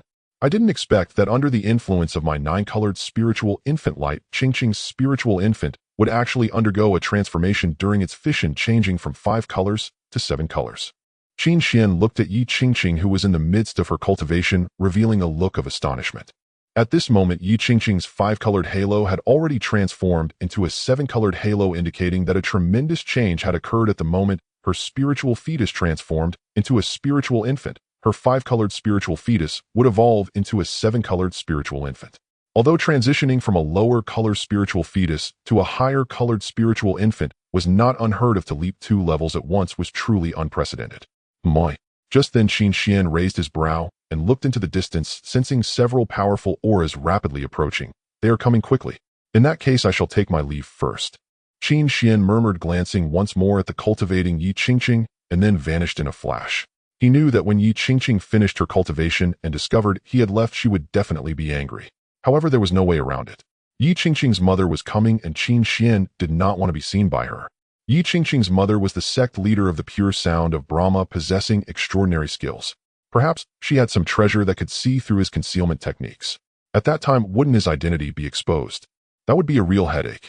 Thus, it was best to make a hasty exit. After Qin Xuan left, about a quarter of an hour later, Yi Anren and the others arrived at the Kunlun demonic sect stronghold. I didn't expect that there would be a stronghold of the Kunlun demonic sect hidden within the abyss of 10,000 ghosts, but it seems a fierce battle has taken place. Yi Anren and the others were slightly startled upon arriving. Numerous palaces in this area had collapsed, almost reduced to ruins, undoubtedly indicating that an extremely intense battle had occurred. Sect leader, it's the aura of Tianyi Pure Soul. Qingqing is gathering Tianyi Pure Soul here, and she is about to succeed, an elder suddenly exclaimed as he sensed the aura emanating from deep within. Let's go. Yi Anren had also sensed it and decisively spoke, leading the group along the trail of the Tianyi Pure Soul aura towards Yi Qingqing. The scenes along the way left them utterly astonished. The paths here bore extremely fierce sword marks with remnants of powerful sword intent, all indicating that the person who struck possessed unparalleled swordsmanship and immense strength. Before long, Yi Anren and her group arrived at the hall where Yi Qingqing was located. Senior sister, Ling Xian, upon seeing that Yi Qingqing was safe and sound, immediately exclaimed excitedly and was about to rush forward. Don't disturb her, she is at a critical breakthrough period. Yi Anren swiftly waved her hand, stopping Ling Xian. Sect leader, the seven colors. This is the seven-colored Tianyi pure soul. Qingqing's spiritual fetus is transforming into a spiritual infant, upgrading from 5 colors to 7 colors. This is an immense opportunity. An elder's eyes sparkled as he looked at Yi Qingqing in the center of the hall. At this moment, Yi Qingqing's 5-colored halo had somehow transformed into a 7-colored halo, within which stood a 7-colored glass pagoda. This was the Tianyi pure soul that Yi Qingqing had condensed, the 7-colored glass pagoda. The formation of this 7-colored glass pagoda indicated that Yi Qingqing's 5-colored spiritual fetus was about to evolve into a 7-colored spiritual infant, a tremendous opportunity. The transformation from spiritual fetus to spiritual infant, from 5 colors to 7 colors, was virtually unheard of throughout the entire 9 provinces, and even in the long history of the 9 provinces, it was an extremely rare occurrence. Everyone take your positions and protect Qingqing until her cultivation is complete. Yi Anren spoke, filled with excitement. She had not expected that her daughter would gain such a tremendous opportunity on this journey, turning misfortune into fortune. Yi Anren's eyes sparkled with excitement. Not only Yi Anren, but everyone else felt the same. The Fantianshan pure sound has been established for over 8,000 years, during which no cultivator had ever appeared with a 7-colored spiritual infant or condensed the 7-colored Tianyi pure soul. And now Yi Qingqing has actually achieved it. This is an extraordinary opportunity. They never expected Yi Qingqing to turn misfortune into fortune and gain such a great opportunity. With the presence of Qingqing's 7-colored spiritual infant and the 7-colored glazed pagoda, perhaps the demon king beneath the Fantianshan pagoda could be dealt with. Yi Anren thought to herself as she looked at Yi Qingqing. Master Qingqing is about to break through. An elder spoke up at this moment, his words filled with joy. Everyone take action and set up the formation. The emergence of the 7-colored spiritual infant will attract anomalies. The fact that Qingqing possesses a 7-colored spiritual infant must not be disclosed easily. In the final critical moment, Yi Anren became increasingly calm as she spoke. Upon hearing this, everyone acted without hesitation, their spiritual power surging forth, gathering in the air to form a massive barrier of spiritual energy that temporarily sealed off the area. At this moment, Yi Qingqing was bathed in 7-colored divine light, her spiritual power flowing like tidal waves, as her original 5-colored spiritual fetus began to undergo constant fission, with 7-colored brilliance bursting forth. Crack! The sound of shattering echoed as Yi Qingqing's spiritual fetus completely shattered at that moment, exploding apart. Instantly, the 7-colored brilliance illuminated the space, transforming it into a world of vibrant colors. Countless streams of 7-colored radiance surged forth, carrying various marvelous powers. After dissipating, a figure radiating 7-colored brilliance stood atop the 7-colored glazed pagoda, resembling a goddess. This 7-colored figure looked exactly like Yi Qingqing, exuding an extraordinary aura, as if a divine maiden had descended to the mortal realm. In the next moment, the 7-colored spiritual infant flashed and merged with Yi Qingqing's body, along with the 7-colored glazed pagoda. Huff! At this moment, Yi Qingqing let out a long breath, opened her eyes, and excitedly stood up, eager to tell Qin Xuan about her successful condensation of the Tianyi pure soul and entering the realm of spiritual infants.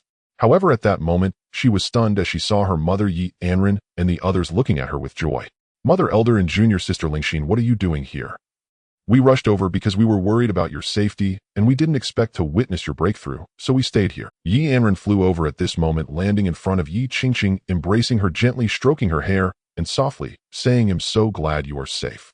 Qingqing, I never expected this journey would grant you such a significant opportunity, achieving the 7-colored spiritual infant and condensing the 7-colored glazed pagoda. An elder beside them spoke up. Junior sister Qingqing, you are truly amazing. I admire you so much. Lingxin and the other disciples were also excitedly expressing their admiration. They had truly endured hardships and now felt overwhelmingly excited. Yi Qingqing was surrounded by these people, looking confused before suddenly coming to her senses and breaking free from Yi Anren's embrace, asking, where is he? Where did he go? Upon hearing Yi Qingqing's words, everyone naturally knew who she was referring to. Qingqing, when we arrived, we only saw you. That senior must have left first. Left? Yi Qingqing was startled by the response, immediately scanning her surroundings, but not seeing Qin Xian's figure, and then angrily exclaimed, "Bastard, bastard, you ran away again, you rotten scoundrel." Yi Anren and the others were also confused by Yi Qingqing's reaction, sensing a close relationship between her and that person. "Qingqing, who is that person? What is your relationship with him?" Yi Anren asked at this moment. Yi Qingqing paused upon hearing this, then spoke. "He is definitely Qin." However, she suddenly stopped when she got to the word Qin. "Qin? Qin what?" Yi Anren asked curiously. "Qin. Qin." Yi Qingqing became somewhat stuttered, her mouth twitching for a long time, finally managing to say the second half. It's senior. Isn't it Qin? How did it become senior?" Yi Anren looked at Yi Qingqing with a puzzled expression. "Haha, mother, you heard wrong. I said senior, senior, haha, it's senior," Yi Qingqing said with a laugh. Yi Qingqing knew that Qin Xian didn't want others to know he was the one who saved her, nor did he want anyone to know about his astonishing strength. Moreover, even if Yi Qingqing were to say it was Qin Xian, Yi Anren and the others might not believe it. In fact, Yi Qingqing only had an instinctive feeling that the figure enveloped in nine-colored brilliance was indeed Qin Xian, but she had no evidence to prove it. She couldn't just say that the evidence was Qin Xian's words, "Don't speak, they'll take you to kill." No one would believe that. Saying it was a senior would definitely be more credible. Senior Qingqing doesn't know who this senior is or his background. If possible, could you introduce us? We at Fantianshan Pure Sound would be sure to express our gratitude to him. Oh, he has a peculiar personality, not willing to communicate with too many people. Mother, if you want to thank him, give me something, and I'll take it to him. Yi Qingqing immediately replied. All right. Yi Anren nodded in agreement. Since that senior could hide his identity and left before they arrived, his personality was indeed a bit peculiar. Moreover, such a peculiar and extraordinary figure was not uncommon. Okay, mother, let's go back, Yi Qingqing said. She just wanted to return quickly and meet Qin Xian at the Daqin Imperial Palace's ancestral temple. All right, everyone, return to Fantianshan Pure Sound. Yi Anren nodded.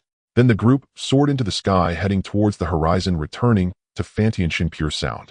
At the same time, on an island in the eastern sea of the 9 provinces, Dugu Weima, dressed in white, sat comfortably by the cliffside fishing. Demon Lord, not good, not good. At this moment, a hurried voice resonated from behind him. An old man in black robes hurriedly approached, accompanied by followers of the demon sect, and knelt behind. Upon hearing this voice, Dugu Weimo's originally calm expression turned cold, and he spoke in a deep voice. Speak, what is it? Reporting to the demon lord, the stronghold in the 10,000 Ghosts Abyss has been destroyed, and Vice Master Tuoba Lu and demon child Li Liuyun, along with over 10,000 disciples, have all perished. The black-robed elder spoke with some trembling in his voice. The elder knelt behind Dugu Weiwa, trembling as he spoke. The deputy leader Tuoba Lu and the demon child Li Liuyun, along with over 10,000 followers, are all dead. Boom. Just as the elder finished speaking, a thunderous roar erupted from above the sea, and the surface of the ocean was suddenly stirred up, generating towering waves reaching hundreds of feet high, within which countless demonic souls howled, radiating overwhelming fury. Seeing this scene, everyone trembled and fell to the ground, not daring to make a sound. Rage. This was the first time they had witnessed such anger from the unparalleled demon lord.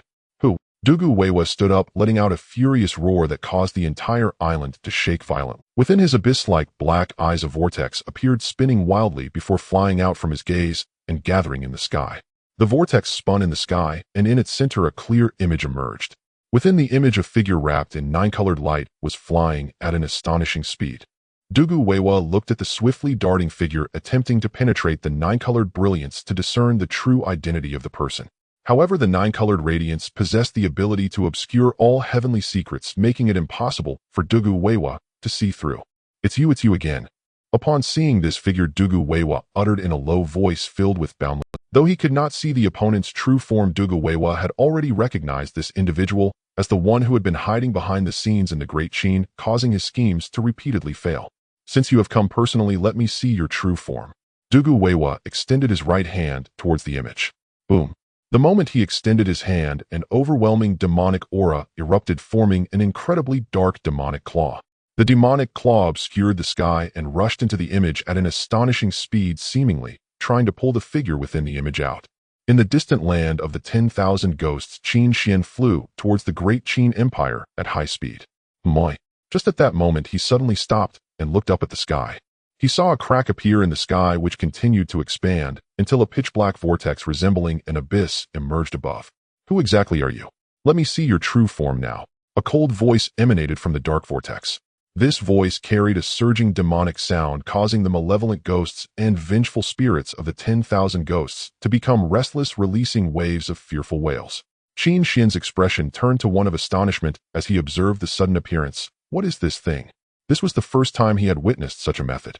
Moreover, from the demonic claw, Qin Xuan sensed an incredibly powerful force that made his heart race. The claw came with such urgency and speed that it left him little time to react. Faced with the rapidly approaching demonic claw, Qin Xuan acted without thinking, pulling out 5 pieces of glazed jade bones he had brought with him. Whoosh, whoosh, whoosh, whoosh, whoosh. The moment the 5 jade bones were about to make contact with the demonic claw, an immeasurable force erupted, followed by the resounding roar of a dragon. The moment the 5 jade bones were about to make contact with the demonic claw, an immeasurable force erupted, followed by the resounding roar of a dragon, as 45 sacred dragon spirits appeared in an instant. With the 5-fold power of the 9 dragons' sacred heavenly art, combined with the vast power contained within the glazed jade bones, it erupted in an instant, charging towards the massive demonic claw. The sound of dragon roars echoed through the sky as the immense sacred power collided fiercely with the gigantic demonic claw. The overwhelming force shook the heavens, nearly overturning the entire sky. Under the vast power, the demonic claw began to crumble and dissipate, finally vanishing into. As the demonic claw disappeared, the dark vortex slowly faded, and the 45 dragon spirit powers dissipated as well. The sky once again returned to tranquility.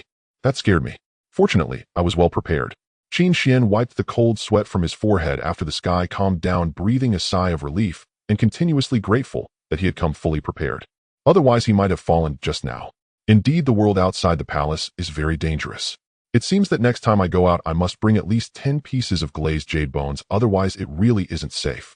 Qin Xuan steadied his emotions, muttering to himself, and then set off again, returning to the Great Qin Empire. At the same time, on a large island in the East Sea, a piercing and chilling scream echoed. Dugu Weiwa let out a heart-wrenching scream as his body staggered backward, finally crashing down to one knee, his right hand hanging down. His palm was a bloody mess with blood flowing profusely, making it a horrifying sight. Demon Lord. The followers gasped in shock at this scene. Their greatest demon lord had actually been injured by the opponent. Who are you? Why can't the calculations of the heavenly secrets uncover you? The great heavenly demonic claw cannot harm you. Who exactly are you? Dugu Weiwa knelt on the ground, his eyes bloodshot, constantly uttering low sounds. His voice was filled with anger and unwillingness, as the dignified demon lord of the Kunlun demon sect, a figure standing at the pinnacle of the 9 continents. Yet faced with this person, he repeatedly hit walls. Unwilling. Suddenly, the pent-up frustration and rage caused him to spit out a mouthful of blood. Demon Lord. The followers of the demon sect gasped once more, their hearts filled with horror. This person had actually forced their immensely revered demon lord into such a state. What kind of cultivation and identity did this person have? It was simply terrifying. Demon Lord, this person is so despicable. Let's gather all the followers and dig 3 feet into the ground to capture him. The elder in black spoke as he helped Dugu Weiwa up. Not possible. Dugu Weiwa wiped the corner of his mouth, and the flesh in his right hand began to squirm, gradually healing. Why? The crowd asked in confusion. There were thousands and thousands of Kunlun demon sect followers. If they exerted their full strength and searched thoroughly, they would surely capture this person. This person is too strange and hides too deeply. If we act rashly, it will only bring trouble upon ourselves. It is not advisable. Dugu Weiwa had recovered somewhat. So what should we do? Should we let this potential threat roam freely? The crowd inquired. Rest assured, the opportunity will come soon. I won't let this person roam too long.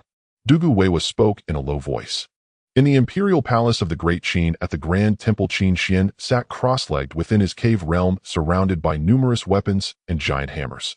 These weapons and giant hammers launched frenzied attacks against Qin Xuan, seemingly intent on hammer. However, a golden halo radiated from Qin Xuan's body, rippling with each attack, protecting him from harm. Yet this layer of golden light was not stable, possessing many flaws. Nonetheless, the power it emanated was still remarkably strong.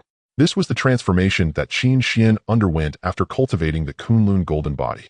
The Kunlun golden body rendered the body as unyielding as gold and iron. A series of buzzing sounds resonated, and the golden light shone brilliantly, making Qin Xuan appear like a radiant sun flickering within the cave realm. However, soon the golden radiance began to fade, and before long it completely vanished, returning Qin Xuan to his original state.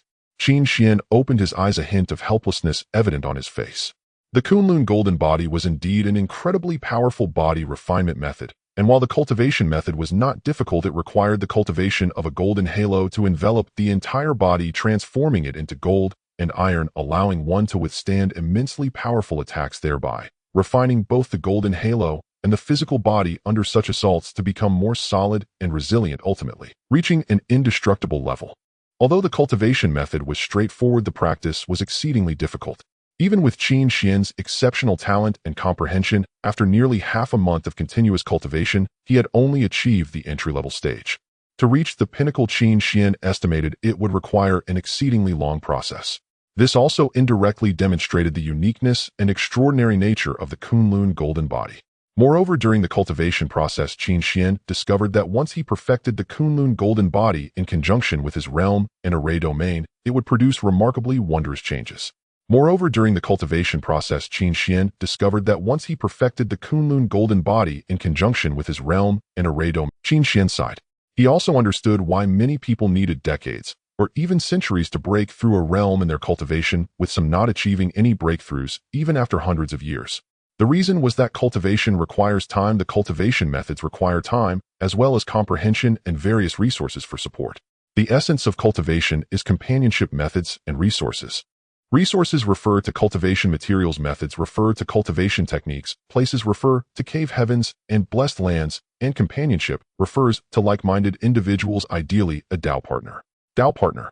Qin Xuan thought of the term and began to stroke the spirit conch at his waist. Speaking of which, Qingqing has been gone for half a month without visiting or contacting me. Is something wrong?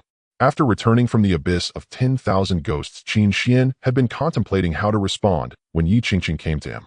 He expected denial, but after waiting for half a month, Yi Qingqing not only did not appear, but didn't even contact him through the spirit conch.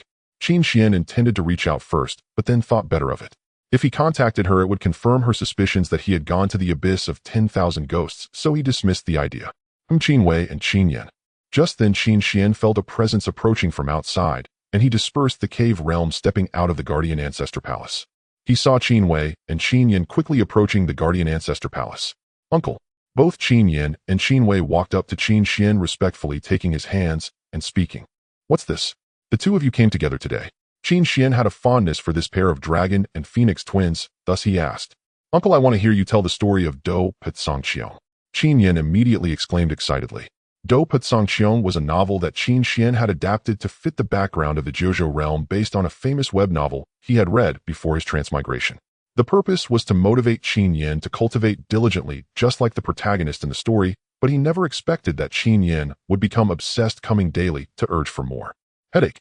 No, today we must ask Uncle about cultivation. We can't be listening to stories. Hearing Qin Yan wanting to hear a story again, Qin Wei immediately spoke angrily. Her brother was truly unwilling to cultivate at all. Although he had good aptitude and was quite decent among the royal offspring, he still lagged behind her by quite a distance, and they had both started cultivating at the same time. No, cultivation is so boring. Uncle, just tell the story of Do Patsangqiong. Qin Yan insisted. No, I want Uncle to guide me in my cultivation. Qin Yan, you should also cultivate properly and stop playing all the time. Qin Wei retorted angrily. All right, let's not argue. Today I'll teach you a game instead, Qin Xuan said. A game? Qin Wei and Qin Yan looked at each other in surprise, their curiosity piqued. Uncle, is it a game like Gamoku?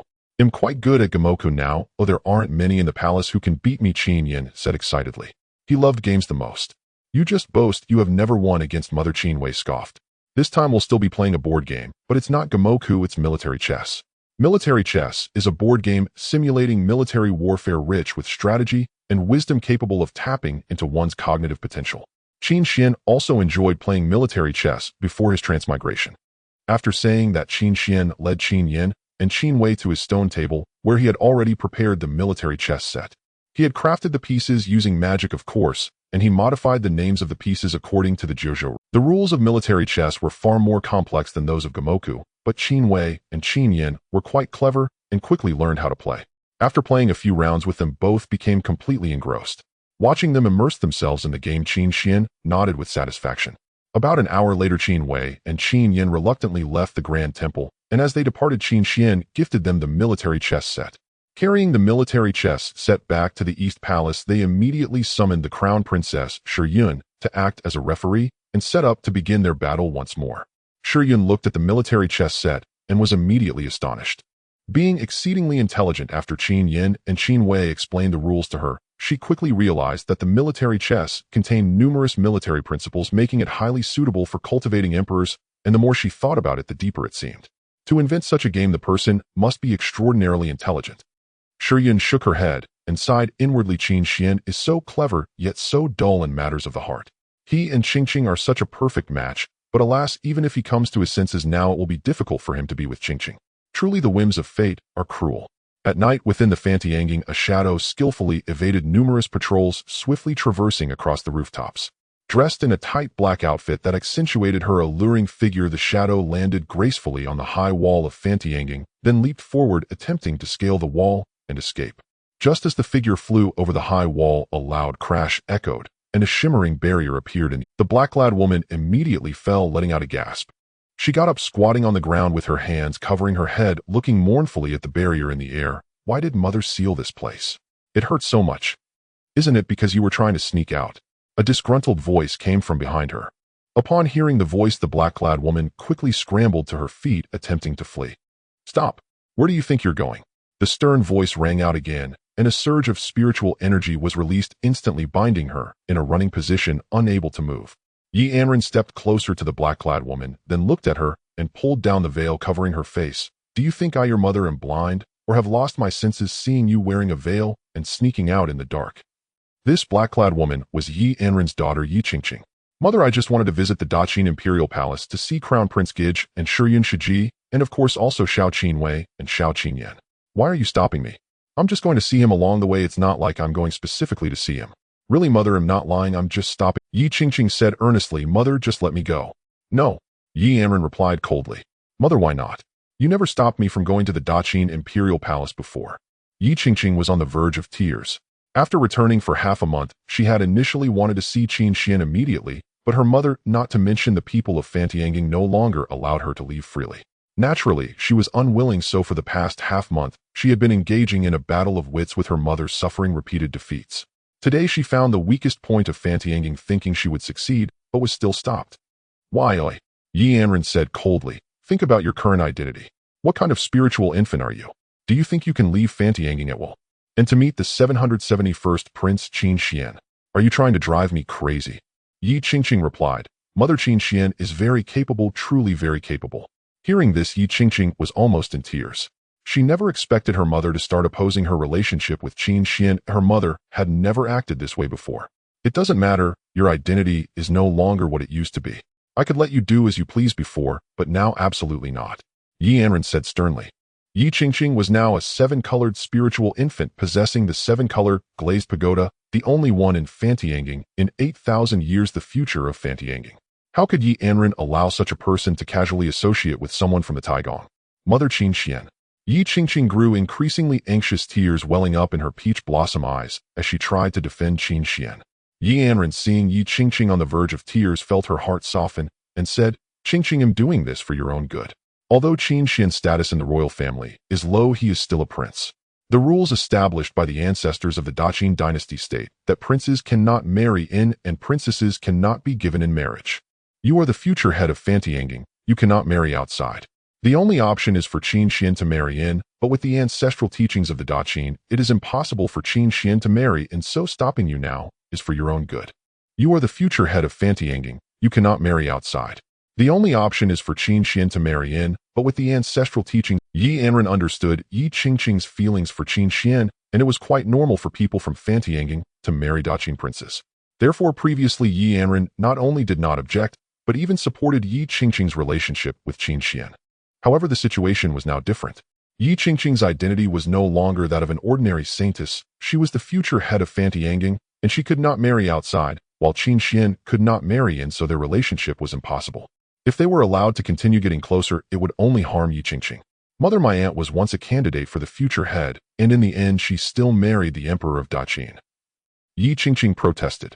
Her aunt was Yi Anxin, the mother of Qin Xinghe, now the imperial concubine. At that time, Yi Anxin's talent and strength surpassed that of Yi Anren, making her a candidate for the head, and she was also not allowed to marry outside. Yet she ultimately married Qin Tianming and became the empress of Daqin. That was because the emperor broke through the Fantianging soul array and took your aunt away. Do you want Qin Xuan to break through the Fantianging soul array and take you? Yi Anren said sternly, do you think Qin Xuan can do that? You know the dangers of the Fantianging's soul array. In the depths of the Fantianging Tower, the unparalleled demon king of the Wan Yao kingdom was defeated within the soul array. Qin Xuan would undoubtedly die if he entered. What kind of person is Qin Tianming? The emperor of Daqin, exceptionally talented with strength at the pinnacle of the 9 regions, he was the one who crossed the Fantianging's soul array and took away Yi Anxing. Now this unknown prince wants to walk the same path. Yi Anren thought it was impossible. No, Qin Xuan can do it, I believe in him. Yi Qingqing immediately replied, the Fantianging soul array cannot stop Qin Xuan. Yi Anren was at a loss, realizing her daughter was truly blinded by love. She spoke a bit angrily. If Qin Xuan can truly break through the Fantianging soul array and attack Fantianging, then not only will I agree, but I will also present the entire Fantianging as your dowry, giving it to him. Oh, Yi Qingqing raised an eyebrow, instantly smiling. Mother, you said it. You said it as if Qin Xuan can do it. Yi Anren remarked. He can do it, he will definitely do it. Yi Qingqing stated with utmost certainty. Seeing Yi Qingqing's confidence, Yi Anren suddenly felt she had been outsmarted by her daughter. But then she thought about it, it was impossible. How could Qin Xuan possibly break through the Fantianging soul array? Enough of this, hurry back. If you try to sneak out again, next time I will confine you. Yi Anren glared one last time, waved her hand to lift Yi Qingqing's binding, then grabbed her and headed back. Yi Qingqing, feeling aggrieved, was taken away by Yi Anren, and in her heart, she could only think of other ways to sneak out of Fantianging to meet Qin Xuan. The year is coming to an end and I am extremely busy, so the update frequency during this period will be somewhat unstable. I can no longer provide 3 chapters of 6,000 words daily. Today I will update 2 chapters. Time flowed by, unknowingly passing 3 months. During these 3 months, Qin Xuan continued to live his life as before, guarding the Grand Temple, signing in and cultivating. However, there was one thing missing. That was Yi Qingqing. After the 10,000 Ghosts Abyss, Yi Qingqing seemed to have completely vanished from his world. This troubled Qin Xuan, and eventually he could no longer endure it. He took out the spirit conch to try to contact Yi Qingqing. The result was that the spirit conch was ineffective. To be precise, it was forcibly cut off by a powerful force. This made Qin Xuan begin to worry about Yi Qingqing again, so he used the star observation technique to deduce her whereabouts. The result showed that Yi Qingqing's natal star was as usual, with no unexpected occurrences. Qin Xuan was somewhat puzzled, not understanding what had happened. I can only ask the Crown Princess Shi Yun, she should know about Qingqing's situation. Qin Xuan had previously tried to inquire with Qin Wei, but she was unaware, so now the only person he could ask was Shi Yun. After deciding on this matter, Qin Xuan decided to head to the Eastern Palace to meet Shi Yun. Boom! Rumble! Just as Qin Xuan stepped out of the Ancestral Palace, the sound of thunder echoed from the sky. Moreover, the thunder grew louder with each rumble, each sound carrying immense power. Qin Xuan immediately stopped in his tracks and looked up at the sky. Yuntian Palace. At that moment, Qin Xuan's gaze flickered and his expression turned extremely serious. This is the heavenly tribulation for entering the Spirit Union realm. The key to the Spirit Union realm is the word union, which signifies the merging of the spirit infant and the cultivator's self. This union is not just between the spirit infant and the physical body, but also the merging of the divine soul and the understanding of the Tao. During this process, heavenly tribulations will be attracted as obstacles, and the stronger the spirit infant, the more powerful the tribulation will be. At this moment in Yuntian Palace, the Emperor of the Great Qin is in seclusion and is currently experiencing a heavenly tribulation. Above Yuntian Palace, dark clouds gathered and countless bolts of lightning surged within the clouds, roaring like a raging dragon, incredibly terrifying. The overwhelming force of the heavenly tribulation poured down from the sky, causing the entire Great Qin Palace to start trembling slightly. Within the palace, many members of the royal family appeared. Even those elders in seclusion rushed out, soaring into the sky to gaze at Yuntian Palace. This is the heavenly tribulation. His Majesty is about to enter the Spirit Union realm. The Grand Elder stood in midair, speaking loudly, his voice echoing throughout the Great Qin Palace. Hearing the Grand Elder's words, everyone in the palace revealed expressions of joy. If His Majesty enters the Spirit Union realm, the Great Qin will step onto a new level. Many people in the palace began to kneel towards Yuntian Palace, praying and waiting for Qin Tianming to overcome this heavenly tribulation and enter the Spirit Union realm. Above Yuntian Palace, the power of the heavenly tribulation gathered more and more, transforming into a terrifying storm of destruction. Within this storm, a figure could be faintly seen, radiating a 7-colored light of the spirit infant. So my father is a 7-colored spirit infant. Qin Xuan observed the situation above, recognizing his father, the current emperor of the Great Qin. A seven-colored spirit infant is undoubtedly a remarkable figure in the 9 provinces, which is why Qin Tianming has been at the pinnacle of the 9 provinces since the moment he ascended to the throne.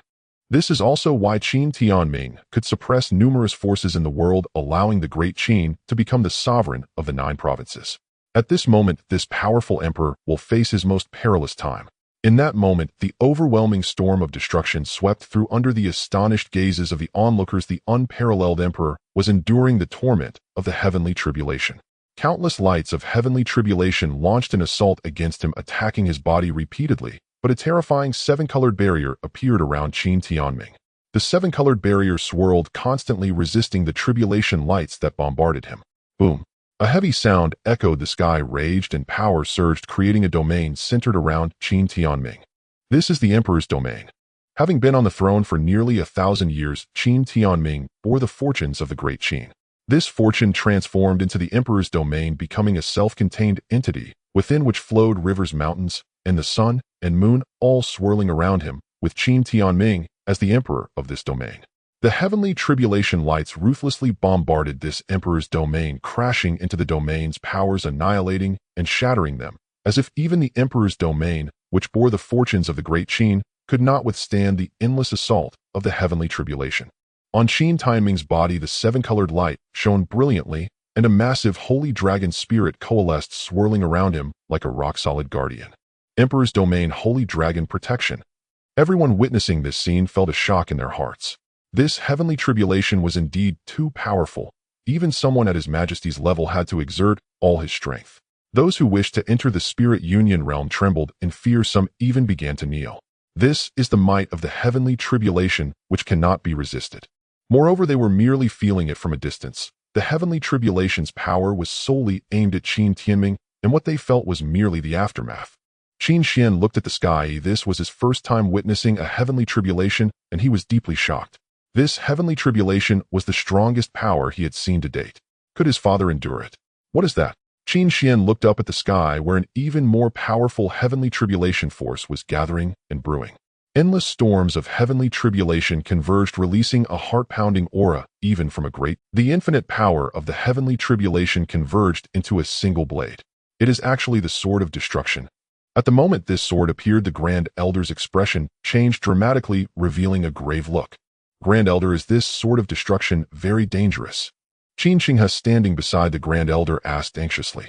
The sword of destruction gathers the sword path of the 9 provinces. It is the pinnacle of offensive power. His Majesty. The Grand Elder's expression turned extremely serious at that moment. Upon hearing this, Qin Xinghe and the other royal family members changed their expressions drastically. This sword of destruction would be the most critical blow.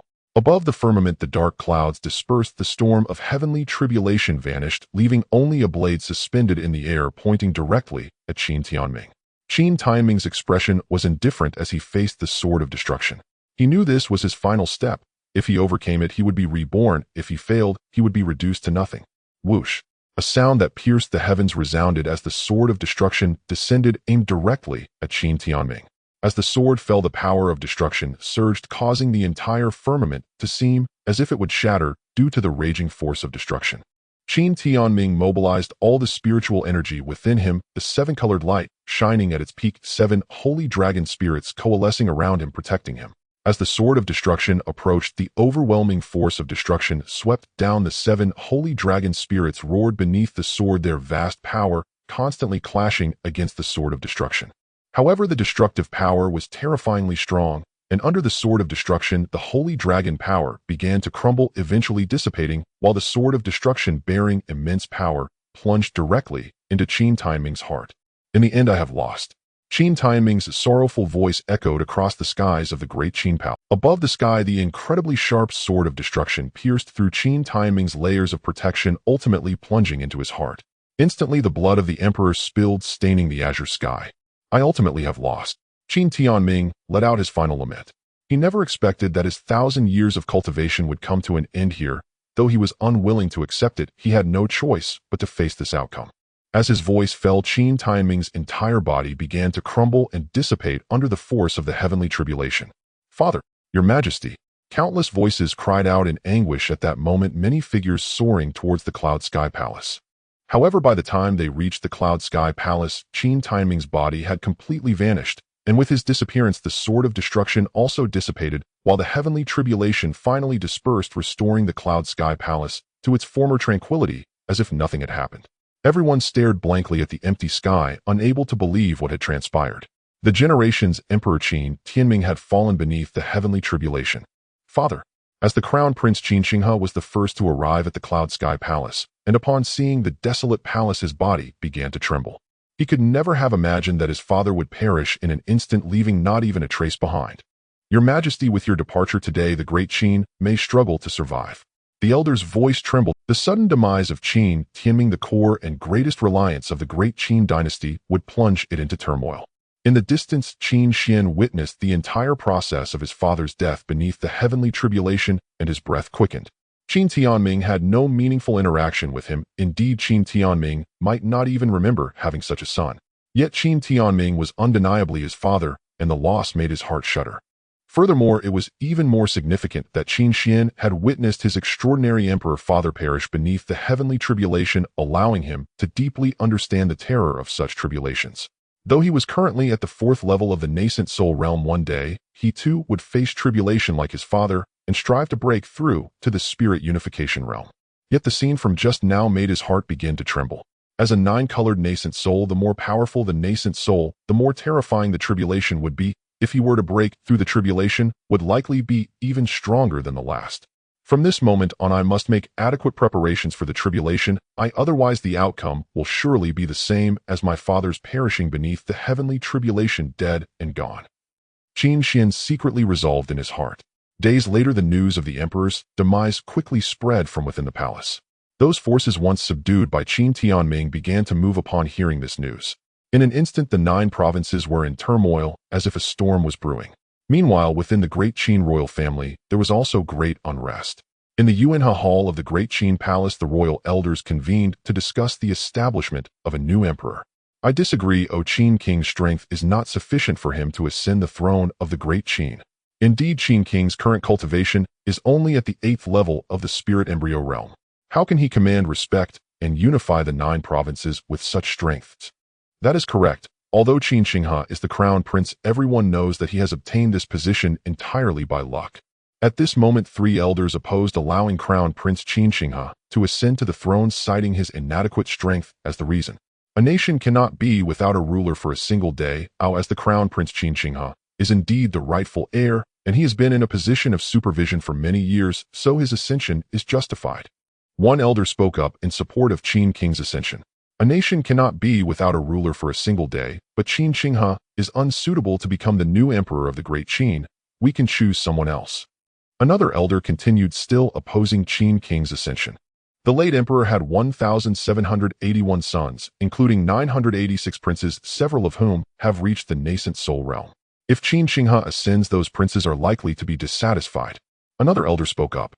Moreover, the Great Qin Dynasty has 8 vassal kings.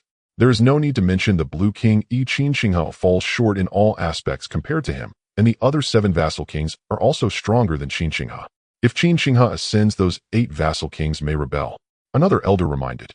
But do not forget, Qin King's mother concubine Li is the sister of the current head of the Fanjian Pure Sound sect, and she was once a candidate for the future sect leader. If we do not allow Qin Xuan to ascend, the Fanjian Pure Sound sect may take action. Another elder added. Within the Yuanhe Hall, the 9 elders expressed their opinions, but most opposed Qin King's ascension. If Qin Xuan does not ascend, where should he go? The elder who had been silent until now questioned the others. The other elders fell silent upon hearing this.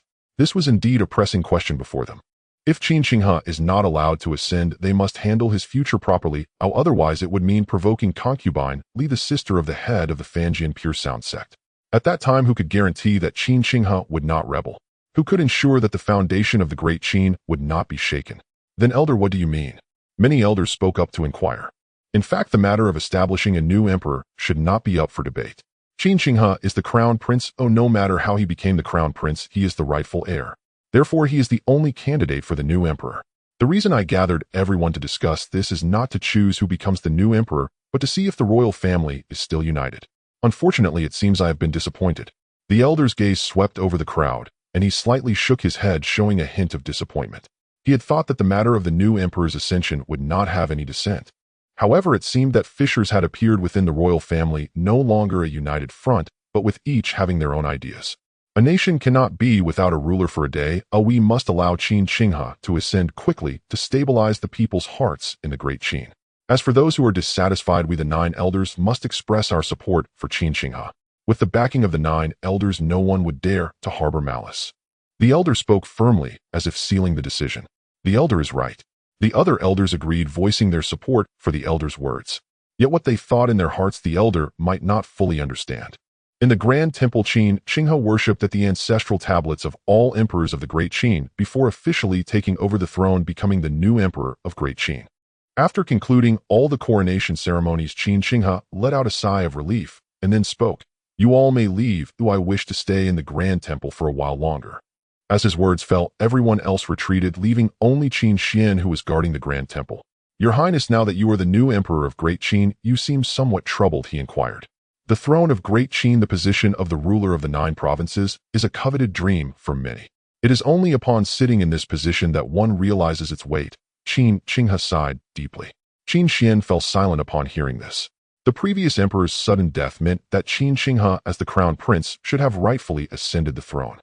However, within the royal family, various dissenting voices arose, causing Qin King's ascension to be postponed multiple times until 2 months after the previous emperor's funeral was the coronation finally held. This was made possible with the support of the Grand Elders and 2 other elders, while the other 6 elders superficially supported Qin King's ascension, yet their words were merely lip service. During this period, Qin Shi faced 3 assassination attempts from death warriors, one of which was orchestrated by a feudal lord, but for the greater good this matter had to be suppressed. It can be said that Qin Shi endured various crises to ascend to this imperial throne. At the coronation ceremony, where major factions of the 9 provinces should have come to celebrate and witness the new emperor, many sects evidently did not acknowledge Qin Shi as the ruler of the 9 provinces. Aside from Yi Anren, the leader of the Fengtian Pure Sound sect, who personally attended, others merely sent gifts. Moreover, among the 8 feudal lords of the royal family, 6 did not attend the coronation for various reasons. Additionally, the matter of the Kunlun demon cult intertwined with everything else, all indicating the instability of Qin Shi's position as emperor. From the moment Qin Shi ascended the throne, he felt as if walking on thin ice, with the possibility of being shattered at any moment. In such circumstances, it was indeed difficult for Qin Shi to feel any joy. "Your Highness, when I first met you years ago, I mentioned taking you to the back hall. Now that I hold this power, you could have entered long ago," Qin Shi suddenly said to Qin Xuan. Qin Xuan was taken aback, recalling when he unexpectedly befriended Qin Shi at the age of 17. At that time, they had cleaned the front hall of the Grand Temple together, and Qin Shi had promised to take him to the back hall. Time has passed, and he has become the temple guardian, while Qin Shi has ascended to become the emperor of Great Qin. Watching Qin Shi take the throne, Qin Xuan felt a twinge of emotion. After all, he had often guided the one who became the new emperor, almost as if he had nurtured this new ruler of Great Qin himself. "That was merely a childhood jest. Why should your Highness take it to heart?" Qin Xuan replied. "What was once a jest is now reality. I and the emperor of Great Qin, a ruler, must keep their word, and since I have said it, I must fulfill it," Qin Shi stated. "However, bringing you to the back hall serves no purpose. Therefore, dear brother, you may make a request of me. Feel free to ask, for I will never refuse any request made by you, my dear brother." Qin Xuan immediately smiled upon hearing this, and said, "Then I request that you secure your position on the throne of Great Qin and let its might resonate through the ages." Upon hearing this, Qin Shi was momentarily stunned, gazing intently at Qin Xuan before bursting into laughter. He then declared, "A ruler must keep their word. I shall strive to ensure that the might of Great Qin reverberates through the ages." Qin Xuan nodded in response. Even if Qin Shi were truly unable to achieve this, he would lend his assistance provided he could. "However, this request is for me, not you. You may propose another," Qin Shi added. Qin Xuan shook his head and replied, "No need, it's really unnecessary." Qin Xuan was genuinely uninterested in any rewards from Qin Shi. The rewards he had already signed for were more than enough, many even exceeding what Qin Shi could bestow. Seeing Qin Xuan refuse, Qin Shi smiled and said, "What a pity! If Qin Shi were not a candidate for the leader of the Fengtian Pure Sound sect, I could have directly betrothed her to you." Betrothal? Qin Xuan was taken aback and immediately thought of Yi Qingqing. 5 months had passed, and he still had not been able to contact Yi Qingqing. Originally, he wanted to inquire about the current Empress Shi Yun, but due to his father's sudden demise and Qin King's ascension, he had to put this on hold. Now he could indeed ask Qin Xinghe. What about Qingqing? Mentioning Yi Qingqing made Qin Xian feel somewhat tense. Qin Xinghe noticed Qin Xian's unease when mentioning Yi Qingqing and burst into laughter. Qingqing is set to be the next leader of the Fengtian Pure Sound sect and cannot leave easily. However what? Qin Xian asked. Tonight you will know while guarding the ancestral palace, Qin Xinghe said with a smile, patting Qin Xian on the shoulder, appearing somewhat mysterious. Don't say your brother didn't warn you. Tonight is a good opportunity. Tonight, guarding the ancestral palace. A good opportunity. Qin Xian was puzzled by Qin King's words. What does it mean? Alright, I should take my leave now. Without further explanation, Qin Xinghe patted Qin Xian's shoulder, gave him a significant look, and then left the Grand Temple. Qin Xian watched Qin Xinghe leave, then closed the doors of the Grand Temple's main hall, departing the Grand Temple to return to the ancestral palace. Night fell, and the Grand Temple returned to tranquility after the coronation ceremony. Qin Xian continued his quiet cultivation, as usual. Having witnessed his father's fall during the tribulation, he harbored an immense fear of tribulations, which naturally made him more focused on his cultivation. Each breakthrough required thorough preparation. He would never recklessly attempt to break through. Just as the night grew deep and quiet, Qin Xian suddenly furrowed his brows. Why is someone coming to the Grand Temple at this hour? Could it be that the demon cult is attempting to steal the source demon seed again? Years ago, a member of the demon cult infiltrated this place and was slain by him. Since then, no one had dared to intrude at midnight. However, tonight an unexpected presence had appeared, naturally leading Qin Xian to think of the demon cult trying to reclaim the source demon seed following Qin Timing's downfall. The source demon seed was indeed somewhat troublesome for Qin Xian. He had considered placing it in the system space, but realized that the source demon seed posed unpredictable dangers. For instance, placing it in the system space would cut off all contact with the outside world, risking potential loss of control over other demon seeds. Moreover, if the source demon seed's demonic aura was not purified, it might contaminate items within the system space. Thus, the best place to keep the source demon seed was the back hall of the Grand Temple. Qin Xian quickly scanned with his divine sense and noticed a figure swiftly approaching the Grand Temple, a woman. The royal palace at night was eerily quiet. A shadow swiftly flew above the palace, skillfully evading the patrols scattered throughout. The figure was clad in a form-fitting night outfit, accentuating her exquisite and voluptuous figure. The chest of the figure was strikingly prominent, swaying with each leap, while her waist was exceedingly slender. All of this unmistakably indicated to Qin Xian that this person was a woman. However, her face was veiled, and the veil was a magical artifact preventing his divine sense from penetrating and revealing her true appearance. With her cultivation at the first level of the nascent soul realm, her strength is quite formidable, but capturing her should be a trivial matter. Qin Xian thought to himself, preparing to take action against this audacious female thief. However, he quickly halted his movements, recalling Qin King's words. There's something happening tonight. Thus, it was very likely that the matter Qin Xinghe had mentioned was this female thief before him. Consequently, Qin Xian decided to hold back for the time being and observe the situation. The female thief moved swiftly, landing on the plaza of the ancestral temple, her proud chest quivering slightly. She glanced around, confirming that no one was pursuing her before heading towards the ancestral hall. Coming to the ancestral hall instead of the temple. How intriguing. Qin Xian was somewhat surprised to discover that the female thief's target was not the temple, but the ancestral hall. Although Qin Xinghe had mentioned it beforehand, Qin Xian, who was always cautious in his actions, could never let his guard down. With a wave of his hand, he activated the array he had long since set up at the ancestral hall, the Myriad Stars Ascension Array. Naturally, Qin Xian did not unleash the full power of the array, he only activated about half of its might. Otherwise, if he unleashed it with full force, not just the first level of nascent soul, even those at the 5th or 6th level would be instantly obliterated. As for the half power, it could inflict minor damage on a first-level nascent soul practitioner as a warning. The female thief moved quickly, arriving at the ancestral hall, as if she were quite familiar with it. With a graceful leap, she effortlessly scaled the high wall and entered the ancestral hall. Swish, swish. Just as the female thief stepped into the ancestral hall, the scenery around her suddenly changed and numerous stars appeared. These stars shone with a brilliant light, creating a mesmerizing sight. The female thief gasped in surprise at the sight of the stars, her peach blossom eyes widening in astonishment. She muttered, "Could it be that scoundrel knew I would come tonight and prepared this to welcome me? I originally wanted to give him a surprise." Suddenly, she noticed something amiss. The starlight emitted by the shining stars had turned sharp, radiating a sense of aggression. Faced with the sudden attack, the female thief froze for a moment, wondering if she had misinterpreted the situation. But the next moment the attacks came, confirming that her instincts were indeed correct. She immediately mobilized her spiritual energy to defend herself, but it was already too late. The female thief was struck by the starlight, letting out cries of pain. Qin Xuan, who had been watching closely, broke into a cold sweat upon hearing the female thief's cries, his face displaying a look of terror, thinking to himself that it was over. He immediately dispelled the formation and rushed towards the female thief. Qin Xuan moved swiftly, reaching the female thief's side only to see her lying on the ground with her legs in the air, her enchanting and voluptuous figure fully displayed, extremely alluring. Her charming peach blossom eyes shimmered with tears, appearing pitiful. Qing, are you okay? Qin Xuan stammered, looking at the female thief. Upon hearing his voice, the female thief sat up on her knees and then burst into tears. You scoundrel Qin Xuan, why did you do this? I finally managed to sneak out to see you. Why would you bully me like this? The female thief cried out, appearing extremely aggrieved. Qing, listen to me. I didn't mean it. I really didn't mean it. Qin Xuan, hearing her words, became flustered and desperately tried to explain.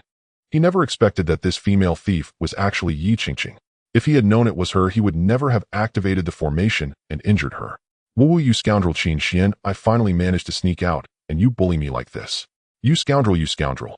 Yi Qingqing sobbed as she looked at Qin Xuan. Qing, I truly didn't know it was you. I really didn't mean it. Qin Xuan, frantic with worry, explained while pulling out a pill. Qing, quickly take this, it will help you recover. Yi Qingqing, seeing Qin Xuan offering her the pill, became even more irritated, glaring at him. Shouldn't you be holding me and comforting me instead? I don't want your pill, ooh, I just want you. Qin Xuan was momentarily stunned. I? What do you mean I? Hurry up and hold me, you scoundrel.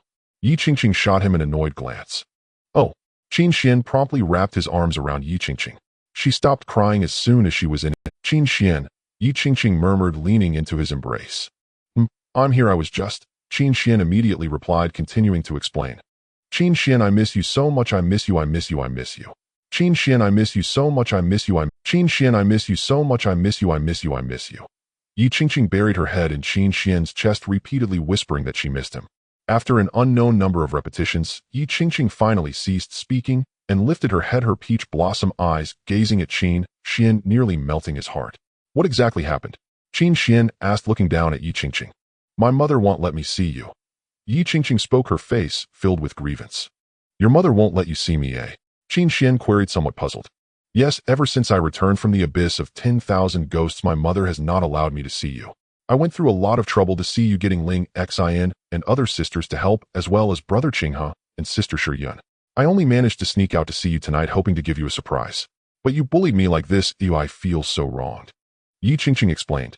The ancestral palace. Qin Xuan and Yi Qingqing are alone together. Leaning against Qin Xuan's embrace, Yi Qingqing recounted everything to him, biting her lip and looking away, unable to meet his gaze. Her heart raced as she awaited Qin Xuan's response regarding whether he would dare to venture into the burning heaven purification solar ray. If he said he wouldn't, she could accept that. This was because the burning heaven purification solar ray was exceedingly dangerous, a special formation set up jointly by the ancestors of the pure sound of the celestial spheres and the emperor of the Great Qin. For every pure soul condensed by someone from the pure sound of the celestial spheres, the burning heaven purification solar ray would grow stronger. Over 8,000 years, countless pure souls had accumulated within the array, and no one knew its true power at this moment. In the past 8,000 years, only the former Emperor Qin Tianming had dared to challenge the burning heaven purification solar ray, but that was more than 30 years ago. In the intervening years, the array had only grown more formidable. Moreover, Yi Qingqing had condensed a celestial reliquary, a type of pure soul, which had given the burning heaven purification soul array a completely new core. This left the true extent of the array's strength a mystery to all. Although Yi Qingqing firmly believed that Qin Xuan would challenge it, worry still lingered in her heart. I will, Qin Xuan declared immediately after hearing her. In the past, he might have been a straightforward man, but he was no fool. After spending so many years with Yi Qingqing, how could he not understand her feelings? He was also aware of his own feelings for her, and he could never say he wouldn't dare to venture. Upon receiving his answer, Yi Qingqing looked at Qin Xuan with boundless joy. But it definitely can't be now, Qin Xuan added. Yi Qingqing nodded. To send Qin Xuan to challenge the array now would be tantamount to sending him to his death. Yet hearing him say he would challenge it filled her with belief that he would indeed go. Once I am fully prepared, I will go, Qin Xuan stated earnestly. As a cautious person facing such a dangerous array, Qin Xuan would have to be fully prepared before attempting it, and he also needed to wait until his strength was sufficient. Qin Xuan omits. It's quite late. Should we rest? Yi Qingqing stammered, her cheeks flushed. Her heart raced. She had prepared thoroughly for tonight, even daring to take a bold step with Qin Xuan. Rest? Qin Xuan paused, then replied, no, we shouldn't rest. It's not easy to see you. I have so much to say and many things to give you. Oh. Yi Qingqing was taken aback, then replied, okay. As this happened, Qin Xuan handed her something. This is a jade mirror. The spiritual snail is out of contact. You take this, it's a pair, and I have the other piece. We can contact each other and even see one another. Isn't it impressive? I crafted it myself. Qin Xuan handed over a palm-sized jade mirror to Yi Qingqing. Oh. Yi Qingqing accepted the jade mirror, thinking it was indeed a wonderful item, and stored it away. Then she said, how about we rest now? And this jade bones, take 10 of them. If you encounter any danger in the future, just throw them out. Their power is much greater than the jade pendant I gave you. However, Qin Xuan seemed not to hear and pulled out another 10 jade bones he had refined, handing them to Yi Qingqing while explaining their uses. Yi Qingqing accepted the jade bones and was about to speak again. And this pill, take it.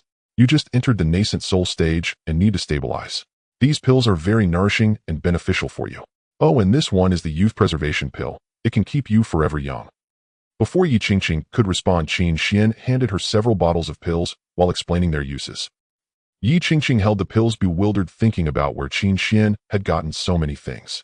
But she didn't want to dwell on that now. All she wanted was to rest with Qin Xuan. Thus she stored the pills away and was about to speak again. And this is soft armor, a magical artifact you can wear to protect yourself. Qin Xuan cut her off again, pulling out another item, a piece of soft armor that clung to the body like undergarment. Yi Qingqing numbly accepted the armor, her expression twitching as she suddenly felt that her bold plans for tonight might be thwarted. Indeed, Qin Xuan continued to pull out many items and handed them to Yi Qingqing. Yi Qingqing accepted the items with a blank expression. These were all beneficial for her cultivation and protection, but she felt a surge of frustration within her that she could not express. The next morning at dawn, Qin Xuan stretched and walked out of the ancestral palace feeling refreshed. After spending the night with Yi Qingqing and giving her a pile of items, he felt considerably relieved. However, he was puzzled as to why Yi Qingqing had suddenly gotten up in the middle of the night and left glaring at him with a resentful look as she departed, seeming quite angry. Was it because I didn't give her enough gifts, eh? Qin Xuan thought to himself. Your Highness. Suddenly a voice called out. Upon hearing it, Qin Xuan recognized it was Qin Xinghe and turned to look. There Qin Xinghe approached, surrounded by admirers, but halfway there he stopped the crowd and walked over alone. I greet my royal brother, Qin Xuan said politely to Qin Xinghe. Royal brother, did something happen between you and Qingqing last night? Qin Xinghe inquired. Nothing happened, Qin Xuan replied, slightly confused. Why, oi? Last night Qingqing suddenly went to the Empress and complained about you saying a lot of negative things, so I wanted to ask what happened between you two last night. Qin Xinghe looked at Qin Xuan perplexed. He had intended for his and Shi Yun's arrangements to ensure the two could have a peaceful time together without interruptions. However, it seemed that the outcome was not as expected. Last night I was just chatting with Qingqing and gave her some items. Oh right, we also discussed some cultivation matters. So why did Qingqing get angry and leave in the middle of the night? Qin Xuan continued. After hearing this, Qin Xinghe covered his face with both hands, feeling he couldn't find the words to explain to Qin. The study. It is the place where Qin Xinghe handles state affairs and meets with his ministers. At this moment, Qin Xinghe sits upon the dragon throne while a middle-aged minister kneels before him. This minister possesses an extraordinary demeanor. He is Wang Yuansong, the most trusted minister of Qin Xinghe since his ascension to the throne 5 years ago, and the prime minister of the current dynasty. Wang Yuansong can be considered a legendary figure. His innate talent for cultivation is outstanding, having already entered the realm of nascent soul, and he has repeatedly achieved remarkable feats within the Qin military, making it possible for him to ascend to a high position within the military. However, he suddenly abandoned his military post to become a civil servant, frequently offering unique insights, and was ultimately promoted by Qin Xinghe to the position of prime minister. Your Majesty, it is absolutely unwise to withdraw the princes now, Wang Yuansong implored, kneeling repeatedly. Just moments ago, Qin Xinghe had revealed his intention to dismiss the 8 princes established by the Great Qin Dynasty. Upon hearing this, Wang Yuansong's expression changed dramatically, and he quickly knelt down to advise. Why is it unwise? Qin Xinghe, with a look of anger, replied, the 8 princes of the Great Qin each command their own military forces and do not heed the court's orders. I have repeatedly commanded them to eradicate the demonic sect, yet they remain indifferent, and in some of their territories the demonic sect has even risen to prominence, renaming itself the Holy Sect to win the hearts of the people. Qin Xinghe grew increasingly furious as he spoke. In the 5 years since his ascension, he had been diligent, and unyielding, managing the Great Qin Dynasty, balancing various factions, fearful of making even the slightest mistake that would lead to the dynasty's irreparable downfall. Yet over these 5 years, Qin Shi had come to see clearly that while the Great Qin Dynasty appeared peaceful on the surface, it was riddled with hidden wounds, and the common people suffered greatly. Once before he ascended to the throne, he failed to comprehend the dangers facing the Great Qin, but now he saw it all too clearly. The crisis of the Great Qin Dynasty had been planted since the time of his father. His father possessed extraordinary cultivation capable of suppressing the 9 provinces, allowing all problems to be concealed beneath his immense strength. However, concealment is ultimately just concealment. The moment he ascended to the throne, these issues and crises began to quietly surface. The foremost among them were the 8 princes who commanded their own armies. 5 years ago, at the time of his ascension, 6 princes had already expressed their dissatisfaction by not attending, and even the 2 princes who did attend were merely pretending to comply. Now they had grown even more arrogant. These princes no longer regarded him or the Great Qin court with any respect. Thus he must withdraw their titles, or he would face endless troubles. Your Majesty, these 8 princes were established by the former emperor, and they have been firmly rooted in their domains for over a year, supported by many powerful factions. If you withdraw their titles, it is highly likely to provoke them. Wang Yuansong pleaded desperately while kneeling. Then what do you suggest I do? Qin Shi suddenly stood up, shouting angrily, should I sit idly by and watch the Great Qin Dynasty decline into a terminal illness? I have given them opportunities, but did they ever accept them? Since that is the case, why should I not take drastic measures to allow the Great Qin to be reborn from the ashes? Qin Shi had indeed considered using a gentler approach with these 8 princes, but was it effective? From the day of his ascension, he had given the 8 princes face and made various promises, yet it was all in vain. These 8 princes had consistently played both sides. Moreover, judging by the intelligence gathered over the past year, if he continued to deal with the 8 princes in the same manner, he feared he would soon be left with nothing but bones. Since your Majesty is determined, I shall risk my life to fight those princes. Wang Yuansong looked at Qin Shi and ultimately chose to agree. Hearing this, Qin Shi slowly sat back down, letting out a long sigh of relief. He knew that withdrawing the princes would undoubtedly be perilous, but the arrow was already knocked, and he could not hold back, otherwise the Great Qin would become irretrievably heavy. Since his most valued prime minister had agreed, he would surely do his utmost to assist in withdrawing the princes. As for Qin Xuan in the ancestral temple, he was unaware of the current plight of the Great Qin and did not particularly care. After all, he was not the emperor of the Great Qin. These matters did not concern him, and he had many things of his own to attend to. For instance, fulfilling the agreement with Qin Tianke to guard the ancestral temple for 200 years and seeking a solution to the source of the demonic seed. He also needed to prepare to break into the pure soul formation of the celestial realm, attack the celestial palace, and take away Yi Qingqing. Additionally, he needed to repair the extremely important 9 Dragon's soul. Thus, even after 5 years since Qin Shi ascended to the throne, Qin Xuan continued to live a life focused on cultivation and signing and paying little attention to the affairs of the Great Qin. During this time, aside from cultivating, Qin Xuan would occasionally use a jade mirror to contact Yi Qingqing, alleviating his longing. However, this frequency was not high. After all, Yi Qingqing was often under the watchful eye of her mother within the pure soul of the celestial realm, and opportunities for them to contact each other alone were truly rare. Nevertheless, their feelings had not diminished in the slightest. Instead, they had grown deeper. However, Qin Xuan had always regretted that night 5 years ago, wondering why he had been so foolish as to not make a move on Yi Qingqing. Whenever he thought about it, he felt like giving himself a hard slap. One day, within the ancestral palace in the domain of the cave heavens, a crimson dragon soul floated. This was the dragon soul of the fire saint dragon, one of the 9 dragon souls, and at this moment the dragon soul no longer appeared dim and broken, but radiated with brilliant light. It hasn't been easy, but it's been 20 years, and the dragon soul of the fire saint dragon has finally been repaired completely, Qin Xuan remarked, gazing at the floating crimson dragon soul. Since obtaining the 9 dragon souls, a full 20 years had passed, and throughout these years Qin Xuan had never ceased his efforts to repair the remnants of the souls. Among them, the remnants of the Fire Saint Dragon were relatively complete compared to all the dragon souls, yet it still took him 20 years to fully restore the remnants of the Fire Saint Dragon. If I calculate the time, it will take at least 200 years to repair all the dragon souls, Qin Xuan sighed. After finishing his words, he spread out his palm, and the dragon soul of the Fire Saint Dragon gently landed in his hand. In an instant, the dragon soul began to pulsate wildly, and then a crimson dragon shadow burst forth from the dragon soul, entering Qin Xuan's body. As the dragon shadow entered his body, a profound piece of information simultaneously flooded into Qin Xuan's mind.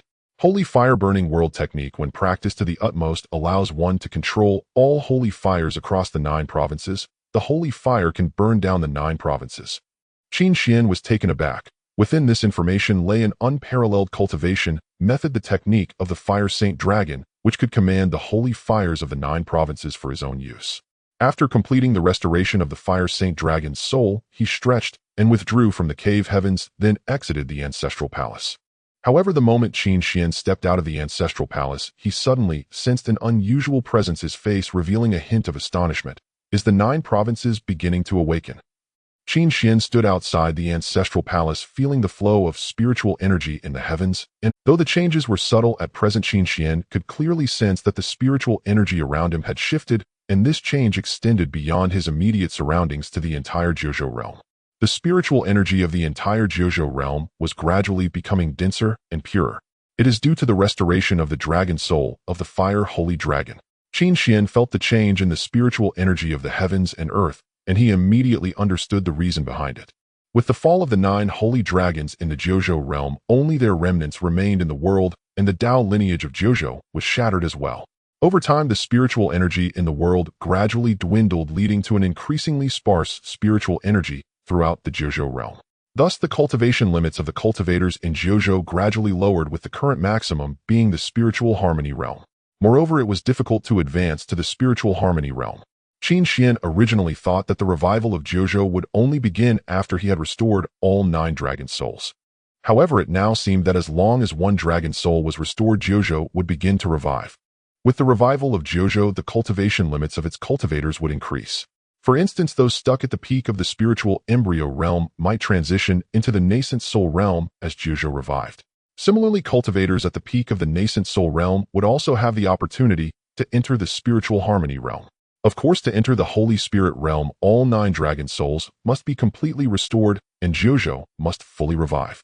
Currently, although it was merely the revival brought about by the restoration of 1 dragon soul, it had already benefited many cultivators in the Jiuzhou realm. I believe that in the near future, the number of nascent soul realm cultivators will gradually increase, and spiritual harmony realm cultivators will likely emerge as well. Qin Xuan remarked, a tinge of regret lingering in his heart. He lamented that if he had restored the dragon soul of the fire holy dragon 5 years earlier, his father might not have fallen during the tribulation. However, perhaps that was just fate. Thus, Qin Xuan could only feel regret. At that time, he was powerless. Whether one could survive the tribulation depended solely on oneself, and no one could lend a helping hand. Your Highness. Suddenly a voice came from afar, followed by a light and graceful figure in white drifting toward Qin Xuan. It was Princess Qin Wei of the Great Qin Dynasty. Now 18 years old, she was tall and beautiful, approaching Qin Xuan like a little fairy in her flowing white garments. Why are you alone today? Where's Qin Yan? Qin Xuan asked with a smile. As Qin Wei grew older, she resembled an elder sister more and more, always supervising Qin Yan's cultivation. Especially when she had questions about her own cultivation, she would inevitably bring Qin Yan along to consult Qin Xuan. Qin Wei had realized that her uncle, who was guarding the Grand Temple, was truly knowledgeable. Every time she received his pointers, it felt as though she had reached enlightenment, and her cultivation progressed. Compared to the teachers in the Taiha Hall, his insights were far superior. Originally, the Crown Prince was supposed to come, but father suddenly called him away, seemingly for some important state affairs that he needed to learn about. Qin Wei continued. Important state affairs. Qin Xuan murmured to himself. Although he didn't pay much attention to the state affairs of the Great Qin, he had often heard Qin Wei and Qin Yan mention Qin King's situation over the past 5 years. In short, his situation was not very good. By the way, Your Highness, I have reached the peak of the spiritual sea realm, but I have been unable to condense the spiritual embryo, and I don't know the reason. Qin Wei spoke again. Every time I try to condense the spiritual embryo, it ultimately falls apart, and my efforts go to waste. She began to ask Qin Xuan about her cultivation issues. Looking at Qin Wei's current cultivation, Qin Xuan couldn't help but marvel that she was truly a rising star. At 18, she was at the peak of the spiritual sea realm, attempting to condense the spiritual embryo, which few could accomplish in the entire Jiuzhou. Of course, this was not unrelated to Qin Xuan's guidance. You should start trying to break through now, and I will watch over you, Qin Xuan said. Without hesitation, Qin Wei sat cross-legged, activated her cultivation technique, and began to attempt to condense the spiritual embryo. In an instant, 6-colored light flashed around her body, and soon a 6-colored spiritual embryo phantom began to materialize. However, when it came to the final moment of solidifying the illusion into reality, she failed. Uncle, it's like this every time. I always fail at the last step, and I don't know why, Qin Wei said dejectedly after her failure. You are too impatient. Not only are you rushing to condense the spiritual embryo, but your recent cultivation has also been somewhat hasty. You must be eager to enter the spiritual embryo realm, right? Qin Xuan had already discerned Qin Wei's problem. Under his guidance, Qin Wei had been cultivating step by step, and Qin Xuan had advised her to solidly break through each realm. Yes, I want to enter the spiritual embryo realm as soon as possible, so I can go out and experience the world, Qin Wei said somewhat shyly. The path of cultivation requires steady progress, emphasizing organic growth and gradual accumulation. Your current cultivation is still low. Being impatient is not a concern now, but if you were at a higher level, it could lead to problems. Don't be like this in the future, Qin Xuan advised. Qin Wei immediately nodded in agreement, humbly accepting Qin Xuan's guidance. By the way, uncle, what is your current cultivation level? After Qin Xuan finished guiding her about cultivation, Qin Wei suddenly asked him, What do you think my cultivation level is, eh? Qin Xuan inquired. Qin Wei shook her head and said, Uncle, people in the palace say you are at the peak of the spiritual embryo realm, but I don't believe that. You must be at the nascent soul realm, but I can't sense it. If you could demonstrate your strength, I would know for sure. Qin Xuan chuckled and replied, Then wait until your uncle demonstrates his strength, and you can feel it. Qin Xuan had been using concealment techniques to hide his cultivation within the Grand Temple, and his true cultivation level was still at the 4th stage of the nascent soul realm from 5 years ago. It was not that Qin Xuan could not break through, but that he was unwilling to. After witnessing his father's fall during the tribulation, Qin Xuan had become increasingly focused on accumulation in his cultivation, vowing not to break through until he could no longer suppress it. He aimed to be fully prepared before breaking through, especially to face the tribulation that awaited him when he advanced to the spiritual harmony realm. Of course, although Qin Xuan was at the 4th stage of the nascent soul realm, he possessed a 9-colored nascent soul, making his combat abilities incomparable to those of an ordinary 4th stage nascent soul cultivator.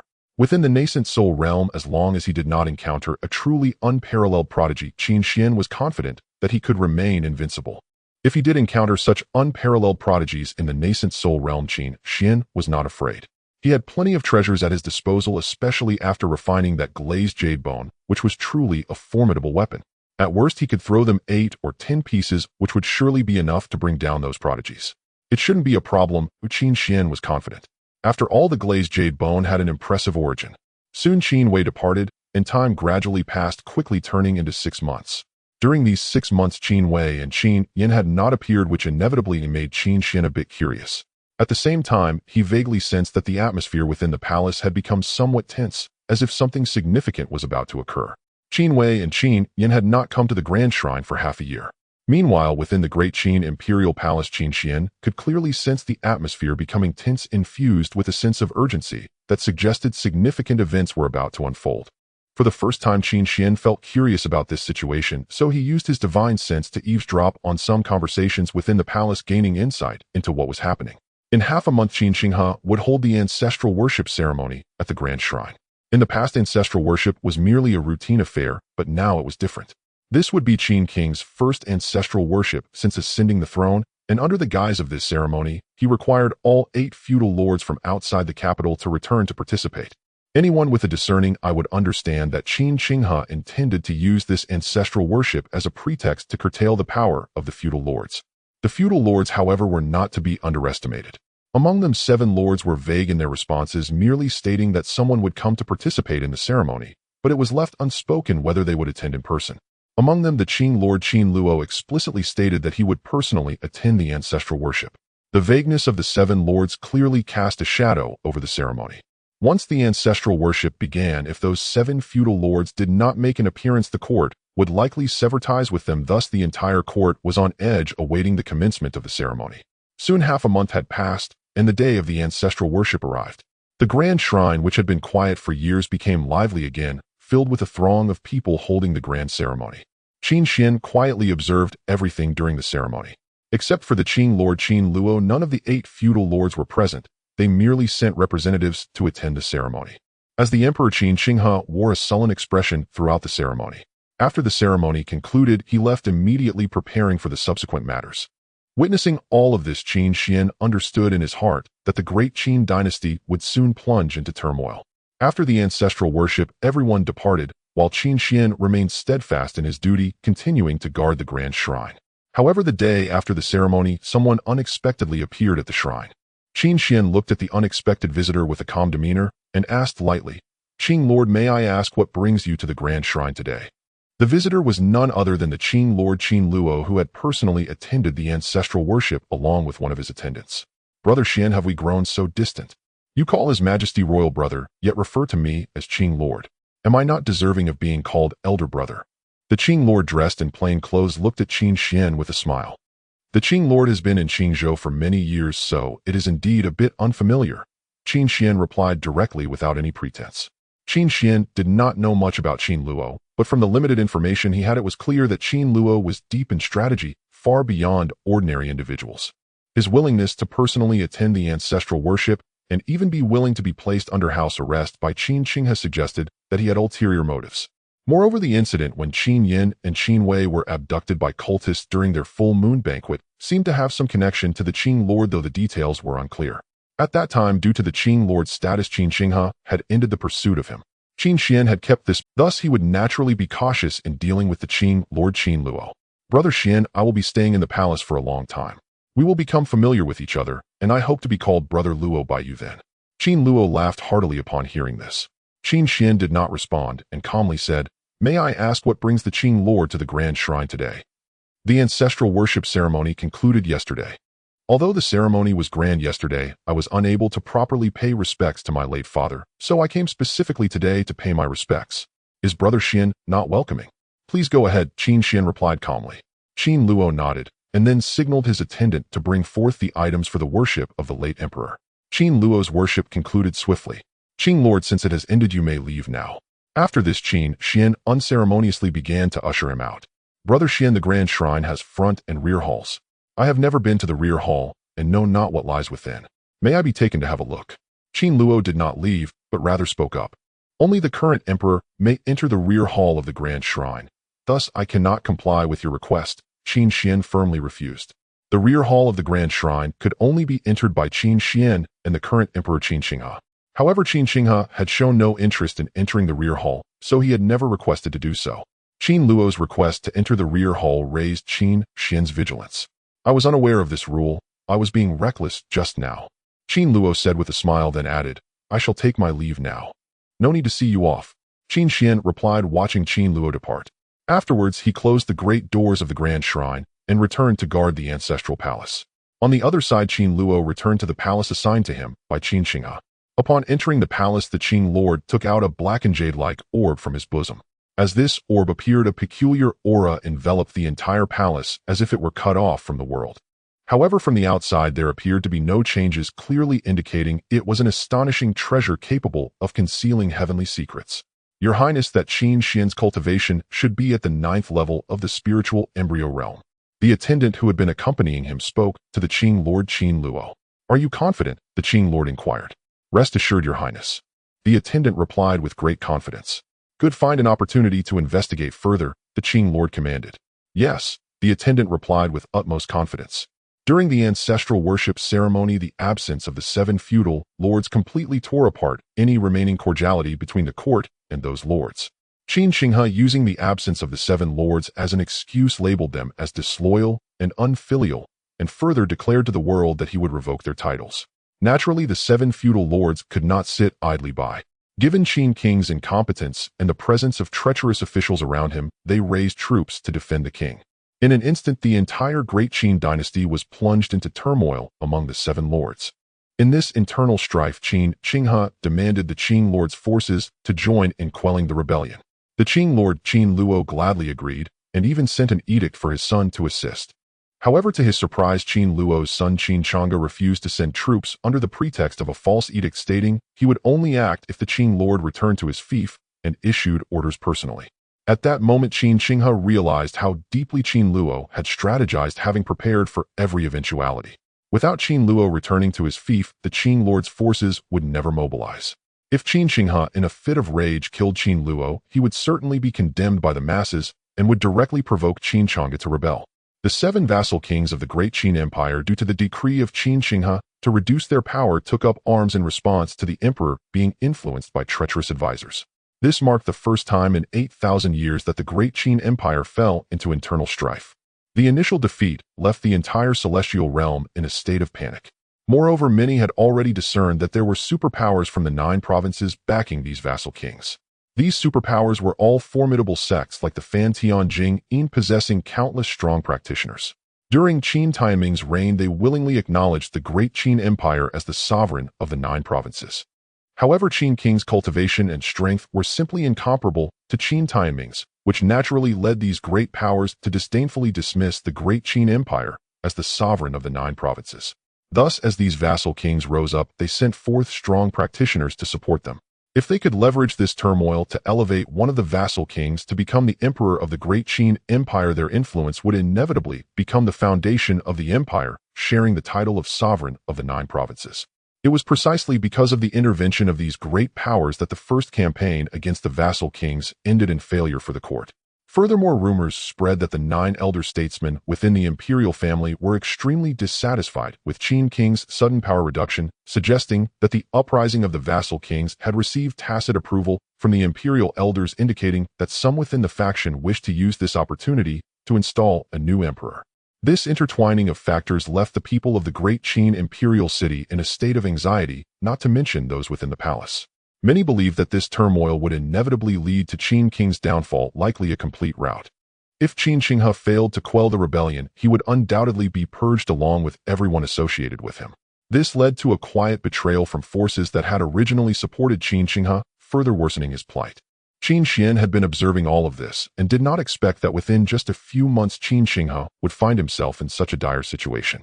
Moreover, if Qin Shi truly fell as the prince closest to him, he too would likely be purged by the new. Qin Xuan naturally feared little, but he did not wish to witness such a worst-case scenario and resolved to take action at the appropriate moment.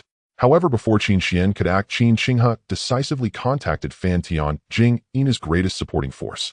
After all, Qin King's wife and mother both hailed from Fantian-Jing-In, and when he sought their assistance, they naturally felt obligated to intervene. Moreover, Fantian-Jing-In, being composed entirely of female cultivators, had a legacy spanning thousands of years, during which many disciples had married outside, with some even becoming matriarchs of various factions.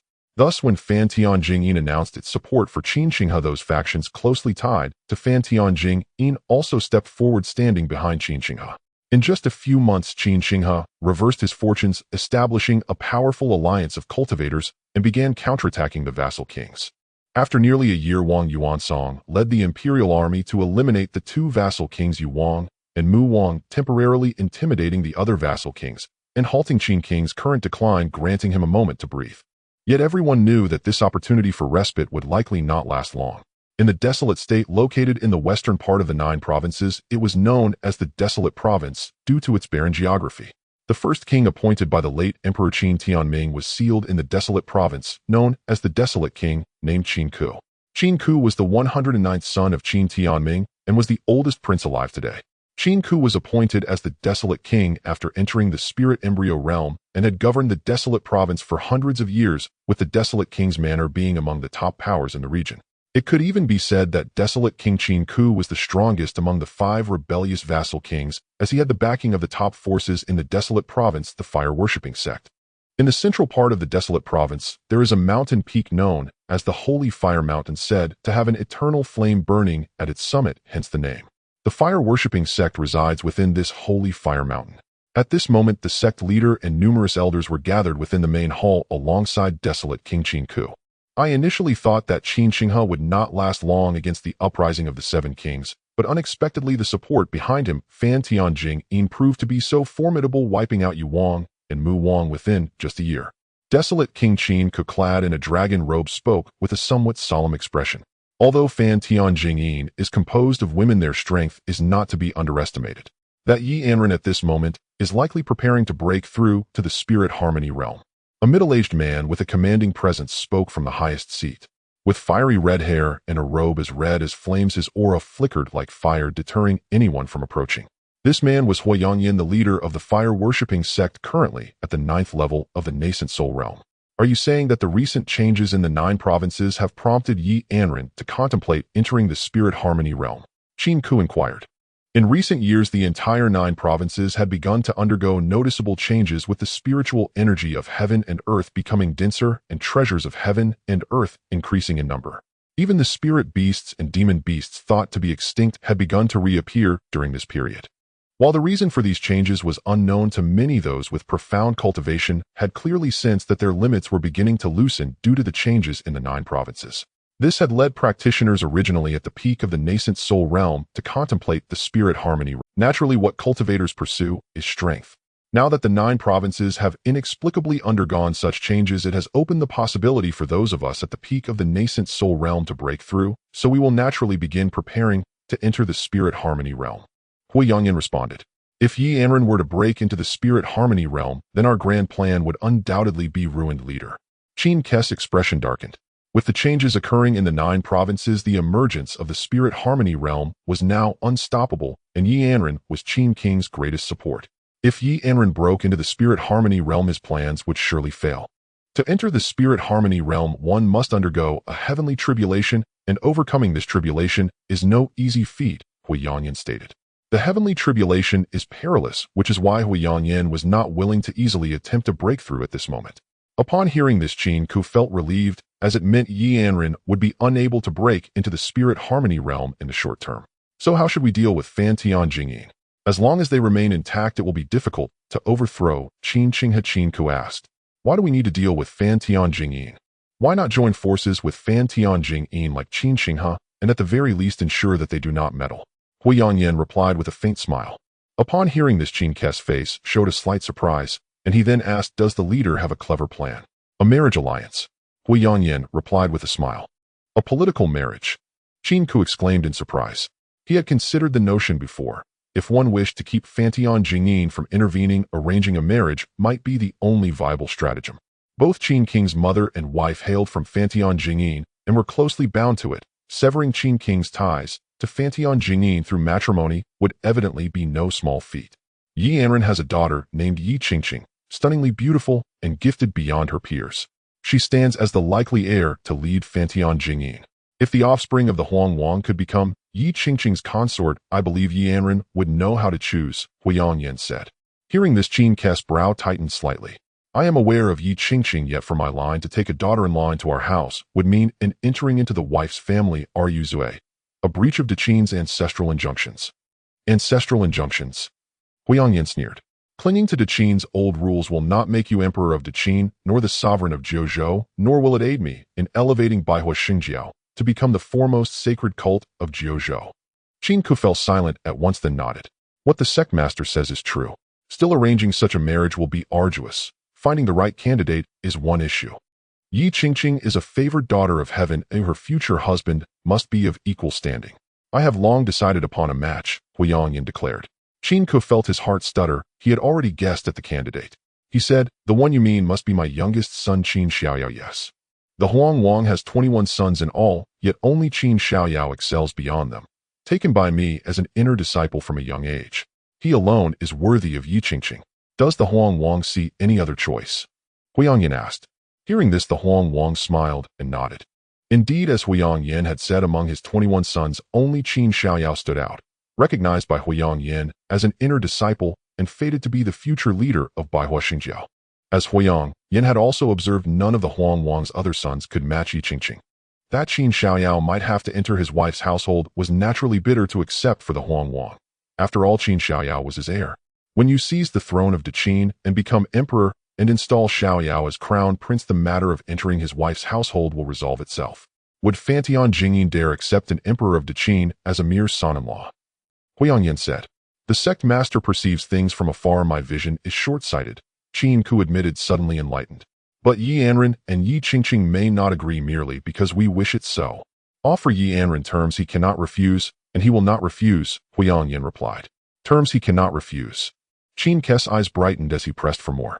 Everyone knows the summit of Xinghua Mountain once held the sacred flame, yet few know that the flame had been extinguished 1,000 years ago, Hui Yangyan said.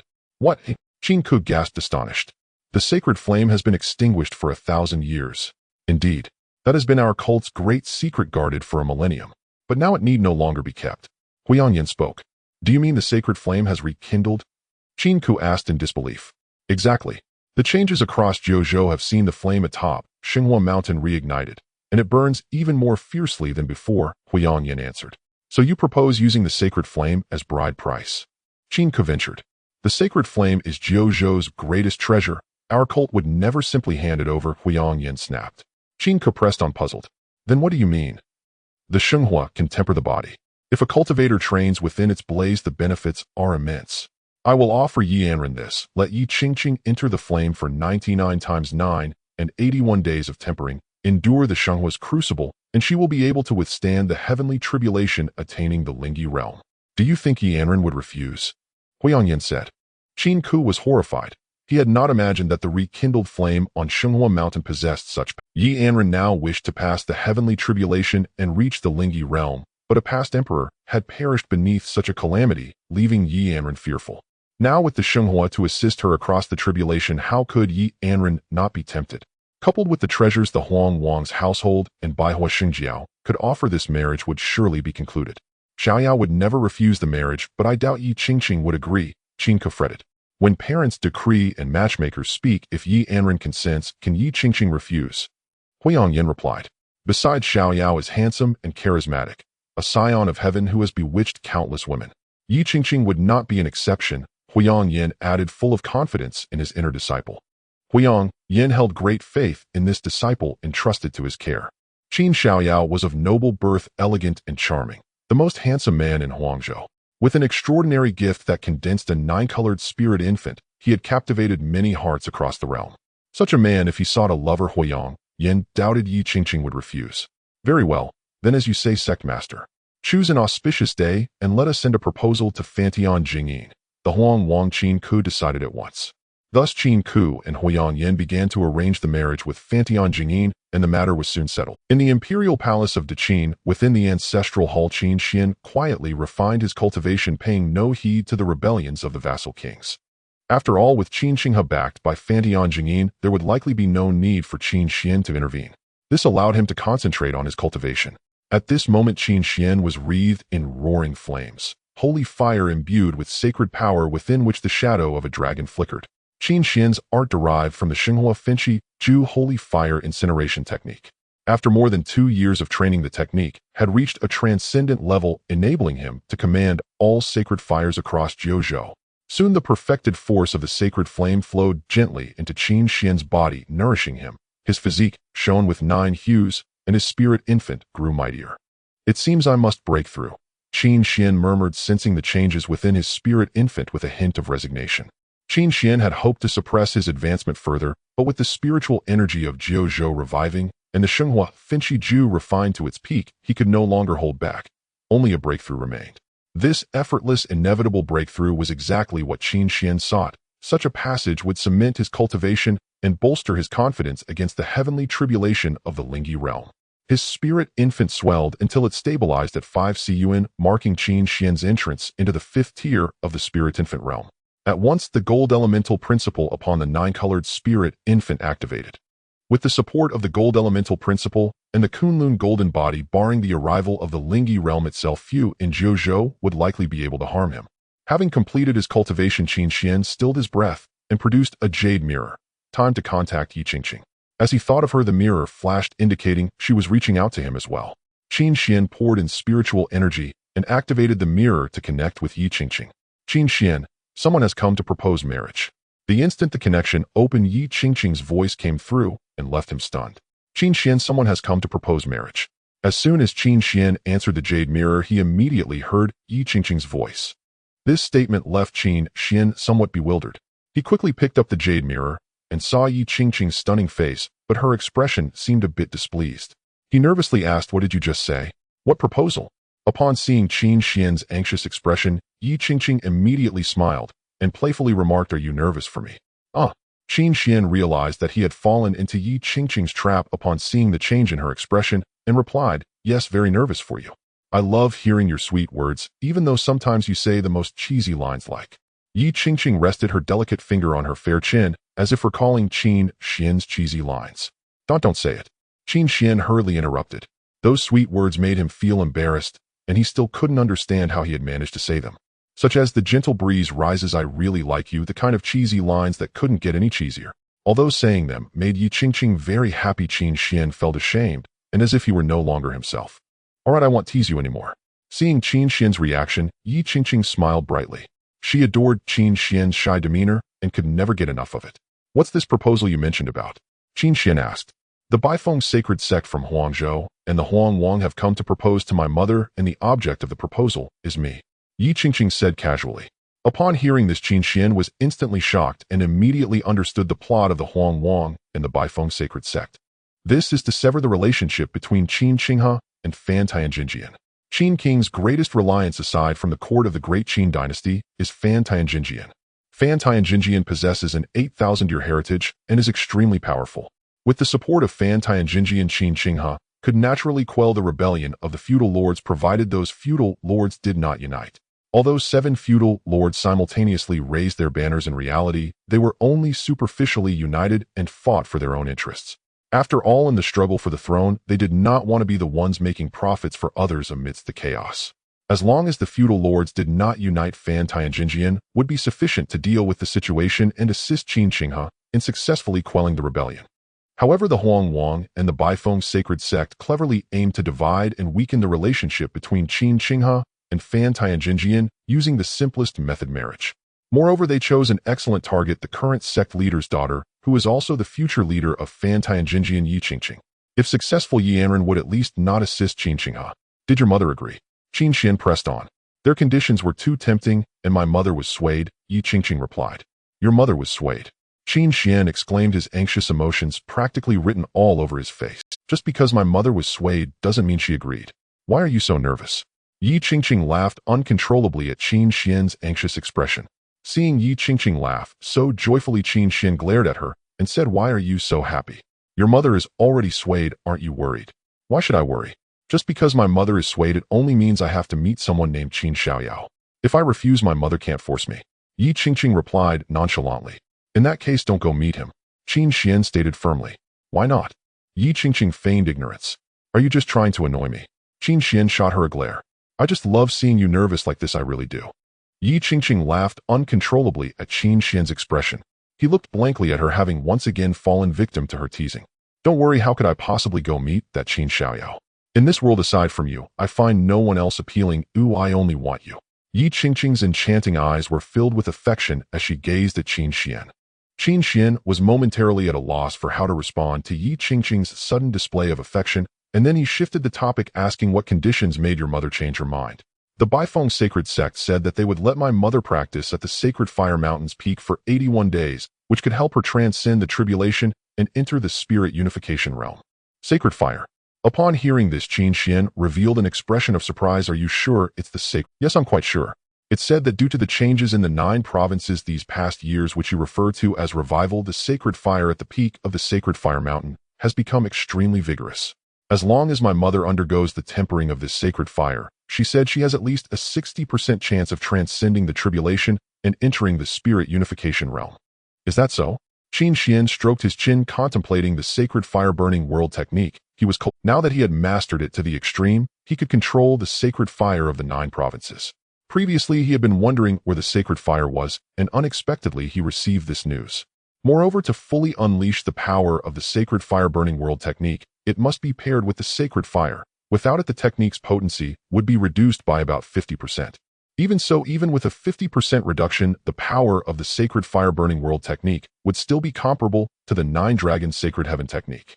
If he had the sacred fire, its power would indeed be astonishing. I have to hang up now, my mother is coming to find me. At that moment, Yi Qingqing's voice came again. Qin Xuan replied. This contact jade mirror was a secret between Qin Xuan and Yi Qingqing, and others were unaware of it, so Yi Qingqing was very cautious when using it. Then Yi Qingqing turned off the jade mirror and kept it close to her. Qingqing. Soon Yi Anren's voice came. Yi Qingqing walked out from her room smiling as she spoke. Mother, what do you need me for? What were you hiding in your room? Qin Xiaoyao has been waiting for you. Don't you really want to meet him? Yi Anren said somewhat angrily upon seeing Yi Qingqing.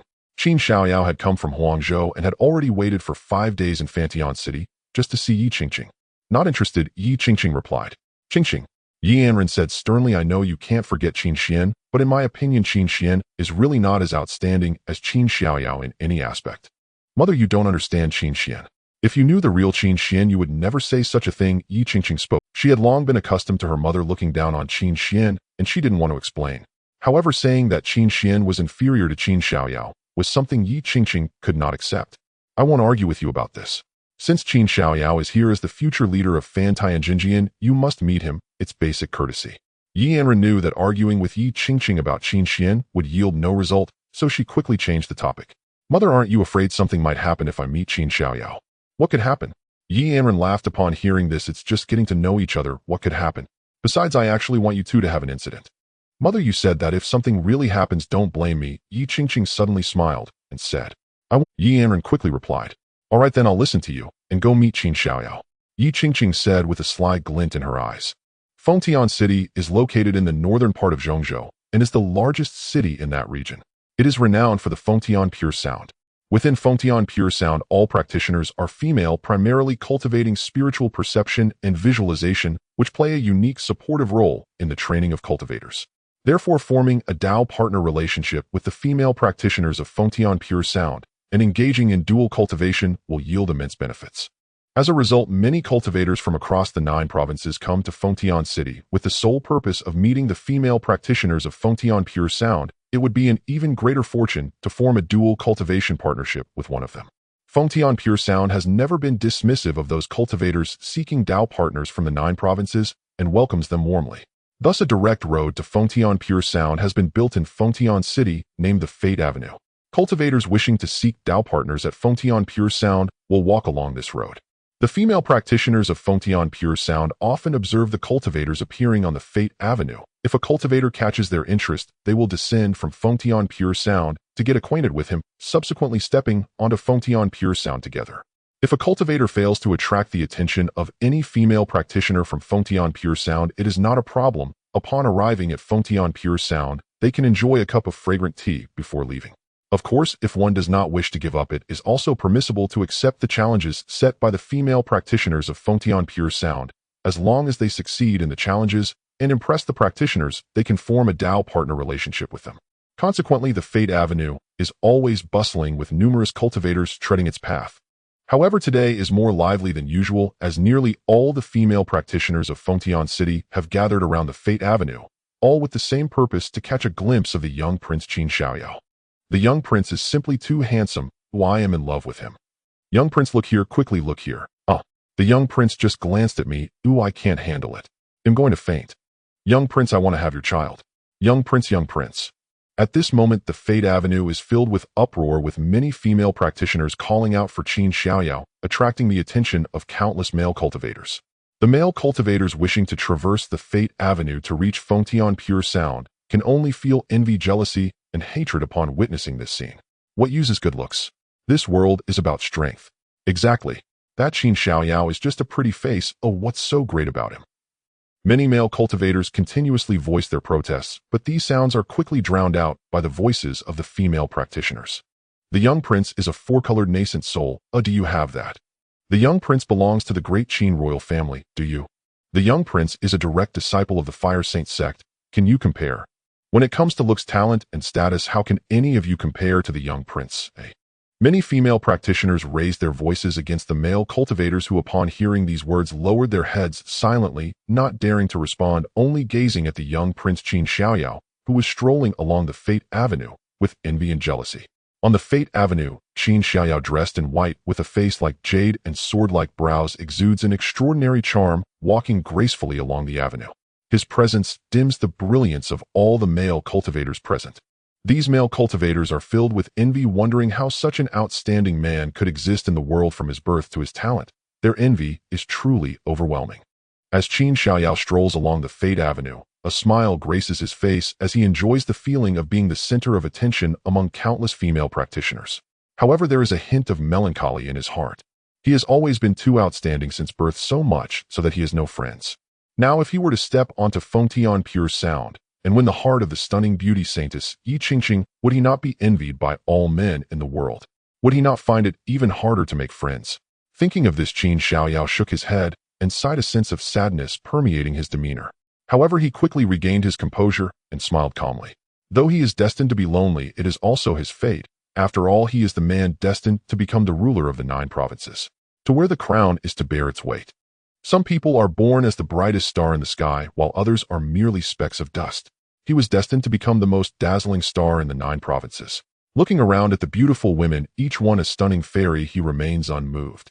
He has encountered countless women in his life, and many have offered themselves to him. He has long since grown accustomed to this, making it difficult for any woman to stir his heart now. I hope Yi Qingqing is as extraordinary as the rumors say, captivating enough to move my heart, Qin Xiaoyao said as he raised his head to gaze at Fengtian pure sound. His eyes held a hint of melancholy, yet also confidence. He believes that any woman would be charmed. Above Fengtian pure sound, many female practitioners have already come out to admire the extraordinary young prince. This young prince Qin Xiaoyao is indeed outstanding, truly captivating. If I didn't know he was here for Sister Qingqing, I would have gone down already. Yes, only Sister Qingqing is worthy of this young prince. Many female practitioners within Fengtian pure sound are also enchanted by Qin Xiaoyao's handsome appearance and remarkable charm. However, they all understand that today they are not the main characters, that honor belongs to Saintess Yi Qingqing. These female disciples quietly cast glances at Yi Qingqing not far away. At this moment, Yi Qingqing, dressed in a long red gown, and with a hint of makeup, resembles a blooming peony, stunningly beautiful. Sister Qingqing, this Qin Xiaoyao is truly handsome, Ling Xian said softly beside Yi Qingqing. Do you like him? Yi Qingqing asked softly. Ling Xian shook her head and replied, I don't like him. I prefer the unparalleled hero who appeared in the 10,000 Ghosts Abyss. You like him? Yi Qingqing's face immediately turned cold upon hearing this. Ling Xian inexplicably shivered, puzzled as to why her sister suddenly harbored such hostility toward. Sister Qin Xiaoyao is coming up. Oh, aren't you going down? Ling Xian asked again. Qin Xiaoyao walked along the road of fate, eventually arriving at the pure sound of the abyss, raising his head to look at the female cultivator standing in the pavilion. In an instant, he was captivated by Yi Qingqing's unparalleled beauty, secretly thinking, indeed, as the rumors say, she is extraordinarily graceful. I little long am moved. Yi Qingqing looked at Qin Xiaoyao, revealing a smile that could enchant the world, making all the other beauties pale in comparison. Seeing Yi Qingqing's captivating smile, Qin Xiaoyao clearly understood it was an invitation for him to take the initiative. He immediately spoke loudly, I am Qin Xiaoyao, the son of the Arid King and a disciple of the Fire Sect's master. I humbly request the holy maiden Yi Qingqing for a conversation. Please, little Wangye. Qin Xiaoyao entered the Pure Sound Palace for a discussion. Yi Qingqing responded with a calm smile upon hearing Qin Xiaoyao introduce himself. After speaking, Yi Qingqing turned and headed towards the Pure Sound Palace. The Pure Sound Palace is a place specifically for receiving those seeking a Tao partner at the Pure Sound of the Abyss, where they undergo trials by the female cultivators. As long as a female cultivator extends an invitation to a male cultivator to enter the Pure Sound Palace, it signifies her interest in him, giving him an opportunity. And Yi Qingqing inviting Qin Xiaoyao to the Pure Sound Palace was widely understood as her expressing interest. Otherwise, she would not have allowed him to enter, but would have chased him away instead. Since ancient times, heroes love beautiful women, and beautiful women also love heroes. At the same moment, in a palace of the Pure Sound of the Abyss, an elder in a yellow robe saw this scene and laughed heartily. This man was Zhu Yin, the vice sect leader of the Fire Sect, who had come to mediate for Qin Xiaoyao at the Pure Sound of the Abyss. Little Wangye, Qin Xiaoyao is indeed outstanding. Seeing this scene, Yi Anren also nodded in satisfaction. Qin Xiaoyao was exceptional in every aspect and indeed worthy of Yi Qingqing. As for Qin Xiaoyao's choice to become a son-in-law from a royal background, Yi Anren did not mind. If Qin Xiaoyao could truly escape the identity of a son-in-law, she would not refuse him.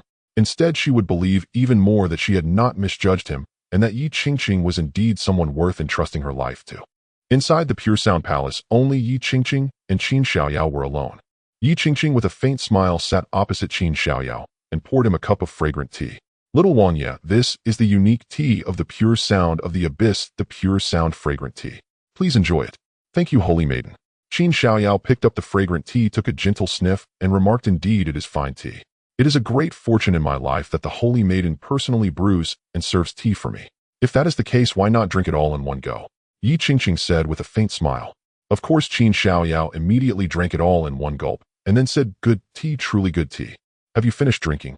Yi Qingqing looked at Qin Xiaoyao and asked with a light smile. Hearing this, Qin Xiaoyao smiled and turned his cup upside down, saying, since Qingqing poured the tea for me, I naturally wouldn't leave a single drop. Yi Qingqing nodded and then said, I forgot to mention earlier, the tea contains poison. Hearing this, Qin Xiaoyao's expression froze in shock as he looked at Yi Qingqing. Poison? Qingqing, you must be joking. I am not joking, the tea really does contain poison, Yi Qingqing said with a Qin Xiaoyao looked at Yi Qingqing's expression at that moment and immediately circulated his inner spiritual power. However, in that instant, his complexion suddenly changed. At this moment, the flow of spiritual power within him became chaotic and a wave of dizziness struck him, clearly indicating he had been poisoned. I have no grudges against you. Why would you poison me? Is this the hospitality of the pure sound of the abyss? Qin Xiaoyao quickly stabilized the toxins within him while questioning Yi Qingqing. Why? Yi Qingqing looked at Qin Xiaoyao calmly and replied, the reason is simple. You have improper thoughts about me, and that disgusts me. You actually poisoned me for this reason. Qin Xiaoyao shouted angrily. What nonsense is this? Inviting him to the Pure Sound Palace is not precisely to accept his admiration. In this world, anyone other than him who has improper thoughts about me makes me feel disgusted. Oh, of course, if you don't express them, I won't act, but once you do, I cannot tolerate it. Yi Qingqing said with a faint smile. Quickly bring out the antidote. Qin Xiaoyao commanded while suppressing the poison.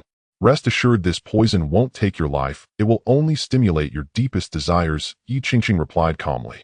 Stimulate my desires. Qin Xiaoyao was confused at first. However, he soon understood the meaning behind Yi Qingqing's words. He felt a sudden heat coursing through his body with waves of lust surging forth, leading to an insatiable craving for Yi Qingqing's body. Ha ha ha, you are indeed a bold woman. I will now satisfy you, Qin Xiaoyao said with a lewd laugh. As Qin Xiaoyao spoke, his spiritual power surged, and the four-colored spiritual infants blossomed while his clothes billowed. With a loud bang, Qin Xiaoyao's clothes exploded, leaving his upper body completely exposed. Ha ha, so the holy maiden of the pure sound of the abyss enjoys such unique play, or I will satisfy you now. Qin Xiaoyao laughed loudly. In the next moment, his body lunged forward like a hungry tiger pouncing on its prey, charging at Yi Qingqing. Yi Qingqing showed no sign of panic. Her body moved lightly, evading Qin Xiaoyao's assault with the grace of a spirit cat. Sword Spirit Purity. Yi Qingqing softly spoke from a distance, and instantly 7 sword spirits of purity materialized, surrounding her to protect her. Trivial techniques. Qin Xiaoyao remained unfazed, moving his body to attack Yi Qingqing. At the same time, the 7 sword spirits of purity charged towards Qin Xiaoyao with fierce sword intent. Blazing fire of the 8 desolations. Qin Xiaoyao shouted in anger, striking the ground with a punch. Boom. A thunderous sound erupted as 8 pillars of fire appeared, rolling flames instantly, sending the 7 sword spirits of purity flying. I told you, trivial techniques. Qin Xiaoyao declared proudly after knocking away Yi Qingqing's sword spirits of purity. 7-colored glazed pagoda appear. Yet Yi Qingqing remained unruffled, speaking calmly. In an instant, 7-colored light shone on her body as if a celestial being had descended, and behind her a 7-colored glazed pagoda materialized.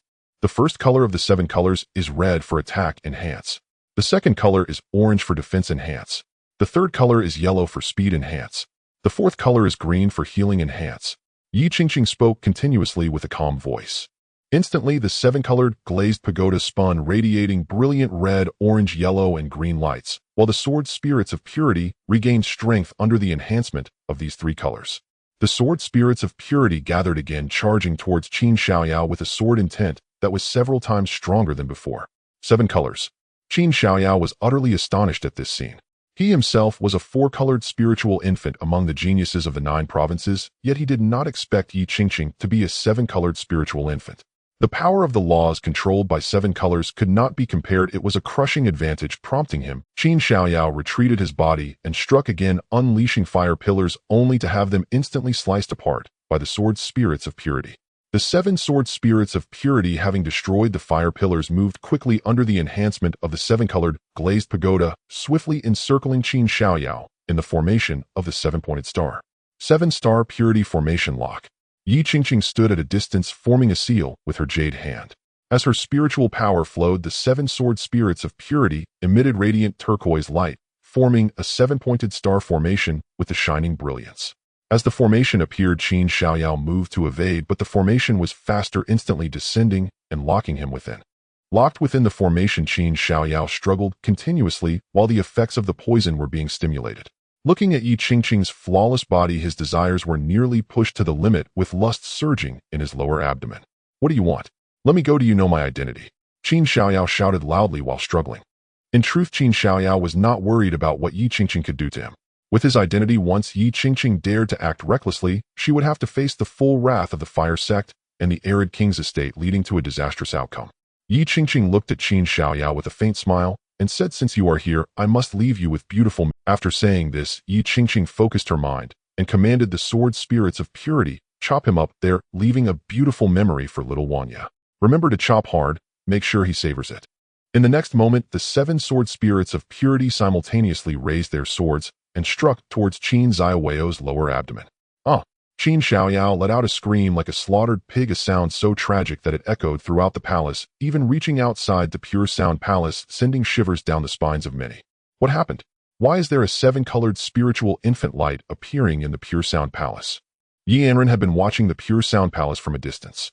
However, the sudden appearance of the 7-colored spiritual infant light caused her expression to change slightly, sensing that something ominous was occurring. Inside the pure sound palace, there was a dazzling 7-colored light. She immediately recognized that Yi Qingqing had activated the heavenly dependence purity soul, the 7-colored glazed pagoda. That sound. At the same time, Qin Xuan's terrifying scream echoed within the pure sound palace, sending a jolt of fear through Yi Anren. Zhu Yin, the vice leader of the fire sect, looked alarmed and turned to Yi Anren, saying, "Yi Zhongzhu, that is the voice of little Wanya. What is going on?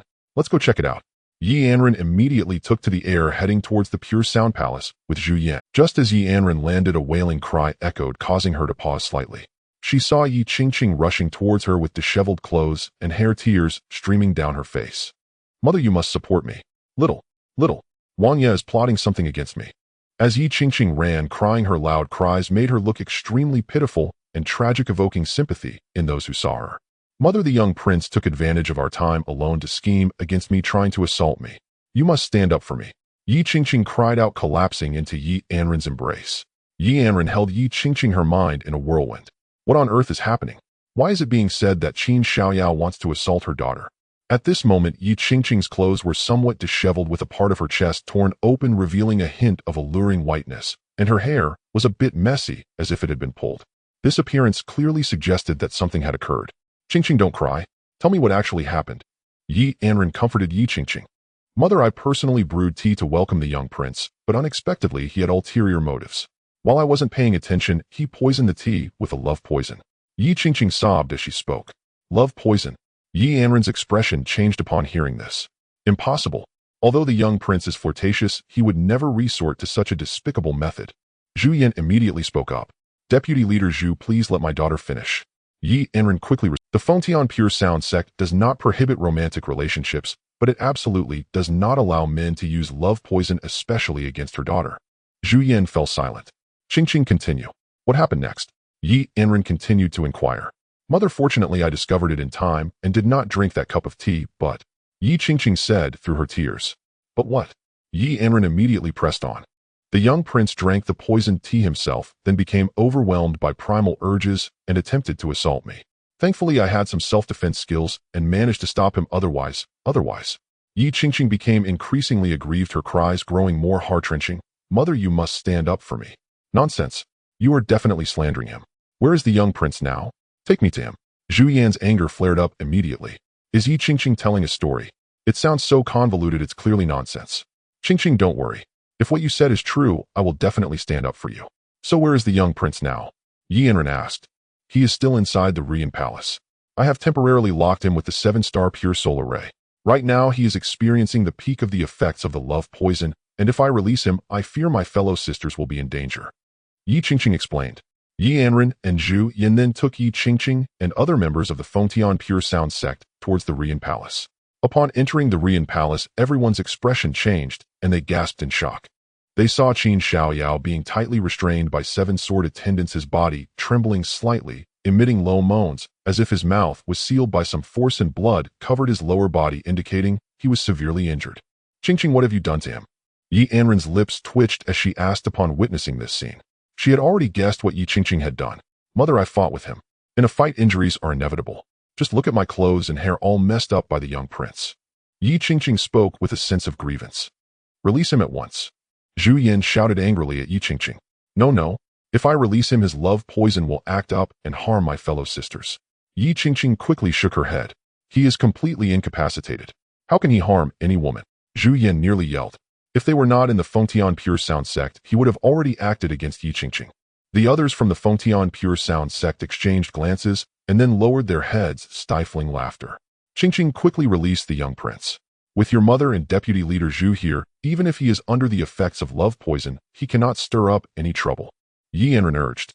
"Oh," Yi Qingqing replied, and with a wave of her divine, since the seven-sword attendants disappeared and the seven-star pure soul array dispersed.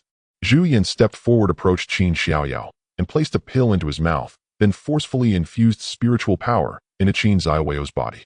Soon Qin Xiaoyao regained consciousness and suddenly sprang up, his eyes bloodshot. Seeing Yi Qingqing, he charged at her without a second thought. "Mother, look! He wants to assault me again." Yi Qingqing quickly hid behind her mother. Yi Anren slightly raised her brows and waved her right hand. Instantly, the aura of a half-step spiritual harmony realm was released, enveloping Qin Xiaoyao with a tremendous force that temporarily restrained him, preventing any further movement. "Young prince, please calm down. Let's clarify what happened first." Yi Anren addressed Qin Xiaoyao. "I want to kill you. I want to kill you, you shameless woman." Qin Xiaoyao shouted at Yi Qingqing, his murderous intent rising dramatically. "Young prince, calm down. What exactly happened?" Zhu Yan, standing behind Qin Xiaoyao, asked to stabilize him temporarily. "Uncle Zhu, I'm ruined. My manhood has been destroyed by this shameless woman." Qin Xiaoyao cried to Zhu. "This shameless woman poisoned me with love poison, forcing me to act against her, and then she took the opportunity to destroy my manhood. Uncle, you must stand up for me." Qin Xiaoyao sobbed, his tears flowing freely. "My manhood is gone. It was shattered. I can't even use medicine to restore it. For the rest of my life, I won't be able to be a man." "Qingqing, what happened?" Yi Anren immediately questioned Yi Qingqing upon hearing this. "Mother, it's not like that. I didn't do anything. He's just talking nonsense." "Do you really believe Qin Xiaoyao and not your daughter?" Yi Qingqing quickly denied. Upon hearing this, Yi Anren furrowed her brows. Having watched her daughter grow up, she couldn't believe she would do something so outrageous. She then said, "Deputy Leader Zhu, there must be some misunderstanding in this matter. We will get to the bottom of it. As for the young prince's injuries, the Fengtian Pure Sound sect will provide the best pills to assist him in recovery." Good. Fengtian Pure Sound sect has such methods. My sect and the Huang Wangfu came sincerely to propose marriage, yet you resort to such tactics. What an excellent method. Zhu Yan understood immediately that Yi Anren did not intend to investigate, but wanted to resolve the issue. "Deputy Leader Zhu, until the matter is clarified, please be cautious with your words," Yi Anren stated firmly. "Leader Yi, although the Holy Fire sect is weaker than the Fengtian Pure Sound sect, we are not afraid of you. If this matter is not resolved satisfactorily, prepare for the wrath of the Holy Fire sect and Huang Wangfu. We'll break each other apart if necessary." Zhu Yan's expression darkened as he spoke. Yi Anren's brow furrowed deeply. The Holy Fire sect's strength indeed fell short of the Fengtian Pure Sound sect, and even with the alliance of Huang Wangfu they might not prevail. However, if the Holy Fire sect and Huang Wangfu retaliated recklessly, even if the Fengtian Pure Sound sect could cope, it would come at a great cost. After Zhu Yan finished speaking, he immediately left with Qin Xiaoyao and the people from the Holy Fire sect. "Qingqing!" Yi Anren shouted angrily at Yi Qingqing. "Tell me what on earth happened." "Mother, didn't I tell you earlier that something would happen with Qin Xiaoyao?" "Look, something happened." Yi Qingqing replied. "You?" Yi Anren became furious upon hearing this. "So it was you who?" "Mother, you said that if something happened it wouldn't be my fault." Yi Qingqing hurriedly replied as Yi Anren got angry. Yi Anren was momentarily speechless. If she had truly known Yi Qingqing would do such a thing, how could she have made such a statement that day? Even more so, she wouldn't have let Yi Qingqing meet Qin Xiaoyao. "Mother, we at the Fengtian Pure Sound sect are not afraid of the Holy Fire sect. Besides, without the Holy Fire cultivation, you can also enter the spiritual harmony realm," Yi Qingqing said playfully, wrapping her arms around Yi Anren. "Even if you truly dislike Qin Xiaoyao, it's fine to just give him a beating. The Fengtian Pure Sound sect has plenty of pills. Why ruin him like this?" Yi Anren was truly furious. A light beating would suffice, but instead Qin Xiaoyao was ruined. Wasn't that causing trouble? "Mother, you don't know how disgusting Qin Xiaoyao is. He has nothing but filthy thoughts about me, which is why the love poison could ignite his desires. You can't imagine how dangerous it was at that moment." You. Yi Anren pointed at Yi Qingqing, so furious that she could hardly speak. "I feel like I'll die of anger before I even undergo tribulation." Yi Qingqing stuck out her tongue upon hearing this, and then dashed away. "Yi Qingqing, you better behave yourself, or I will make you pay," Yi Anren shouted after her retreating figure. She couldn't understand how her daughter had changed so much, as she was never like this before. By the way, it all started after that time, when she said she wanted to become the Qin Yin heroine. Yi Anren thought, seemingly recalling the reason. After learning about Qin Xiaoyao's situation, the Holy Fire sect and Huang Wangfu were naturally furious, demanding that Fengtian Pure Sound hand over Yi Qingqing and provide an explanation. Otherwise, they would break apart with Fengtian Pure Sound. Once this news spread, it immediately caused a stir across the 9 provinces. The hidden princes and top forces were cautious and did not dare to completely sever ties with Fengtian Pure Sound. However, with this incident, those forces quickly entered a spectator mode, hoping for both sides to destroy each other and allow them to reap the benefits. Inside the Qin imperial palace, upon hearing this news, everyone was in a state of panic. If Fengtian pure sound and the Holy Fire sect were to destroy each other, then the Qin court would also be in great danger. Inside the ancestral palace, Qin Xuan learned this news through Qin Wei and immediately used a jade mirror to contact Yi Qingqing. Qingqing, did you really castrate Qin Xiaoyao? Qin Xuan was extremely surprised upon learning the news. Yes, he had improper thoughts about me, so I destroyed his tools to ensure he would never have such thoughts again. Yi Qingqing smiled at Qin Xuan through the jade mirror. Upon hearing the phrase destroyed his tools, Qin Xuan couldn't help but chuckle wryly.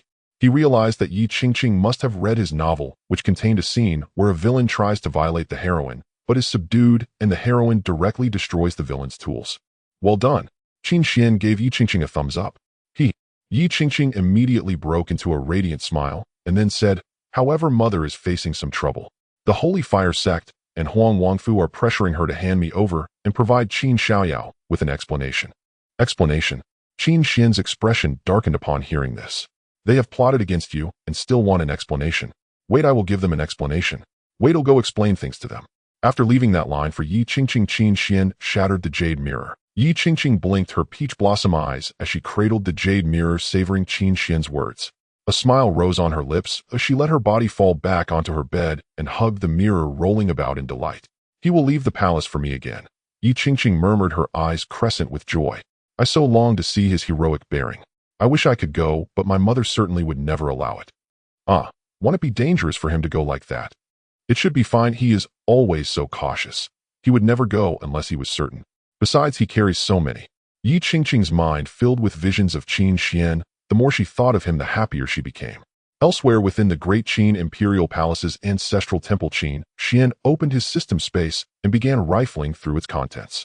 This time he intended to travel to the main altar of the Baihua Holy Sect in Huangzhou. The Baihua Holy Sect has dominated Xinhua Mountain for millennia, its foundations deep and its ranks full of experts. Coupled with the involvement of the Huang Wangfu, he had to make full preparations. Within the system space lay the numerous treasures he had accumulated over the years. He began to sort out everything that might be of use, readying them for any contingency. Elixirs, checked. Offensive formations, checked. Defensive formations, checked. Oh, and these. This time I should bring more jade bones, say 20 pieces, that ought to suffice, right? Qin Xuan organized his wares, laying out every item of potency to be employed when the time came, especially those Liuli jade bones. As his cultivation rose and he refined them further, the detonative force of those Liuli jade bones only magnified until they had become nearly the deadliest instruments at his disposal. A pity there are only 150 jade bones left. I do not know where one might find more of those relics, remnants of cultivators from the Shengling realm. After dismantling the Liuli jade bones, he felt a pang of regret. They were simply not enough. If only he could locate more of that peculiar jade bone. When all was prepared, Qin Xuan condensed a doppelganger of himself. I will be away for a time. Guard the ancestral temple well, especially the rear hall. Qin Wang's people have long coveted it. The clone answered with due respect, yes. Since Qin Wang once visited the ancestral temple alone, he had on occasion come to ingratiate himself with Qin Xuan. But Qin Xuan could see the true purpose behind Qin Luo's visits, to probe the details of the temple's rear hall. Qin Xuan did not expose this, for as long as he remained, no one could breach the rear hall. Now that he would leave, however, precautions were essential. Having given his instructions, Qin Xuan cloaked himself in nine-hued light to conceal his identity and then streaked out of the Great Qin Palace, setting his course for Xinhua Mountain in Huangzhou. His trip to the Baihua Holy Sect was not merely to provide the explanations demanded by the sect and the Huang Wangfu. He had another design. He intended to obtain the Xinhua. The Xinhua is connected to the Xinhua Finchi Ju, so if it could be taken, it would be a prize indeed. For that reason, he must conceal his identity. Should word spread that he had seized the sacred fire, many forces across Jiuzhou might turn him into a common target. After all, the Xinhua aids cultivation, especially now as Jiuzhou awakes anew. With the sacred fire, one could be aided through tribulation transcendence and enter the Lingyi realm. Such potency would undoubtedly draw forth those elder monsters at the peak of the Lingyi realm. He could handle one or two, but dozens or hundreds would spell grave danger. He also suspected that signing in atop the mountain might yield other rewards. Naturally, he wished to test the true height of his present power. The Baihua Holy Sect would be a worthy opponent. Huangzhou. Inside the main hall of the Baihua Holy Sect, over a dozen figures were in council. Master, you must vindicate your disciple. Qin Xiaoyao knelt on the ground beseeching Huiyangyan through tears. After several days of recovery, he had regained his strength, but the memory of that day was a nightmare that left him yearning for tears he could not weep. Sect leader, that Fantian Jingyin has gone too far. How could they do such a thing to Xiaoyao? Qin Ke spat, his face burning with righteous fury. His most gifted son had been ruined by Yi Qingqing, castrated and rendered a eunuch, and the father's wrath burned hot. Yet the Huang Wangfu lacked the strength to take revenge on Fantian Jingyin alone, who only an alliance with the Baihua holy sect remained. Huiyangyan looked at Qin Zaiweo's current condition with profound hatred. The Baihua practice centers on fire and yang. Its methods demand masculine vigor. Now that Qin Xiaoyao had become a eunuch, his yang qi was draining away. He could not continue Baihua cultivation, and his former foundation would inevitably wither with the loss of yang. He had discovered a talent like Qin Xiaoyao only rarely, and had spent enormous cost to raise him to the Lingying realm. If allowed to continue with the Xinhua, he would surely break into the Lingyi realm. Qin Xiaoyao was the Baihua holy sect's pride and its future. Yet Yi Qingqing had ruined everything. How could they not be enraged? How could they not despise her? Rest assured, Yi Anren must answer to the Baihua holy sect for this, or we will not relent. Huiyangyan, indeed, if Fantian Jingyin offers no explanation, what face would Baihua have left in Jiuzhou? Zhu Yan declared, his aura burning like living flame. If the future of the Baihua holy sect were destroyed, and they sat silently, other powers in Jiuzhou would think them hollow and weak. Baihua could not afford such humiliation. One elder spoke with worry, but according to Xiaoyao, Yi Qingqing should be a seven-colored Lingying. Yi Anren will hardly hand her over willingly. Hand her over, or we will take her. Hand her over we must. With the Xinhua rekindled, the Baihua holy sect is no longer to be trifled with. Huiyangyan roared. At those words the assembly nodded. When the sacred fire had once been extinguished, the Baihua sect had been somewhat weaker than Fantian Jingyin. Now, however, with the fire's revival, Baihua no longer feared Fantian Jingyin. I have informed the old ancestor. He is currently in seclusion within the Xinhua, his cultivation advancing. If Yi Anren dares refuse, the old ancestor will act. Let Yi Anren see whether he is willing to fight us to the death. If not, he will hand Yi Qingqing over obediently. Huiyangyan declared. At this the crowd broke into delighted faces. The previous sect leader had long ago secluded himself within the sacred fire to break into the Lingyi realm, becoming the Baihua holy sect's old ancestor. With the Xinhua rekindled, his strength must have improved. With the old ancestor standing behind them, the Baihua holy sect no longer feared Fantian Jingyin. Indeed, they could use this matter to proclaim Baihuo's might. In short, forcing Fantian Jingyin to yield Yi Qingqing as recompense for Qin Zaiweo's suffering would be wholly advantageous to the Baihua holy sect. So you say Baihua wants Yi Qingqing handed over. Today I shall give you an answer. At that moment a voice like celestial thunder split the sky, reverberating across Xinhua Mountain and causing the great hall of the Baihua holy sect to tremble. I have heard that the fire worship church wants an explanation from Yi Qingqing. Today I shall provide that explanation. A voice booming like thunder echoed atop the sacred fire mountain, causing the entire hall of the fire worship church to tremble slightly. Huiyangyan and the others were instantly alarmed upon hearing this voice. It was mighty and contained immense power, clearly indicating that the speaker was not to be underestimated. Immediately Huiyangyan led his companions out of the hall to discover who had come to the fire worship church. Who are you? Huiyangyan asked as he and the others stepped outside, looking up at the sky. In the sky stood a figure cloaked in nine-colored light, obscuring his true identity. The visitor was none other than Qin Xuan, who had come from the Great Qin imperial palace. Did you not seek an explanation? I am here to provide it. Without further ado, Qin Xuan declared his intent loudly. As soon as he finished speaking, he swung his De-Yin sword and unleashed the De-Yin sword cannon. In an instant, 14 sword shadows coalesced and boundless sword intent surged forth, transforming into a river of sword intent that rushed toward the sacred fire mountain. Huiyangyan and the others were taken aback. The opponent had launched an attack without even providing an explanation, and they had not had time to prepare. Moreover, the power of this strike was immense. Was it entirely devoid of ethics? The 14 sword shadows descended from the sky, bringing with them a torrent of sword intent that was pure and formidable, converging into a river of sword intent that cascaded down upon the sacred fire mountain with unmatched strength. Boom! As the river of sword intent crashed down, sword energy surged violently, filling the air with a deafening roar. Only then did Huiyangyan and his group regain their senses, their bodies soaring into the air, desperately dodging the incoming sword intent and sword energy. Moments later, the river of sword intent dissipated, and the sacred fire mountain returned to silence. However, as they looked at the sacred fire mountain now ravaged by the river of sword intent, they all gasped. The mountain was riddled with sword marks, some long and narrow, others wide and short. The longest stretched hundreds of meters, while the shortest still reached tens of meters, all enveloped in swirling sword intent, terrifyingly potent. The palaces of the fire worship church atop the sacred fire mountain were also left in tatters beneath the river of sword intent. This sword technique is the Daiyin sword cannon. Qin could gaze at the remaining sword marks on the sacred fire mountain and the Fortinine sword shadows from earlier, his voice trembling as he spoke. As a member of the Great Qin royal family and the son of Qin Tianming, he had certainly seen the sword techniques of the Daiyin sword cannon. He still vividly remembered the time when his father Qin Tianming wielded the sword techniques of the Daiyin. The sword technique employed by the sudden visitor before him was indeed the Daiyin sword cannon, and he even felt that the execution was superior to that of his father Qin Tianming. What? The Daiyin sword cannon. You are a member of the Great Qin royal family. Huiyangyan, recovering from his shock, looked up at Qin Xuan. Who I am is not important, Qin Xuan replied, standing firm in the air, cloaked in nine-colored light obscuring his true form from view. His divine sense had already been released, enveloping Huiyangyan and his companions, revealing that they posed no threat to him. He had acted first out of concern that their strength might pose a danger to him, thus seizing the initiative. However, it appeared that these individuals were not a threat to him. My lord, what is the meaning of your sudden attack on our Huiyangyan? Asked Qin Xuan, while discreetly channeling his spiritual power ready for any potential confrontation. The previous strike from the opponent had been astonishing, instilling a sense of caution in him and the others towards Qin Xuan, prompting them to remain vigilant. What do you mean? What do I mean? Qin Xuan responded, of course. As he spoke, he retracted the Daiyin sword and clenched his right fist, activating the nine-dragon sacred heaven technique, causing his spiritual power to surge like a tidal wave, his aura suddenly skyrocketing several folds.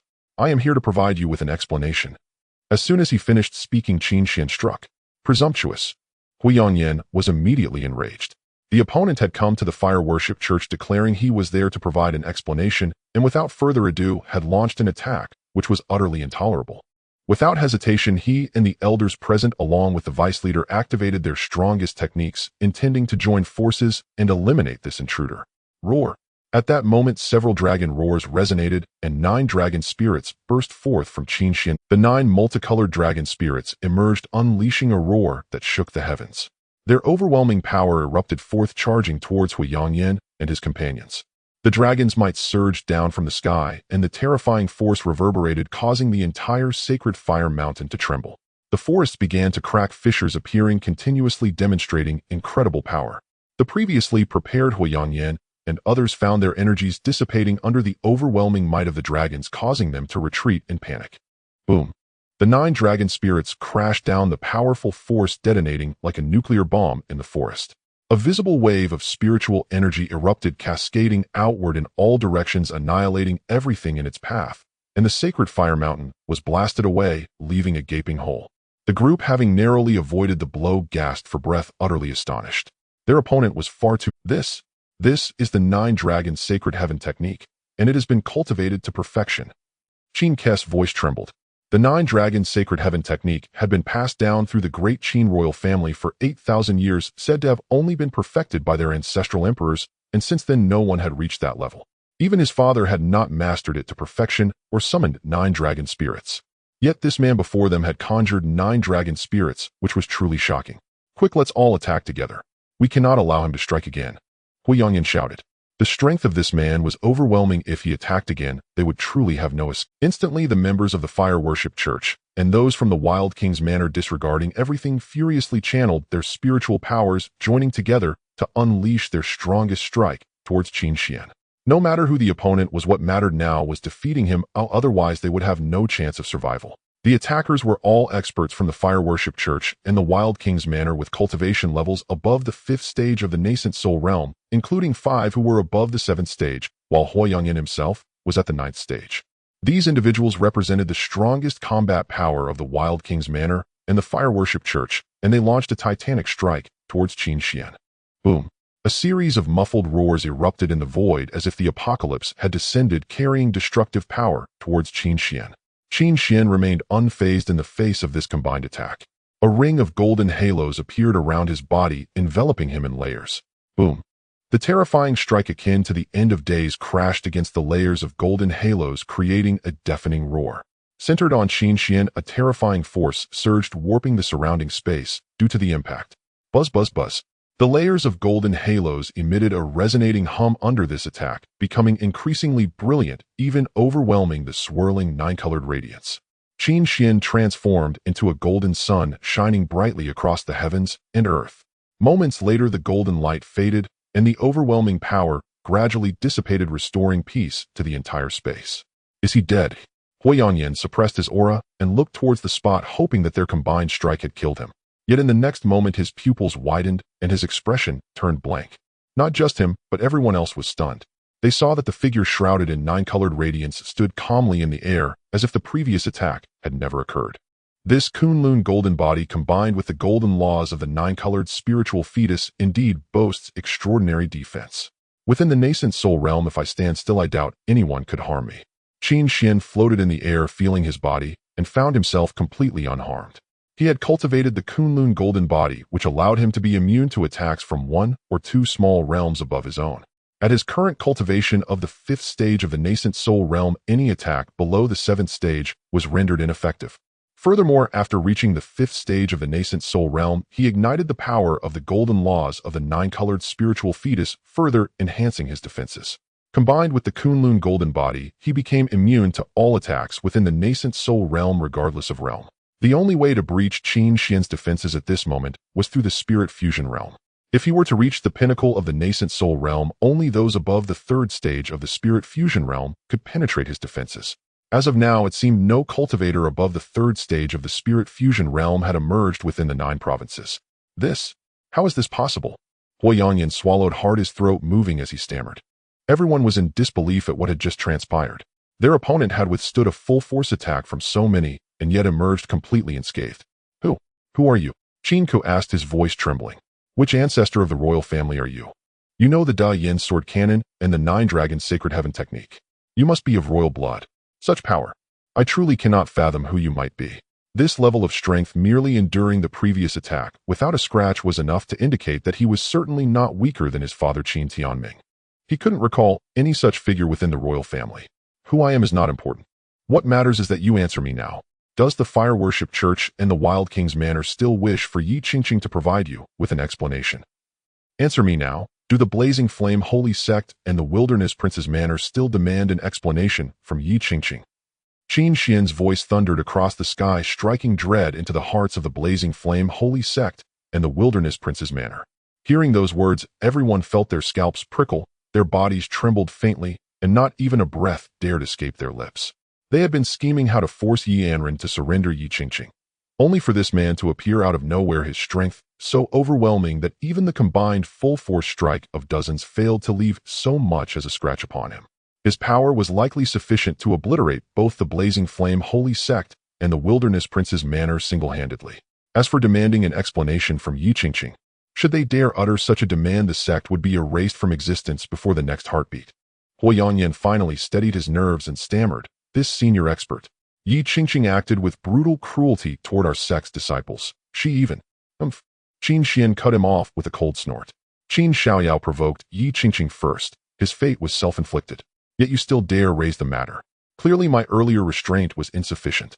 As he spoke, spiritual energy surged once more through Qin Xuan's body, and murderous intent began to coil around his form like dark mist. His 2 prior strikes had been mere demonstrations of power, not attempts to kill. After all, unlike the Kunlun demon sect, the Blazing Flame Holy Sect and the Wilderness Prince's Manor belonged to the orthodox cultivation factions, and he was no demonic tyrant who raised entire sects without cause. He sought only to deter them, to make them abandon their pursuit of Yi Qingqing. Yet now it seemed they remained defiant, or perhaps harbored some hidden countermeasure against him. Do you presume the Blazing Flame Holy Sect has no masters left to bully us so brazenly? A voice suddenly echoed, thick with potent spiritual energy, converging upon Qin Xuan from every direction. At the sound, Qin Xuan instantly turned his gaze toward the summit of Sacred Flame Mountain. Huayanyan and the others, whose faces had been etched with despair, immediately brightened with elation. "Ancestor, this man stormed our sect without reason or justice. Beg you slay him at once." Huayanyan whirled about and bowed deeply toward the mountain's peak, shouting aloud. Boom! The moment that voice resonated, thunder cracked across the heavens, and the previously cloudless sky above Sacred Flame Mountain's summit darkened swiftly with roiling storm clouds. Lightning writhed across the clouds like frenzied serpents. Heavenly tribulation. Qin Xuan's expression shifted subtly. The spectacle unfolding atop Sacred Flame Mountain instantly evoked memories of his father's demise, the very same celestial phenomenon that had heralded his imperial father's fall. Heavenly tribulation. Indeed, a tribulation had descended upon the mountain's peak, the trial marking the ascension from nascent soul realm to spirit union realm. Today was never meant to be my tribulation day, but your insolence toward the blazing flame holy sect leaves me no choice but to intervene. The voice emerged again from within the tempest, laced with palpable fury, clearly enraged that Qin Xuan's sudden arrival had disrupted his carefully timed ascension, forcing him into premature tribulation.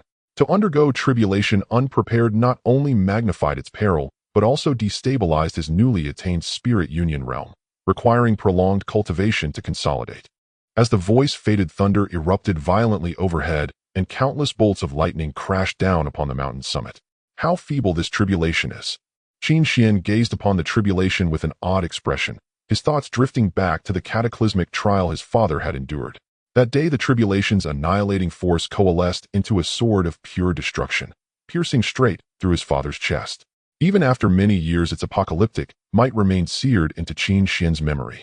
By comparison, the tribulation now unfolding above Sacred Flame Mountain paled in magnitude. No destruction sword had formed, only ordinary lightning.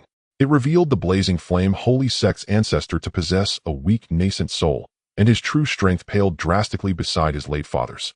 Yet regardless of its intensity, surviving the tribulation would still elevate him to the spirit union realm. And Qin Xuan would never allow him to ascend peacefully. In an instant, he shot forward, toward the mountain's summit, not only to disrupt the ancestor's tribulation, but also to behold the sacred flame itself. Stop him, don't let him reach the peak. Seeing Qin Xuan streak upward, Huiyangyan cried out urgent. Instantly Huiyangyan and the others pushed their spiritual energy to its limit, darting into his path and launching desperate all-out assaults. How irritating! Qin Xuan's voice chilled as he drew 3 exquisitely refined lapis bone talismans from his waistband and hurled them forth. Boom! The moment the talismans flew, explosive force erupted. 27 sacred dragon spirits materialized in midair. 27. 3 times the power of Qin Xuan's own 9 dragon sacred heaven art. They thrashed wildly across the heavens, unleashing terror-inducing force that swept the skies. In an instant, several cultivators were reduced to ash. The rest, sensing mortal peril, fled in panic toward the horizon. Qin Xuan ignored the fleeing figures and pressed onward toward the summit. Huiyangyan and Qin Ku, among the few survivors, watched from afar, stunned into silence. Astonishment gripped their minds. Who was this man? How could he casually hurl artifacts of such devastating power, and 3 at once? Was he truly here to eradicate the blazing flame holy sect? Who was he? If he supports Qin Xinghe, seizing the throne would be tantamount to suicide. Crouched far away, Qin Ku watched Qin Xuan vanish toward the summit, terror freezing his thoughts. Qin Xuan arrived at the summit swiftly, yet paused momentarily, startled. Could this possibly be too? Is this even worthy of being called a heavenly tribulation? As he reached the peak, the thunderclouds dissolved, and the tribulation's power vanished entirely.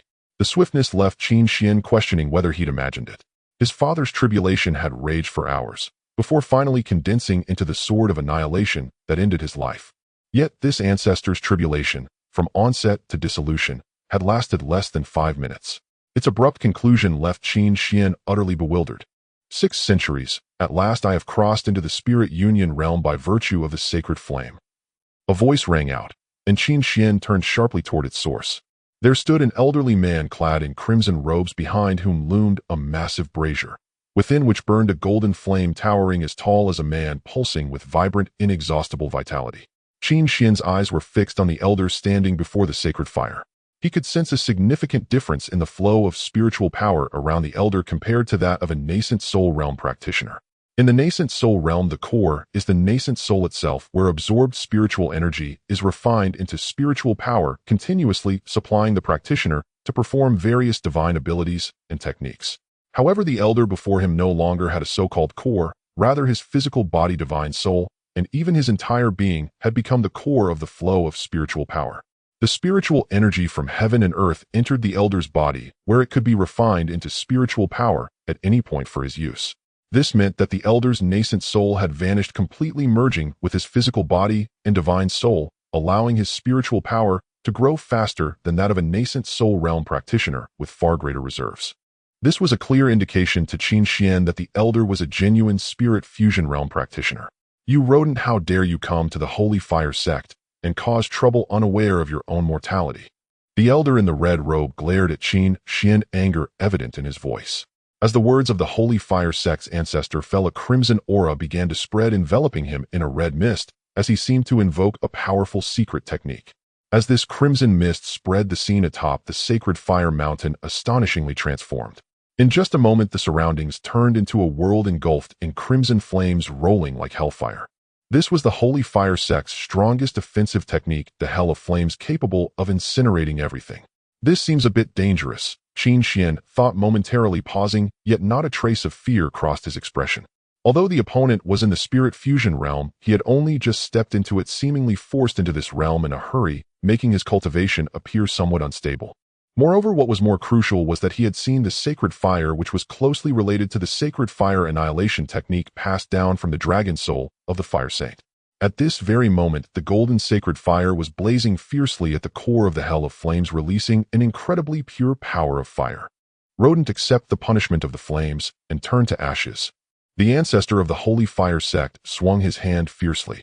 In an instant, massive waves of fire surged within the Hell of Flames, towering over 100 feet high as they swept toward Qin Xuan, resembling the apocalypse's fiery descent.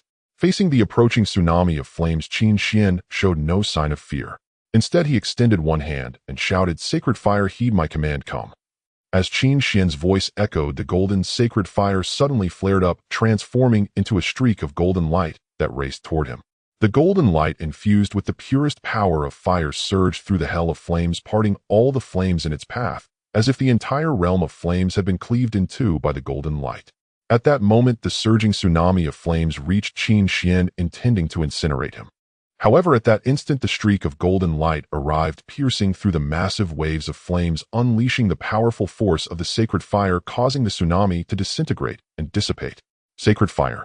The ancestor of the Holy Fire sect was taken aback by this, seeing his expression turning pale with shock. He can actually command the sacred fire. But what happened next left him even more stunned. Sacred fire annihilation technique. Qin Xuan gathered the incoming golden light and immediately initiated the sacred fire annihilation technique. In an instant, centered around him, the golden flames surged outward, engulfing all the crimson flames surrounding him. The originally crimson world of flames transformed into a world of golden flames in the blink of. The golden flames surged continuously, emitting pure and unmatched fiery power, threatening to incinerate everything. Even the spiritual energy saturating the realm was being consumed. At this moment, the ancestor of the Holy Fire sect was engulfed in the golden flames, burning fiercely, as if he were a golden fire being rolling wildly, while emitting piercing cries of anguish. After a moment, the golden sacred fire rapidly receded, and the surroundings returned to normal. Huff! After the golden flames receded, Qin Xuan gasped for breath, his body utterly exhausted, his spiritual power completely drained, leaving him with nothing. He quickly took out a spirit replenishing pill to rapidly restore his spiritual power. To activate the sacred fire and unleash the sacred fire annihilation technique is beyond the capability of a nascent soul realm practitioner, and even a spirit fusion realm practitioner might not be able to manifest its full power. After replenishing his spiritual power, Qin Xuan let out a long sigh, making a mental note. This wasn't his first time using the sacred fire annihilation technique, but it was his first time activating it with the sacred fire. Activating the sacred fire and unleashing the sacred fire annihilation technique was immensely powerful, enough to incinerate the 9 provinces, but fundamentally beyond the capacity of a nascent soul realm practitioner. Even with his abundant spiritual power, the moment he invoked the sacred fire to perform the sacred fire annihilation technique, he felt his spiritual power was entirely drained. It must be noted that during his cultivation, Qin Xuan had pushed each realm to its limits, making his spiritual power far exceed others at the same level. In fact, one could say his spiritual power was dozens of times more robust than that of other practitioners at the same realm. Yet, even with such rich spiritual power, utilizing the sacred fire as a medium to unleash the sacred fire annihilation technique had drained him completely. If it had been any other practitioner, even if their spiritual power had been drained, they would be unable to perform it. The inheritance from the dragon soul is truly extraordinary. It must be tailored for practitioners in the spirit saint realm. Qin Xuan thought to himself with a wry smile. The inheritance obtained from the dragon's soul, though powerful, felt somewhat premature. Thinking about it, those 9 great sacred dragons were almost equivalent to deities of the 9 provinces, each possessing extraordinary power, and the inheritance they left behind was not something ordinary practitioners could wield.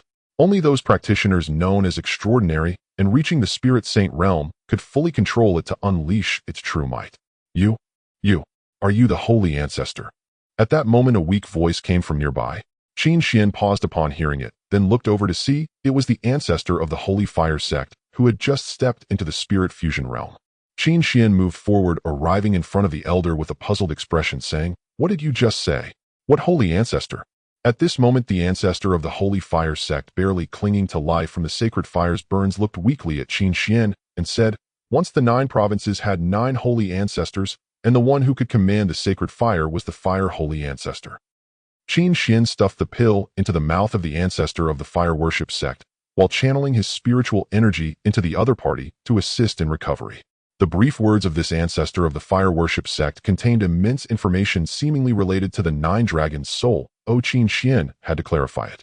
About a quarter of an hour later, under Qin Xuan's assistance, the ancestor of the fire worship sect, who had been severely burned by sacred fire, recovered somewhat. At least, he would not face life-threatening danger in the short term. As for completely restoring this ancestor of the fire worship sect, Qin Xuan was not foolish. What if the other party fully recovered and turned against him? That would be self-inflicted misery. This state was just right for questioning, and he would not be in any danger. Therefore, Qin Xuan prepared to ask about the matter of the 9 grand ancestors. Whoosh, whoosh, whoosh. Before Qin Xuan could speak, the sound of breaking air echoed around him, and many figures landed around Qin Xuan, surrounding him. Each of them exuded a turbulent aura filled with murderous intent. "Ancestor, this person is suspicious. Let us strike together to slay him. We will join forces to aid the ancestor in killing this scoundrel." The ones coming were Huiyangyan and others. They clearly saw that their ancestor had entered the spiritual unity realm, and now it was time to show their strength and team up to kill Qin Xuan. As they spoke, these individuals prepared to strike at Qin Xuan. Facing them, Qin Xuan's expression turned cold. It seemed these people were determined to not shed tears until they saw the coffin, so he would send them to their deaths. "Stop everything." At this moment, the recovered elder of the fire worship sect shouted loudly. Huiyangyan and others were stunned, looking at their ancestor in confusion. The elder of the fire worship sect stood up and proclaimed loudly, "All of you kneel down and pay respects to the grand ancestor." Hearing this, Huiyangyan and others looked at their ancestor in bewilderment. What was happening? Why did the ancestor suddenly want them to kneel before the other party? "Ancestor, this," Huiyangyan wanted to ask. "Kneel, or I will kill you." The elder of the fire worship sect did not give Huiyangyan a chance to inquire and immediately shouted. Huiyangyan's head buzzed with confusion, unable to comprehend the scene. Why did the elder want him to kneel? "I will count to 3. Whoever does not kneel before the grand ancestor will die." The elder of the fire worship sect's eyes were sharp and his murderous intent was overwhelming. He was not joking. 1, 2. Boom, boom, boom. As the elder counted to 2, Huiyangyan and others could no longer endure and all kneeled down before Qin Xuan. After Huiyangyan and the others knelt, the elder of the fire worship sect walked up to Qin Xuan, knelt on both knees, and respectfully lowered his head, loudly proclaiming, "The holy servant of the fire worship sect, Who pays respects to the grand ancestor." Qin Xuan was bewildered by this sudden change. Why did everyone suddenly kneel? "Grand ancestor, it is my subordinate who has eyes but failed to see offending the grand ancestor. Please punish me, grand ancestor." Hua knelt before Qin Xuan, speaking with utmost respect.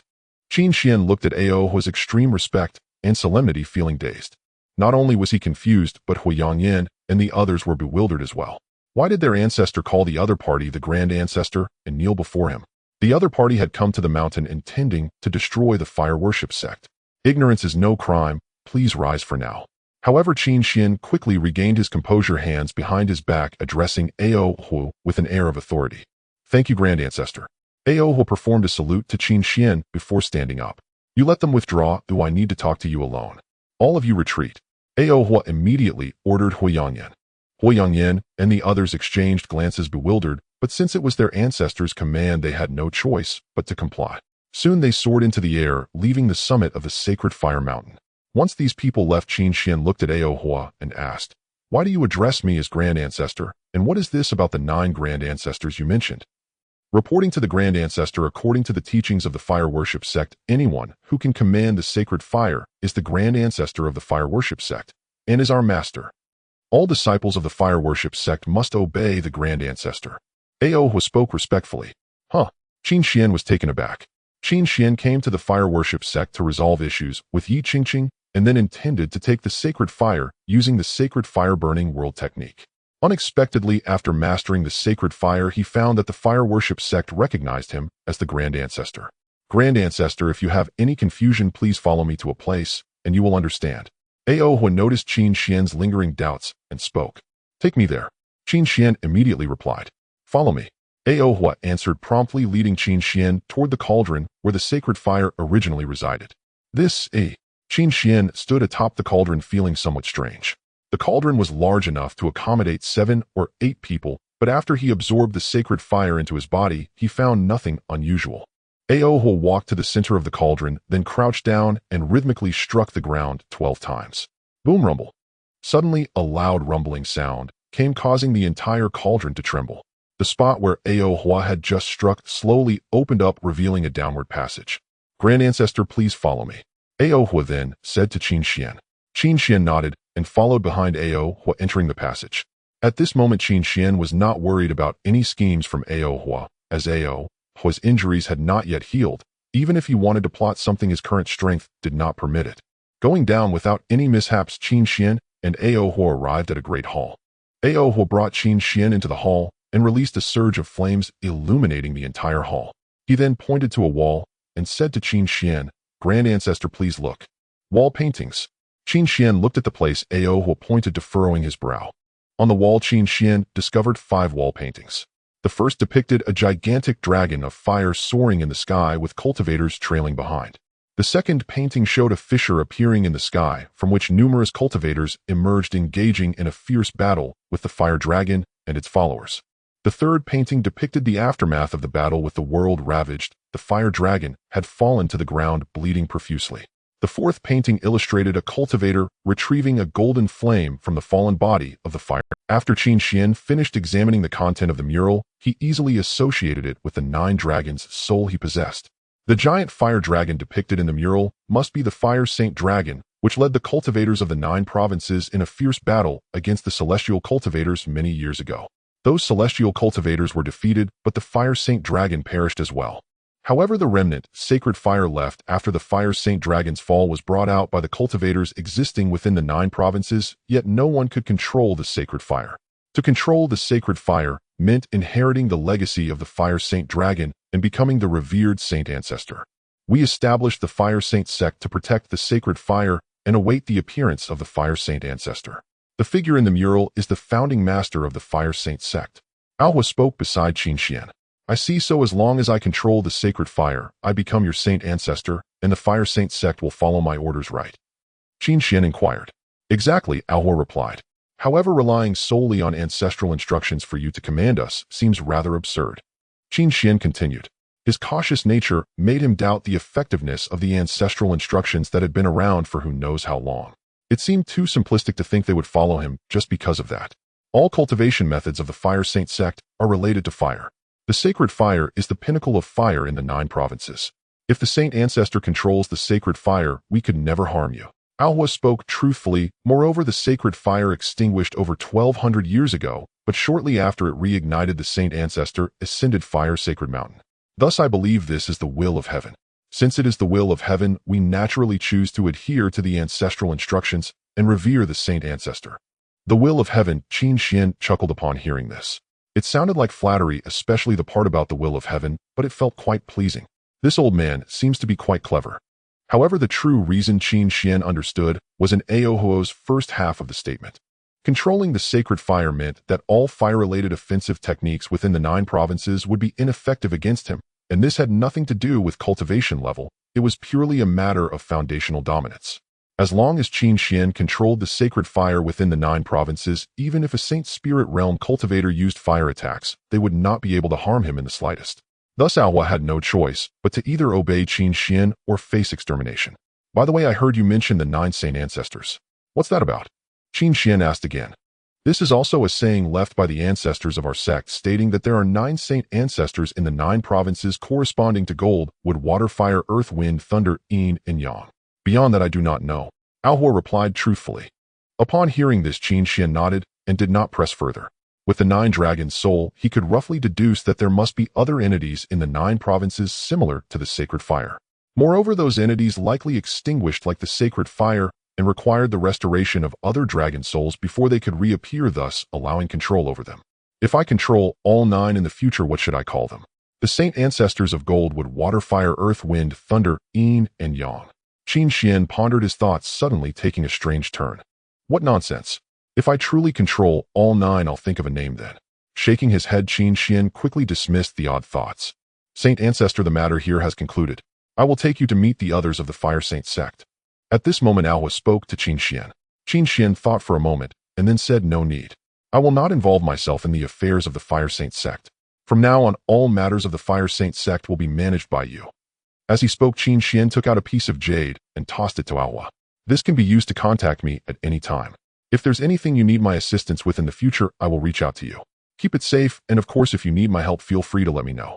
This piece of jade was similar to the spirit shell given by Yi Qingqing, but its efficacy was stronger and hard to be blocked, although it was still inferior to Yi Qingqing's jade mirror. Thank you, Saint Ancestor. Alhua respectfully accepted the jade. Qin Xuan nodded, preparing to leave this place, but he immediately stopped and told Alhua, you go out first, I want to stay here for a while. Alhua was momentarily stunned, but said nothing more and walked out to wait for Qin Xuan. Once Alhua left, Qin Xuan focused his divine sense. System sign-in here. Ding, sign-in successful. Congratulations, host, for obtaining the formless flame body. Rewards have been distributed to the system space. Please check at your convenience. Qin Xuan immediately opened the system space and examined the introduction of the formless flame body. Formless flame body, all flames converge into one, formless and featureless. This physique is the strongest for cultivators of fire-related methods. Possessing this physique doubles the effects of fire cultivation methods and similarly doubles the power of fire attack techniques. Impressive. Qin Xuan's face lit up with joy upon seeing the information about the formless flame body. Not to mention the doubling of effectiveness for fire cultivation methods, simply doubling the power of attack techniques would be extremely terrifying. This could elevate the power of ordinary lore-related methods to a whole new level. Although at this moment, other than the sacred fire-burning world technique, Qin Xuan had no other fire-related methods. However, he was now the Saint Ancestor of the Fire Saint sect. All cultivation methods in the Fire Saint sect were related to fire. With just a word from him, Alhua would surely bring all the sect's methods to him. This trip to Fire Sacred Mountain was truly a profitable endeavor. Qin Xuan suppressed his emotions and did not immediately merge with the formless flame body, instead walking out of the place. Upon stepping outside, he saw Alhua waiting respectfully for him. Alhua, I am very interested in the fire-related cultivation methods of the Fire Saint sect. Please bring me some to see. Alhua was taken aback, thinking that since the Saint Ancestor already controlled the sacred fire, why would he still be interested in the cultivation methods of the Fire Saint sect? However, he did not dare to dwell on it further, and then took out a crimson token from his bosom and handed it to Qin Xuan. What is this? Qin Xuan asked as he received the token. Reporting to the Saint Ancestor, this is the Fire Saint Order, which records all advanced methods of the Fire Saint sect and represents the highest authority of the sect. Any member of the Fire Saint sect who sees the Holy Order must obey without question. Alhua explained to Qin Xuan. Qin Xuan immediately accepted it and said, for now I will keep it here. After saying that, Qin Xuan prepared to leave. However, just before he left, he suddenly recalled something and looked at Alhua. Send a message to King Huang Qin Ku.